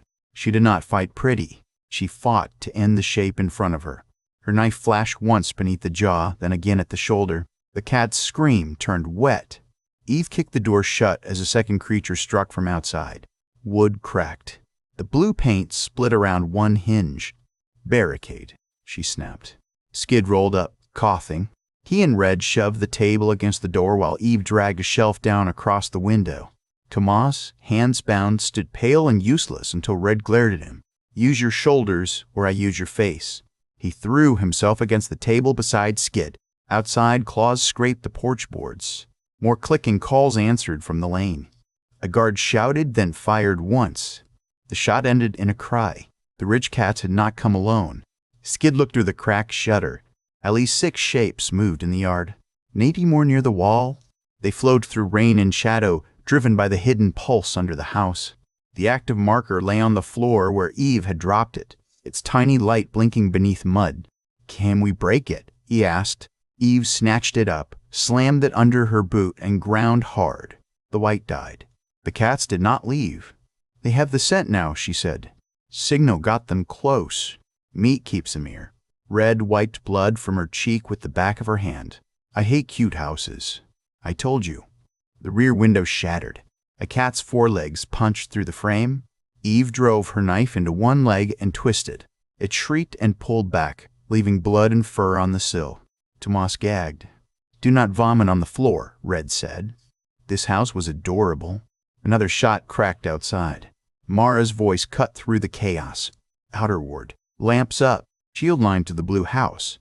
Move. Relief hit Skid so hard it almost weakened him. Then the porch roof groaned. A Ridge Cat had climbed above the door. Its claws punched through the ceiling boards. Dust and splinters rained down. Skid looked up just as a hooked paw tore open a gap. Teat followed.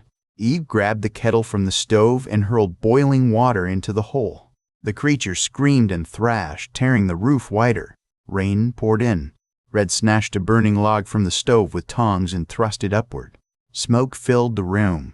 The cat recoiled. Skid grabbed the broken chair leg and drove it through the gap with all the strength James had trained into his shoulders. The point sank deep. The cat convulsed, then slid partly to the ceiling, dead weight hanging above them. The door hinge failed. The table jumped inward. Thomas fell. Skid caught the table edge and shoved back. Red planted both feet beside him. Eve, pale and furious, braced her shoulder against the wood despite the injury that had not healed. Eve, move, Skid shouted. Make me later. Push now. The Ridge Cat outside hammered the door again. The table scraped across the floor. A gap opened wide enough for a jaw to thrust through. Red stabbed into it. Teeth snapped closed on her sleeve and tore cloth away. That was my clean shirt, she snarled, and drove the knife into the creature's eye. The pressure vanished. The animal dropped from the porch.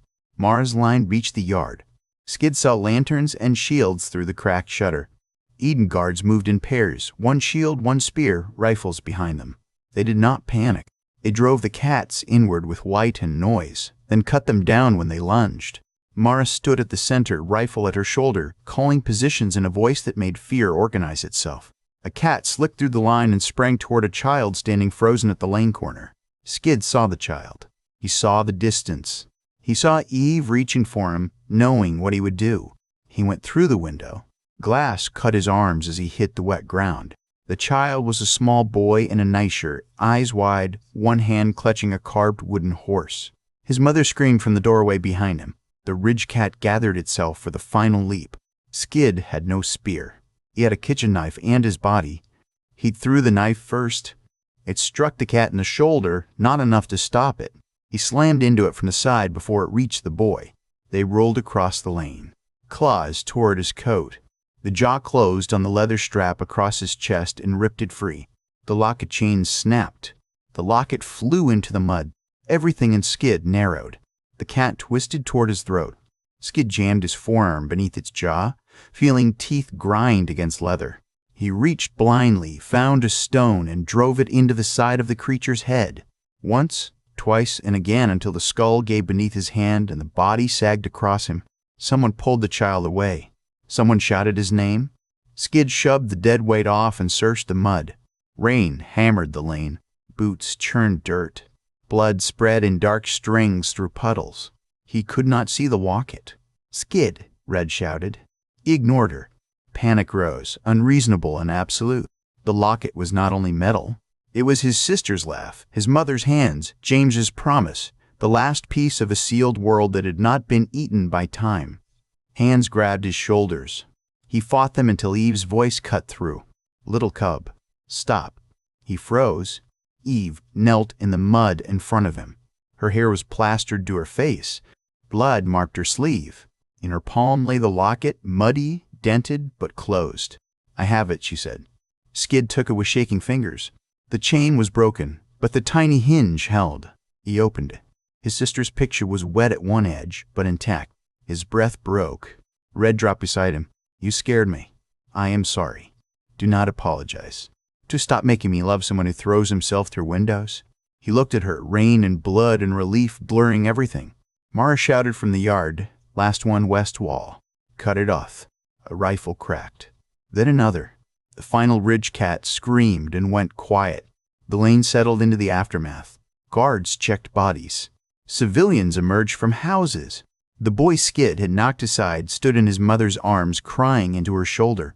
She stared at Skid with a face full of terror, gratitude, and guilt for both. Tomas was hauled from the house by two guards, hands still bound. He kept saying he had tried to remove the marker. Red walked over, grabbed him by the front of his shirt, and shoved him against the porch post. "If you are lying," she said, voice low enough to frighten more than shouting, "I will know." Tomas nodded rapidly. "I am not. I swear I am not." Eve crouched beside the broken marker near the foundation. Mara joined her. The two women examined the mud, the print marks, the drag guard, and the device fragments without speaking for nearly a minute. "He did not plant it," Eve said at last. Mara looked toward Tomas. "How do you know?"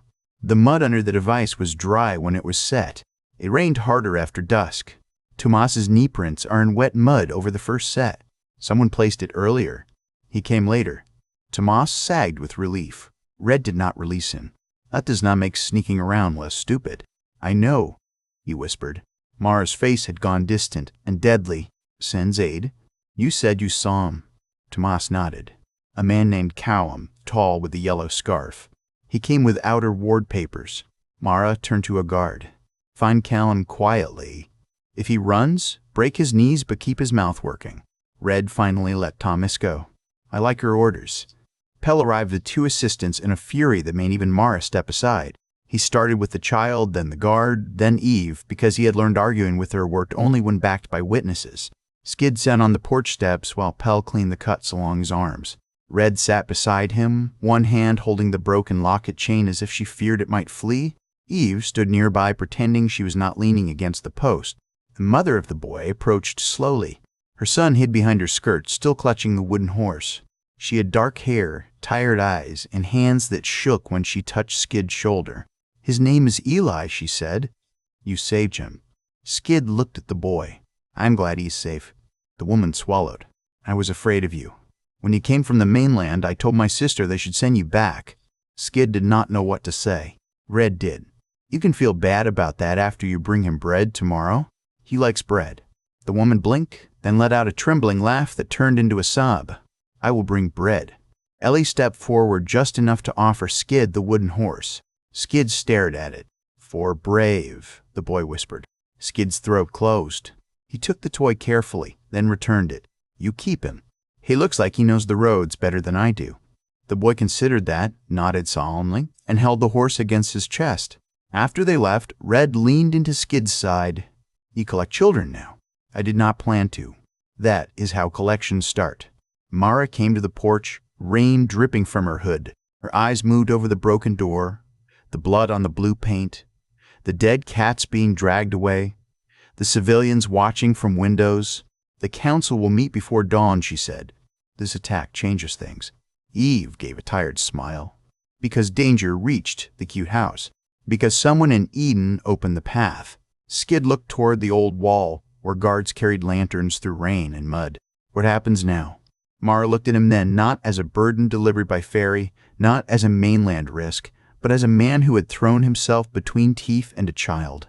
Now, she said, Eden has to decide whether it is more afraid of you or more ashamed of itself.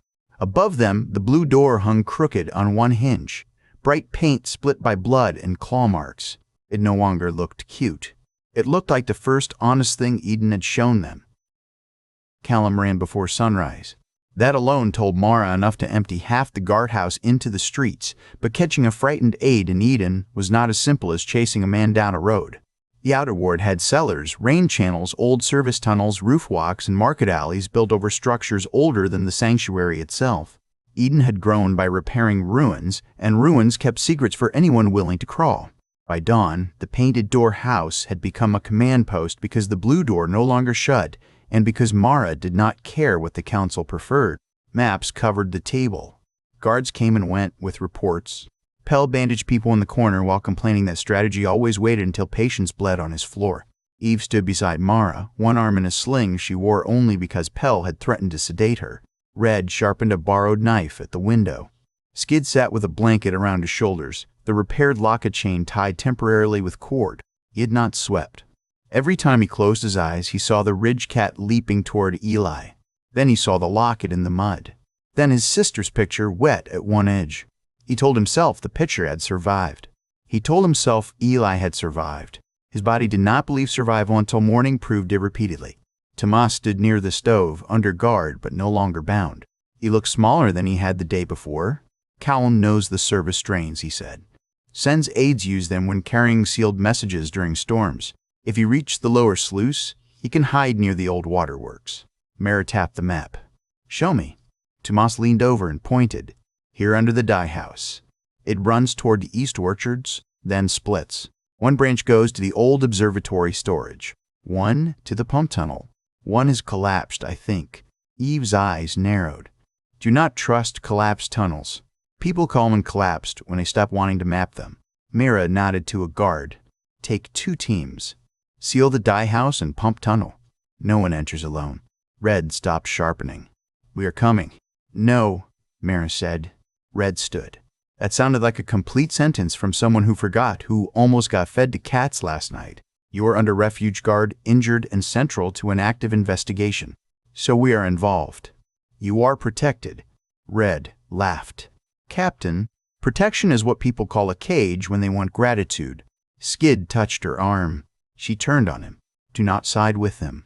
I am not, he said. But if we charge into tunnels without knowing where they go, we help Callum by becoming easier to blame. Her anger faltered because he had learned too well from Eve. That irritated her more than disagreement. Eve looked at Mara. You should take me. Mara stared. You could barely lift that arm. I have another. You are impossible. Useful and impossible. The device under the house used old signal logic. If Callum is carrying more, your guards may miss them. Mara's jaw worked. Pell said from the corner, if she goes into a tunnel, I am writing my objection in blood on the council door. Whose blood? Red asked. Likely mine, from stress. The argument ended when a bell rang from the east orchard. Not an alarm bell, a work bell. Struck wrong and too fast. A guard burst through the broken doorway. "Captain, East Terraces." A storage shed exploded. No fire spread yet. We found covenant marks painted on 3 walls. Mira swore softly. Eve leaned over the map. Distraction. From what? Skid asked. Then the house shook. Not from an explosion nearby. From below. A dull metal thud rose beneath the floorboards, followed by a grinding vibration that made the cups rattle on the shelf. Tomas turned white. "The old Watergate," he whispered. "That should not move." Mara's face changed. "If the Watergate opens, what floods?" "The east channels first, then the lower ward, and the grain cellars." Red slid the knife into her belt. "Looks like we are involved now." Mara pointed at Skid, Red, Eve, and Thomas. "You 4 stay with me. Pell, you stay here." Pell opened his mouth. "That is my full argument," Mara said. Red grinned, despite everything. "She stole your line. They ran through a city waking into fear. Eden under alarm was not chaos, and that frightened Skid in a different way. People knew where to go. Children were pulled into stone buildings. Market shutters slammed closed. Guards moved along painted roads. Bells answered one another from towers, each pattern carrying meaning Skid did not yet know. Order held. Beneath it, fear spread like water through cracks. The old waterworks lay below the east terraces, half buried under soil and newer construction. Stone steps led down into a concrete throat slick with moss. The air changed at once, cool and mineral, carrying the deep sound of moving water.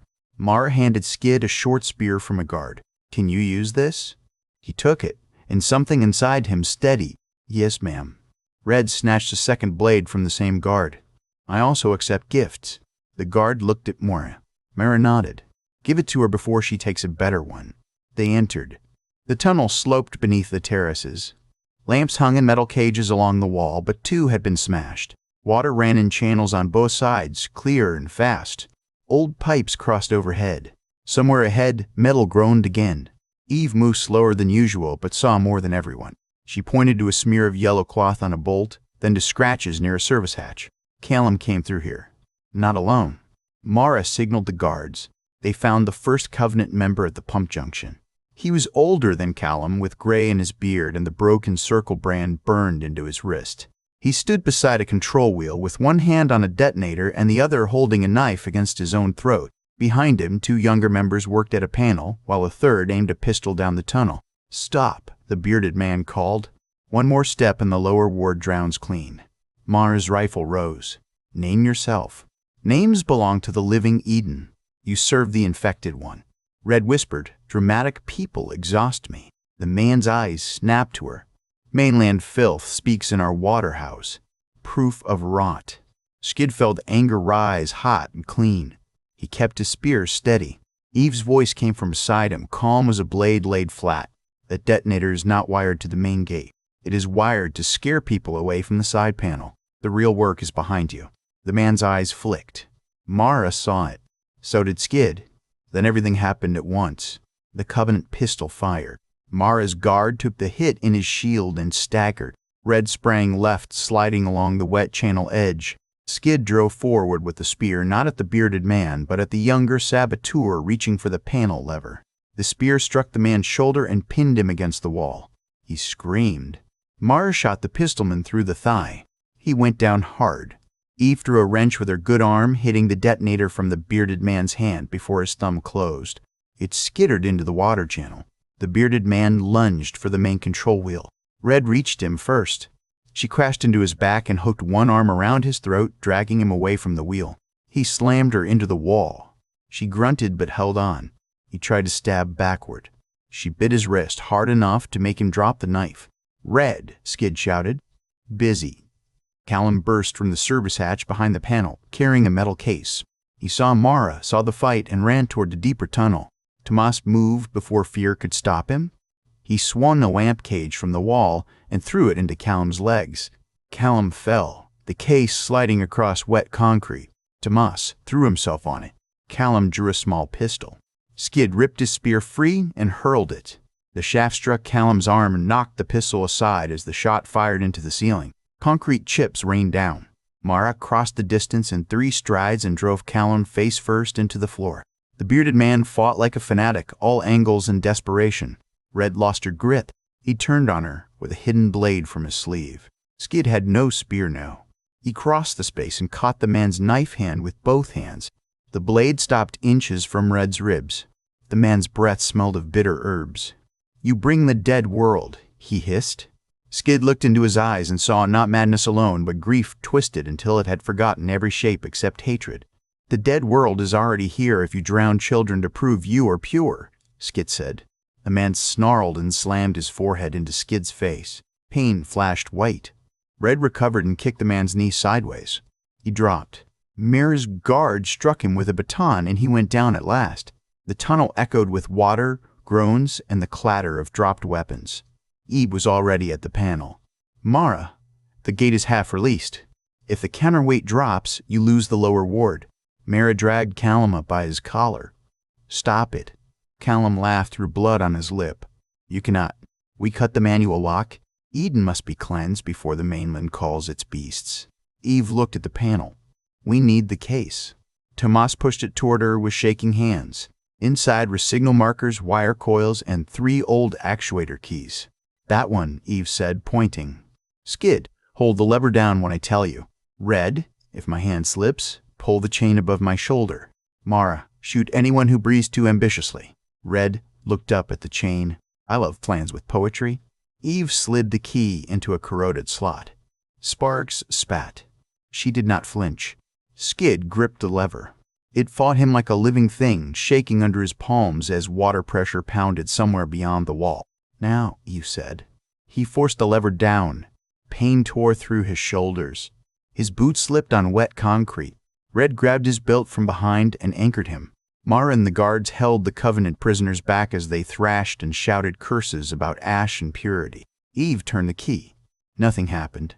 She cursed once softly and creatively, then slammed her palm against the panel. Again. Skid pushed harder. Red leaned back with all her weight. Tomas, still shaking, grabbed the lever beside Skid and added his strength. Eve turned the key again. This time the tunnel thundered. A massive clang rolled through the waterworks. The vibration under Skid's hands eased. Somewhere below, the floodgate settled back into its cradle. The lower ward did not drown. For several seconds no one spoke. Then Red released Skid's belt and sat down on the wet floor. "I'm going to need another bath." Mara looked at the prisoners, then at Eve, then at the disabled panel. "You saved the ward." Eve leaned against the wall, breast shallow. "I saved myself from living in a flooded ward. My motives remained selfish and pure." Tomas laughed once, then covered his face with both hands. Skid crouched beside him. "You did well." "I was terrified." "So was I." Tomas looked at him. "You did not look it." Skid thought of James, of every training bout in the bunker, of Eve telling him pressure turned people into what they practiced most. "I practiced moving while afraid." Mara ordered the prisoners bound and the panel guarded. Callum spat at her feet as they pulled him upright. "You think this ends us," he said. 3 gates will burn. Gatehold, Mercy, and Eden. The mainland will follow your light. And when it comes, every child here will die with your mercy in their mouths. Mara struck him once, not in rage, but to stop him from speaking fear into the guards. Eve looked at the case of signal markers. He may be wrong about his cause. He is not wrong about the risk. If the dogmen find the ferry path, this island chain has days, not years. The victory in the tunnel turned cold. Skid looked down at the clear water rushing through the side channel. It carried away blood in thin red threads. Eden had been saved from drowning for one morning. That did not mean it had learned how to breathe. By afternoon, Eden knew their names. Not all of Eden loved those names. That would have been too simple, and Skid had learned to distrust simple things. But the boy Eli had told his version of the Blue Door attack to every adult within reach. Tomas had told the guardhouse what happened in the waterworks, though his version made himself sound more foolish and everyone else more heroic. Mara had delivered her report with the blunt force of a hammer. Dr. Pell, who claimed not to involve himself in politics, involved himself loudly in every room that mattered. By the time the council called them back, the streets had changed. People still watched. Some watched with fear, some with gratitude. A woman left a loaf of bread on the porch without knocking. A man who had spat near the road at Gatehold appeared outside the guard line, with a basket of clean apples and a face twisted by embarrassment. Red accepted the apples with royal suspicion. "Are these apology apples?" she asked. The man cleared his throat. "If you want them to be. I want them to be better than your manners." He nodded solemnly. "They are." She took one bite, considered, and said, "Accepted." "Barely." Skid thought the man might cry from relief. Eve watched from the porch chair where Pell had placed her and where she remained only because Mara had assigned 2 guards to report if she stood. "You are collecting tribute." Red tossed her an apple. Respect has a crunchy texture. The second hearing took place at sunset. This time the chamber was fuller. Not only counselors sat in attendance. Station masters, guard captains, ward speakers, and several citizens stood along the walls. Iona Vale looked as if she had aged a year since morning. Counselor Sen sat rigid, his face gray with anger and shame. His aide's betrayal had not made him guilty, but it had cracked the certainty he wore like armor. Callum and the captured Covenant members were not present. They had been locked in a room beneath the hall with guards at every door and Pell checking their mouths for hidden poison. Mara had not smiled when she described that precaution. Skid stood between Eve and Red on the speaker mark. He felt the locket under his shirt repaired with a chain from Tomas's own neck. Tomas had insisted. Skid had tried to refuse. Red had told him to stop being noble and accept useful guilt when offered. Iona rose. "Eden owes you a debt," she said. The words moved through the room in a low murmur. Red whispered, "I like where this starts." Eve whispered back, "Do not ruin it before payment." Iona continued, "Last night, an internal traitor placed a signal device beneath the refuge house assigned to you. Ridgecats followed that signal into the outer ward. Skid of 1 Washington saved the life of Eli Moran. Red of 18 Grant and Eve of 00 defended the house and preserved evidence. Tomas of Gatehold, though foolish in method, attempted to remove the device and later aided in the waterworks." Tomas, standing near the door, turned scarlet. "This morning," Iona said, "members of the Ash Covenant attempted to sabotage the East Water Gate. Had they succeeded, the lower ward and grain cellars would have flooded. Captain Mara's team stopped them with direct aid from these 3 refugees." Counselor Sen rose slowly. The room tightened. "Speaker," he said. "Before the council speaks further, I request the floor." Iona studied him. "Granted." Sen turned towards Skid, Eve, and Red. He looked as if every word had hooks in it. "My aide betrayed Eden," he said. "That failure happened under my office. My suspicion of you blinded me to rot near my own hand. I will not pretend friendship. I still fear what follows you. I still fear the mainland will find us because mercy opened a door. But fear is not proof, and yesterday I treated it as if it were. For that, I give apology." Red leaned towards Skid. "Is that apology shaped like a brick, or is it just me?" Skid whispered, "It is heavy, but it is real." Eve spoke aloud. "Accept it as a beginning, not as a finished road." Sen nodded once. "Fair." Iona let the silence settle. "The council has voted. Provisionally, and with security limits, you 3 are granted Outer Eden residency. You will be housed within the East Ward after repairs to the refuge house are complete, or in another home if you prefer one with fewer claw marks. You may move within marked districts under escort for 7 days. After that, Captain Mara may reduce escort if she believes you had not started a war, stolen a bridge, or taught Red where the armory keeps grenades." Red brightened. "There were grenades?" Mara, from the wall, said, "No." Red smiled. "Liar." The chamber exhaled into cautious laughter. Skid felt it then. Not full acceptance, not home yet, but the first plank of a bridge strong enough to test with 1 foot. Iona's expression grew serious again. "This grant comes with obligation. You know the mainland threat better than anyone here. You will assist Captain Mara in preparing Gatehold and the ferry line. Eve, your knowledge of old systems may be necessary to locate and disable remaining signal markers. Red, your knowledge of slavers and dogmen camps may help us identify their routes. Skid, your grandfather's notes may contain information about old facilities along the coast or islands that our records lost." Skid nodded. "I will share everything. There is more," Iona said. Eve looked at Mara. Mara's face had gone unreadable. Iona touched the chain of carved pieces around her neck. The Ash Covenant message said 3 gates would burn. We believed it referred to Gatehold, Mercy Bridge, and Eden's outer ward. We were wrong. A courier arrived from North Haven an hour ago. Their signal tower went silent before dawn. Smoke was seen from the eastern ridge.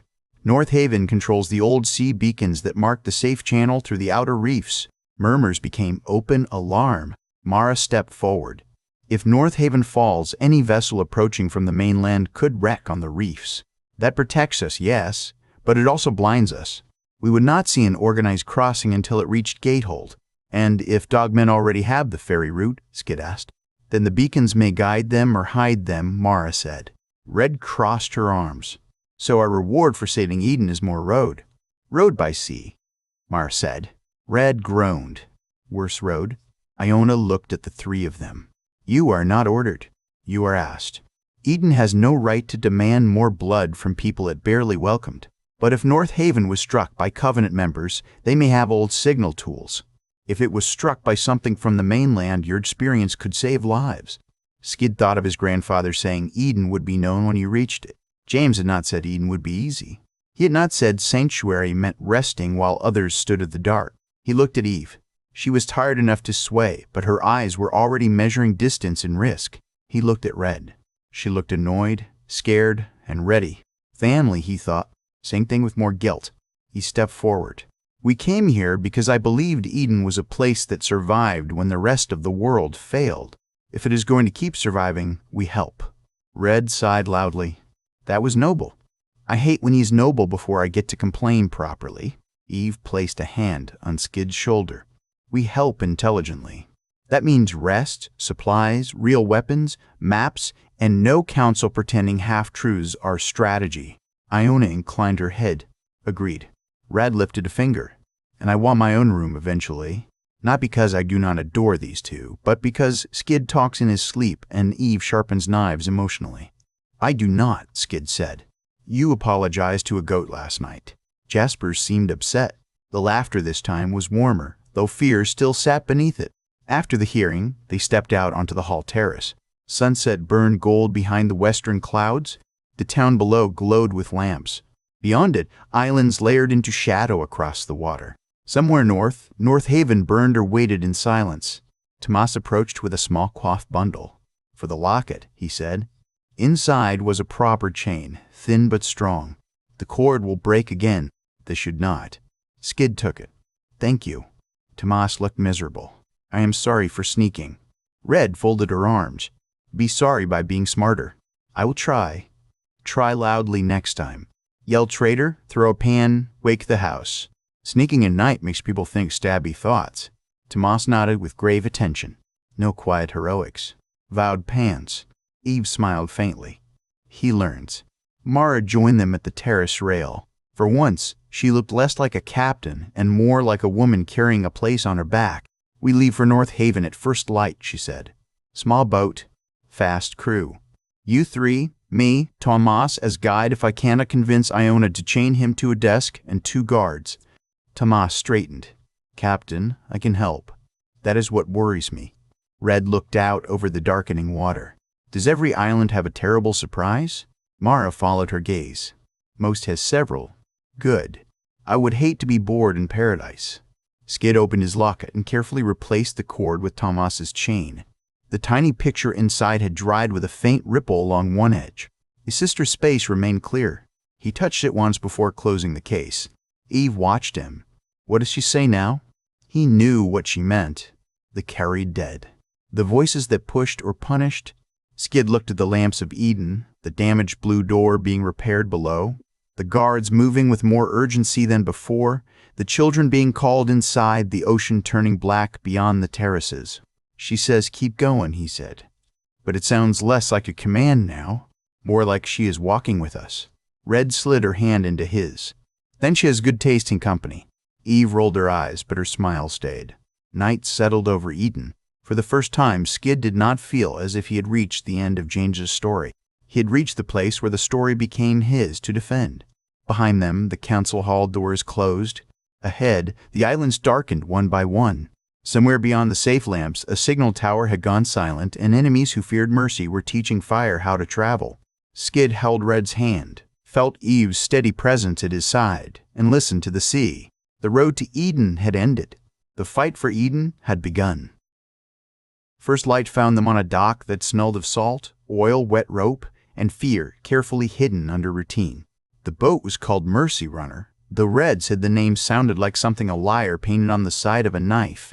It sat low against the pilings, narrow and quick, with a covered engine compartment, a patched canvas roof, and enough old-world metal in its frame to make Skid wonder how many dead machines had been cut apart to keep this one alive. 2 guards moved along the deck, checking lines. Captain Mara stood near the stern, speaking quietly with Iona Vale. Tomas carried 3 packs that looked too large for him and tried to pretend he was not proud of being included. Skid watched the water beyond the harbor. The sea did not look like the stories James had told him. His grandfather had spoken of waves with a gentle sadness, as if the water had once been a doorway to wonder. In Eden's morning light it was beautiful, but it also breathed like an animal too large to see all at once. It slapped the stones, pulled foam between them, and dragged every loose thing toward itself. Red came up beside him and tucked her hands under her arms. "You are making the same face you made before you tasted pear. Do not fall in love with the ocean, too. I already have enough competition from dead trees, old notes, and whatever honorable thought is chewing on you today." He looked at her. She had slept little. None of them had. The council hearing had ended after dark, and the order for first light had left only enough time to pack, eat, argue with Dr. Pell, and fail to convince Eve to stay behind. "I'm not in love with the ocean," Skid said. "I respect it.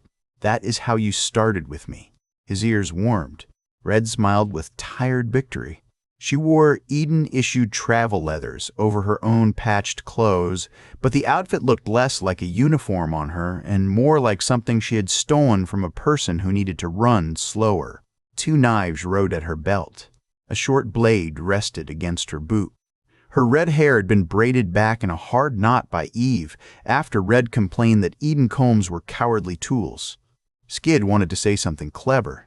He had learned to fight dogmen, ridge cats, and fear itself, but Red's smile still disarmed him faster than any blade. Before he could speak, Eve's voice cut in from behind them. "Flirt after we know whether the boat sinks." Red turned. "That sounds like a rule made by people with poor priorities." "It is a rule made by people who know how water kills." Eve looked better than she had after the attack on the refuge house, which meant she had hidden half her pain and intimidated the other half into silence. Her shoulder remained wrapped under her coat. Her hair was pulled back. She carried a short sword, a borrowed pistol, and the expression of a woman who trusted neither boats nor committees. Skid took one of the packs from Tomas and stepped onto the deck. It shifted under his weight. His stomach rose, then settled awkwardly. Tomas noticed and grinned before he caught himself. "First crossing, first boat," Skid said. "First time willingly standing on a floating coffin," Red added. "Say the full truth." Tomas opened his mouth, looked at the water, then closed it. "That is unhelpful but not inaccurate." Mara came aboard last. Iona remained on the dock with 2 council guards and the grave face of someone sending lives toward a silence she could not explain.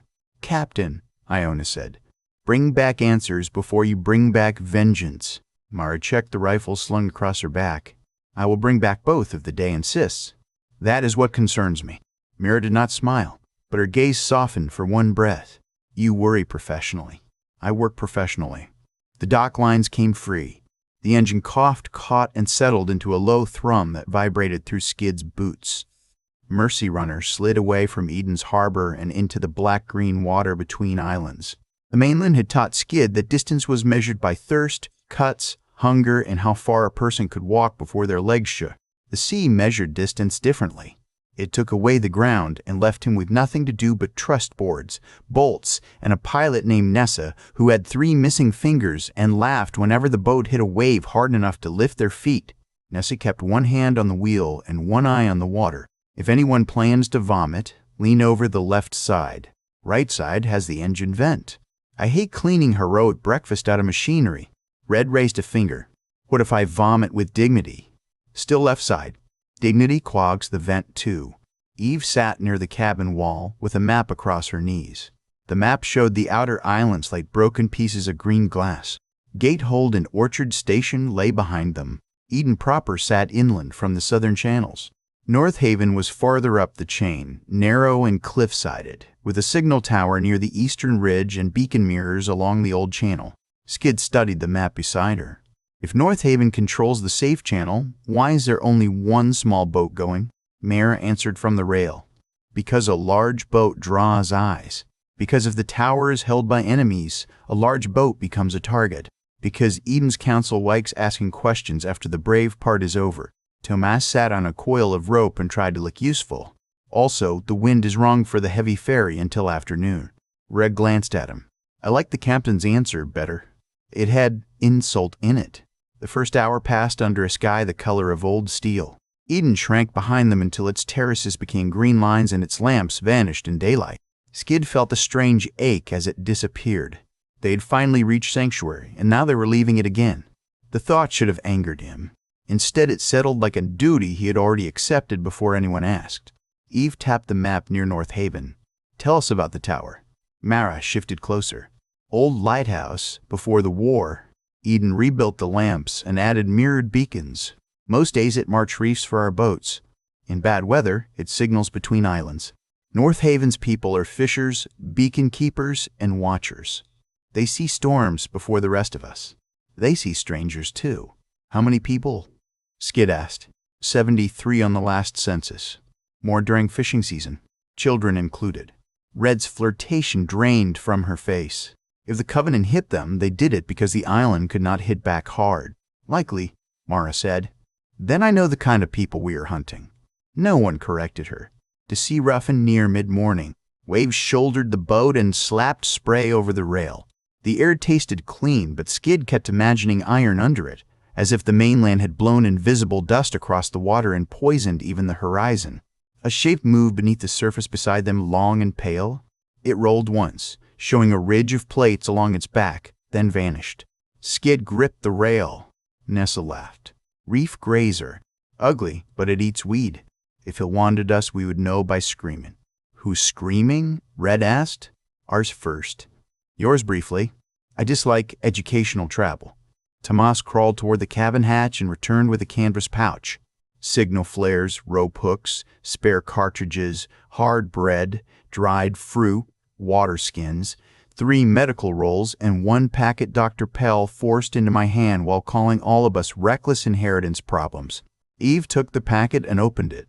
Pain tablets, fever powder, stitch thread, disinfectant, and a note telling Mara she is not allowed to call bleeding a political disagreement. Mara took the note, read it, and placed it in her pocket. Pell lacks imagination. Skid watched Eve repack the medical items with careful hands. You should have stayed to heal. She did not look up. You should have stayed in your bunker. People in this family have a gift for ignoring better options. The word family no longer startled him. It still hurt in a good way, like pressure on a bruise that proved the skin had not gone numb. He looked at Red, and she looked away as if the water had suddenly become interesting. A gray shape rose ahead. North Haven did not appear gently. It climbed from the sea and black cliffs streaked with white bird droppings and green vines. At its southern inlet, wooden docks jutted into a cove guarded by 2 stone arms. A village sat above the cove, houses built into the slope, roofs shining with damp. Beyond them, the signal tower rose from the ridge like a cracked tooth, its glass crown dark. No smoke rose from chimneys. No boats moved in the cove. The signal mast showed no flag. Nessa cut the engine to a low purr. Everyone listened. Skid expected gulls, bells, voices, anything that belonged to a living island. He heard waves, ropes tapping wood, and something distant that might have been a loose shutter striking a wall again and again. Mara's face closed. Weapons ready. We land quiet. Red drew a knife and looked up at the empty village. I hate quiet villages. You checked her pistol, then glanced at Skid. Remember what I taught you. In a place like this, the first enemy is what you expect to see. The second is what the silence is hiding. Skid set his spear point down until the blade no longer caught the light. He looked at North Haven, at the dark tower, at the harbor that should have welcomed them.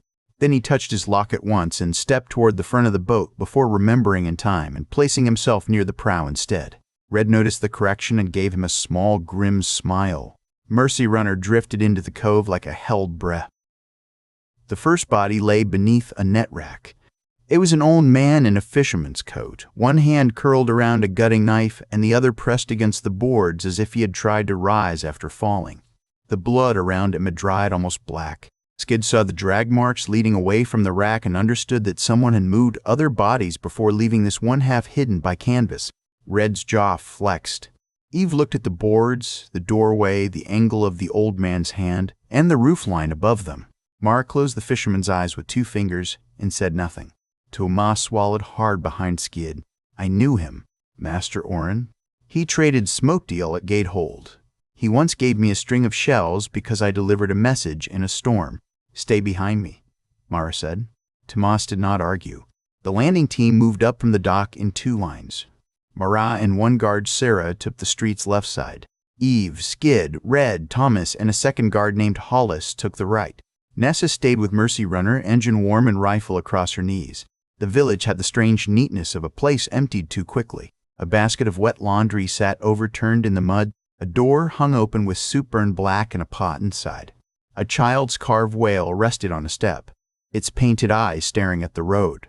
Skid kept expecting movement in windows. He saw none. That did not comfort him. On the mainland, empty places rarely stayed empty by accident. Mara signaled halt at the square. North Haven's center was a slope of stone steps, a cistern, a bell frame, and a hall with blue shutters. The bell rope had been cut. Dark streaks marked the steps. A handprint had dried on the whitewashed wall beside the hall door. Red moved close to Skid. Her voice was low. This was fast. Whoever did this did not come to steal food first. They came to stop the island from shouting. Eve nodded toward the ridge. Tower first, then people. Mara pointed 2 fingers toward the hall. Hollis crossed to the door and pushed it open with the barrel of his rifle. The smell hit them even before the hinges finished their soft groan. Sweat, fear, blood, smoke, and too many people trapped in one room. A voice inside whispered, "Do not come in." Mara froze. North Haven guard. Identify yourself. No answer came. Skid stepped closer, but Eve caught his sleeve. Her grip was light. The warning was not. Mara crouched by the doorway. We came from Eden. Iona sent us. If survivors are inside, speak. For a moment the hall remained silent. Then a little girl started crying. Mara entered first. Skid followed after Eve gave a short nod. The hall had been turned into a pen. 20 people huddled near the far wall, wrists tied with fishing line and strips of sailcloth. Several were hurt. 2 did not move.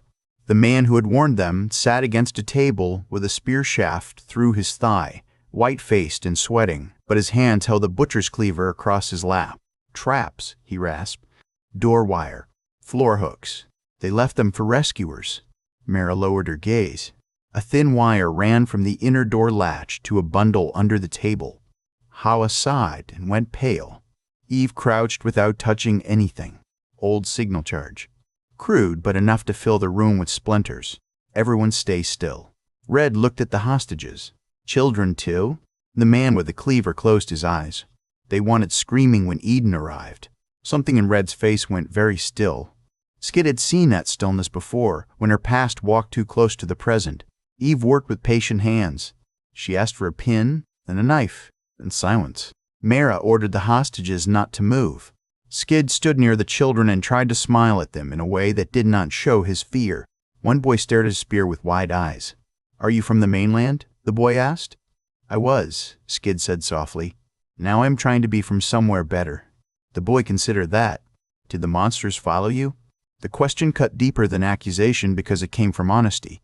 Skid looked at the wire in Eve's hands, at Mara's rigid shoulders, at Red's pale anger. "Some monsters were already here," he said. "But we are going to help stop them." Eve separated the final wire and breathed out. "Charge is sleeping. Leave it sleeping until I say otherwise." The room exhaled. Red moved among the hostages, cutting bonds. Tomas helped carry water from the cistern after Mara cleared the pump. Sierra took the hall's rear door and found 3 more bodies in the alley behind it, all wearing North Haven Guard blue. The man with the cleaver was named Nico. He was the assistant beacon keeper, and every word he spoke cost him. Dr. Pell should have been there, but Pell was in Eden, and the sea between them suddenly felt very wide. Eve wrapped Nico's leg while Mara asked questions in a voice that did not shake. "How many attackers?"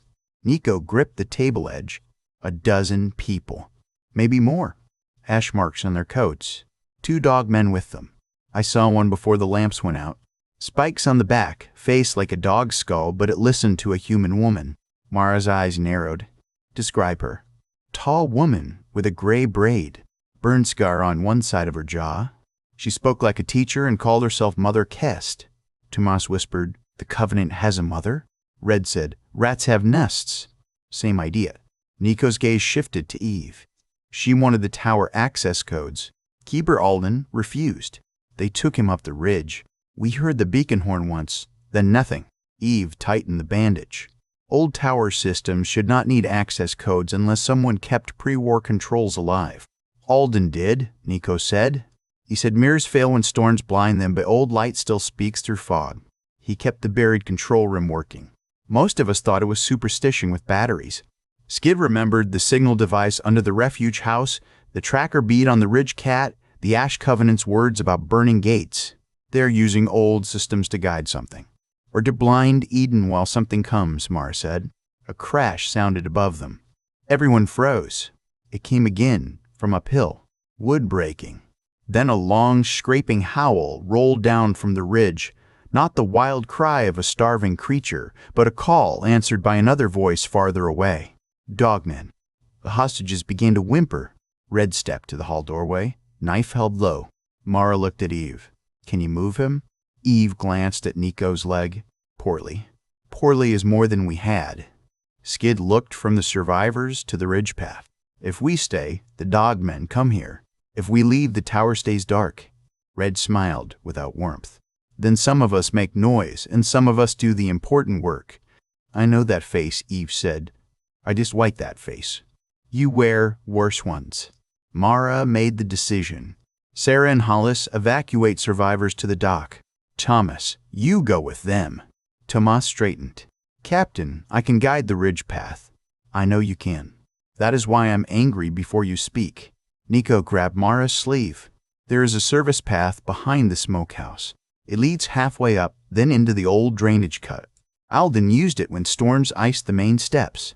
The Covenant may not know it. Tomas nodded quickly. I know that path too. Mara looked as if she wanted to throw him into the boat and tie him there. Instead, she pointed at him. You do nothing brave unless I order it. You breathe only at approved intervals. Understood, Tomas said. Red leaned close. She means it. I would test her on something smaller, like stealing fruit. The first dogman appeared at the top of the square. It stood in the open, tall and narrow, with matted fur along its shoulders and bony spikes ridging its back. Rusted bits of armor hung from its chest. A chain dangled from one hand, and a human fingerbone had been tied into the links like a charm. Its head turned slowly toward the hall. Behind it, two human figures in ash-gray coats stepped into view. Mara fired once.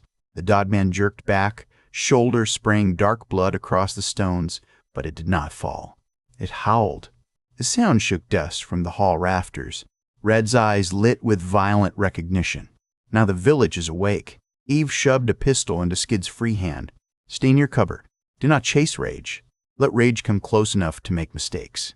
Skid closed his fingers around the weapon, felt the spear in his other hand, and thought of the children behind him. He was afraid, but the fear had changed shape since Bunker 1. It no longer asked him to run. It asked him what he would stand between. The dogman charged down the steps. Skid stepped into the doorway beside Red, and North Haven's silence broke into gunfire. The fight in the square lasted less than 5 minutes and lived in Skid's memory like a much longer storm. Mara's first shot slowed the lead dogman. Red finished the slowing by hurling a chair through the hall doorway into its legs. The creature hit the stone's hard, snarling, chain whipping across the ground. Skid drove his spear into the gap below its jaw and felt the shock run up his arms as the blade struck bone. The dogman thrashed so violently he nearly lost the weapon. Red stepped in and cut deep across its throat with a butcher knife, taken from the hall table. The two Covenant fighters fired from the steps. Their bullets tore wood from the doorframe and shattered the blue shutters. Eve returned fire with the calm of a person correcting poor manners. One attacker spun and fell. The other retreated uphill, shouting for help. Mara did not chase. She sent Sarah and Hollis moving with the survivors toward the docks while Nessa started Mercy Runner's engine. The evacuation became a grim procession through alleys and down wet steps. Children were carried. Old people leaned on strangers. Nico was dragged on a door taken from the hall hinges, biting a strip of cloth so he would not cry out. Skid wanted to help carry him, but Mara caught his eye and pointed uphill. "Tower," she said. "Every minute matters." The service path behind the smokehouse was barely a path at all. It was a narrow climb between slick stones and thorny island shrubs, hidden from the village by a wall of smoke-stained brick. Tomas led them, pale but steady. Mara followed with rifle ready. Eve came next, then Skid, then Red, watching the rear. The island smelled wrong as they climbed. The sea should have dominated everything. Instead, Skid smelled burned oil and a sweet chemical stink that reminded him of old batteries in Bunker 1. Above them, the signal tower groaned in the wind. Its dark glass crown caught the sun and reflected nothing. Halfway up, Tomas stopped at a bend and pointed to the mud. Tracks crossed the path. Human boots. Dog-man feet. Something dragged between them, leaving a long scrape. Blood spotted the stones. "Keeper Alden," Thomas whispered. Red crouched, touched the scrape, and looked uphill. Alive when they dragged him. Maybe not now. Skid heard the hard edge under her words. "We will find him?" She looked at him. "Do not promise the world before asking whether it has teeth." "Then I promise we will try. That one I can stand." Eve note beside the tracks. At least 3 dogmen went this way. 4 humans. 1 prisoner. No mounts. They expected to hold the tower, not flee from it. Mara's mouth tightened. Mother Kest is still above. Tomas looked back toward the village. "Who is she?" Mara kept moving before she answered. The Ash Covenant began as a grief circle after the first mainland raids. People who lost family blamed the council for letting refugees in years ago. Most stayed angry and harmless. Some turned fear into doctrine. Mother Kest was a teacher in the lower ward before she vanished. She told children history by day and adults poison by night. "What doctrine?" Skid asked. "That Eden survives only by closing every gate. That mercy is infection. That anyone touched by the mainland carries ruin in their breath." Red gave a short laugh. "Charming woman. I cannot wait to disappoint her by breathing." The drainage cut open before them as a crack in the hillside. Cold water trickled between stones. The passage angled upward under twisted roots and old concrete. Eve brushed moss from a rusted plate near the entrance and frowned. "This was part of the original lighthouse storm drain," she said. "Pre-war construction. If the control room is buried under the tower, this may connect near it." Mara looked at Tomas. "Did you know that?" "I knew it went under the ridge. I was told not to explore it." Red placed a hand on his shoulder. "And did you explore it?" Tomas hesitated. "Not all the way." "That means yes, and that is useful." "Lead." They entered single file. The drainage cut was cramped, damp, and loud with the drip of water. Skid's shoulders brushed stone. It reminded him of the maintenance tunnel out of Bunker 1, except that tunnel had led to the open wasteland and this one led into the throat of an occupied island. His pulse quickened, and for a moment he smelled old metal and dust instead of salt. Red noticed. She always noticed things he hoped were invisible. "Breathe," she said behind him. "You are not back there." "I know. Knowing and breathing are different skills." He forced air into his lungs. "Thank you. I am very wise when underground and angry." Ahead, the passage widened. Voices echoed through the stone, faint but clear enough to stop them. A woman's voice said, "He will open it, or his people below will keep dying in his imagination until he begs to serve truth." An older man's voice answered, strained but steady.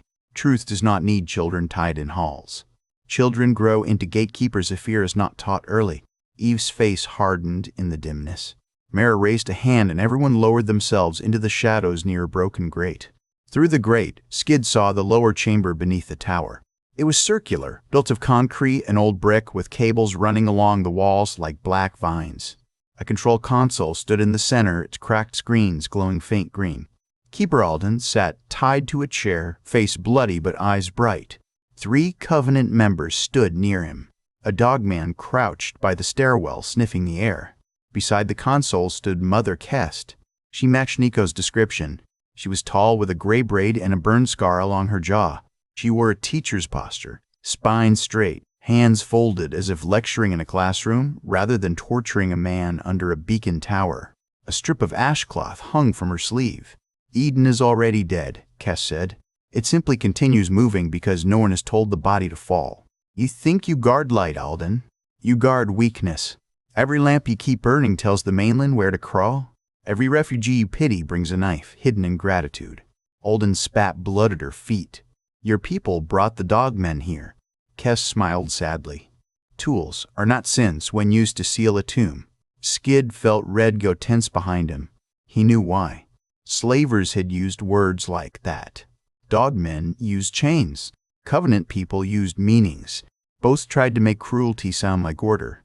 Mara leaned close to Eve and breathed, "Can you disable the console from here?" Eve studied the cables through the grate. "Maybe, but if she already changed the beacon pattern, we need to know what it sends." Mother Cass turned toward the console. "The third gate burns tonight. Gatehold's fear failed.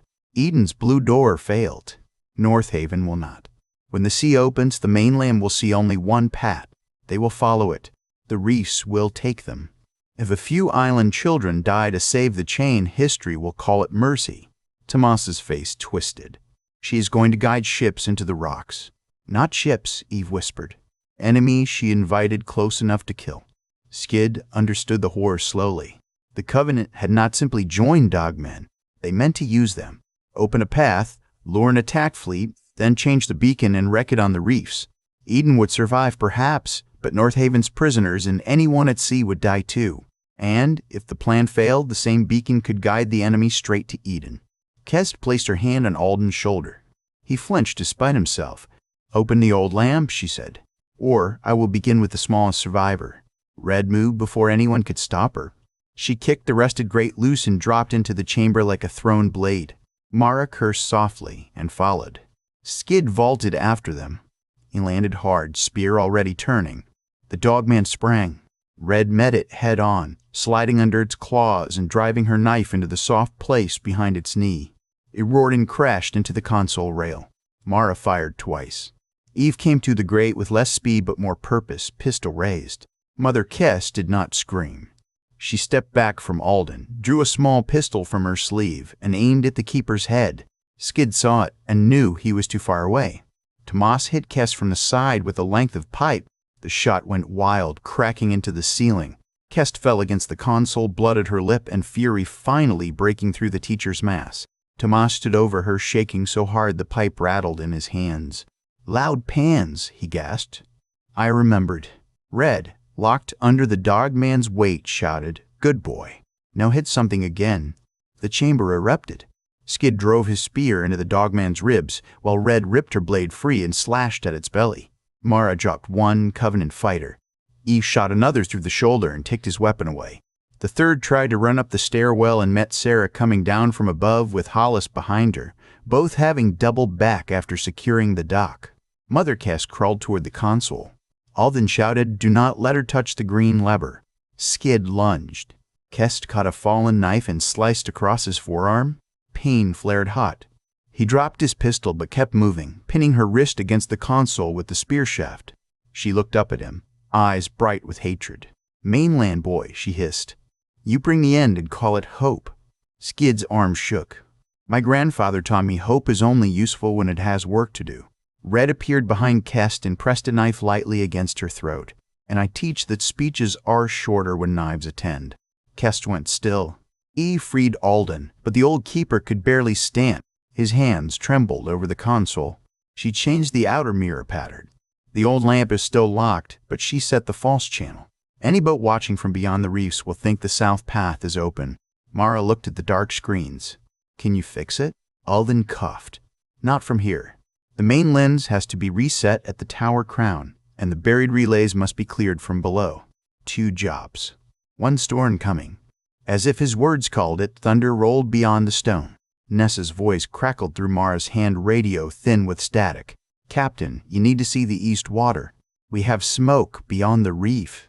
Multiple points. Not close yet, but moving." Mara's eyes went to Skid, Eve, and Red. Red kept her blade near Kest's throat. "Please tell me smoke can be friendly." Eve looked at the console lights and answered with the cruelty of truth. "Not today." Rain began while they were still deciding who would climb and who would go below. It struck the tower in hard silver lines, hissing against hot metal and running through cracks in the roof. Thunder pushed across North Haven with enough force to shake dust from the old control room. On the screens, the false channel blinked in patient green. Beyond the ridge, unseen through stone and rain, smoke moved on the water. Mara made choices fast. Alden goes to Mercy Runner. Tomas takes him with Sutta. Hollis holds Kest in the surviving Covenant. Eve, you clear the buried relays if you can. Skid and Red, climb with me to the lens. Eve's eyes narrowed. Your shoulder is stiff, your left guard is limping, and Skid's arm is cut. You are short on good options. That is why I'm selecting useful bad ones. Red tore a strip from a Covenant coat and wrapped Skid's forearm tighter than Mercy required. Can you grip? He closed his hand around the spear. It hurt. It worked. Yes, that was not the brave answer. That was the true answer. It is close enough to true. She stared at him. He corrected himself. I can grip. My arm hurts, but it will work. Better. I hate noble lies more than regular ones. Eve took the old control keys from Alden and pressed them into her palm. The keeper swayed. His white beard was red at one side and one eye had swollen nearly shut. The relays are down the service shaft, he told her. 3 panels, marked with brass numbers. Pull the false pattern rods, reset the breaker, then wait for the crown lens to answer. Do not touch the black cable with the cracked sheath. It bites harder than a snake. Eve gave a dry smile. I have met several snakes. I will remain respectful. Mother Kest, bound to a pipe, watched them with calm returning like a mask placed over a fracture.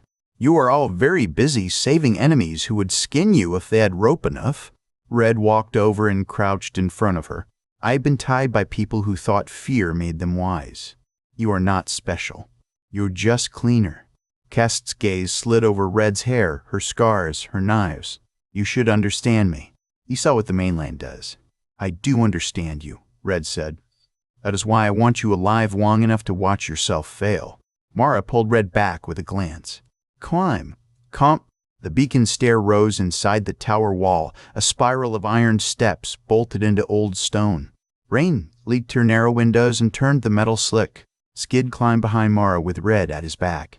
Wind screamed through gaps. Far below, the control room lights became green sparks. Above, the crown lens waited in darkness. Halfway up, they found the first North Haven guard. He had died on the stairs with a pistol in his hand and 2 dogmen at his feet. One mutant skull had been cracked open by repeated blows. The guard had spent everything he had before falling.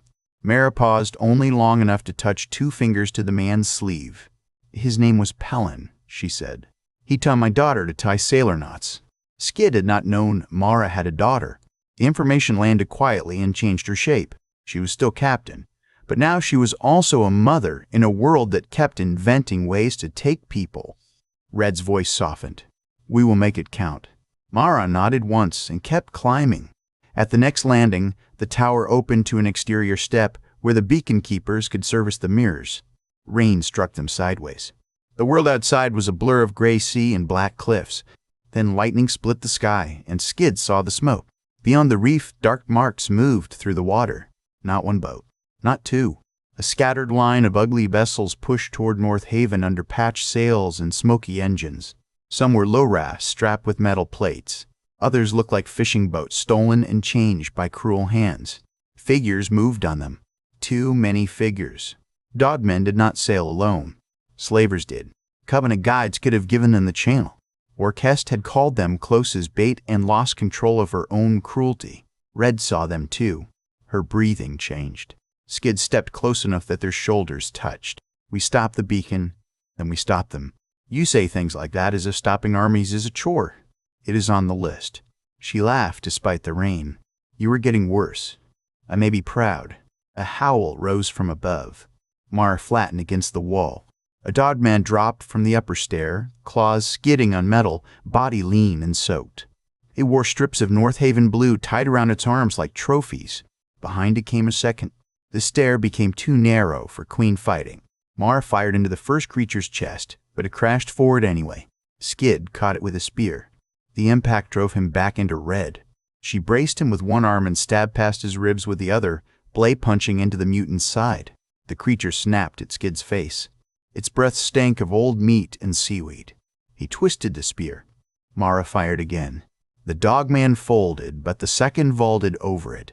Red ducked under the leap and hooked her knife behind its ankle. It slammed onto the landing, rolled, and came up fast. Mara had no line. Skid's spear was pinned under the first body. Red smiled with all her teeth. Finally, she said, a bad idea my size. The dogman lunged. Red met it low, not graceful, not clean. Fighting the way survival had taught her. She threw sand from a pouch into its eyes, drove her knee into its belly, took a claw slash across her leather chest guard, and used the creature's own forward rush to shove it against the outer rail. The rail groaned. Skid yanked his spear free and drove the butt into the dogman's spine. Mara grabbed Red's belts and pulled. The rail gave way. The dogman dropped into rain and gray air, howling until the cliff and storm swallowed the sound. Red stood panting. Blood marked her cheek where a claw had grazed her. She wiped it with the back of her hand. Mara looked at her. You nearly went over with it. That is why you pulled. Excellent teamwork. You terrify me. People keep saying that like it is not a compliment. They climbed again. Below, Eve entered the service shaft alone. The shaft was a vertical throat of rusted ladders, old cable, and water running down the walls. Her shoulder protested each rung. She ignored it. Pain was information. Information did not get a vote. At the first brass-marked panel, she used Alden's key and found exactly what she feared. Not simple sabotage, but careful redirection. The false pattern rods had been set by someone who understood enough old technology to be dangerous and not enough to respect it. Teacher with stolen keys, she muttered. Worst kind of amateur. She pulled the first rod. Sparks popped. The lights flickered. Somewhere above, the tower groaned. The second panel required a knife, a curse, and pressure from her bad shoulder that turned the world white at the edges. She breathed through it and thought of her daughter, not as a ghost this time, but as a little girl with sticky hands asking why the sky in a picture was blue. Eve had survived 10 years by refusing to look too long at that memory. Eden had made refusal harder. Skid had made it impossible. The third panel sat near the bottom of the shaft where seawater seeped through cracked concrete. A black cable with split covering hung near it, twitching faintly as current moved through exposed wire. Eve kept well clear, found the manual release, and pulled. Nothing happened. She pulled harder. The handle snapped. For one cold second, she stared at it in her hand. Then water surged around her boots and something scraped in the flooded dark below. At the tower crown, Skid and the others reached the lens chamber. The old beacon lens filled the room, a huge ring of glass panels set in a rotating frame. Dust, salt, and rainwater dulled its surface. A hand crank stood beside a brass control box. A North Haven woman lay against the wall, dead eyes open, one hand still gripping a hammer. Beside her, a Covenant fighter bled from the temple, very much alive and pretending otherwise. Red saw his eyelid twitch. She kicked the hammer away, then stepped on his wrist before he could grab her ankle. That is rude. We just got here. Mara bound him with line from her belt. Skid moved to the brass box. What do we do? Mara looked at the mechanism. I protect the door. You two turn that crank when I say. The lens has to swing from false channel to storm mark, then to safe mark. Alden said the relays below must answer first. Red gripped one side of the crank. How will we know? The whole tower shuddered. The green light in the box went dark. A yellow light flickered, failed, then burned steady. Mara smiled grimly. Eve. Skid to the other side of the crank. Together he and Red pushed. The mechanism resisted like a living thing. Gears shrieked. The lens moved 1 finger's width, then stopped. Again, Mara said. They pushed harder. The lens began to turn. Through the rain-streaked glass, the false channel shifted away from the reef, and for the first time that day, North Haven's dark crown caught light. But below them, in the service shaft, Eve looked at the rising water and the broken release handle and heard claws scraping closer through the flooded drain. Eve had always disliked surprises that breathed. The thing climbing from the flooded drain breathed in wet clicks. It rose where the service shaft met the old storm channel, first as ripples, then as a pale head with lidless eyes and a mouth full of needle teeth. Its body followed in coils, not a snake and not an eel, shaped by whatever poison the broken world had poured into the sea. It moved with horrible patience, testing stone with clawed fins. Eve looked at the broken release handle in her hand, the dead panel in front of her, the rising water, and the black cable twitching near her shoulder. Of course, she said. Why would a machine room not include wildlife? The creature lunged. She threw the broken handle into its face and climbed.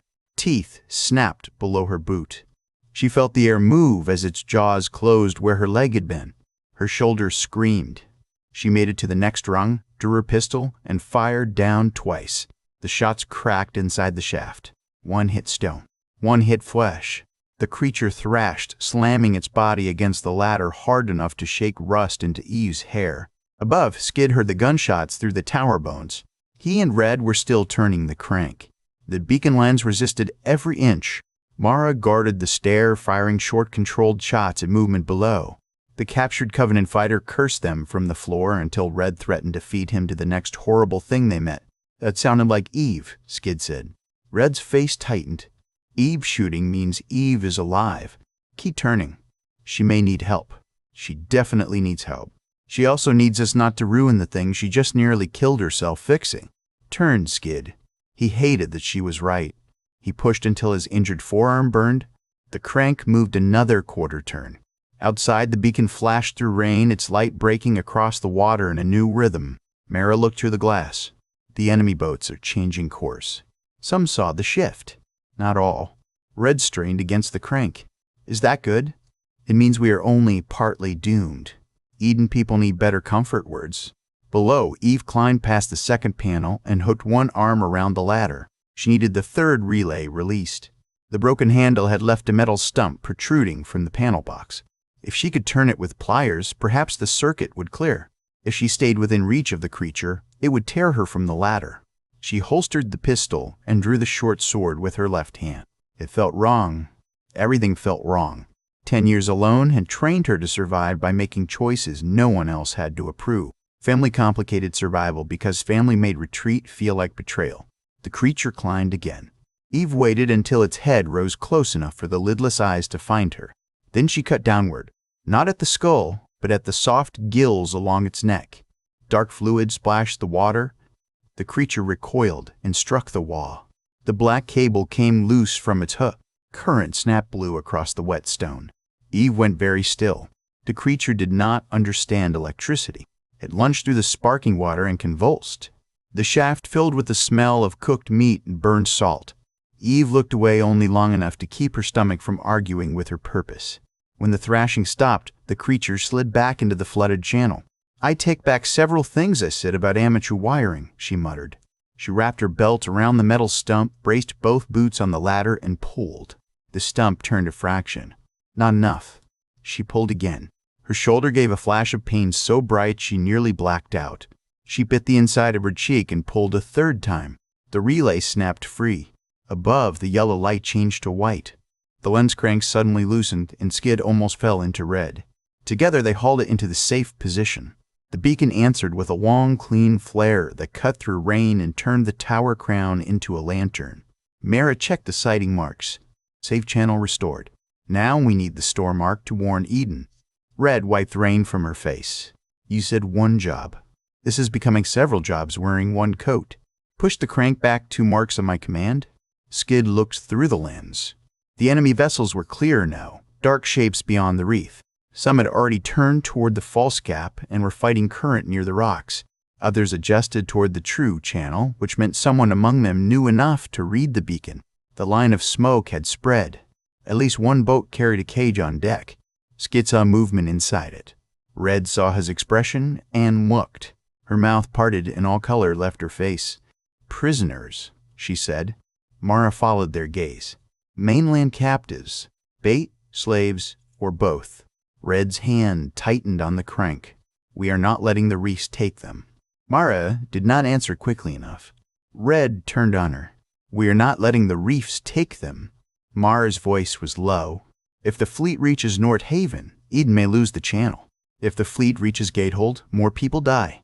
I cannot trade the islands for prisoners on enemy decks." Skid felt the old argument rise, the one that had chased him since the bunker door opened. Survival as a locked room. Mercy as a risk. Hope as work. He looked at the cages through rain and remembered the children tied in the hall. "There has to be another way," he said. Mara's eyes stayed on the water. "Find one fast." The radio crackled on her belt. Ness's voice burst through static. "Captain, first enemy boat hit outer rocks." Others, turning inward. I have survivors loaded and engine hot, but if those rafts make the cove, I cannot outrun all of them. Another voice cut through the same channel. Eve, strained and breathless. Relays cleared. Also, something ugly in the drain is dead, and I am taking credit. What is happening above? Mara answered. Beacon restored. Enemy vessels approaching. Prisoners visible. We need storm warning and channel denial. Eve's pause lasted 1 second too long. There is an old foghorn compressor below the tower. If I overload it through the storm circuit, it can send a pressure blast through the eastern horn. It may shatter the reef markers nearest the true channel. Boats without local pilots will lose alignment. Boats already committed may turn toward open water. May? Red snapped. May is the word people use when certainty is drowned, Eve said. Also, if I misjudge pressure, the lower tower may crack. Skid gripped the radio. Eve, get out before you overload anything. I appreciate your faith in my ability to ignore obvious danger. That is not faith. That is memory. Her laugh came through static, soft, and tired. Little cub, turn the lens to storm arc when Mara tells you. Then get away from the crown glass. If the horn line ruptures upward, it will spit metal. Red grabbed the radio. And you get away from the lower tower. I am not raising him alone. He apologizes to goats. That is why you are good for him, Eve said. The words landed heavier than the thunder. Red looked at Skid, rain running down her face, and for one suspended breath, there was no fleet, no tower, no covenant. There was only the truth. All three of them had been circling since the first campfire after Red joined them. Family had grown without permission. Love had done the same. Mara broke the moment because captains are often rude to tenderness. Stormar. Now. Skid and Red turned the crank back 2 marks. The beacon shifted again, flashing a warning pattern toward Eden and Gatehold. Mara fired a flare from the tower window. It climbed Red through rain and burst above the island. Far below, Eve found the compressor room. It was half flooded, full of rust, and guarded by a dead Covenant fighter whose hand still clutched a wrench. She stepped over him and opened the pressure panel. The labels were faded, but not gone. Her training from 00 returned in fragments: auxiliary pressure, emergency horn, storm purge, manual overload, safety release. Every system believed in safety until people became desperate enough to ask more from it. She set the storm circuit, bypassed the cracked gauge, and jammed the broken relay handle into the pressure law. The old machinery began to shake. On the water, the horn spoke. It did not sound like any horn Skid had heard. It sounded like the island itself, waking in rage. The blast rolled across the sea deep enough to tremble and bone. The eastern reef markers shattered one after another, white spray leaping where old metal towers collapsed under pressure and wave. Enemy boats scattered. One raft turned too late and smashed against a hidden rock, throwing dogmen into the water. Another cut its engine and spun helplessly in current. A larger vessel with cages on deck veered away from the reef and toward the open channel, damaged but afloat. Red pointed. That one. Prisoners. Mara swore under her breath. It is heading for the cove. Skid saw the boat's course and understood. The fleet was breaking apart, but the cage vessel had a pilot who knew enough to run toward North Haven's harbor. If it landed, the dogmen aboard could slaughter the survivors before Mercy Runner cleared the dock. Mara lifted the radio. Nessa, incoming vessel with prisoners and raiders. Can you move? Nessa answered with engine noise behind her. Not until the last survivors are aboard. I have a child missing. Repeat, 1 child missing from the hall count. Tomas's voice broke into the channel. Her name is Mira, 6 years old, yellow coat. She may have run toward the net sheds. Red was already moving toward the stairs. Skid caught her wrist. You are not going alone. She looked at his hand, then at him. I was hoping you would say that faster. Mara grabbed both their shoulders. Find the child. Get to the dock. If that cage vessel lands before you do, do not fight it from the open street. Make it come through narrow ground. Red's smile returned, bright and dangerous. Narrow ground is my favorite kind of unfair. They ran down the tower stairs together as the beacon flashed above them and Eve's horn blast echoed across the broken water. The missing girl was not in the net sheds. Skid and Red searched through rain that turned every alley into a stream. They moved fast, calling quietly at first and then louder when enemy engines growled beyond the harbor wall. North Haven no longer felt empty. It felt hunted. Doors banged in the wind. The bell frame rocked without sound because the rope had been cut. Smoke from the sea mixed with rain and slid through the streets in low gray sheets. "Mira," Skid called. "We are from Eden. We are here to help." Red kicked open a smokehouse door, checked the corners, and swore. "Nothing. She may be hiding from us. Good instincts. Terrible timing." The cage vessel struck the outer dock with a sound like a house breaking apart. Shouts rose. Dogmen howled. Human voices barked orders. The enemy had landed. Red went still, listening. They're not all coming up the main road. Some are going along the fish racks, toward Mercy Runner, toward anything that bleeds. Skid looked between the harbor and the upper lanes. Every choice had teeth. If they abandoned the search, Mira could be found by raiders. If they kept searching, the survivors at the dock could be overrun. He felt the old helplessness reach for him. The voice that said he was always too late, always standing outside the door while family died on the other side. Red slapped his shoulder hard enough to bring him back. "Do not sink," she said. "Think it through. Where would a scared island child hide when monsters land?" He looked at the village again, trying to see it not as a battlefield, but as a home. Children learned paths adults forgot. They hid where they had hidden during games, under stairs, in barrels, in places small enough to make grown bodies useless. The carved whale on the step flashed in his memory, its painted eye staring at the road. "The toy," he said. Red followed as he ran back toward the square. The child's carved whale still lay on the step of a blue-doored house. Skid crouched and saw muddy prints, very small, leading not inside but around the sidewall toward a rain barrel. Behind it, half hidden by hanging nets, a crawlspace opened beneath the house. He dropped to one knee. "Mira?" A tiny gasp answered. Red crouched beside him, voice changing in a way Skid had never heard. It went rough but gentle, like cloth placed over broken glass. "Little Redcoat, we need to move. The bad things are close, and I know you're smart enough to hide, so I need you smart enough to run." No answer came. Skid placed the carved whale near the crawlspace. "I found your whale. He wants to go to the boat too." A small face appeared in the dark.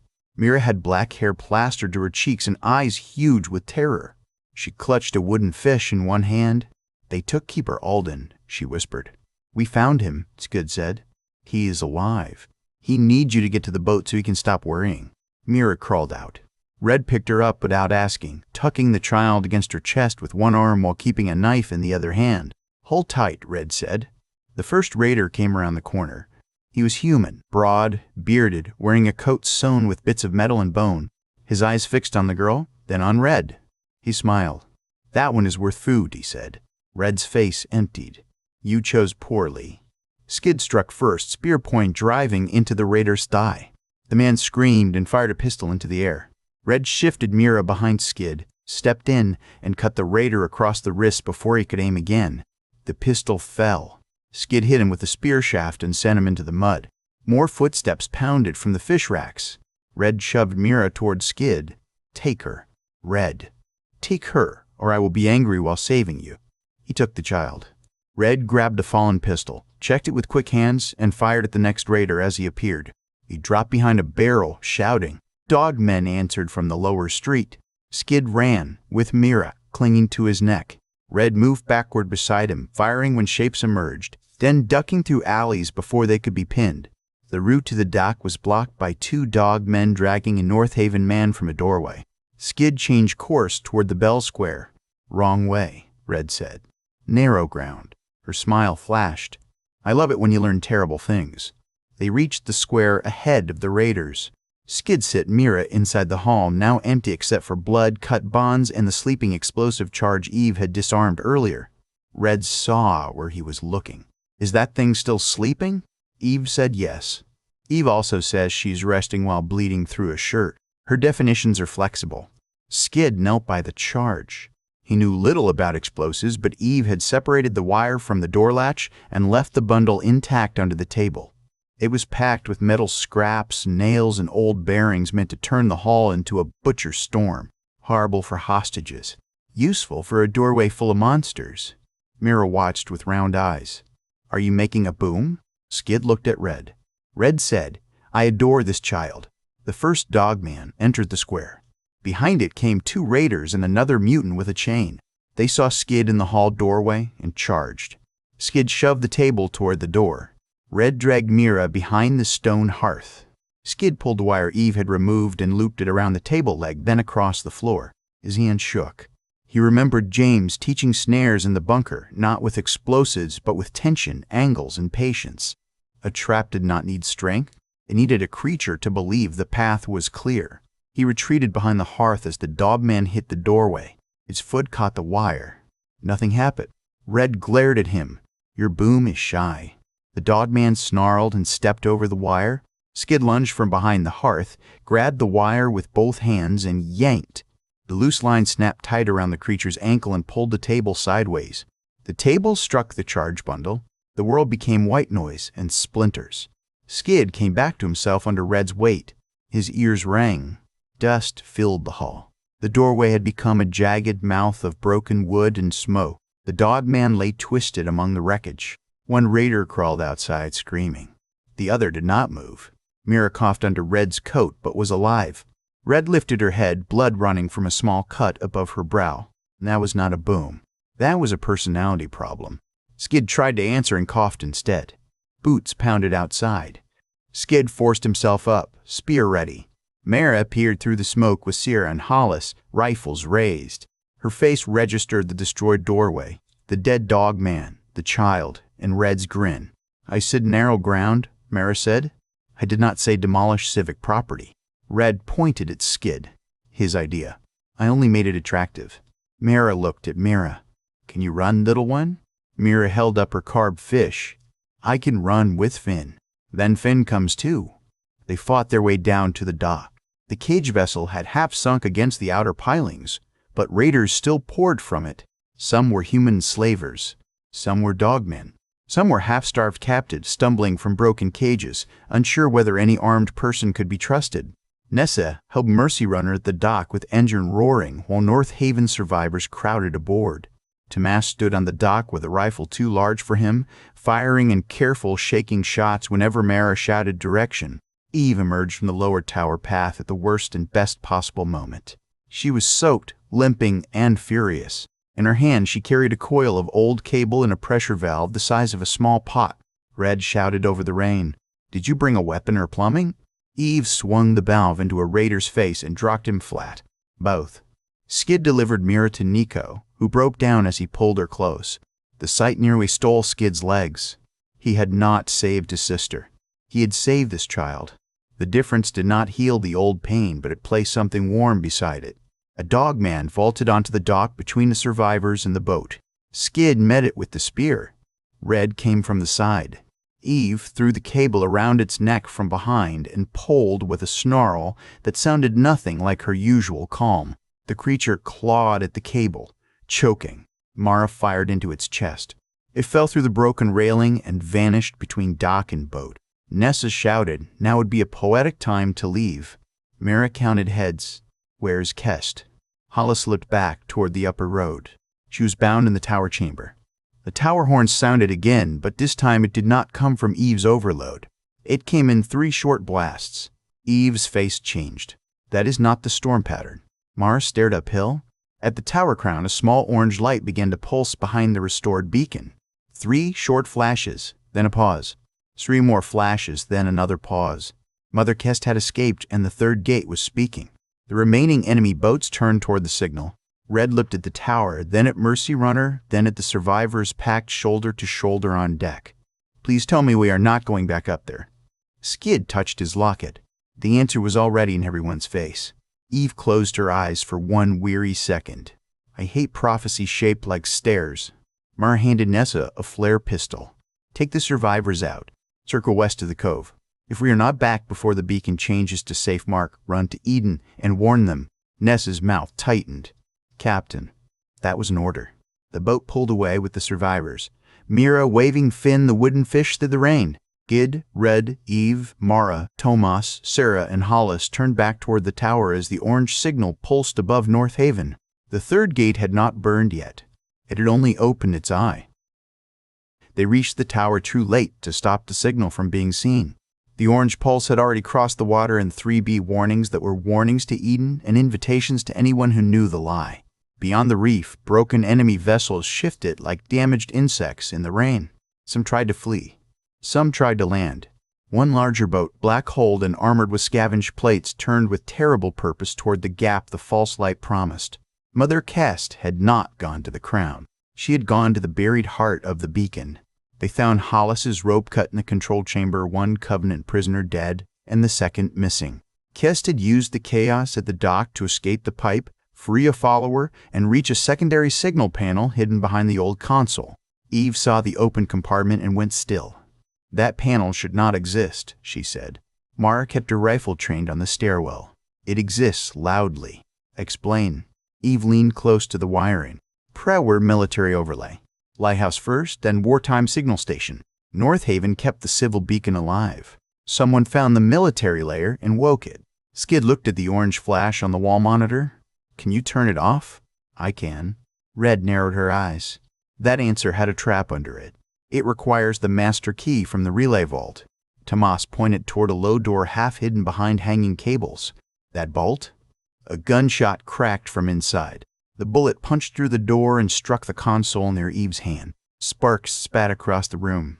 Everyone dropped behind cover. Kest's voice came through the vault door. You cannot save all gates. That is the lesson Eden refused. Mara shouted back, open the door. Captain Mara. Still obeying a council that spends other people's grief. Did they tell you how many mainlanders were let through before your brother died at South Fence? Did they write his name on one of their polished stones and call it balance? Mara's face did not move, but Skid saw the hit land. Red whispered, she knows where to cut. Eve said, that is what teachers do when they rot. Kest continued, voice smooth as rain on glass. The armored boat will reach the reef in minutes. The dogmen aboard carry oil and fire pots. If I change the signal, they strike North Haven. If I leave it, they break on the rocks with every monster they carry. The prisoners on their decks die, yes. The few islanders left may die, yes. But Eden remains unseen behind fear. One island for the chain. A clean equation. Skid gripped his spear. People are not equations. Spoken by a boy who survived because others died in sealed rooms. The words found the place in him that still bled without shelling. His sister, his parents, and James became names shaped like doors he had failed to open. Red moved closer, shoulder against his.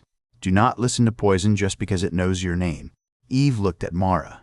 If that armored boat hits the wrong reef, the explosion may throw burning oil into the current. North Haven's lower cove will go up. Mercy Runner is west, but not far enough. Mara's voice went flat. Options. Eve spoke quickly. I can kill the orange signal from the console if someone retrieves the master key. The vault door is reinforced. Shooting through it is a poor plan. There is likely a maintenance crawl from the drainage side, but it will be flooded and unstable after the horn blast. Red sighed.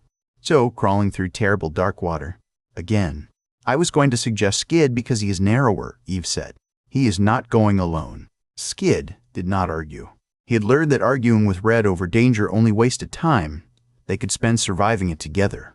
Tomas lifted a shaking hand. I know a crawl behind the lower cable rack. Children used it to scare each other during apprenticeship week. It may connect to the vault vent. Mara stared at him.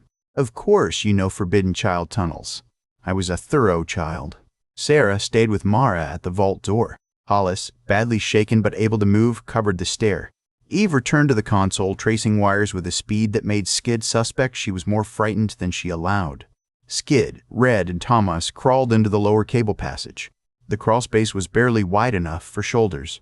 It sloped down behind the control wall, hot with cable hum and cold with water seeping over their hands.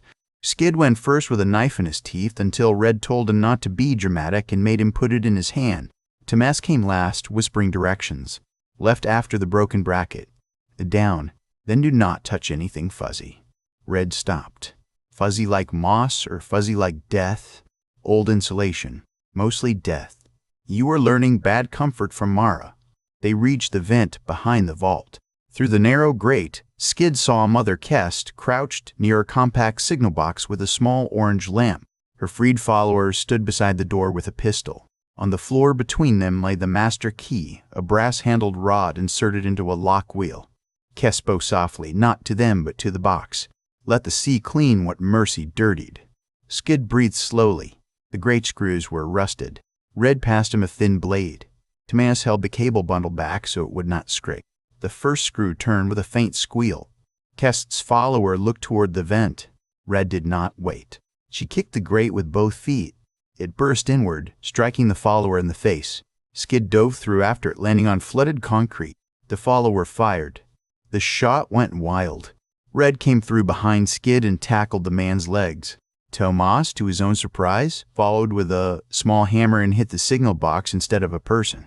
Sparks flew. The orange lamp flickered, but did not die. Kest grabbed the master key and pulled it free. Skid reached for her. She slashed at his face with a shard of glass. He turned just enough for it to cut his cheek instead of his eye. Red drove her shoulder into the follower and sent him against the wall. Tomas swung the hammer again. The signal box cracked. Kest backed toward a floor drain with the key in her hand. If I drop it, no one changes the signal in time. Skid held his spear low. Then do not drop it. You still think asking nicely changes monsters. I think monsters want us to become them so they can call it proof. For the first time, Kest looked truly angry. She lunged for the drain. Red threw her knife. It struck Kest's wrist. Not deep enough to sever, deep enough to open her grip. The key flew from her hand, skipped across the flooded floor, and slid toward the drain. Skid dove. His fingers closed around the brass handle as half the key dropped over the edge. He slammed his other hand against the floor and held on. Kest kicked him in the ribs. Red hit her like a storm. They went down together, Red on top, Kest clawing for her eyes. Red took the scratches and answered with the brutal efficiency of someone who had escaped worse hands. She pinned Kest's wrists and leaned close. You do not get to name my fear, Mercy, Red said. You do not get to use cages and call it safety. Thomas disarmed the follower with 3 frantic hammer strikes against the man's hand and then looked horrified by his own success. Skid pulled the key away from the drain and rolled onto his back, coughing. The orange lamp continued to flash. Eve's voice shouted through the wall. Key, now. Skid crawled through the vent and shoved it into Mara's waiting hand. Mara passed it to Eve without ceremony. Eve inserted the key into the hidden panel. Turn lens to storm safe. Cut military overlay. Reroute to harbor horn. Pray if you have a god who enjoys old equipment. She turned the key. The orange light died. For one breath, the tower held silence. Then every beacon on North Haven flared white. Outside, through the shattered rain, the armored enemy boat crossed into the true channel instead of the false reef gap. It did not wreck. It came on damaged but alive, full of dogmen and fire pots. Red dragged Kest into the control chamber by the back of her coat. Good news. We saved the prisoners from the rocks. Bad news. The ugly boat still wants a social visit. Mara looked at the screen, then at Eve. Can we destroy it from the tower? Eve's mouth thinned. No weapons, only light and sound. Skid looked at the harbor diagram. The true channel led past a narrow stone throat before the cove widened. Old mooring chains were marked along both sides, used before the war to hold storm barriers. Chains, he said. Mara followed his gaze. They have not worked in years. Have they been tried? Not with an armored raider boat coming in under storm conditions. Red wiped blood from her cheek. Then it will be a fresh disappointment. Eve leaned over the diagram. The chain winches are mechanical. If the release locks still move, we could raise enough barrier to catch the hull or slow it. But the controls are at the lower cove. Mara lifted the radio. Nessa, where are you? Static. Then Nessa answered, West Cove. Survivors safe for the moment. I see the armored boat. It is turning toward harbor throat. Can you reach the chain house? Not with this load. Mara closed her eyes briefly. I understand. Stay clear. Skid already knew. So did Red. So did Eve. They ran again. The lower cove chain house sat at the end of a stone pier, hammered by waves. The armored boat approached through rain, its deck crowded with shapes. Some were dogmen chained to posts, straining and snarling. Some were slavers with shields. At least 6 prisoners knelt near the center cage, tied together so they could not jump without dragging one another down. Skid, Red, Eve, Mara, Tomas, and Sarah reached the chain house as the boat entered the throat. The winch wheel was taller than Skid and rusted red-brown. Mara and Sarah threw their weight against it. It did not move. Eve found the lock pins and hammered at them with the pressure valve she had carried from the tower. Red and Skid joined the wheel. Tomas shoved a pry bar into the gear teeth. The The boat came closer. Arrows and bullets struck the chain house walls, stone-chipped. Sarah cried out and fell against the wheel, blood darkening her sleeve. Mara kept pushing. Eve knocked one pin free, then the second. "Now!" she shouted. The wheel moved. Slowly at first, then with a roar of old chain rising from the water. Across the harbor throat, black links broke to surface in a long, wet line. The armored boat tried to turn. Too late. Its hull struck the rising chain with a sound like thunder trapped in metal. The front lifted. Men fell. Dogmen broke from posts, chains snapping or tearing loose. Firepots spilled across the deck, flames spreading despite the rain. Red stared. "That is a lot of fire." The prisoners screamed. Skid moved before thought could slow him. He ran from the chain house toward the crippled boat. Red shouted his name, not as a warning but as a promise that she was right behind him. The boat had jammed against the chain close enough to the pier for a dangerous jump. Skid leaped, hit the slick deck, and nearly went down. Red landed beside him and shoved a raider over the rail before he could raise a club. Mara and Sarah fired from the chain house. Eve limped onto the pier, covering Tomas as he threw a rope. Skid cut the first prisoner's bonds. Red cut the second. Flames crawled along spilled oil toward the cage. A dogman burst through smoke and slammed into Skid, driving him against the cage bars. Its jaws snapped inches from his face. Red buried her knife in its side. The creature turned on her. Skid drove the spear up under its ribs. Together they shoved it into the burning oil.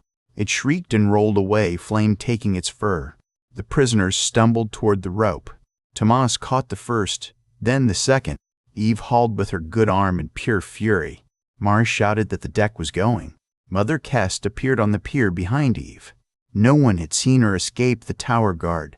Her hands were bound in front, but she held a fallen pistol awkwardly between them. She aimed at Skid, then shifted toward the prisoners. Eve saw her. There was no time for speeches, no time for forgiveness.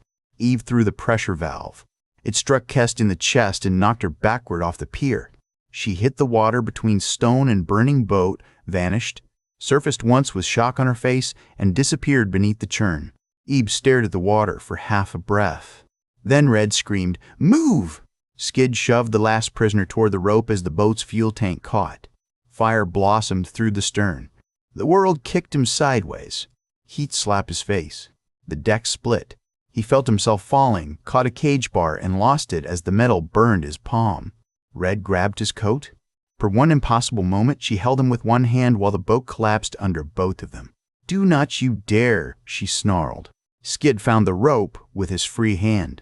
Tomas, Eve, Mara, and Sarah hauled together. Red and Skid slammed against the pier wall, then rolled over the edge onto stone as the raider boat split behind them. The harbor filled with fire, rain, and screaming metal. When Skid could breathe again, Red was lying half across him, shaking with rage and relief. "I am beginning to hate boats," she said. He laughed, then coughed, then held her, because the alternative was letting the world take that moment too. Eve sat against the chain house wall, face gray, shoulder bleeding through the bandage, eyes fixed on the water where Kest had vanished. Mara stood in the ring, rifle lowered, watching the enemy fleet scatter beyond the reef. Some boats fled, some burned, some vanished into storm. The beacon flashed white over all of it. North Haven had not fallen. But far to the south, across the dark water toward Eden, another flare rose. Not a warning from North Haven. A flare from Gatehold. Then a second. Then a third. Mara lifted the radio with a hand that left blood on the casing. "Gatehold, report." "Static," answered. She tried again. "Gatehold, this is Mara. Report." A voice came through, broken by fear and distance. It was Iona Vale. Mainland force sighted South Channel. Dog men and human raiders. Ash fires inside the lower ward. Gatehold under attack. Eden closing inner doors. Return if able. The signal dissolved. Red pushed herself upright. "We just saved the wrong island first." Eve closed her eyes. "That is not true. We saved the island in front of us. Now we saved the next one." Skid looked toward the south, where Eden's unseen lights waited behind rain and distance. His grandfather's dream was no longer a destination. It was fields, children, bitter counselors, suspicious guards, pears on a tray, a goat with terrible manners, and a blue door scratched by claws. It was home because people he loved were there. Mara turned from the burning harbor. Mercy Runner can take us as far as West Cove. After that, we need every boat North Haven has left. Tomas, pale and soaked, nodded. The fishing skiffs are hidden in the North Cut. Some may still float. Red stood and offered Skid her hand. Her fingers trembled. He took them and rose. When this is over, she said, we are finding a bed that does not move, explode, or belong to a council. I would like that, he said. And you are going to admit you love me without sounding like you were writing a treaty. Even with Eden burning somewhere beyond the storm, his face warmed. Eve looked at Mara. Can we leave them on the next wreath? Mara almost smiled. Tempting. Skid held Red's hand tighter. I love you, he said, not polished, not formal, not safe. I should have said it sooner. Red's fierce expression cracked into something softer than he expected. Yes, you should have. I love you too, you honorable disaster. Now run. They ran toward the West Cove as North Haven's beacon burned behind them and Eden called to static. The road to paradise had ended days ago. The war for it had just reached the gates. The warning horn rolled across the island like thunder trapped inside a pipe. Skid had heard alarms all his life. Bunker 1 Washington had lived by them. There had been soft chimes for shift change, iron buzzers for ration lines, long mechanical screams for fire drills, and the cruel double pulse that meant someone had died behind a sealed door. None of those sounds had ever reached into his bones the way Eden's horn did. It came from the watchtowers and from hidden speakers along the orchard walls, a low, mournful call that made the birds lift from the trees in dark sheets. Beside him, Red tightened the strap across her chest and looked toward the northern channel. The morning light had barely touched the water. Mist lay over the rocks, and beyond it, the far island appeared as a gray strip with thorn trees crawling over its ridges. That is not a drill, she said. Eve stood with both hands on the rail of the garden bridge, her face turned toward the sound. The softer lines Eden had begun to draw into her expression vanished. In their place came the woman Skid had met in the wasteland, still, sharp, and already counting every path of attack. No, little cub, she said. That is a door being kicked in. The question is, whose door? A runner came up the slope from the lower farms, his sandals skidding in loose soil. He was young, maybe 17, with wheat dust on his sleeves and fear bright in his eyes. Council wants all outsiders at the West Hall. All able fighters are ordered to muster at the causeway. Red gave a hard laugh without humor. They still call us outsiders. We saved their patrol yesterday, and now we are strangers again. The runner swallowed. I only repeat the message. Eve released the bridge rail. Then repeat this back if they ask. We are going where the fighting is. They said the West Hall. I heard you the first time. Skid touched a locket under his shirt. It had grown warm against his skin from his own fear. He thought of James telling him Eden would breathe clean air and shelter honest people. He thought of his sister's small smile inside the locket. Then he looked toward the channel where the mist had begun to twist in unnatural shapes. We came here to find a home, Skid said. A home is not only a place that lets you rest. It is a place you stand for when something comes to take it. Red glanced at him. That was almost smooth. Only almost. He still sounded like a bunker manual with feelings. Eve's mouth twitched despite the alarm. Keep that romance alive while walking, children. They moved downhill through rows of bean frames and young apple trees. Eden's central island head looked gentle when they first saw it. All terraces, whitewashed houses, stone paths, and living green. Under the horn, its softness became a map of weakness. Fences meant to keep goats in would not slow dogmen for more than a breath. Garden walls could be climbed. Irrigation channels could turn into trenches if someone had the wit to use them. The town had beauty, but beauty did not fight unless hands were ready to defend it. At the causeway, Eden's guards were gathering in uneven lines. Some wore old helmets and patched leather.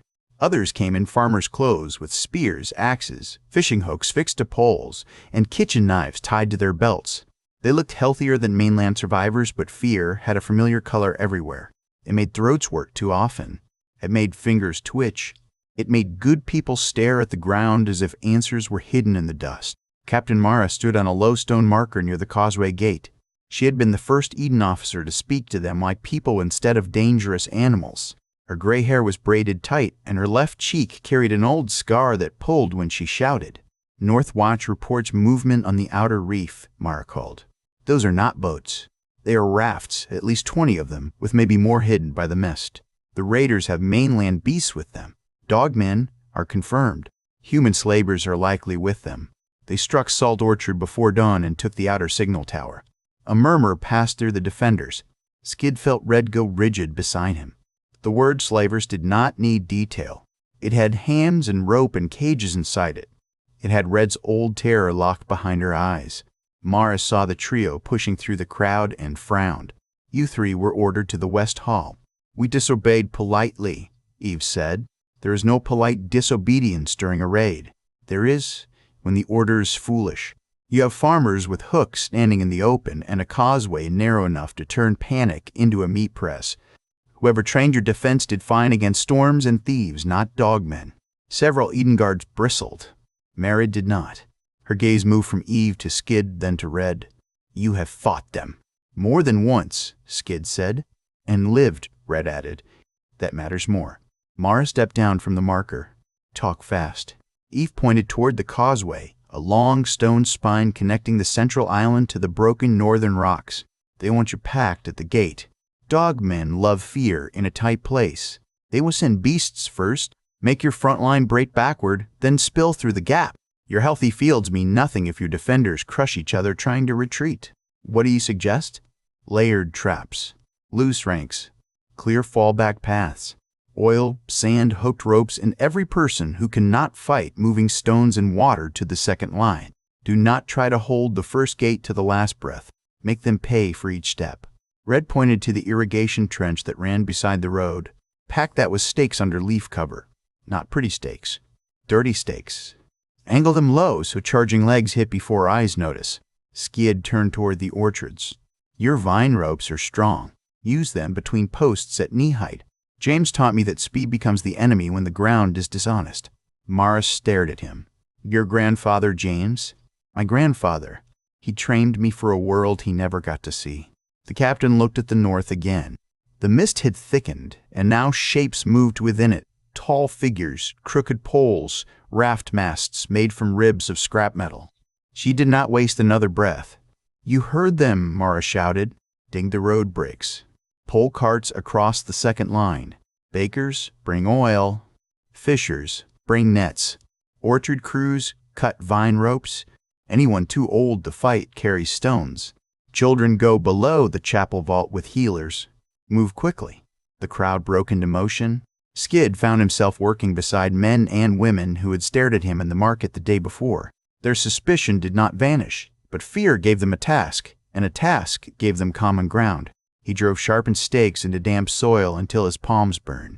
Red moved along the trench, setting points with quick, brutal precision. Eve walked the line like a knife, giving human shape, correcting angles, relocating frightened people, and speaking in calm orders that somehow made panic ashamed of itself. By mid-morning, the rafts emerged from the mist. They came low and ugly over the channel, patched together from door panels, plastic barrels, tree trunks, and sheets of old metal. Dogmen stood at the fronts with hooked spears in their long arms. Their spinal spikes rose like black thorns. Human slavers crouched behind them, faces smeared with ash, carrying chains and short blades.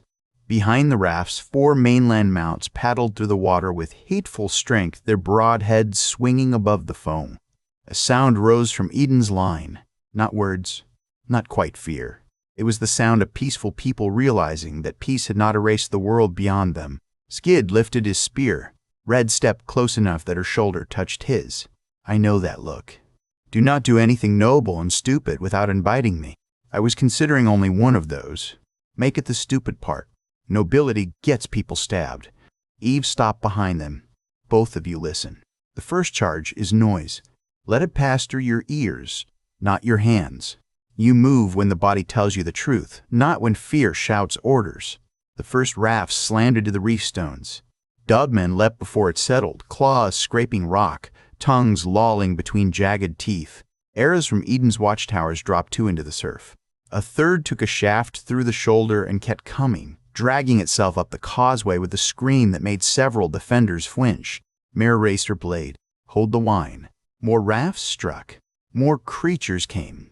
The causeway filled with bodies, metal, foam, and red spray. Hold the line, Mara repeated. The first dogman hit the hidden stake trench at full speed. its legs folded under it. The thing pitched forward, shrieking as sharpened wood punched through muscle. Two behind it crashed over its back, entangled in vine rope. Red gave a fierce grin. "Now it is a party," she said. Mara dropped her blade. "First line, strike," Eden answered. Spears thrust from behind car barricades. Nets flew from the flanks. Oil poured across stones and turned the causeway slick. Skid moved with the rhythm James had carved into him and Eve had sharpened. Step, set, thrust, recover. A dogman lunged over the trench, jaws snapping for his face. Skid turned aside, drove his spear under the creature's ribs, and shoved until the point broke through the other side.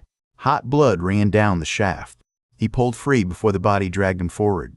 To his right, Red fought as if every slaver wore the face of her old captors. She ducked under a chain, sliced the hand that held it, then rammed her shoulder into the man's chest and sent him screaming into the trench. When a dogman reached for her hair, she spun inside its arm and opened its throat with a short hard cut. There was nothing graceful in her style. It was survival given fire. Eve was worse. She did not waste motion. She did not rage. A creature came at her and she took away its balance, its sight, then its life with the calm of someone closing a door against bad weather. For a while Eden held. Then the horn from Salt Orchard changed pitch. Mara looked north. They have the tower bell. A deep clang rolled over the water. Not Eden's warning horn now, but a metal pulse from the captured outer island. The sound carried strangely, echoing against the cliffs. At first Skid thought it was meant to frighten them. Then the mainland mounts lifted their heads in the surf and answered with throaty bellows. The raiders had brought more than bodies. They had brought a signal. From the side channel, hidden until that moment by reeds and mist, 3 larger rafts burst into view. They were packed with slavers and dogmen, aimed not at the defended causeway but at the lower terraces where families were still retreating toward the chapel vault. Mara's face drained of color. "They are flanking the town." Red spat blood from a cut lip. "And we go cut the flank off." Eve looked at Skid. "Little cub, choose quickly." Skid saw the front line wavering. He saw the side rafts sliding toward undefended gardens.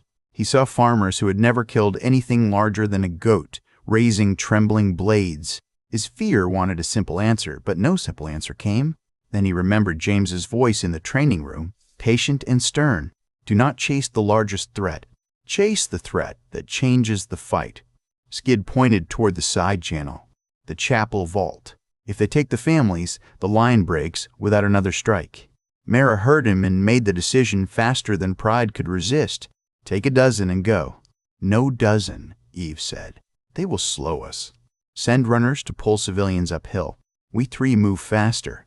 Mara stared at her, then nodded once. "Go now." Skid, Eve, and Red ran. The lower terraces smelled of crushed mint, wet soil, and smoke from the overturned oil pots. Skid hated that such clean scents could exist beside slaughter. Eden made every ugly thing sharper because it gave beauty something to lose. They cut through a vineyard where green leaves brushed their arms. Red vaulted a low wall and landed in a crouch, already moving. Eve followed, without a stumble. Skid came after them, longer legs eating distance, spear held low so it would not snag on the vines. Below, the side rafts scraped onto a pebble shore near the mill house. The first slavers jumped down with chain loops in their hands. Behind them came dogmen hunched from the weight of wet fur and bone armor. They were not rushing blindly. That worried Skid more than rage would have. These creatures had learned. They spread out, sending 2 toward the mill path and 3 toward the orchard stairs. Children were still moving up those stairs. A woman carrying a baby saw the raiders and froze. Her other child, a boy with one shoe, tugged at her sleeve and screamed for her to run. The scream reached Skid like a blade. Red was already ahead. She slid down the terrace bank, boots digging through wet grass, and hit the first slaver before he could throw his chain. Her knife flashed once across his forearm, then again under his jaw. He dropped, choking Red into the stones. "You need to move," Red shouted at the woman. "Pick up your feet and move." The woman obeyed because Red sounded like the only law left in the world. Skid reached the mill path as a dogman bounded toward the children. He planted his spear and braced the butt against a rock. The creature came too fast to stop. Its chest struck the point and drove itself half the length of the shaft before momentum carried both of them backward. Skid's shoulders screamed with strain. He let the shaft go, rolled aside, and came up with his short blade as the dogman thrashed, claws tearing grooves in the path. A slaver rushed him from the left. Skid caught the man's wrist, turned with the attack, and used the motion Eve had drilled into him beside 100 campfires. The slaver's own weight carried him into the low wall. His head struck stone with a wet crack. Skid did not lift down long enough to see if he rose again. Eve reached the orchard stairs. 2 dogmen had climbed halfway toward the fleeing families. Eve threw a hooked rope around one creature's neck and dropped her full weight backward. The dogman snapped off balance, struck the steps, and slid down hard. Red met it at the bottom with a butcher's smile and a knife ready. The second creature leapt over Eve. Skid saw it in the air, claws spread, mouth open toward the boy with one shoe. He had no spear. He grabbed a pruning pole from beside the vineyard, broke the rotten handle across his knee, and hurled the jagged haft. It struck the dogman in the side, not deep enough to kill, but enough to twist its leap. It crashed into the stair rail instead of the child. The rail snapped. The creature fell into a garden bed, scattering cabbage leaves and soil. Skid reached it before it could rise. He drove his blade into the soft place under its chin and held until the thrashing stopped. The boy with one shoe stared at him. Skid forced breath into his lungs. "Go to the vault. Stay with your mother." "Are you one of the bad men?" the boy asked. The question hit harder than the fight. Before Skid could answer, Eve gripped the child's shoulder and turned him toward the stairs. "He is the one keeping bad men off your back. Run now, sweetheart." The boy ran. More raiders spilled from the shore. Too many. The 3 large rafts had carried close to 40. Some were already fanning toward the water cisterns, not to take prisoners, but to poison or burn Eden's stored supply. Others cut at the goat pens, creating chaos. The flank was not one attack. It was many small blades meant to make the town bleed from every side. Red wiped her knife on a dead man's shirt. "This is not random. Somebody told them where to hit." Eve scanned the terraces. Or somebody watched long enough to learn. Eden got comfortable. Comfort leaves patterns. Skid saw a slaver with a torch running toward the seed house. The building stood half dug into the hill, cool and dry, with painted signs marking grain stores, medicinal roots, and orchard seed. If it burned, Eden would survive the day and suffer for years. "Seed house," he said. Red was already moving. "I see him." The torchbearer reached the door and smashed a clay jar against it. Sharp-smelling fuel splashed across the wood. He lifted the flame. Red slammed into him from behind. They rolled across the threshold, the torch spinning away into a puddle. The man was twice her size and thick to the shoulders.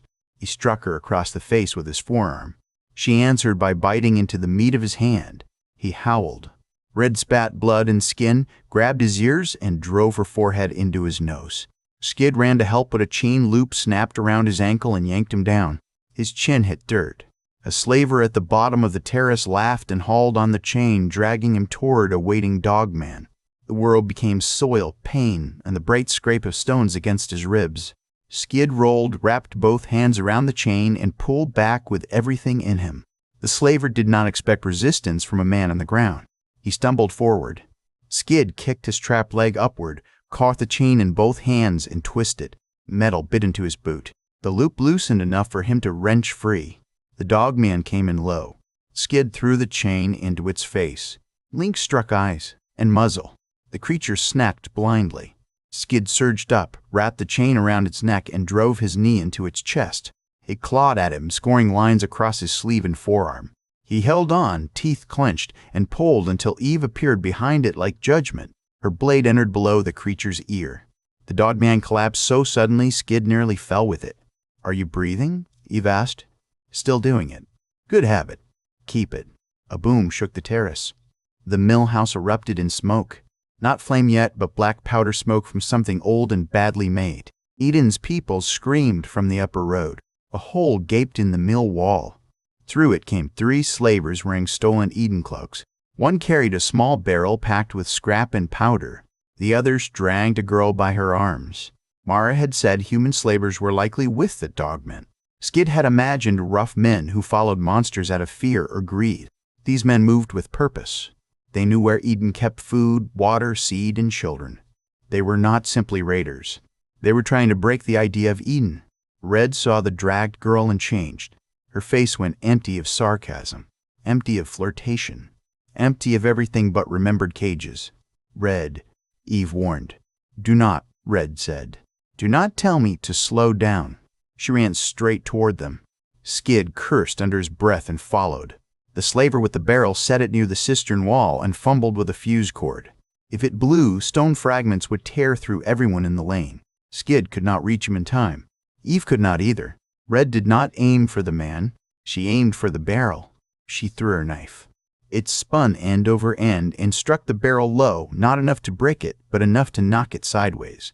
The fuse flame licked along the cord. The barrel rolled down the lane, away from the cistern toward the shore. "Down," Eve shouted. Skid threw himself over the dragged girl as the barrel exploded. The blast slapped the world flat. Heat punched across his back. Pebbles rained over them. The girl beneath him sobbed without words. When Skid lifted his head, the lane was a storm of dust. One slaver lay in pieces near the shore. Another crawled with both hands pressed to his belly. Red staggered from the smoke, one side of her face blackened, hair loosened from its tie, eyes blazing. The torchbearer she had fought tried to crawl behind her. Red turned and kicked him onto his back. "You picked the wrong island." He raised both hands. "Please show mercy." Her blade hovered. Skid saw her arm tremble, not from weakness, from the terrible cost of choice. Eve stepped close but did not touch her. "Red, stop and listen." The words carried more than warning. It carried trust. It told Red she was still more than what had been done to her. Red's breath came hard. At last she struck with the handle, not the edge, and knocked the man senseless. "Tie him," she said. "He may know who sent them." Skid looked at her with something fierce swelling behind his ribs. She caught his stare and scowled. "Do not make a speech." "I was not going to." "You were thinking one. I can hear your polite little skull working." Despite the smoke, despite the blood on his hands, Skid almost smiled. Then the captured tower bell rang again. This time, something answered from the sea. A low roar came over the channel. The mist beyond the raft split around a larger shape moving toward Eden's harbor. It was not a raft. It was a ferry hull, old and corroded, pushed by crude engines and covered with shields of scrap metal. Dogmen crawled across its sides like insects on a carcass.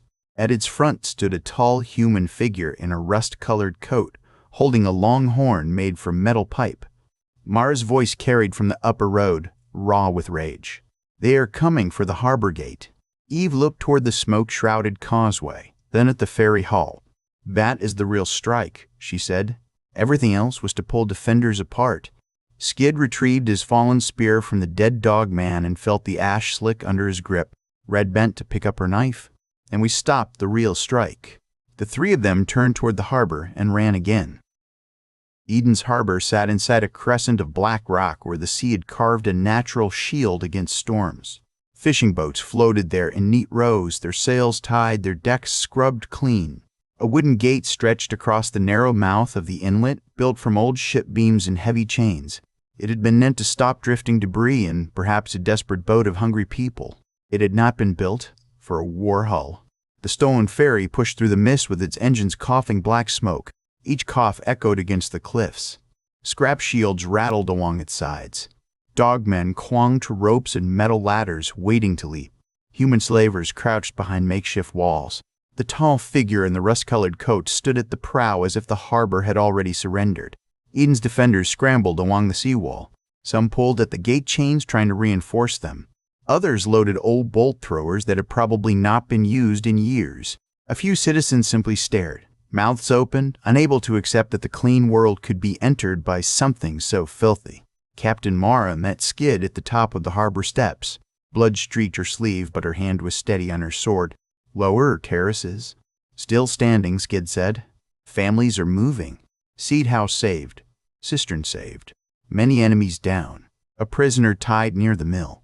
Mara nodded once, taking only what mattered. "Harbor gate will not hold."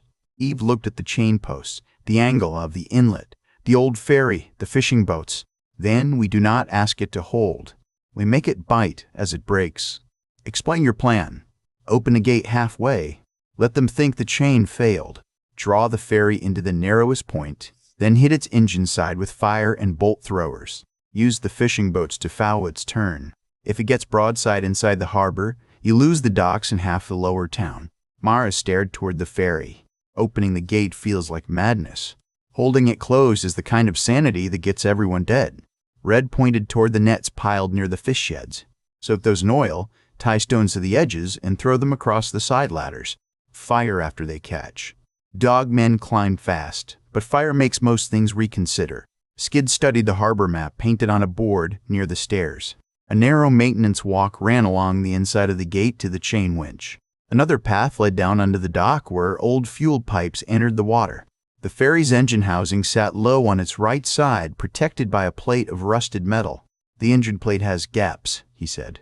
"If someone can get close under the dock, they might drive a spear or hook into the turning parts once it enters." Red looked at him.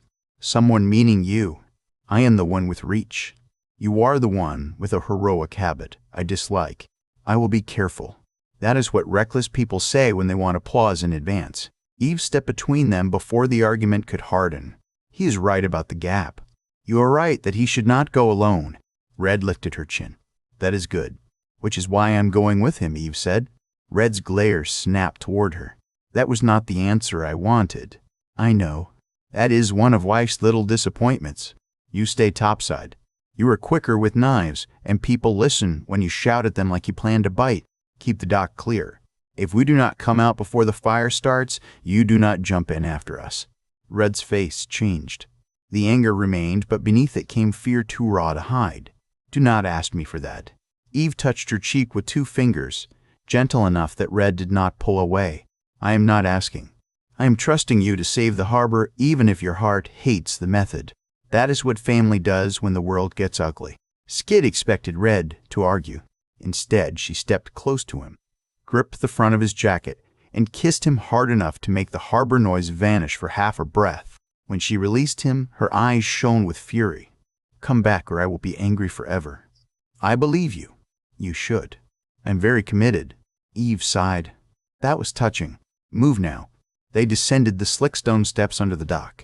Salt water slapped the posts. The air smelled of tar, fish, rust, and smoke. Above them, Mara shouted orders. Chains clanked. Nets dragged across planks.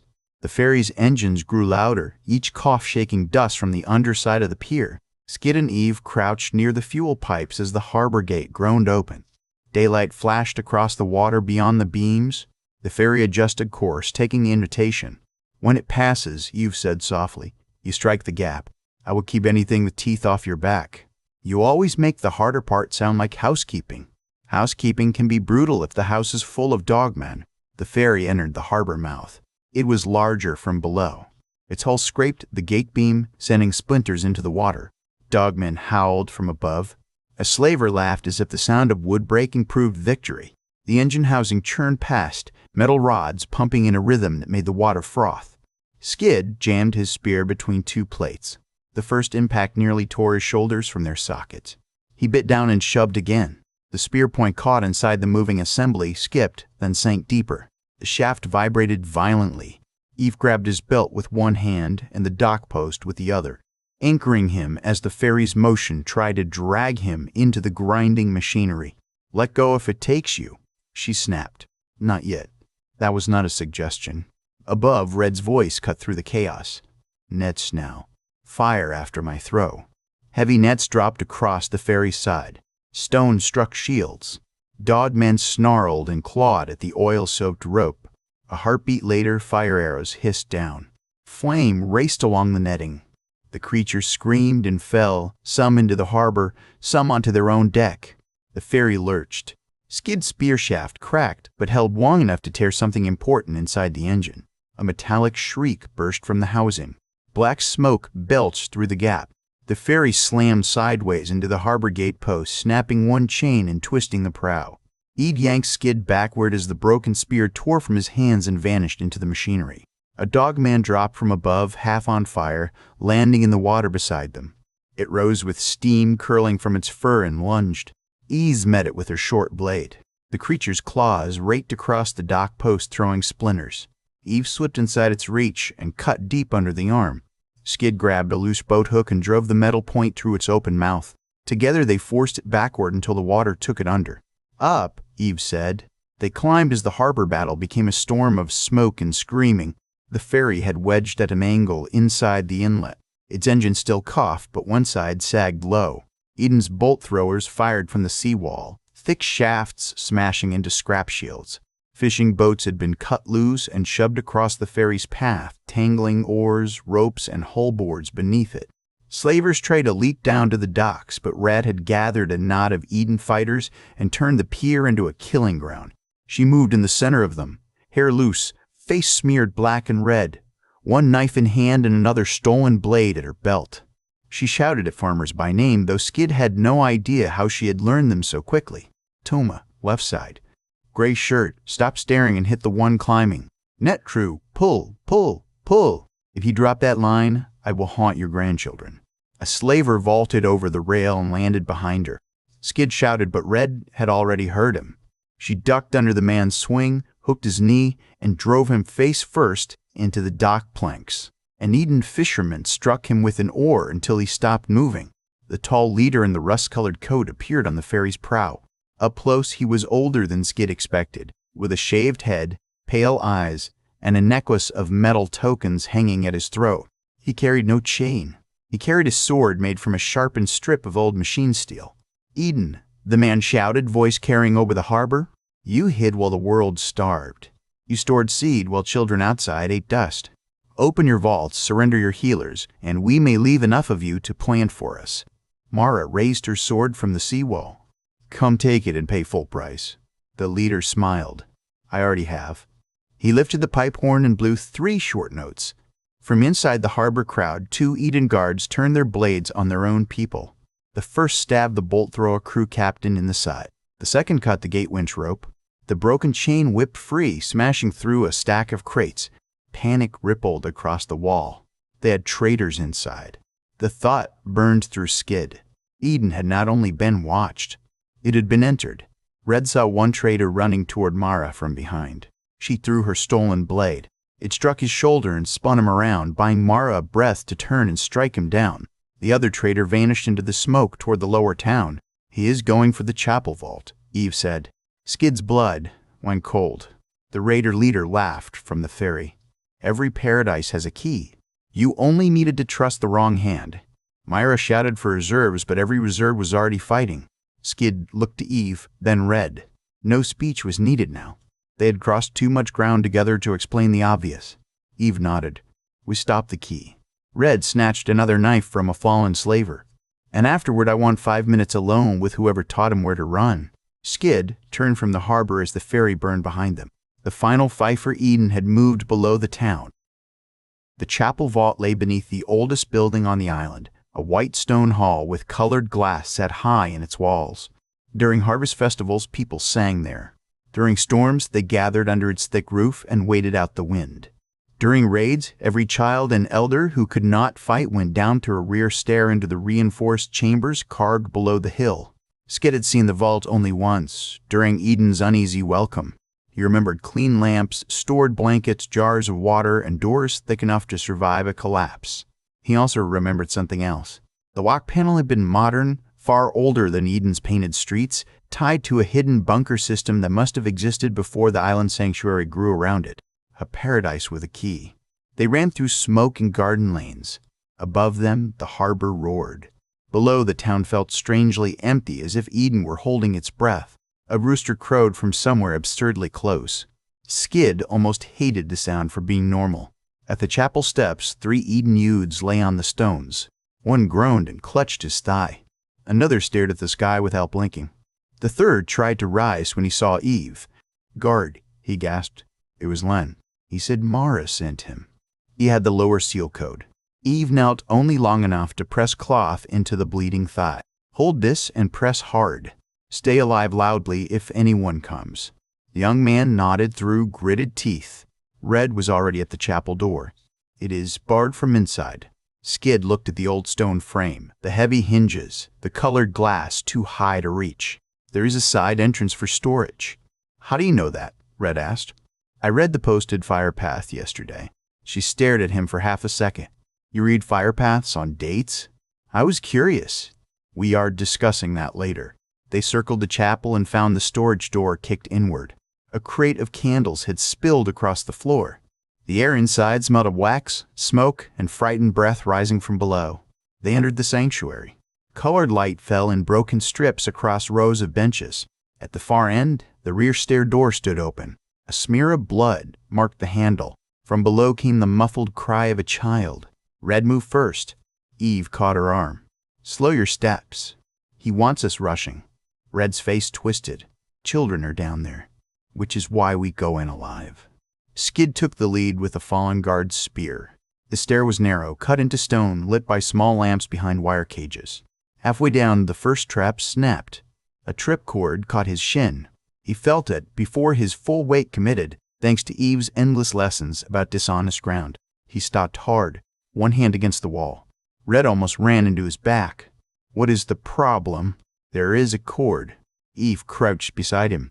The cord ran to a cluster of broken glass tied above the stairs. Not lethal, but enough to blind or panic whoever triggered it. "Lena knows how frightened rescuers behave," Eve said. Skid stepped over the cord. "Then he has done this before." At the bottom, the passage split. To the left, voices whispered behind a sealed door. To the right, a service corridor led deeper into old machinery spaces, where pipes hummed with water pressure and emergency lamps glowed amber. The sealed door panel sparked. Someone had forced it open, then jammed it half closed. A thin line of light showed through the gap. Children cried behind it. An older woman's voice tried to soothe them. Red pressed her face near the opening. "Eden people, listen. We are not with him. Keep low and stay quiet."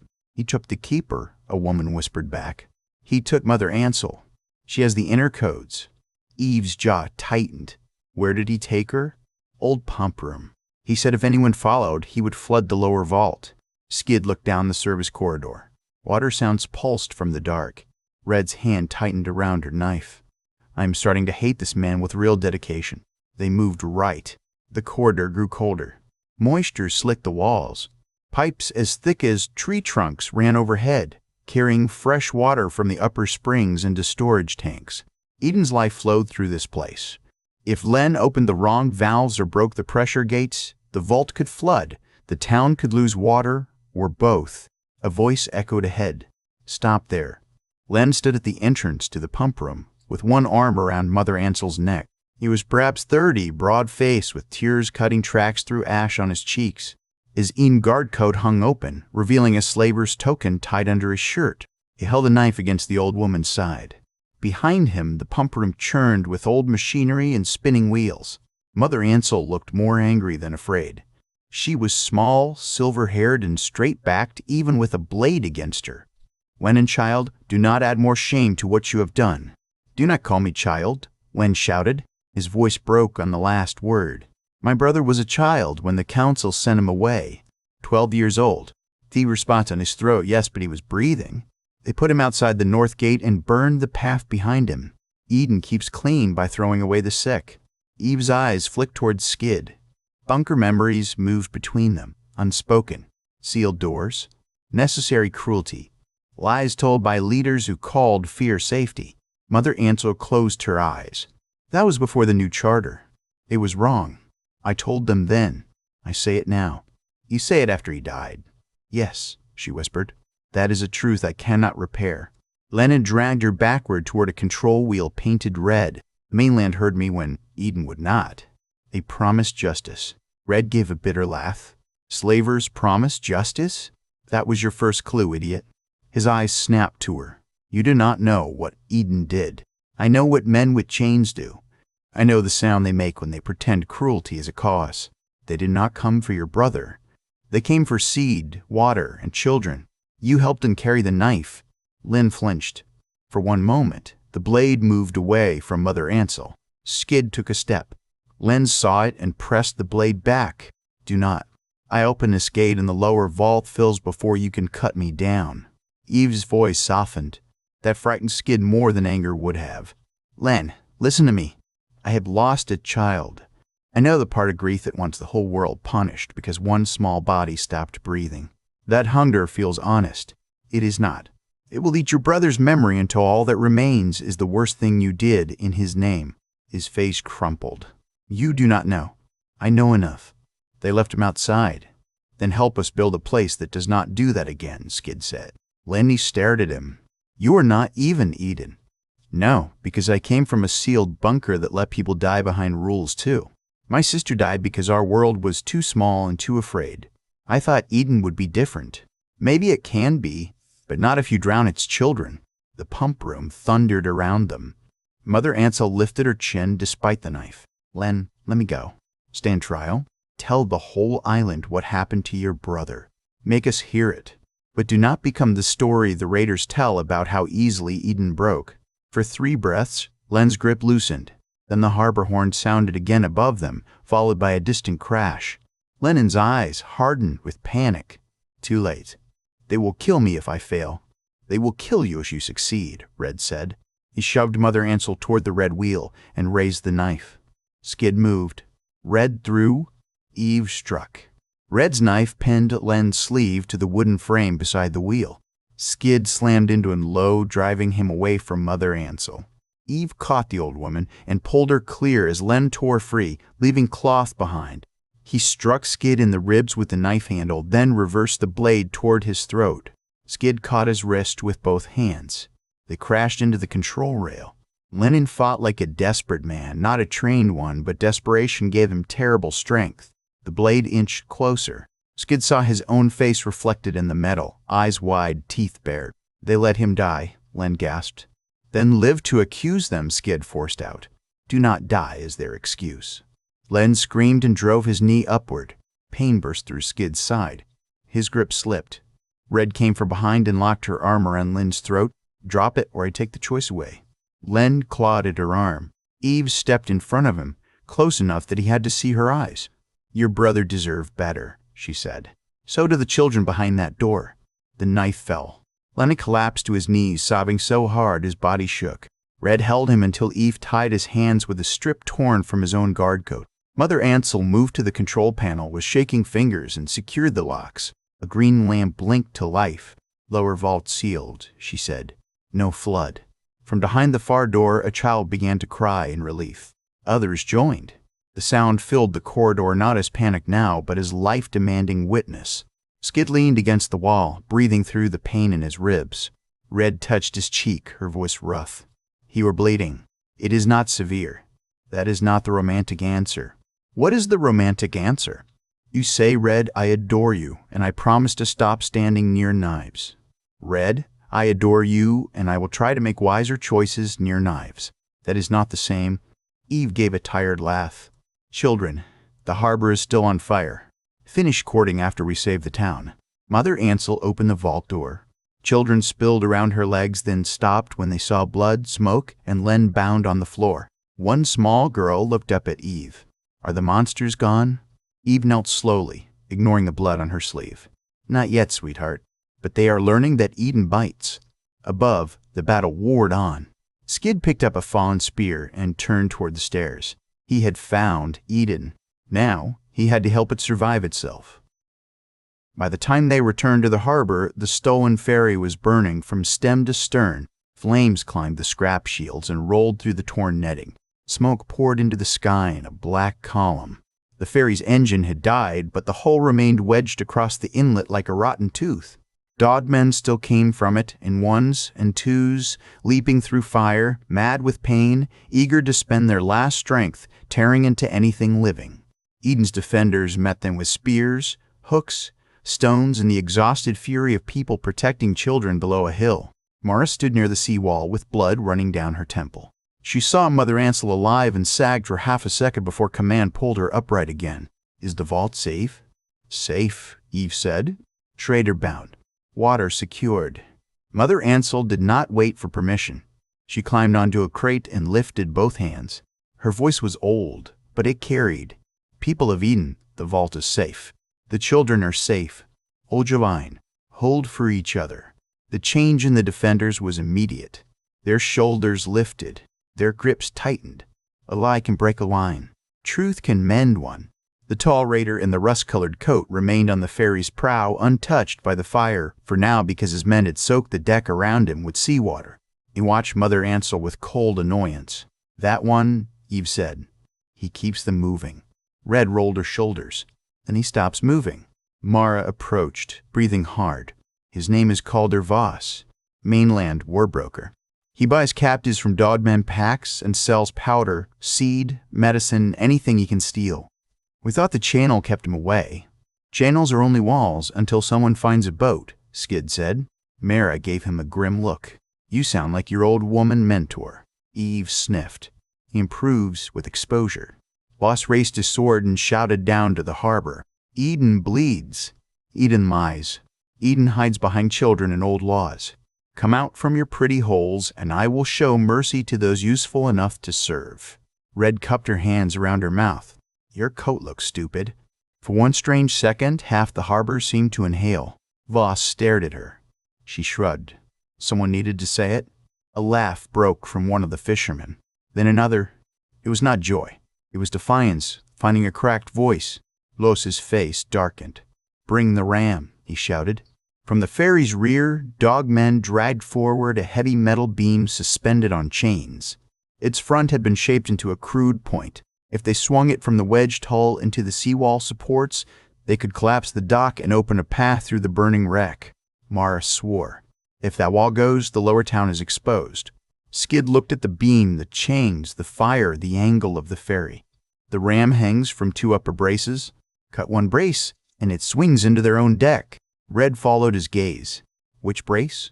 Left side. Near Voss. Of course, near Voss. Evil men never stand somewhere convenient. Eve studied the route. A fishing boat remained tied below the seawall, half filled with water, but still afloat. The ferry side leaned close enough that a strong jump might reach a lower ladder. Between the boat and the ladder churned oil-slick water, burning debris, and at least a dozen enemies. Bad plan, Eve said. Skid nodded. It probably is. Still the plan? Unless you see a better one. I hate when I do not. Red stepped toward the boat. I am going. Skid caught her wrist. You are faster, but the brace needs reach and strength. You are not using your height as a death permit. No, I am using it as a reason. Her eyes flashed. I just got you. The words were small under the harbor noise, but they struck him harder than Voss's threats. Skid leaned closer. You did not get a statue. You got a man who was trying very hard to come back? Trying hard is not a promise. Then I promise this. I will not spend my life chasing a heroic end. I want the quiet days after. I want to learn what you eat when nobody is starving. I want Eve complaining about our decisions from a porch. I want all of it. Red blinked fast, angry at the softness trying to take her face. That was better, she said. Still dramatic, but better. Eve tossed Skid a coil of rope. Tie yourself to the boat. Red and I keep the ladder clear from below. Mara, give us every arrow you have left on that brace. Not the men. The brace. Make them duck. Mara signaled the tower archers. They moved. The fishing boat rocked violently as Skid climbed in. Red shoved off with a pole while Eve cut a burning plank away from the front. Arrows hissed overhead and struck the ferry's upper frame. Boss shouted for shields. Dogmen snarled and crowded the rail. The boat slammed against the ferry's side. Skid jumped, caught the lower ladder, and nearly lost his grip when a dogman swung down at him. Red's knife took the creature in the thigh. Eve hooked its ankle with the pole and yanked. It dropped into the water, where flame danced across the surface. Skid climbed. Heat pressed against his face. Smoke scratched his throat. The ladder rungs were slick with seawater and blood. Above him, a slaver leaned over with a hatchet. Skid drove his shoulder into the ladder, swinging sideways as the hatchet bit the rung where his hand had been. Red's second knife flashed up from below and struck the man's cheek. He reeled back screaming. Skid reached the deck. Chaos swallowed him. The ferry deck tilted underfoot. Fire roared along the starboard side. Dogmen pulled the ram chains, trying to build a swing. Voss stood near the left brace, shouting orders with the ease of a man who had spent years turning terror into profit. Skid kept low and ran for the brace. A slaver lunged from behind a shield. Skid blocked with the rope coil, felt the blade slice through hemp, and punched the man in the throat. He did not wait to see him fall. A dogman snapped at his leg. Skid kicked hot ash into its face and drove his borrowed spear down through its shoulder. The brace was thicker than it had looked from the harbor. Old metal pipe reinforced with chain. He could not cut it with a blade. He wrapped the rope around it instead. Below, Eve understood first. Pull line to the west post, she shouted. Everyone pull when I say. Red grabbed the trailing rope and leapt back to the boat, almost falling as arrows clattered against the hull. Fishermen on the seawall seized the line. Farmers joined them. Mara herself wrapped it around her arm. Skid jammed the spear point into the brace joint and used his weight to pry. Voss saw him. The raider leader moved fast for a man carrying so much arrogance. His machine steel sword slashed across Skid's spear shaft, cutting it nearly in half. Skid stumbled back. Voss struck again. Skid blocked with the broken spear, but the impact numbed both hands. "Bunker boy," Voss said, eyes narrowing. "Len spoke of you. The clean outsider with old stories. You think finding Eden makes you chosen?" "No," Skid said, backing toward the brace. "I think it makes me responsible." Voss smiled. "Responsibility is what weak people name the chain they choose." He attacked. Skid survived the first 3 strikes by inches. Voss fought with polished cruelty. No wasted flourishes. No anger. He used the tilt of the deck, the smoke, the bodies underfoot. Skid had James's drills, Eve's lessons, and a body nearly spent from too many battles in one day. Voss drove him into the brace. The ram chains creaked. Dogmen heaved, preparing the swing that could shatter the harbor wall. Below, Eve's voice rose. "Not yet. Wait for my mark." Voss pressed his blade against Skid's broken spear. "Your Eden will feed my roads. Your woman will fetch a fair price. The older one might train guards before I tire of her mouth." Something cold settled in Skid. He thought rage would make him wild. Instead, it made the world clear. He let the broken spear fall. Voss smiled and thrust. Skid stepped inside the blade, took the shallow cut across his side instead of the deep strike meant for his belly, and drove his head into Voss's face. Bone cracked. Voss staggered. Skid seized the raider's sword arm, turned the way Eve had taught him, and slammed Voss against the brace. "Now!" Skid shouted.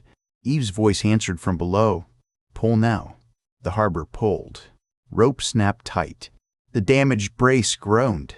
Skid threw his weight against Voss and the joint together.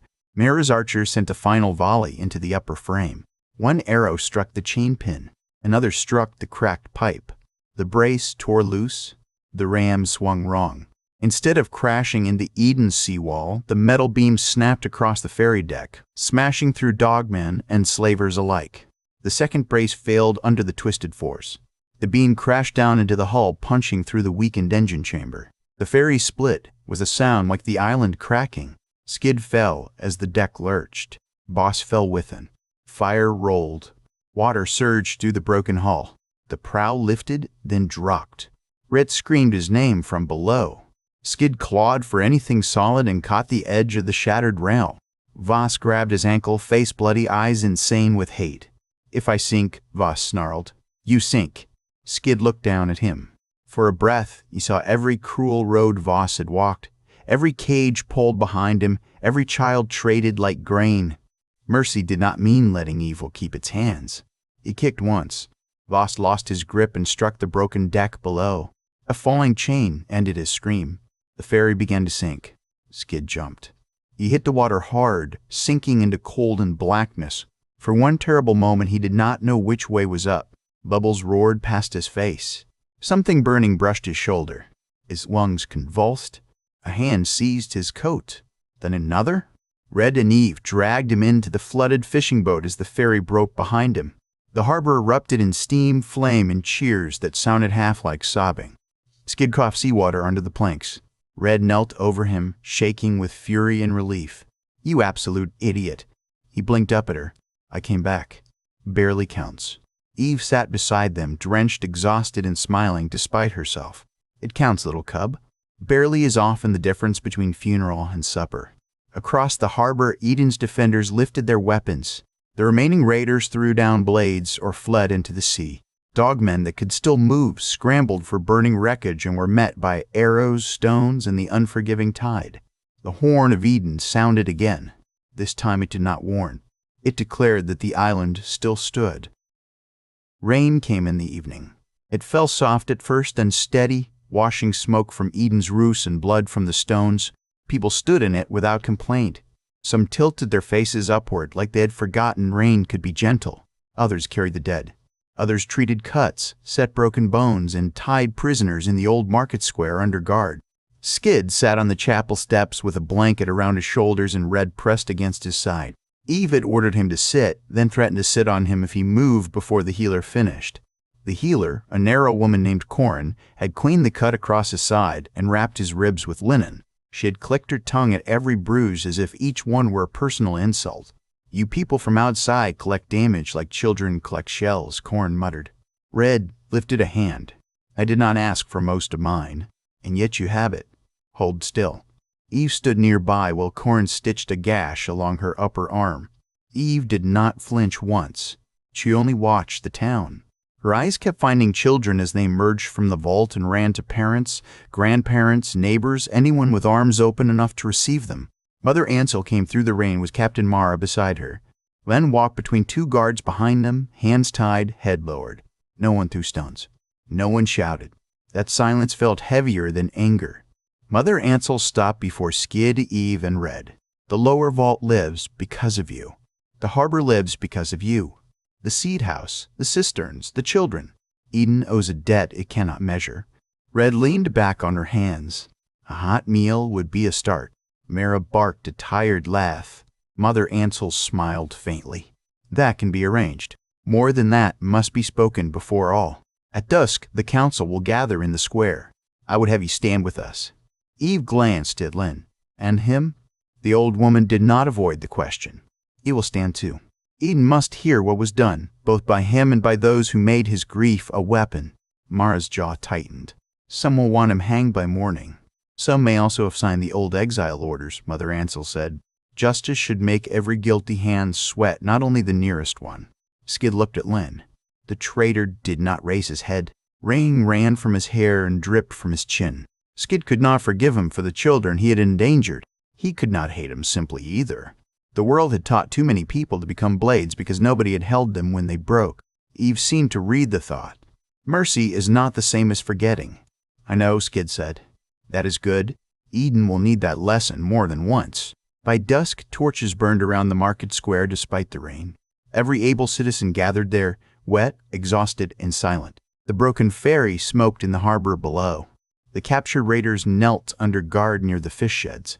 The dead had been covered with clean sheets. No victory sound rose. Eden had won, but the cost stood everywhere. Mother Ansel climbed the council platform with Mara at one side and the surviving counselors at the other. Skid noticed how small the old woman looked against the wide square, and how little that mattered when she began to speak. "Today Eden was attacked by monsters from beyond the channel," she said. "That is true, but not the whole truth. Today Eden was attacked by our own secrets. A son of this island betrayed us. He did so from grief. That grief began years ago when fear-guided Council Wall and a sick child was sent beyond protection. A shudder moved through the crowd. Some faces hardened, others lowered in shame. We cannot rebuild a wall high enough to keep out every enemy," Mother Ansel continued. "We can build a people honest enough that grief does not have to whisper in dark corners until slavers answer it first. The old exile orders end tonight. Quarantine will protect the many, but no child of Eden will be cast out alone to die unnamed." A woman near the front began to weep. An older man looked as if he might protest, then saw the covered bodies and closed his mouth. Mother Ansel turned toward Skid, Eve, and Red. "3 strangers came to us from the waste. We measured them first by fear. They answered by fighting for our children, our food, our water, and our future.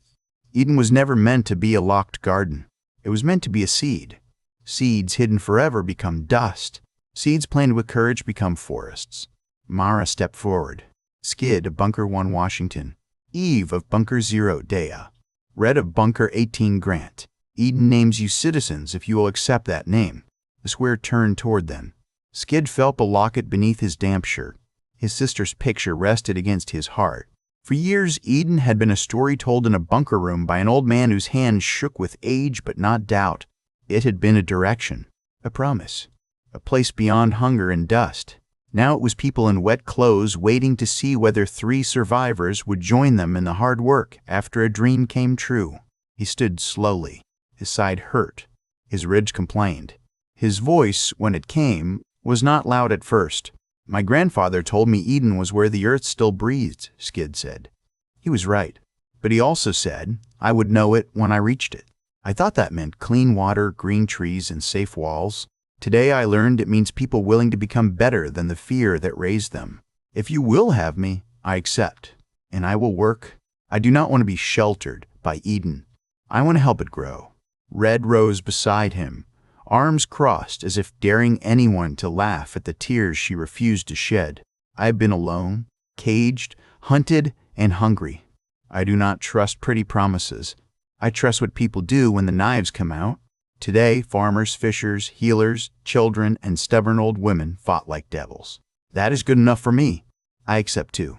But if anyone tries to make me wear ceremonial shoes, I will start trouble. Laughter moved through the square, fragile but real. Eve stood last. Rain silvered her hair and softened none of her strength. For a moment, she said nothing. Skid knew she was seeing another child, another bunker, another loss that had followed her across 10 years of waste. I had a daughter, Eve said. Her name was Leora. She died in a place that called itself safe.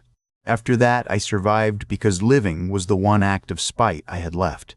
Then I found a polite young fool on broken stairs, and later a red-haired menace with more courage than caution.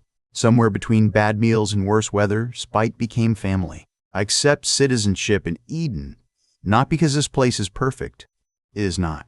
I accept because imperfect people who keep choosing each other may be the only miracle left. The square was silent and filled with applause, not neat, not formal, but rolling and human. Red leaned into Skid's shoulder. Eve looked away, pretending rain had gotten in her eyes. Later, after food had been served from great steaming pots and the injured had been settled, the three of them walked to the northern bluff. The storm had passed east. Stars opened above the island, sharper than any Skid had imagined from bunker stories. Below, the sea moved dark and endless, carrying wreckage away from the harbor. For a long while, none of them spoke. Red broke the silence first. So this is Citizen Skid. That sounds strange. Everything about you is strange. I find it charming against my better judgment. Eve sat on a flat stone with a weary sigh. I'm too tired to supervise flirting. Keep it respectful or at least quiet. Red grinned. She admits it is flirting. That counts as progress. Skid looked out across the sea. Somewhere beyond the dark water lay the mainland, the gorge, the poisoned plants, the ruins, the stairs where Eve had found him, the bunker door he had opened because an old man believed stories could become maps. He reached for the locket and opened it. His sister smiled up from the tiny picture, forever young, forever unable to see what he had found. For the first time, the grief did not feel like a chain around his throat. It felt like a hand in his, walking as far as memory could go. I made it, he whispered. We made it. Red's fingers slid into his free hand. Eve's hand settled on his shoulder. James would have liked this view, Eve said. Skid nodded. He would have said the sky was showing off. Smart man, Red said.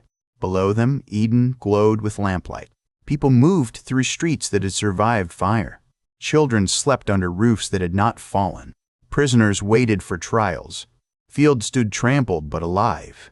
The island was not untouched anymore, not if it ever truly had been. It was marked now by the same world that had scarred everything else. But it was not broken. In the days that followed, work replaced ceremony. Skid helped prepare the harbor gate with Eden carpenters and fishers. His hands learned the weight of clean timber instead of bunker steel.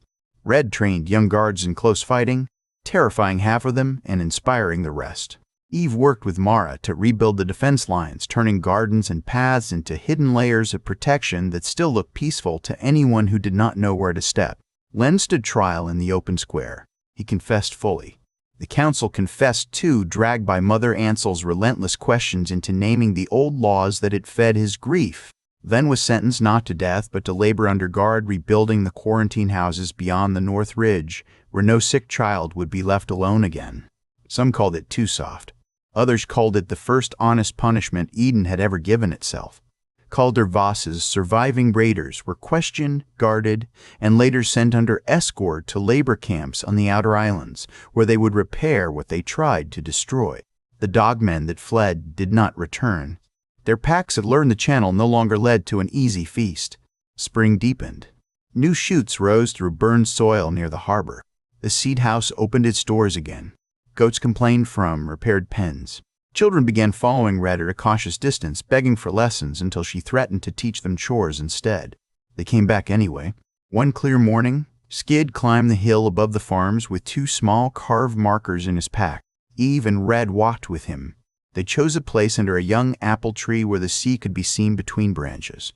Skid set the first marker for James, though no bones rested below it. He set the second for his parents and sister, because grief did not require a grave to deserve a name.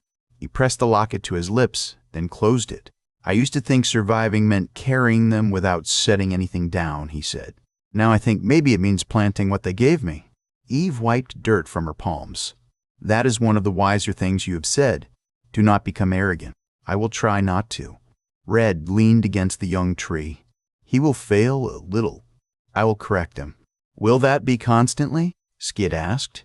"Loathingly, most of the time." Eve looked at the markers, then took a small folded cloth from her pocket. Inside was a child's hair bead, faded blue, cracked along one side. She dug a small space beside the tree and buried it with care. "For Leora," she said. Skid and Red stood quietly with her until the wind moved through the apple leaves. That evening, Eden held a meal on the terraces. No speeches were planned, which made everyone grateful. Lamps hung from branches. Music drifted from a fiddle repaired after the raid. Red pulled Skid into a dance he did not understand and laughed when he tried too hard to count the steps. "Stop thinking," she said. "Feel where I move." That instruction has caused trouble before. Her smile turned wicked. "That is good. You remember." Eve sat nearby with Mara and Mother Ansel, pretending not to watch them with deep satisfaction. When Skid spun the wrong way and almost collided with a table, Eve called, "Little cub, your footwork remains a public concern." Red laughed so hard she had to lean against him. For the first time in his life, Skid did not feel he was moving toward a story someone else had told him. He was inside one now, uncertain and alive, with people who argued, bled, healed, and stayed. Much later, when the lamps burned low, he walked alone to the edge of the terrace. The sea breathed below. The mainland lay hidden in darkness beyond the horizon, scarred by the past, even if he would not speak the forbidden word aloud. He thought of bunkers still sealed, of roads still hungry, of people who had never heard of Eden or had heard and believed it a lie. The sanctuary could not remain only a refuge, not forever. A seed had to travel. Red came up beside him and bumped his shoulder. "You are thinking too loudly again. I was thinking Eden should not be the end." She studied him, then looked toward the dark sea. "I know. Does that frighten you?" "Everything good frightens me a little. That is how I know I care." Eve joined them with 3 cups of warm cider. She handed one to each and followed their gaze. "Let me guess. You two are already planning to save the whole ruined world." "Not tonight," Skid said. "Excellent news. I am old and my knees insist on one peaceful evening before the next impossible mission." Red lifted her cup. "To one peaceful evening." Skid raised his. Eve did the same. The cups touched softly. Above them, the stars burned over Eden, not as distant promises now, but as lights over a home that had survived the dark and would open its gates with wiser hands. Skid stood between the woman who had found him and the woman who had chosen him, with the dead behind him honored, the living beside him stubborn, and the future ahead no longer empty. For the first time since the bunker door opened, the wind did not sound like a warning. It sounded like morning on its way.